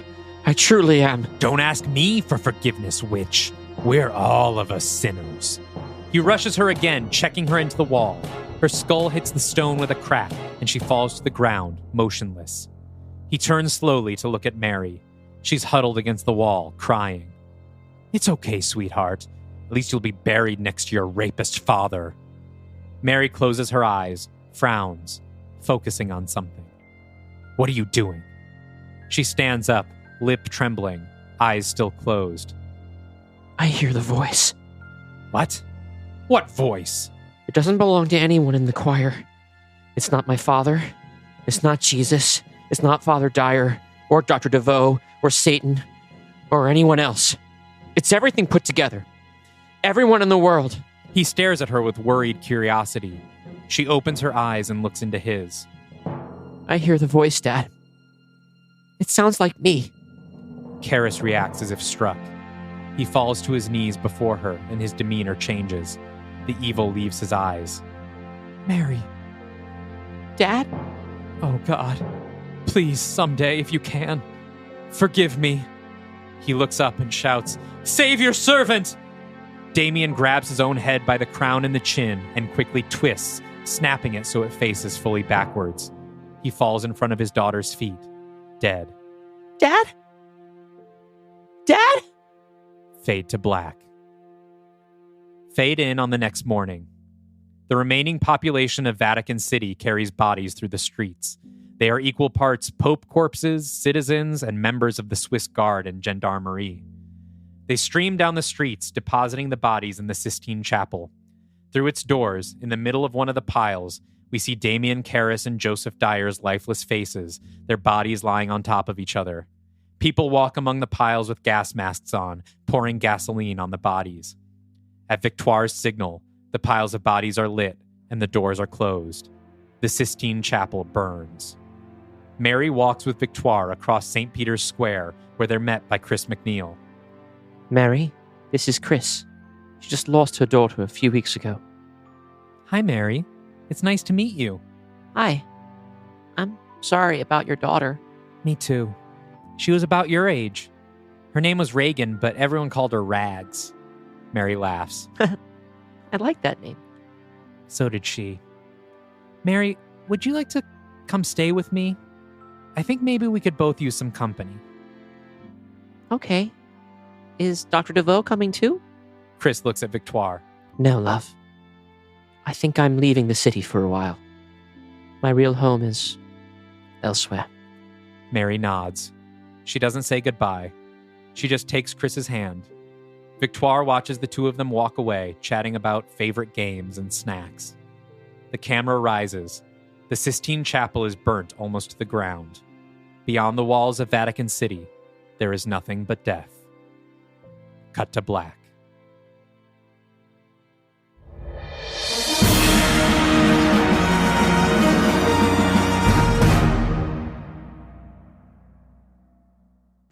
The Exorcist.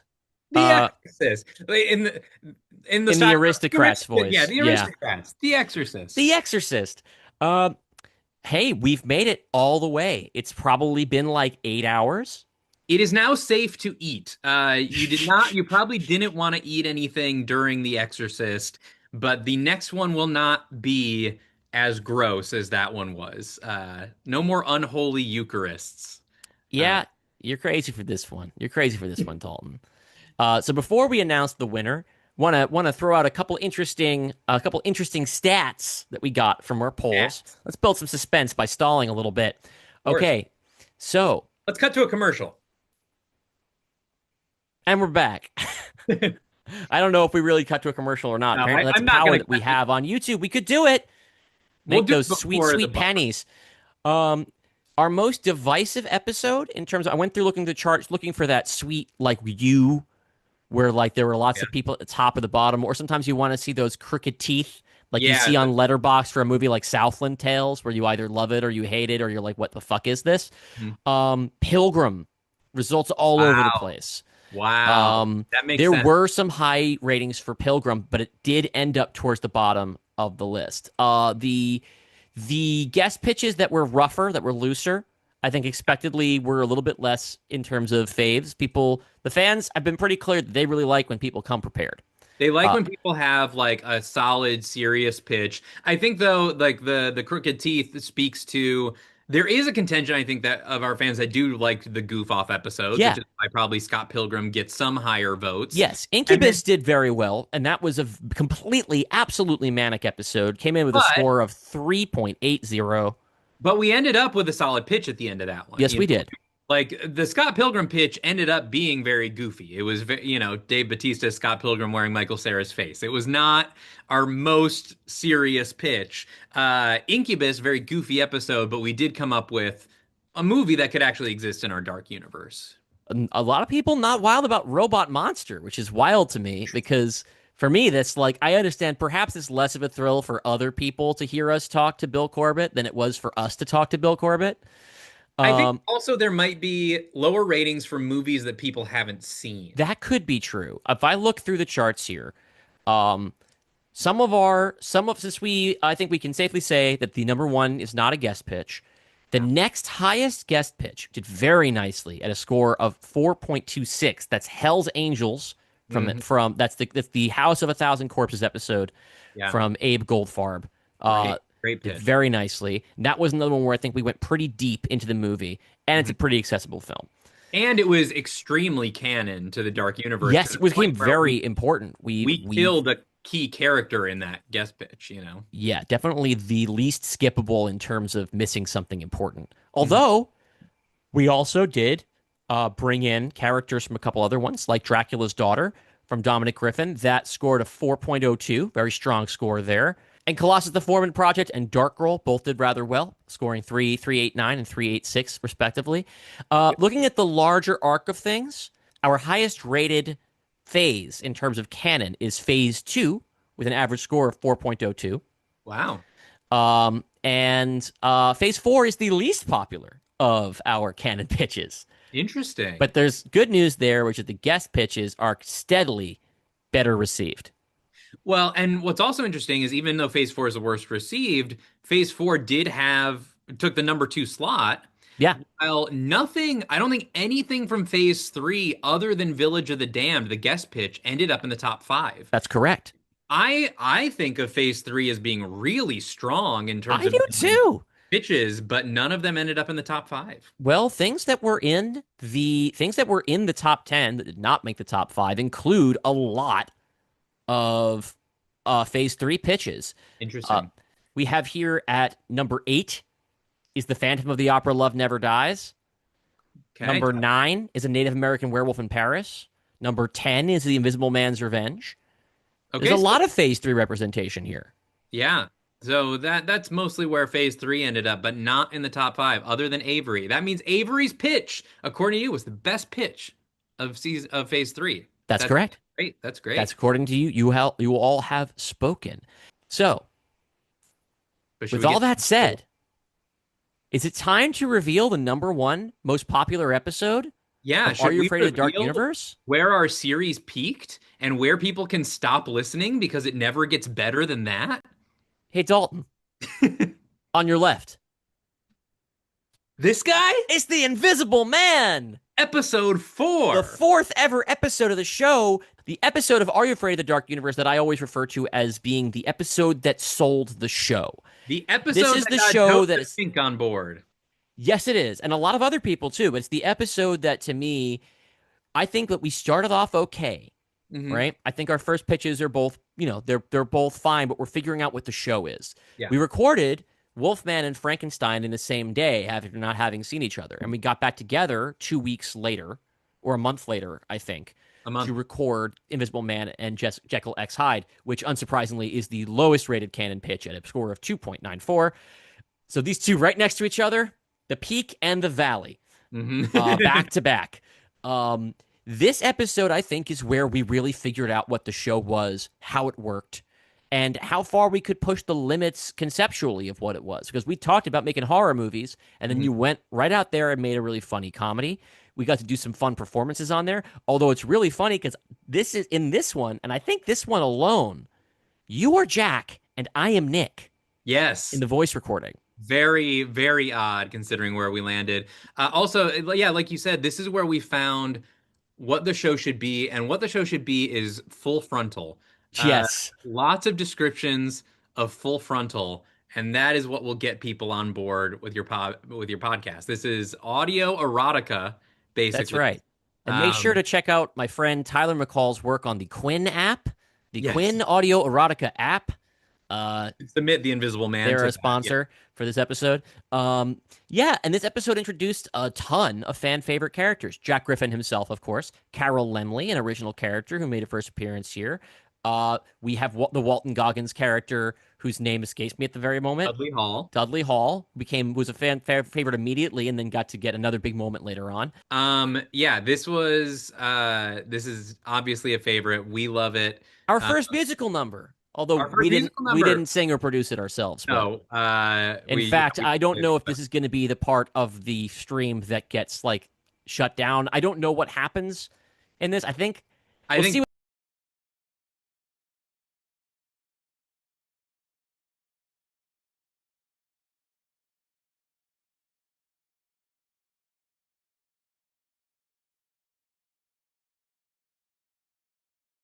What the algorithm allows. Yeah, but and speaking of, go listen to John C. Reilly's new album. He just came out with a new album yesterday. Very Jack Griffin coded. It's all like jazz standards and a Tom Waits cover. Oh, neat. What song? Johnsburg, Illinois, from Swordfish Trombones. Interesting. All right, well, I'll check that out. Yeah, it's great and very, very Jack Griffin. But here we are at the end of the stream. So we're going to go. You're not going to see us again. We're going to cut to this episode. We're going to play in its entirety. See us again. You'll never see us again. It's not a director's cut. We're rolling the whole thing front to back. It's only a 70-minute episode. We used to keep them short. Can you believe it? Yeah. And then tomorrow, don't forget, 9 a.m. Eastern. Part One, join us in the Discord to talk about it, to share all the spoilers and freak out at each other, because this is what it's all led to, from episode 4 of The Invisible Man to here.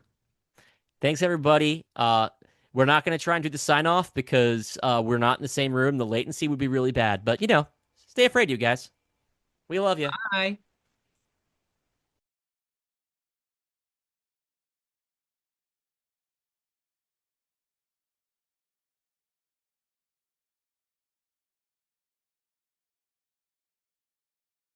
If you're going to hit an invisible man in the balls and someone's going to go, oh, my balls, you want it to be John C. Reilly. Yes.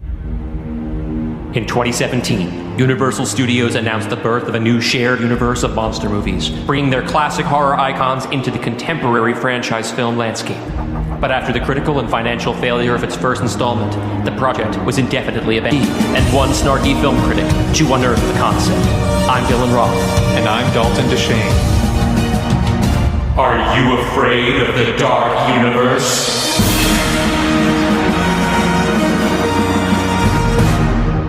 Hello, everybody, and welcome back to Are You Afraid of the Dark Universe, the podcast where myself and Dylan Roth attempt to revive Universal Studios' failed attempt at creating a crossover universe of Universal monster characters, one movie pitch at a time. It's great to be back here after we have taken our month away to come up with our next set of pitches. Yes. And I think we got a really exciting slate ahead for finishing up the single standalone movies from Phase 1. We definitely do. This is also the first episode that we're recording after the debut of the series. Yes. I should say I'm Dalton DeShane, by the way. Oh, and I'm Dylan Roth. Who you hear is Dylan Roth. Yes. We're great broadcasters. You have heard several episodes at this point, but this is our first time recording since the first episodes came out because we banked them ahead of time. Mm-hmm.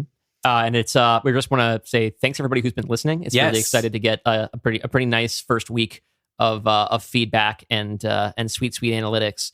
And so we're continuing to fine tune the show based on your very helpful feedback, and we're going to see that some of the fruits of that feedback this very episode. Absolutely. We've got another. So we're meeting up again to pitch the next two movies. I'm going to be pitching today my take on The Invisible Man. And then in 2 weeks, you will hear Dylan's take on Dr. Jekyll and Mr. Hyde. So it's exciting. Once again, the two of us have not shared almost any information with the other about what we're going to be pitching each other today. We have shared some loose universe, kind of relevant stuff to make sure we're not stepping on each other's toes. Exactly. But that's been extremely vague. So this is mostly going to be a surprise. And I am so excited to debut this Invisible Man pitch for you because I think you are going to be very surprised by what it is. And this makes me think that you probably don't want to give me too much preamble, but is there anything you would like? Because I know apparently I actually do want to give away. I need to establish the tone of this film. Okay. We sort of had this a little bit last time with Frankenstein, where it was like, how does this look? Is this a period drama? Is it a horror? Is it, like kind of what's the mood of it? And I think it's going to be obvious right away. But I do want to spell it out a little bit before we go into it, just so you can picture the kind of style that I'm going for. Now, we talked about last time how this was going to be a difficult one because Lee Wannell. I'm going to say Lee Wannell. That's probably wrong. That's my Michigan. Probably wrong, but we do think that you're great, by the way, if you hear this. You're awesome. Your film is very good, so it's upgrade. Love it. So, yeah, it was daunting because this isn't the most recent, I think, Universal monster that's been on screen. This is a 2020 film, The Invisible Man, and it's fucking fantastic. It is an excellent movie. Highly recommend it. And so we were like, how the hell am I going to do? And now I got to find a new take on a movie that just came out 2 years ago. Yeah, you're getting all the easy ones, Dalton. Yes. So I really had to figure out how to do this in a new way. And I want to start by giving you my star and my director. Okay, lay it on me. Our Dark Universe take on The Invisible Man stars John C. Reilly as Jack Griffin in a film directed by Brad Bird. Oh, wow. Okay. So, right off the bat, I am intrigued. Mm-hmm. Okay. So this is me also. We talked last time with your Wolfman pitch. You were like, I said we had to go dark horror, but I I went for studio action. And this is me also being like, all right, I did my horror take on Frankenstein. I'm doing a 180 here and I didn't even mean it. I of course wanted to keep these all dark, but I also think the fun of this interconnected universe is that you can do, like, Marvel sort of does this when they're at their best, where like different movies will be different kinds, like different genre sort of Phase 2 takes. is pretty much like where I feel like they did it the most. They start spreading that out, and then yeah. eventually decided that everything should be either Winter Soldier or Guardians of the Galaxy. Yes. But I think it's fun for us to take these genre swings. I say, trying to convince my episode 1 version of myself. But what I've crafted here is essentially a slapstick action comedy. Imagine, if you will, a Mr. Bean style slapstick comedy where the perpetrator of the slapstick is invisible. Okay. And so all you're seeing is the impact of him bumbling around, but you're never seeing him himself. You're seeing people's reactions. It's Mr. Cellophane. Exactly. Is that the joke? I mean, did you pick him because of the song in Chicago that he sings? Hold that thought. Okay. But I mean, John C. Reilly I thought was perfect because if we're gonna have your character be invisible for most of the movie, he has such a recognizable voice and such a voice that can be funny. Yes. And so if you're gonna hit an invisible man in the balls and someone's gonna go, "Oh, my balls," you want it to be John C. Reilly, yes, because he's gonna sell that even if you can't see him getting hit in the balls. This man, he can also do dramatic stuff really well because I also want to sell sort of the horror of being rendered invisible. And I think he has the dramatic chops. And so I think John C. Reilly was a shoo-in. This also gives us an older gentleman on our Dark Universe team, which I think balances out the Amber Midthunder and what's his name? Our other Wolfman. Yes, Mason Gooding. Yes, Mason Gooding. I like having I want us to have a very diverse final, kind of. I mean, we have a lot of white people because we're dealing with Universal's cast, and I'm not helping that with John C. Reilly, but I want us to end up with a very ragtag some group age variance. Yes. Yeah. I'm so interested in where this is going to go. I love John C. Reilly. And who doesn't? And I also think it's funny because in preparation for this, I did watch the James Whale Universal Invisible Man movie. As did I, yep. And what struck me is that really he spends a lot of, it's a special effects movie in the sense that their whole thing is, look what we can do. Like there are scary moments, but mostly it's a lot of bits. It's a lot of bits. There's a lot of comedy. It's James Whale having a great time. So that actually, I was not thinking this is the direction you'd go, but it also feels like a very appropriate extrapolation of what Universal brought to the Invisible Man the first time, as well as completely avoiding stepping on the really edge of your seat, psychological and social thriller elements of the Lee Whannell Invisible Man. I have taken a total 180 from Lee Whannell's Invisible Man. I wanted us to share no DNA so that this could stand on its own. And in my preparation, I also watched the original James Whale Invisible Man. This probably makes more sense now to you. I told you I watched Abbott and Costello meet the Invisible Man because I wanted to see some Invisible Man slapstick. And I also read the original book because I wanted to get at some of the more psychological aspects that H.G. Wells was originally going for. That being said, what I have crafted here is going to be a little bit longer than my Frankenstein pitch because I think I actually have enough plot for this thing that if I was to write it out, it would be a full 2-hour movie. So it's going to be a little bit less dialogue and a little bit more plotting. I'm also not a comedy writer. So it's not me trying to write jokes. This isn't going to be me hey, look, I can write a comedy script. What makes it funny is that John C. Reilly will be doing it. John C. Reilly, I'm going to be setting up comical situations. And then the audience can kind of fill in some of those blanks. And I'm curious about why it is, I think I can kind of imagine what you mean, but I'd like to hear it in your words. What is it that made you think Brad Bird for this? Or do you want to tell me that later? You know what? I want to get into that later because I don't want to spoil some of the things that are going to happen. Okay. Is it going to be accidentally objectivist? I don't know. Back away when I laugh. Let's dive in. We'll get there. Let's go. And we'll take breaks as we go through to kind of talk through what's happening. All right. Set us up, Dalton. So, submitted for the approval of the Universal Studios Board of Directors, This is a tale called Dalton Deshane's The Invisible Man. We open with a slow POV tracking shot through a seemingly empty house in a suburb of Portland, Oregon. The camera creeps up the stairs to the second floor where we hear a shower running.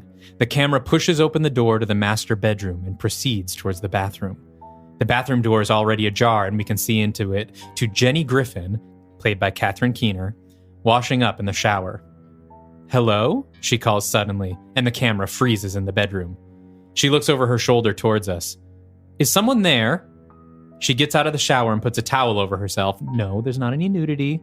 I should spoil that there will be nudity in this film. This is a hard R film. We can talk about that later. But not from Catherine Keener. And she steps cautiously towards the camera. "Jack?" she asks. We then hear a boo, and she jumps and looks to the side. The camera pans to reveal her lover, Colin, lying on her bed in his underwear. "Colin, you scared the hell out of me." She goes to him and gives him a playful shove before pinning him down and kissing him. She says she told him not to come over because she's not sure how long Jack is supposed to be gone. Colin says, "Well, we better make this quick then." As they start to go at it, the camera reverses direction, so we're looking over their gyrating bodies at the bedroom door. Jack Griffin, played by John C. Reilly, is standing there in his work clothes, staring at them numbly. They don't see him and continue to passionately make love. "Oh my God, nobody's ever made me feel this good before," Jenny says at one point. As she approaches climax, the title card comes up over the shot of Jack in the doorway. The Invisible Man. That's our opening. That's a great setup. Let's dive into Act 1. Act 1. We cut to 6 months later and get a pseudo-montage of Jack's life now. He works at a large food chemical research plant, and we see him in a meeting with his boss, where he's told that due to overcrowding in the main lab, he's being moved to one of the basement labs. By himself. His boss also seems not to know his name. Later, he sits on the toilet swiping through a dating app. He lands on a beautiful woman, and we see his eyes soften as he considers it, and then, yep, he super likes. But he doesn't have any super likes left, and so it prompts him to spend $5.99. He makes a face, then shakes his head and spends the $5.99. As the super like goes out, he pauses like he's waiting for a response, then taps to his likes page. It says, "Nobody likes you yet. Keep swiping. Maybe they just haven't seen you." Later, he sits at a bar by himself. Everyone seems to be having fun and talking in groups except for him and a woman sitting a couple stools over from him. He looks over at her, clearly nervous. Finally, he opens his mouth and turns towards her to say something, and at the same moment, she turns and excitedly waves at a man coming through the door. Her husband comes over, kisses her, and sits between her and Jack. Intercut with all these tableaus, and maybe even underscoring them, we see Jack at home playing an emotional jazz ballad on an electric keyboard with the skill of a seasoned session musician. This is the one thing we see bringing him joy. We cut to him working in his lab one night. As set up before, it's a large basement lab meant for many people, but currently just him. The room is dark except for a work light over his station. The janitor, Tony, enters and Jack lights up. It's clear Tony is Jack's closest and perhaps only friend right now. They chat and joke for a bit, and Tony asks Jack what he's working on. He says it's a new chemical called monocaine that drains the color from food, which allows them to more easily dye the product any color they want. "How the hell does it do that?" Tony asks. Jack explains that colors are created when different frequencies of light waves reflect off of different surfaces.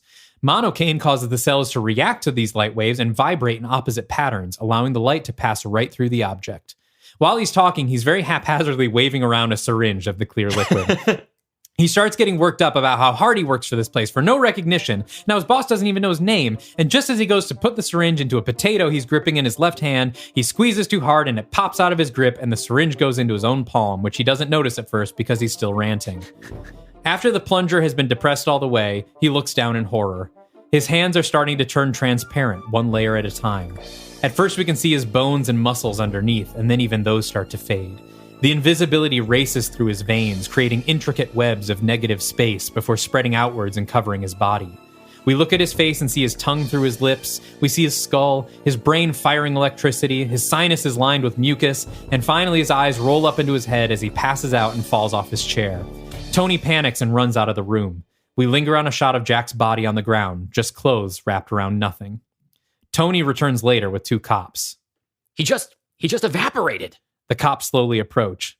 Why do his clothes look like that? They walk around him, and one of them steps on his invisible hand, causing Jack to sit up and yelp, and scaring the shit out of the cops and Tony. Tony falls to the floor and screams. Jack stands up and looks down and realizes the serum didn't just drain his color, it turned him completely invisible. He unbuttons his shirt to see that, yep, he's invisible everywhere. He scrambles to set up his equipment, saying he needs to go back and find a way to undo the monocaine's effects. While he does so, the cops exchange a glance. Before you do that, Mr. Griffin, Dr. Jack Griffin. Thank you, by the way, officers, for coming to check on me. I'll be okay, though. Just a little lab mix-up. I'll have myself right as rain in no time. Yeah, I think you're going to need to come with us. Well, what? Why? Well, because... The other cop cuts in. Because you being invisible is a bit of a safety liability. You could do whatever you wanted in this town and nobody would ever know. Officers, I promise you, I don't want to do anything but fix this. They move to put cuffs on his invisible wrists. We trust you, Doctor. We just need to make sure you're doing so under the watchful eye of the law. Hey, why are you cuffing me? Please don't resist, Doctor. Cut to them slamming him in the back of the cop car. On the drive, Griffin notices his headless reflection in the rearview mirror. There's a way back, he mumbles. There must be a way back. The car slows to a stop on an empty street. Hey, what's going on? The passenger side officer gets out of the car and comes to the back door. I thought we were going to the station. Not exactly. Sorry about this, Doc. The man puts a bag over Griffin's head. When he pulls it off... Sorry, the image of it's really funny. Putting a bag over his invisible head. Yeah. When he pulls it off, Griffin is tied to a chair in a dark concrete basement surrounded by the two cops, plus one new guy. Dudley Hall, played by Walton Goggins. Yes! Yes! Walton Goggins is all elite in the Dark universe. Dudley Hall, played by Walton Goggins, steps back and winces. Oh, fuck, that's weird. You even told me what to expect, and I still got the heebie-jeebies. What the hell happened to you, son? Help! Someone help me! I got good news for you, Doc. Big Walton Goggins smile. The police are already here. You can't do this to me. I have rights. I want your badge numbers, and I want to speak to your boss. Well, that's me. Dudley Hall, Chief of Police at your service, Dr. Jack. Transferred up here from Alabama last summer after I got sick of dealing with internal affairs. In the interest of keeping things moving, essentially Dudley explains to Dr. Griffin that the way they keep this town in check is by committing crimes themselves and then pinning them on the people they need to knock down a peg. Up until now, that's been a very risky strategy that they can only pull off so often, but with an honest-to-God invisible man at their disposal, they can start knocking off their whole to-do list. What, you want me to get naked and rob people's houses? To start. I can't do that. I'm not a criminal. And also, I haven't been naked for anyone since my ex-wife. Don't worry, my blushing little flower. Nobody's going to be able to see your invisible little pecker running around town. Yeah, well, what's to stop me from just getting naked and running away on you? You'd never find me. I am so glad you asked. There's a little trick we learned down south to keep our informants in check even after they want to bail. He pulls out a vial of liquid. He explains that it's made from snake venom and will kill him within 24 hours unless he takes a bit of anti-venom every day to keep its effects at bay. Keep that away. Keep it away, my brother in crime. It is already in you. Hell of a night your blood's having. Dudley explains that he is free to go, but he'll have to return to them at least once a day and follow their orders if he wants to keep living. And with that, we have our premise established. The cops also outfit Jack with a small microphone/bone induction speaker attached to his molars so they can communicate with him without any visible technology. His first job, I should clarify that an important part of the lore here is if something is inside Jack, it is invisible. Okay. So they can put a little mic inside his mouth. That is different from the H.G. Wells, where like if he ate something, it had to wait till it digested. Yeah. His first job, robbing the safe of a local judge who has been too lenient on local gang violence for their taste. They'll blame it on some kid with gang affiliations, and if they're lucky, round up the lot of them on a RICO charge. We see Jack's footprints through the dewy grass in the front yard as he embarks on his first mission. I think the way we do this is we have a voiceover of Dudley sort of explaining how the robbery is going to go to him before he left while we watch him perform the instructions. So first, Jack waits by the front door for the judge to return from walking his dog. When the judge approaches, the dog starts barking at Jack, and we see the porch swing shudder as Jack falls back onto it, maybe even with a little moan of shock.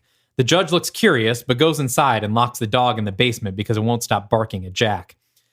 The camera follows Jack as he goes to a closet in the rear of the house. Dudley's voiceover tells us that the key to his safe is on the top shelf of the closet. Jack reaches up and the key shudders as Jack's fingers graze it. As he strains, he bumps one of the lower shelves and a bottle of Gold Bond powder tips over. The cap pops off and covers Jack's invisible dick and balls with powder. Jack doesn't notice and finally gets the key. Meanwhile, the judge has noticed Jack's dewy footprints leading through the kitchen and follows them. His eyes widen as he sees a floating cock and balls emerge from the hallway and make its way through the kitchen, sliding past him and heading up the stairs.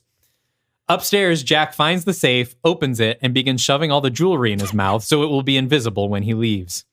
When he gets back to the stairs, he sees the judge at the bottom, holding a cross and looking up at him.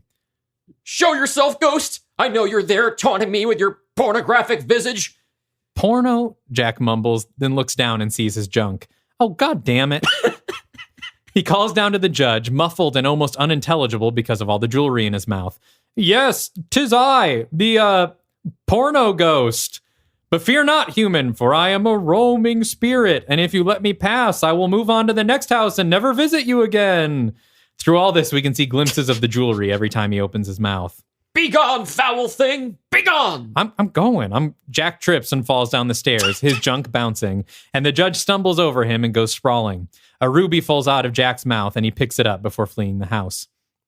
Back inside, the judge hurriedly sits down at his laptop and Googles something.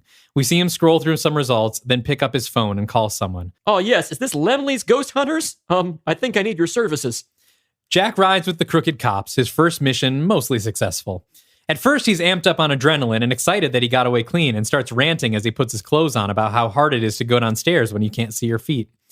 Then Dudley tells him to shut the fuck up, and Jack remembers that he's a prisoner here, heading back to captivity. Back at the judge's house, ghost hunter Carol Lemley, played by Darcy Carden, arrives with a duffel bag full of gear. She examines the home, takes a sample of the gold bond powder, and takes a statement from the judge. Based on the clear genital formation, she surmises it must be an incubus, and a roaming incubus is no laughing matter.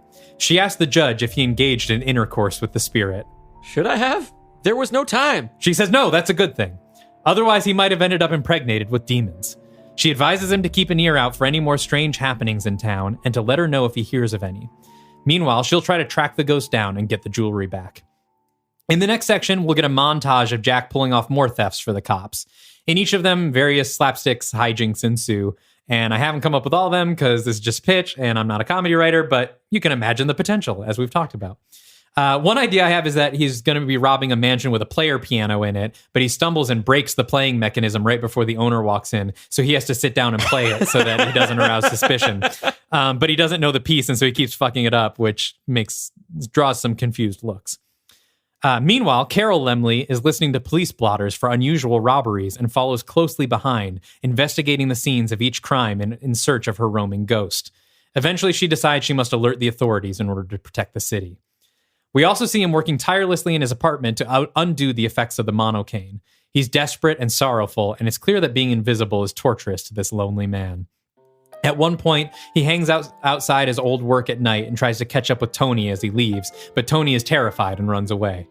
Jack sadly walks home through the crowded city streets, everybody bumping into him and looking around confused as he passes through them unseen. Eventually, he passes his old house and sees his ex-wife Jenny and Colin cleaning up after dinner. He walks up to their front window and watches them being affectionate. After Colin leaves the room, Jenny pauses and looks toward the window where Jack is. She cocks her head like something is wrong, then quickly goes to the window and closes the blinds in Jack's face. End of Act 1. Dalton, this is delightful. First of all, I also appreciate you made a special note to me not to look at the cast when you sent me this document for reading. Again, this is my first time reading it. You didn't want me to see it by accident, so you actually deleted them from my doc just to make sure to preserve the surprise. And Didn't want you to know anything. I'm so glad you did, man. You were hinting that there was somebody whose accent I might want to do that would be a treat for me, and I'm like, I think I was like, man, I hope it's like Woody Harrelson. It's like, even better, it's Walton fucking Goggins. It's Walton Goggins. I probably don't do a good Walton Goggins, but I fucking love Walton Goggins. We love Walton Goggins. We have now introduced Walton Goggins and Darcy Carden and I could to hear our dark universe. The little pieces of summation of her dialogue that you put in here, I can hear in her voice perfectly. For any of you who are not familiar with who these actors are and are not already frantically Googling them, Walton Goggins plays Boyd Crowder on Justified. And Darcy Carden is best known for being I forgot the name of the character. But on The Good Place. She's on The Good Place. She's the computer. Yeah. Not a girl. Not a girl. Yeah. And she's also in the new A League of Their Own series. Oh, yes. She's so good in that. And she is named Carol Laemmle after Carl Laemmle, who was the president of Universal Studios at the time all the Monsters movies. I think it was Carl Laemmle Jr., I think, who was the one who like put together. That's cute. Put out I also Dracula and Frankenstein and everything. Picked up a tidbit that I don't know if it's in the novel or just in the James Whale movie, talking about how hard it is to walk downstairs. Yes, it's in both. It's it's in the movie, and it's also referenced in the H.G. Wells novel. So had to have him do a pratfall down the stairs. Oh, absolutely. And even better with a fully visible dick. And that's like just what a specifically great John C. Reilly type bit. Right. I feel like he would hear this movie pitched to him, be like he'd just see himself in it. Yeah, I would hope so. I think what was fair when I was like, oh, I'm going to do a comedy about the Invisible Man. It is very funny that he has to be naked to do everything. Yes. And I think there is great potential there. And so I tried to capitalize on that and will again, as we will see. I'm wondering how you're going to top the bit, like immediately starting with dick and balls. We're only an act into this movie. Where are you going to take this from here? That's going to, although I also know that you have the strategy of liking in a horror movie to do your most horrific visceral image early on because it teases potential. So could it be you do the same idea for comedic principle? I don't know. I don't think it necessarily will work the same, but I do still have some good bits coming up. Obviously, when we produce this for Universal, as soon as our project is done, we'll get a room full of comedy writers in here, do some punch up, Sure. But I think I've got a couple more sort of set pieces that will utilize the slapstick. All right, let's roll into Act 2. All right, Act 2. It's time for the big score. Dudley and his crew have been getting more and more confident, and they're ready to send Jack on his biggest job yet. The casino on the local Indian reservation has for decades firmly resisted all pressure from the police to cut the cops in on their earnings, despite many threats and blackmail attempts. But that ends today. With the assistance of Jack and a friendly face on the inside, the cops will steal all of the money from the main vault. Then they'll use their contacts in the insurance game to put pressure on the casino and make it look like a fraudulent heist. The reservation will have two options: cut in Dudley's boys or be shut down by the federal government for insurance fraud. A police car pulls up to the entrance of the casino, carrying Jack. Before he can get out, Carol rushes up to the car and tries to convince the officers that there's an incubus on the loose in the town. The officers wave her off, but as they drive away, Carol hears a muttered, "Ah, shit," and sees a small splash from a puddle by the curb, followed by a single wet footprint approaching the entrance. She looks up at the casino and its many hotel rooms, horrified by the havoc the spirit could wreak. I have to get my gear. Jack enters and heads for the bar. Along the way, he does some good deeds for some of the elderly gamblers, turning their dice over, bumping the roulette balls to the right spaces, etc. He takes a seat at the bar and waits, stealing drinks from the people next to him when they're not looking. He steals a lot of these drinks and ends up getting pretty trashed.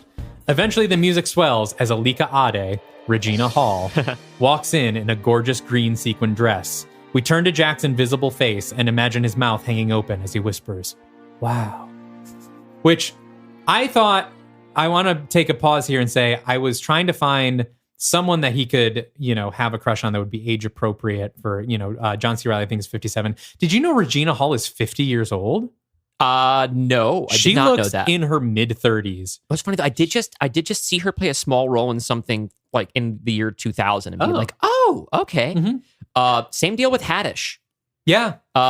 So it's just an important lesson that we now have on record. White people don't know how old black people are. Yeah. But they are... Oh, Janet, by the way, is the name of the character from The Good Place. It was driving me fucking crazy. I didn't look it up. I remembered it. I did not cheat.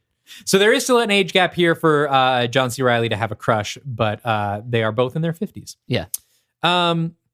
She sits next to him and they banter. Alika is obviously very weirded out by the exchange, while Jack is completely tongue-tied and has trouble remembering the steps of the mission.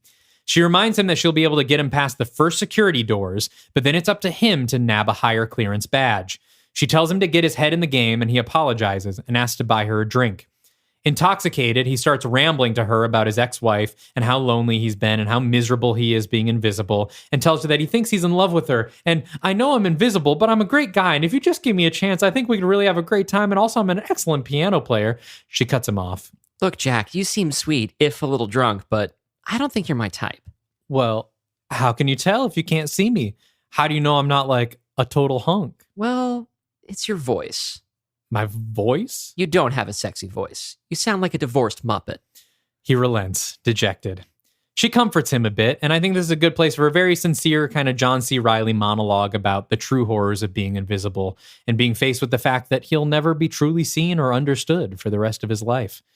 Alika is clearly touched and reaches over to put her hand on his leg in comfort before quickly pulling it back. Oh my God, I'm so sorry. Yep, not my leg, overshot it. As they get up to start the mission, Jack remembers something. Oh, I forgot. Dudley needs to know what room to send the payment to. Nope. Sorry, Jack. You seem like a sweet guy, but there is no way in hell I'm giving my hotel room number to an invisible man. Tell Dudley he can Venmo me. Alika enters the employees-only section of the casino, and Jack slips in behind her. She heads towards the ladies' room and tells Jack he's on his own. Jack goes into an empty conference room and climbs up on a table so he can wriggle through the air vent into the security room adjacent. Of course, instead of slipping down to the ground quietly and stealing the guard's badge undetected, he falls from the ceiling and lands on the desk in front of the security guard with a loud bang. The shocked guard responds by jabbing his taser at the desk, which lights up Jack's body in flashes of visibility. We alternatingly see his electrified skeleton, circulatory system, eyes and hair, and of course we can see that the guard has by chance jabbed his taser directly into Jack's crotch. Jack rolls off the table, then, god damn it. The security guard looks around in terror, jabbing his taser out randomly and actually hitting Jack again at one point. Jack yells, "Cut it out!" and knocks the guard's arm back, causing him to taser himself and pass out. Jack grabs the key card and leaves. From here, there will probably be other shenanigans, but the long and short of it is that Jack gets down to the loading bay, cuts the cameras, and opens the door, allowing Dudley and his men to come in. Jack goes ahead of them and cuts the cameras all the way to the vault, which they have a safe cracker open. Dudley yells, "What the fuck is this?" The vault is completely empty, except for an ancient-looking drawstring bag sitting in the middle of the floor. One of the men goes to open it. That thing better be filled with bitcoins or something. It's just dirt, sir. The man pulls out a handful of normal-looking black soil. God damn it! The man with the bag throws the dirt on the ground. Hey, now, that could be some valuable fucking dirt if it's in this vault. Pick it up, let's get going. The men start setting charges while Jack looks curiously at the dirt on the ground. Meanwhile, Carol has arrived back at the casino in a brown jumpsuit, wearing what appears to be a Ghostbusters proton pack on her back. She sees the floor manager gathering all the security and sending them to the employees-only corridors. She walks confidently up to the manager and says, "Let me guess. An invisible force has broken into your casino and is either trying to rob you or exposing his penis to your guests." The first one, I think. How did you know? Mister, I'm the only person in this town who can catch this thing. I'm a ghost hunter. The manager instantly believes her. "Oh, thank the Lord. I knew it was an apparition of some kind. My nan always said I had a second sight for such things. Come with me." The manager, Carol, and several security guards go down to the vault to find an enormous hole blown in the floor. The floor manager is horrified and impresses upon Carol that the stolen item must be recovered. She tells them to wait there and she'll be back with the ghost and the bag and descends into the hole. Okay, now I want to pause for a second and say, at this point, all of our marketing for this movie will only include the things that have happened so far. We want to sell this movie as an action comedy heist movie, sort of like an Ocean's 11 done by Mr. Bean, who's invisible. Everything after this is going to be completely new to the audience and will not have been advertised. So, Jack, Dudley, and the rest of the cops walk through the sewers, flashlights pointing the way in the pitch darkness. Suddenly they hear the howl of a wolf and pause. Someone gives a, "What the hell was that?" Jack says it sounded like a wolf. Dudley brushes them off, saying that of course it wasn't a wolf. Wolves don't live in sewers. They continue forward, and then the wolf howls again, and is answered by two more wolves. The howling is followed by a splashing of water, growing louder and louder. The group turns back the way they came to see a wave of hundreds of rats running towards them. And I want to say these are practical effect rats. We are doing it the way that Werner Herzog did in Nosferatu, but without boiling the rats ahead of time. But they are not CGI rats. I want visceral rats. So the rats are running. The men freak out, particularly Jack, who we can see the outline of as rats crawl all over him. One of the men, unperturbed by this assault, picks up one of the rats by the tail and holds it in front of his face, taunting the other men with it and calling them cowards. He points his gun at the rat's belly and fires, blowing a hole through it. As the man laughs and blood drips down into the water below, the blood suddenly takes the form of a man who sticks one clawed arm through the man's belly, ripping through to the other side. The men are beset by a pack of vampires taking the shapes of various animals. This is our big horror sequence, so we're going to draw this out. It's going to be super tense, really gory. No one's going to be expecting it. And in the middle of it all is Jack, completely invisible, watching everyone in his group getting brutally slaughtered, but not getting attacked himself because they can't see him. Dudley fires off a few shots and then makes a break for it, running down a side tunnel. Jack yells, "Wait for me!" and runs after him. Dudley runs into a dead end and turns to face the vamps that have chased him. At first he tries offering them Jack, but they can't see him. He goes to where he thinks Jack is and tries to grab him, but there's nothing there. Shifting tactics, he tries to bargain, telling them he can help them out. He's the chief of police, and he's got a lot of connections in this town. The vamps look at each other, then one of them looks into Dudley's eyes, bringing him under his spell, and draws him close, taking the bag of dirt out of Dudley's hands. The vampire then cuts into his own arm and makes Dudley drink from him. Dudley passes out. Fuck yeah, Vampire Goggins! Yes! We have Vampire Goggins. After the vampires have gone, Jack sits sobbing in the darkness. Eventually, he talks himself to his feet and turns to head back down the tunnel. Almost immediately, he hears splashes running towards him. He stops and cowers, crying to himself as the splashes get closer, and then boom, the figure runs into him and they both go crashing into the water. So at this point, the audience probably knows it's not a vampire. This is a fake out. But is it Carol? Perhaps she's after them. No. Rising to his feet is Nick Morton, aka Tom Cruise, from 2017's The Mummy, with a stake in one fist and a flashlight in the other. As Nick stands, he sees the outline of a man drenched in sewer water, standing up as well. And here we'll get like a comic misunderstanding as Jack convinces Nick he's not a vampire, he's just an invisible human man. Nick asks where the soil is, and Jack tells him the vamps took it, or as Jack calls them, Dracula's. Nick says he's been looking for that soil for months before finally tracking it to this casino. He explains that the vampires are slowly taking over the casino from the bottom up, turning everyone on the staff into vampires until eventually turning Chairman Robert Campbell, played by Branscombe Richmond, who is a Native American actor known from The Scorpion King, so a Universal alumni, eventually turning Chairman Robert Campbell at the top. Casinos are perfect hiding places for vampires because there are no windows, so they can be up and active at all times of day. Jack asks what the hell the dirt is for, and Nick explains that in order for Dracula to live, he must sleep with soil contaminated by those who died from the bubonic plague. He currently travels with coffins that contain some of that soil, taken hundreds of years ago from the mass graves, but this bag represented the last of his extra supply. Nick had been staking out the casino, making a plan to come in and steal it, and therefore severely limit Dracula's mobility. He was watching a group of vamps when he heard the explosion and knew something was up. He followed the vamps down here, and now the dirt is gone. Nick is very frustrated, but sees an opportunity in Jack's invisibility. He tells Jack that he's going to help him find that dirt, because if they don't get it tonight, it will disappear and they'll lose their chance. Jack reluctantly agrees, but wait, they've got a bigger problem. The snake venom. If he doesn't get the anti-venom within the next hour, Jack will die. Okay, new plan. They'll cure Jack of the venom first, then get the dirt. How are you going to cure me? Jack asks. Nick takes a glance at Dudley's body lying in the water. Help me get him up. As Nick and Jack slosh through the sewers with Dudley over their arms, they're confronted by Carol. Carol attempts to catch Jack using a makeshift ghost trap, but it just sort of blinds him as he looks into the bright light. Again, comical misunderstanding. Again, I'm not a comedy writer, but for the sake of brevity, I'll say that they explain everything to Carol and find out she's got a relationship with the security team. So they put their heads together and make a plan. Nick says they're going to need blood, and a lot of it. The vamps can't go too long without it, so Nick tells Carol to search the employee break rooms and bring all the blood she can. They'll also need someplace private to work. Jack says that Alika has a room in the hotel somewhere, but she wouldn't give him the room number. Carol will take care of that too. Cut to Alika's hotel room. Alika stands with a towel on, the water running in the shower. She stands looking down at the floor, her brow furrowed. After a moment of consideration, she grabs some makeup powder and sprinkles it in the doorway of the bathroom, then eyes it skeptically for footprints. But before she can get in the shower, there's a pounding at the door. Nick, Jack, and Carol come bursting in, carrying Dudley and a bunch of blood packets. Jack lies down on the bed next to Dudley. Carol goes to keep security away from this wing while they work.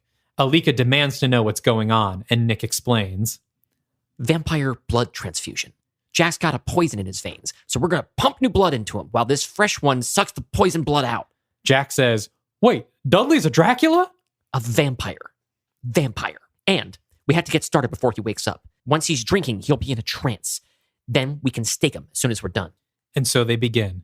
Dudley, still sleeping, automatically sucks at Jack's invisible neck, while Nick feeds new blood into his arm. We can see the blood spread through his arm and shoulder before disappearing like the rest of him. I know that kind of goes against my earlier rule, but it will look cool. It will look cool. Yeah. Similar to the electrification or the electrocution that happened earlier. Meanwhile, Dudley's getting really into it as he sucks on his neck. Guys, Jack says, I think we have a problem. Cut to Dudley, who is starting to turn invisible. Sorry that I'm sometimes laughing as I read it rather than as I read it aloud. And it's kind of, hopefully this is building anticipation for the audience and not just fucking ruin it for them. But okay, Nick says, just a little longer. Nick yells, squeezing the last of the blood bags into Jack. But it's too late. Dudley is fully invisible. The last thing we see of him are his yellow eyes opening as he wakes. With a shriek, the invisible vampire leaps off the bed and against the window. Alika flees into the bathroom and locks the door. A brawl ensues in the hotel room between two invisible people and Nick Morton. Nick is getting his shit absolutely rocked while fruitlessly stabbing the air with his stake. Where is he, Jack? Nick yells. I don't know. He's invisible to me, too. Invisible people can't just see each other just because we're invisible. Finally, after being tossed around the room like a rag doll, Nick has an idea. The blinds. Jack, open the blinds. Jack does so and sunlight pours into the room. To no effect. The vampire's cells are now built to dodge light waves, and that includes sunlight. Nick is pinned to the ground now, fighting off something pushing closer and closer to his neck. Jack opens up the bedside table drawers and finds a copy of the Bible and uses it to push the vampire out the door and into the hallway. Nick says, Why did you do that? Now there's an invisible vampire on the loose. End of Act 2. Dude, this is so much fun, man. This is exactly as I thought, like, you and I talked back in the first episode. Mm-hmm. You said that one of the things that was going to be fun about making the Dark Universe was going to be mixing and matching the tropes that are expected from different kinds of movies. And when we did the whole rats into vampires thing, it sprung to mind. Mm-hmm. And I'm thinking, oh, cool, we're doing that. And then you lean way harder into it with the idea of now creating an invisible vampire who is impervious to sunlight. Yes. That is really fucking good. Trying to combine lore from each of them in interesting ways. I also want to touch now on why I chose Brad Bird. Yes. And the reason is Mission Impossible Ghost Protocol. Okay. Because I think this has so many, Ghost Protocol, I think, is a cartoon of a movie. Absolutely. If you haven't seen it, it's a Mission Impossible movie directed by Brad Bird. Yeah, if somebody told you this was the first live action feature from a lifelong animator, it would not be surprising for you at all. It also features Tom Cruise getting the shit kicked out of him every 5 minutes. And Tom's performance in it is incredible. He does great comedic work. And the thing we talked about with The Mummy is how not funny Tom Cruise was. Yes, and he's already funnier here. Yes, I know that you keep selling yourself short of saying, I'm not a comedy writer. And while I think it's important people to know the limitations, know what they're good at, know what they're not good at, you're setting up a lot of really funny situations here, which I would say is like probably the harder part, right? Like anybody can write quippy dialogue on type of stuff. You're setting up really fun situations around which to build comedy. You could give these sort of log lines of scenes to the performers you have cast, especially John C. Reilly, and they could work with that the way that you could, construct scenes in like a fucking Paul Feig or like Judd Apatow comedy. Well, and I really trust Brad Bird to be able to flesh out like the heist sequences and all these action things that also have slapstick elements. I really think Brad Bird would have the perfect eye for marrying the action and the comedy. Yes. As well as making everything feel very urgent and very like, one thing I wanted to establish here is this ticking clock of like, he's going to die. He's got the snake venom, and we're going to lose the dirt. They're going to leave with it, and I really want to have that urgency while everything is going wrong. And suddenly this blood transfusion has turned into an invisible vampire and, they've got something new to deal with. And it's a great match. Yeah. Yeah. And I also like the idea of he's a very dynamic filmmaker, again, coming from animation, having to have technology invented for him to be able to like put the camera where he wants and stuff like that. I think that he can sell the emotion of an actor that we don't see based on just where you place the camera when we're supposed to be able to see his face. I can feel the sort of Looney Tunes energy that he would bring to it. I think he's a Chuck Jones guy. And All we need are some politics about how it's important that society not put shackles on the most on the most brilliant and most wealthy among us. all we need is some kind of sort of undertone about how the most people exist only to hoist the few exceptional individuals onto their shoulders. Yeah, and so he'll probably bring that to the production. He'll add that to the script somehow. He swears to God, like, I'm not. I love how he says, like, I'm not an objectivist. It's like, listen, I like all of your movies, but also they are all rife with Ayn Rand shit. I've never seen Tomorrowland. That is the one where I stopped arguing against it. Ratatouille is the only one that's a little bit like a counter to that idea. And that's a movie that he came on kind of late. Yeah. All great movie. Tomorrowland's not a great movie. All his other movies are great. But Ghost Protocol, I fucking love. I think Ghost Protocol is the best mission. It's my favorite Mission Impossible movie. But yeah, I also want to hide Tom Cruise's involvement in this movie. I don't want him on posters. I want great surprise. Especially because I don't think his involvement would necessarily sell it because people didn't like The Mummy. Exactly. And so just let us introduce him in a fun way that will immediately get the audience on that side. I think it's a really fun way to get him back, and that then the next time he shows up, people will be excited again because they have been reintroduced to Nick Morton as a Tom Cruise character who they like. And it's also, so far, completely irrelevant that he's the Mummy. Yeah. I imagine it might come up. It'll come into play, yeah, but not super. You could watch this without having seen The Mummy 2017, and I don't think you would miss anything. Cool. But I want to sell this as just like, oh, it's a heist movie with an invisible man, and then the vampires come out of nowhere. You know, Tom Cruise comes out of nowhere, and we go off the rails about halfway through the movie. All right, let's see where this motherfucker goes. Let's wrap it up. We're going into Act 3. All right, so I'm going to yada some details in the interest of moving things along, but basically, Nick and Jack meet up with Carol and they head down to the lobby. Carol says that after they took the blood out of the break room fridge, she saw someone frantically looking for it. She distracted him with her ghost trap and locked him in the break room. Nick and Jack go in and find the casino's lounge singer, who is one of the employees who's been turned. And this is a good opportunity for probably some fun stunt casting. Like, I don't know who we could get as the lounge singer, but maybe like Richard Cheese or someone, we could... If John C. Reilly wasn't already in the movie, we would cast John C. Reilly. Let's get Greg Turkington as the lounge. It should be, yes. Yes, Greg Turkington. Let's lock that in. Yeah. Lock that in, put it in the sheet. Yeah. It's canon now. It's Greg Turkington. They torture him and find out that due to the heist, Dracula is accelerating his plans. One of Drac's high-level officers is coming tonight to turn the chairman, take over the casino, and move the plague soil to another secure location. The singer reveals that the officer was supposed to come and watch his performance, then they would meet up and the singer would take him up to the chairman's suite. They formulate a plan. Nick will impersonate the lounge singer, meet up with the vampire officer, and go up to the chairman's suite with Jack sneaking along in tow. The problem? I can't sing. Or play the piano, the lounge singer adds. Or play the piano. Jack says, it's fine, I can do both. You just sit at the piano and wiggle your fingers, and I'll slip my arms under you and play and sing over your shoulder. Nobody will be able to tell. And so Nick and Jack take the stage in front of a bunch of geriatric casino attendees and the vampire officer, Chip Lester, played by Patrick Fabian and seen in The Wolfman. I will say here, I've put Chip Lester in it as a fun tie-in, but if this does not match your plans for him, we can replace him with just like a new high-level vampire officer. I have no specific plans for him. As a character I thought would be fun to have return. So far, this seems like it's totally cool as a use of Chip Lester. Well, let's see at the end if you still think that. And we can always swap it out. Sure. But so he sees Chip Lester, Patrick Fabian in the first row, and Nick makes subtle eye contact with him.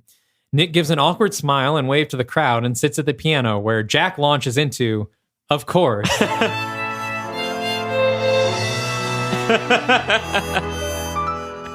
If someone stood up in a crowd and raised his voice up way out loud and waved his arm and shook his leg, you'd notice him. And even without clucking like a hen, everyone gets noticed now and then. Unless, of course, that personage should be invisible, inconsequential.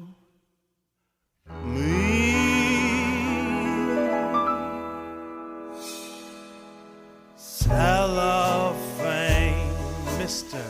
Cellophane should have been my name, Mr. Cellophane, 'cause you can look right through me, walk right by me, and never know I'm there. I tell you. So, we have a musical number. Dude. With Tom Cruise lip syncing and pretending to play the piano while John C. Reilly's voice comes out. Absolutely worth being demonetized on YouTube. Oh yeah, we might have to censor that for YouTube. I might cut it out. We can cut that out for YouTube. If you're listening to this on YouTube and you're wondering what the hell just happened, we played Mr. Cellophane from Chicago as sung by John C. Reilly, which is a perfect fit because it's about being invisible. Great fucking gag, Dalton. So as Jack sings, he's getting more and more into it, embellishing and making it impossible for Nick to keep up. Watching from the back, Alika says, maybe he does have a sexy voice. They finish the performance, they meet up with Chip, and head up to the chairman's suite. They take the elevator up, and Nick bluffs his way through some conversation. Maybe has to cover for a sneeze from Jack or something. They can't kill him yet because they need to find out where the dirt is. But as soon as the door to the suite opens, their plan goes out the window. The chairman is already being held down on his knees with a vampire about to suck him dry. Nick breaks character and yells, "No!" An all-out brawl breaks out. This time, Nick and Jack are on the same page. Nick keeps the vampires distracted while Jack pulls stakes from Nick's belt and stakes the vamps from behind. Chip finally notices and is able to trace Jack's movements with the stakes. With one swift movement, he steps forward and slashes Jack's throat open with both claws. Visible blood flies everywhere. As Nick runs to help Jack, Chip confirms that the other vampires have the dirt, and they flee into the hallway. Don't worry, Jack. It's gonna be okay. Jack looks down and sees that as he's dying, his body is becoming visible again. You're right, he says. It will. No, I mean I can bring you back. Once you're dead, I can revive you. It's a long story, but you're not going to stay dead. No, don't, Jack says. I don't want to live this life anymore. Not like this. I spent my whole life feeling invisible and hating every second of it. Invisible to my friends, my ex-wife, my boss.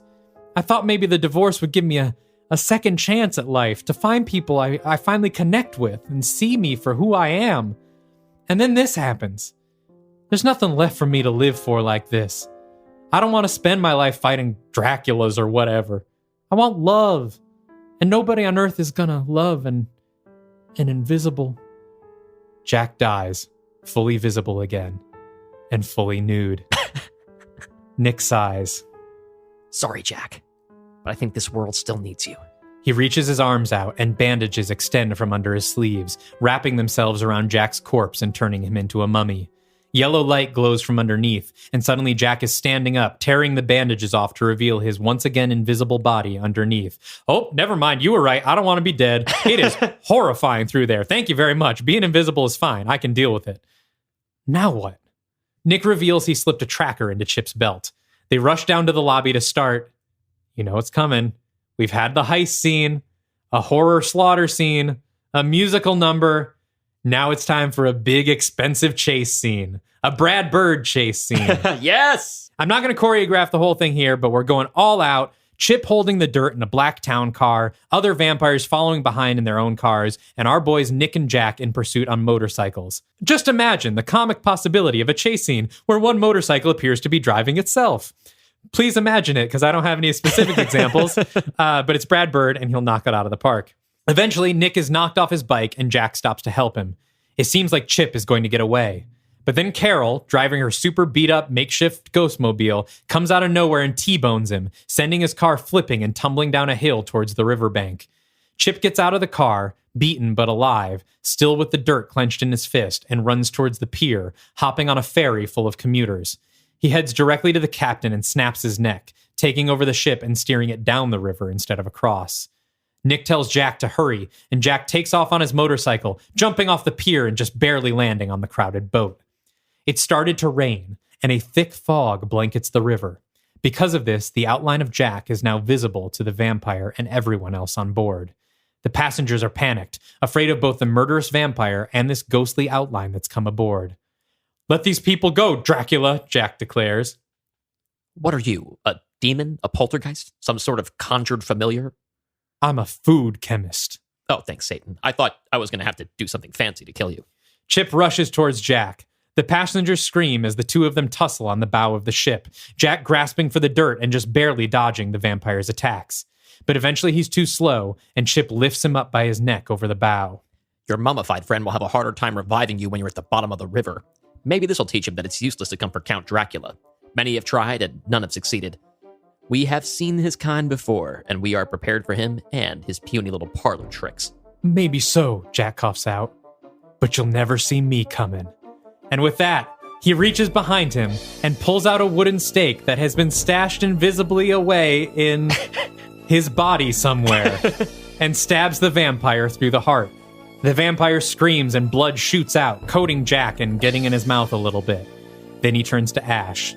The passengers cheer for this hollow outline standing before them triumphantly, and Jack waves to them, finally not just seen, but a hero. Hey, does anyone know how to drive a boat? He asks. Later, Jack stands on the shore with Carol and Nick, still visible because of all the blood on him. Nick takes the bag of dirt and empties it into the river. One step closer to killing Dracula for good. Yeah, you're gonna have to fill me and Carol in on all this Dracula stuff. And also, like, who you are, where you come from, why you can bring people back from the dead with bandages and crap. Yeah, I guess I should fess up to a few things. But right now, I'm tired. Coffee? Tomorrow morning? The three of us? Carol says yes. Jack says, Nick, I'm invisible. I can't just be going out in public and levitating coffee cups in the air. Yeah, about that. I think I got something that could help. Smash cut to the next morning at the local coffee shop. Jack is finally dressed in the classic Invisible Man getup, complete with bandages provided by our mummy, Nick Morton. The barista gives him an odd look as he orders, and he says, COVID cautious. Comorbidities. Fuck. He heads to the table with Nick and Carol as everyone stares at his outfit. Well, I sure don't feel invisible anymore, he says. Now look, I've been on Dracula's trail for a while now, and while I don't know what he's planning, I know it's something big. I've tried going this alone so far because I didn't want anyone else to get hurt, but the last 24 hours have shown me that I'm going to need all the help I can get. So what do you say? Are we a team now? Well, hell, Jack says. It's not like I have anything else to lose at this point. Might as well make myself useful.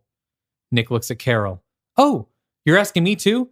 Well, obviously I am a paranormal expert, but I don't know that I'm super well trained when it comes to, fighting vampires and... Don't worry. We'll keep you out of the field. So that's it? Jack asks. Just the three of us against an army of Draculas? Not quite. I've got a couple more names on my list. Credits.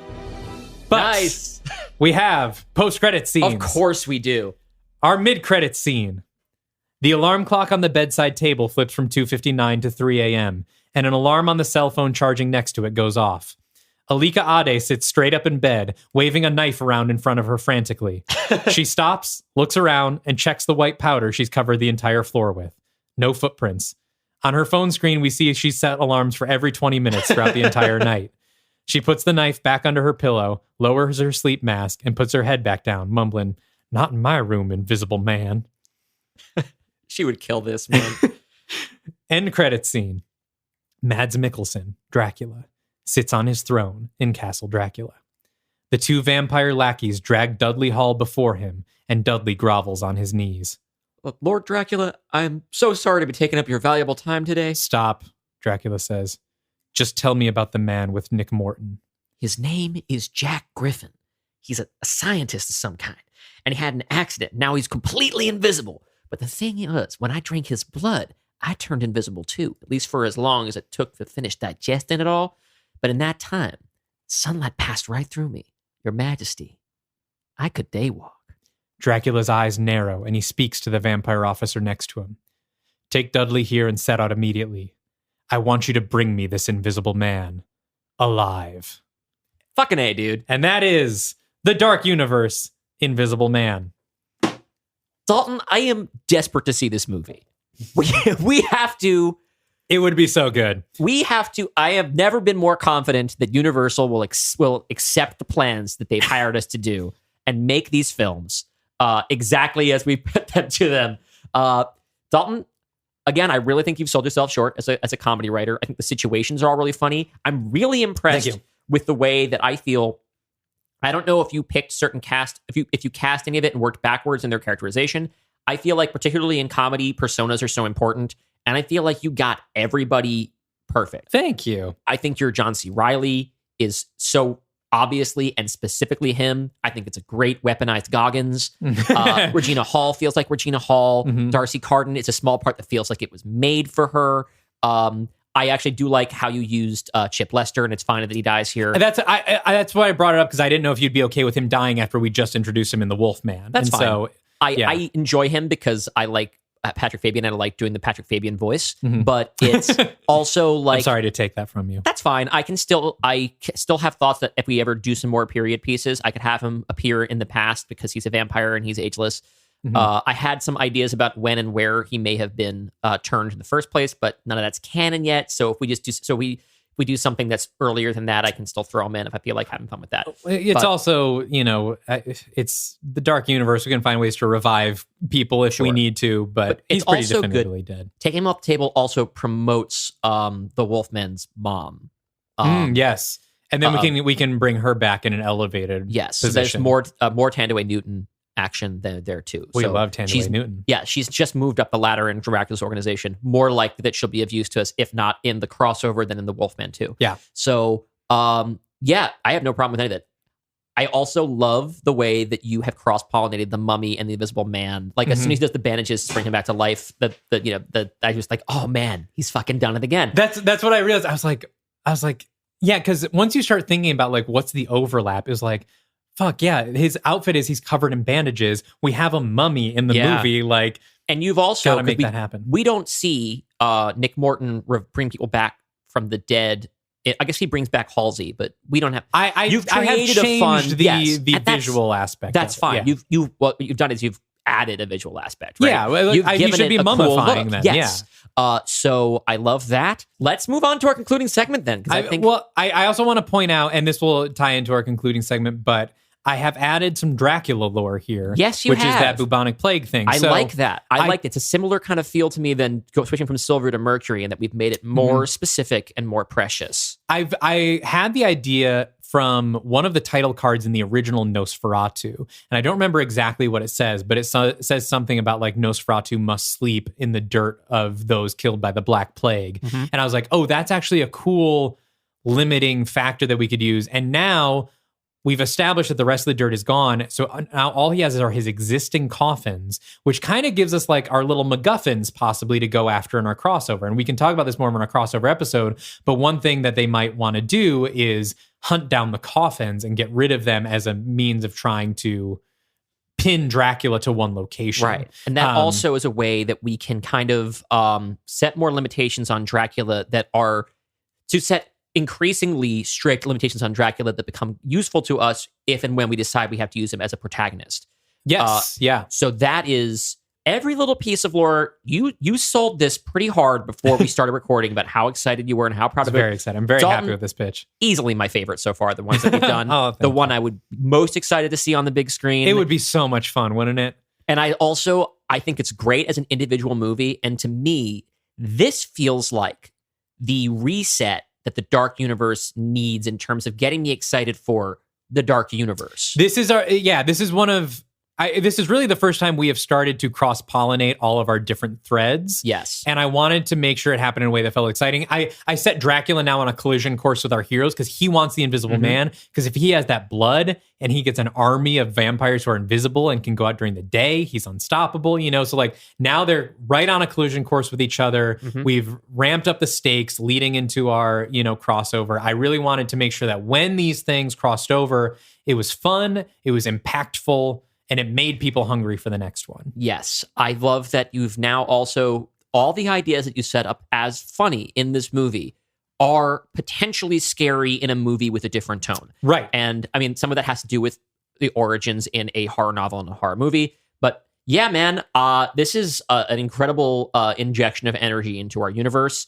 It is completely compatible with what I wrote for the next installment. Amazing. In 2 weeks, you all will be hearing what Dalton's about to hear from me in real time, which is my pitch for Jekyll and Hyde movie. Yes. Which also ties together a couple of threads from our universe leading into the crossover, but in ways that are not at all contradictory. Perfect. And yeah, man. Hell yeah. Great job. So thank you so much. I'm very happy with this one. God, I wish we could see it for real. Well, again, when we're done with this whole package, it goes to our contact. What am I saying? We will see it for real as long as Universal signs off on it. Universal still signs off on it, and they don't disavow all knowledge of this project. Yes. Then these will all be movies you'll see, and they'll all just have to be cool with people spoiling it for because you all listen to the podcast. Yeah, so also, don't tell people when it happens. Those of you who are like me in the sort of like content industrial complex, you now have all this interesting information that you can start writing your listicles right now. Of course, I could just write them before we broadcast and get ahead of all of you, and then then my baby will eat. By the time this airs, am I a dad? This is going to air what, second week of November? I might be a dad. When this is airing by Halloween week. Oh, that's right. This one's coming out pretty soon. By your next episode, by the Jekyll and Hyde, you will be a dad. That one or the crossover. Oh, it's Thanksgiving is a due date. Anyway, a peek behind the curtain for you all. I'm expecting. My wife and I are expecting a child on Thanksgiving 2022. So remember that if we launch a Patreon, adding another member to the Dark Universe. Indeed. So now we'd like to go into our closing segment, which we are calling Picture Lock. And what we're just going to do here is summarize all of the key details that we're locking in for the Dark Universe that we are going to have to deal with going forward. And if any of you out there, any of you enterprising listeners, want to start building a wiki for us, we would be so grateful. These are the details. These are some key details you will need to know. But let's make sure we are in agreement that for the Dark Universe going forward, first of all, our Invisible Man is John C. Reilly. Desperately need that. Yes. We have an older gentleman comedic who with no battle experience other than this, and he'll never on need our any. team. But arguably one of the most powerful abilities out of everyone, and also the one that is being directly targeted by Dracula. We have Darcy Carden as Carol Lemley, our paranormal expert / ghost hunter, who is apparently joining the squad. Are we okay with her tagging along right up the contract for future adventures? Yes. Okay. Anyone else that's going to be coming out? Oh, of course we have Dudley Hall, aka Walton Goggins, as one of our new vampires on the hunt for the Invisible Man. Let's take him to dinner. Mm-hmm. And as far as universe details go, anything enclosed by John C. Reilly's flesh is invisible, so he can hide a stake up his ass in the climax or rubies in his mouth at the beginning, and it will be invisible. What an indignity. Chip Lester. I had that idea at the end. I was like, okay, he's got to stab him, but fuck, he's invisible. Like, we can't see it coming. I was like, oh shit. Yeah. It's got to be up his ass. That's so good, man.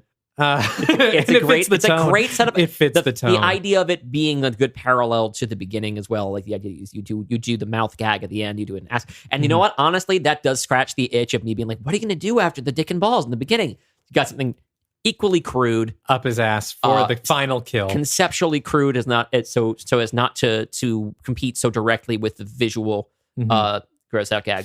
More lore details. Vampires turn invisible and are immune to sunlight after consuming the Invisible Man's blood, and that lasts for as long as it takes them to digest the blood. So a couple hours. We can nail that down later. But, great bit. Dracula is now on the hunt for the Invisible Man. Dracula can only sleep in coffins that have some amount of dirt taken from graves of bubonic plague victims. All excess dirt has been lost, so he's now limited only to the coffins he already has at his disposal, at least as far as Nick knows. We can right, because there could be more. Mm-hmm. Nick, Carol, and Jack are our starting squad that are when it comes to tracking down Dracula, and we may see them recruiting more. But this is who we're starting with. Okay. Now, obviously, there was no need to add him at the last minute here, but do we want Jake Johnson's character from The Mummy involved as well? I keep forgetting about him. Or is he an extra limb because we have Darcy Carden? We do have to explain him at some point. I'm already worried that we're going to have an extra limb with Darcy Carden and Annabelle Wallace, but I have an idea for that that we can get into on that episode. Also, again, this is a horror franchise. Never hurts to have a couple extra characters who we can murk without too much. We definitely have to explain Jake Johnson, but I also feel like he's a bit of a extra limb because of John C. Reilly too, because he's our kind of comedic partner with Nick in this movie, at least. Right, and it actually works here, which is great. Not that I think love it's either Jake those Johnson. actors' faults. Yeah. Okay. So and we're gonna keep them, and we'll see if we can figure out whatever the fuck Jake Johnson's character's name is if we decide to bring him back. In our crossover rep, we're gonna have to figure out who our team is, who our Avengers are, and Yeah. so we'll have to figure that out. We also need a name for that team. That is the hardest thing that we have. I do think this episode is going to air before we do our next recording and start planning. So if anybody has an idea for the name of our Dark Universe sort of Avengers super team, please tweet us at Dark Universe Pod with your suggestion for the name. Now, jokes are welcome, but we probably won't use the joke ones. So if you have a real suggestion, you really want to name a team and contribute to movie history, yes, we will credit you. This is the one time you'll hear your name on the show. All the other ideas, we're just going to steal. Yeah. This one, we will credit you. You'll be like a comic book artist in the credits of a Marvel movie where your name is listed, but you don't get any money. Yeah, we'll invite you to one of the movie premieres. Not all of them, just the one. Final thing to lock in is Chip Lester is dead. And it seems like we are in agreement on that. R.I.P. to him. All right, so with all those details locked in, we can say that this film is locked in. It's alive! Oh, in the name of God! Now I know what it feels like to be God! And that is our Invisible Man. We're in so much trouble with this. You having this soundboard. I'm concerned. We're adding the soundboard to the mix. Expect more sound effects queued up on demand. Dalton is drunk with power. We're going to take a little break, and then we're going to record our Jekyll and Hyde. We will see you back here in 2 weeks. But until then, so you can hear that. You should be afraid of the Dark Universe. But maybe not this one. This one wasn't too scary. No. All right. Bye, everyone.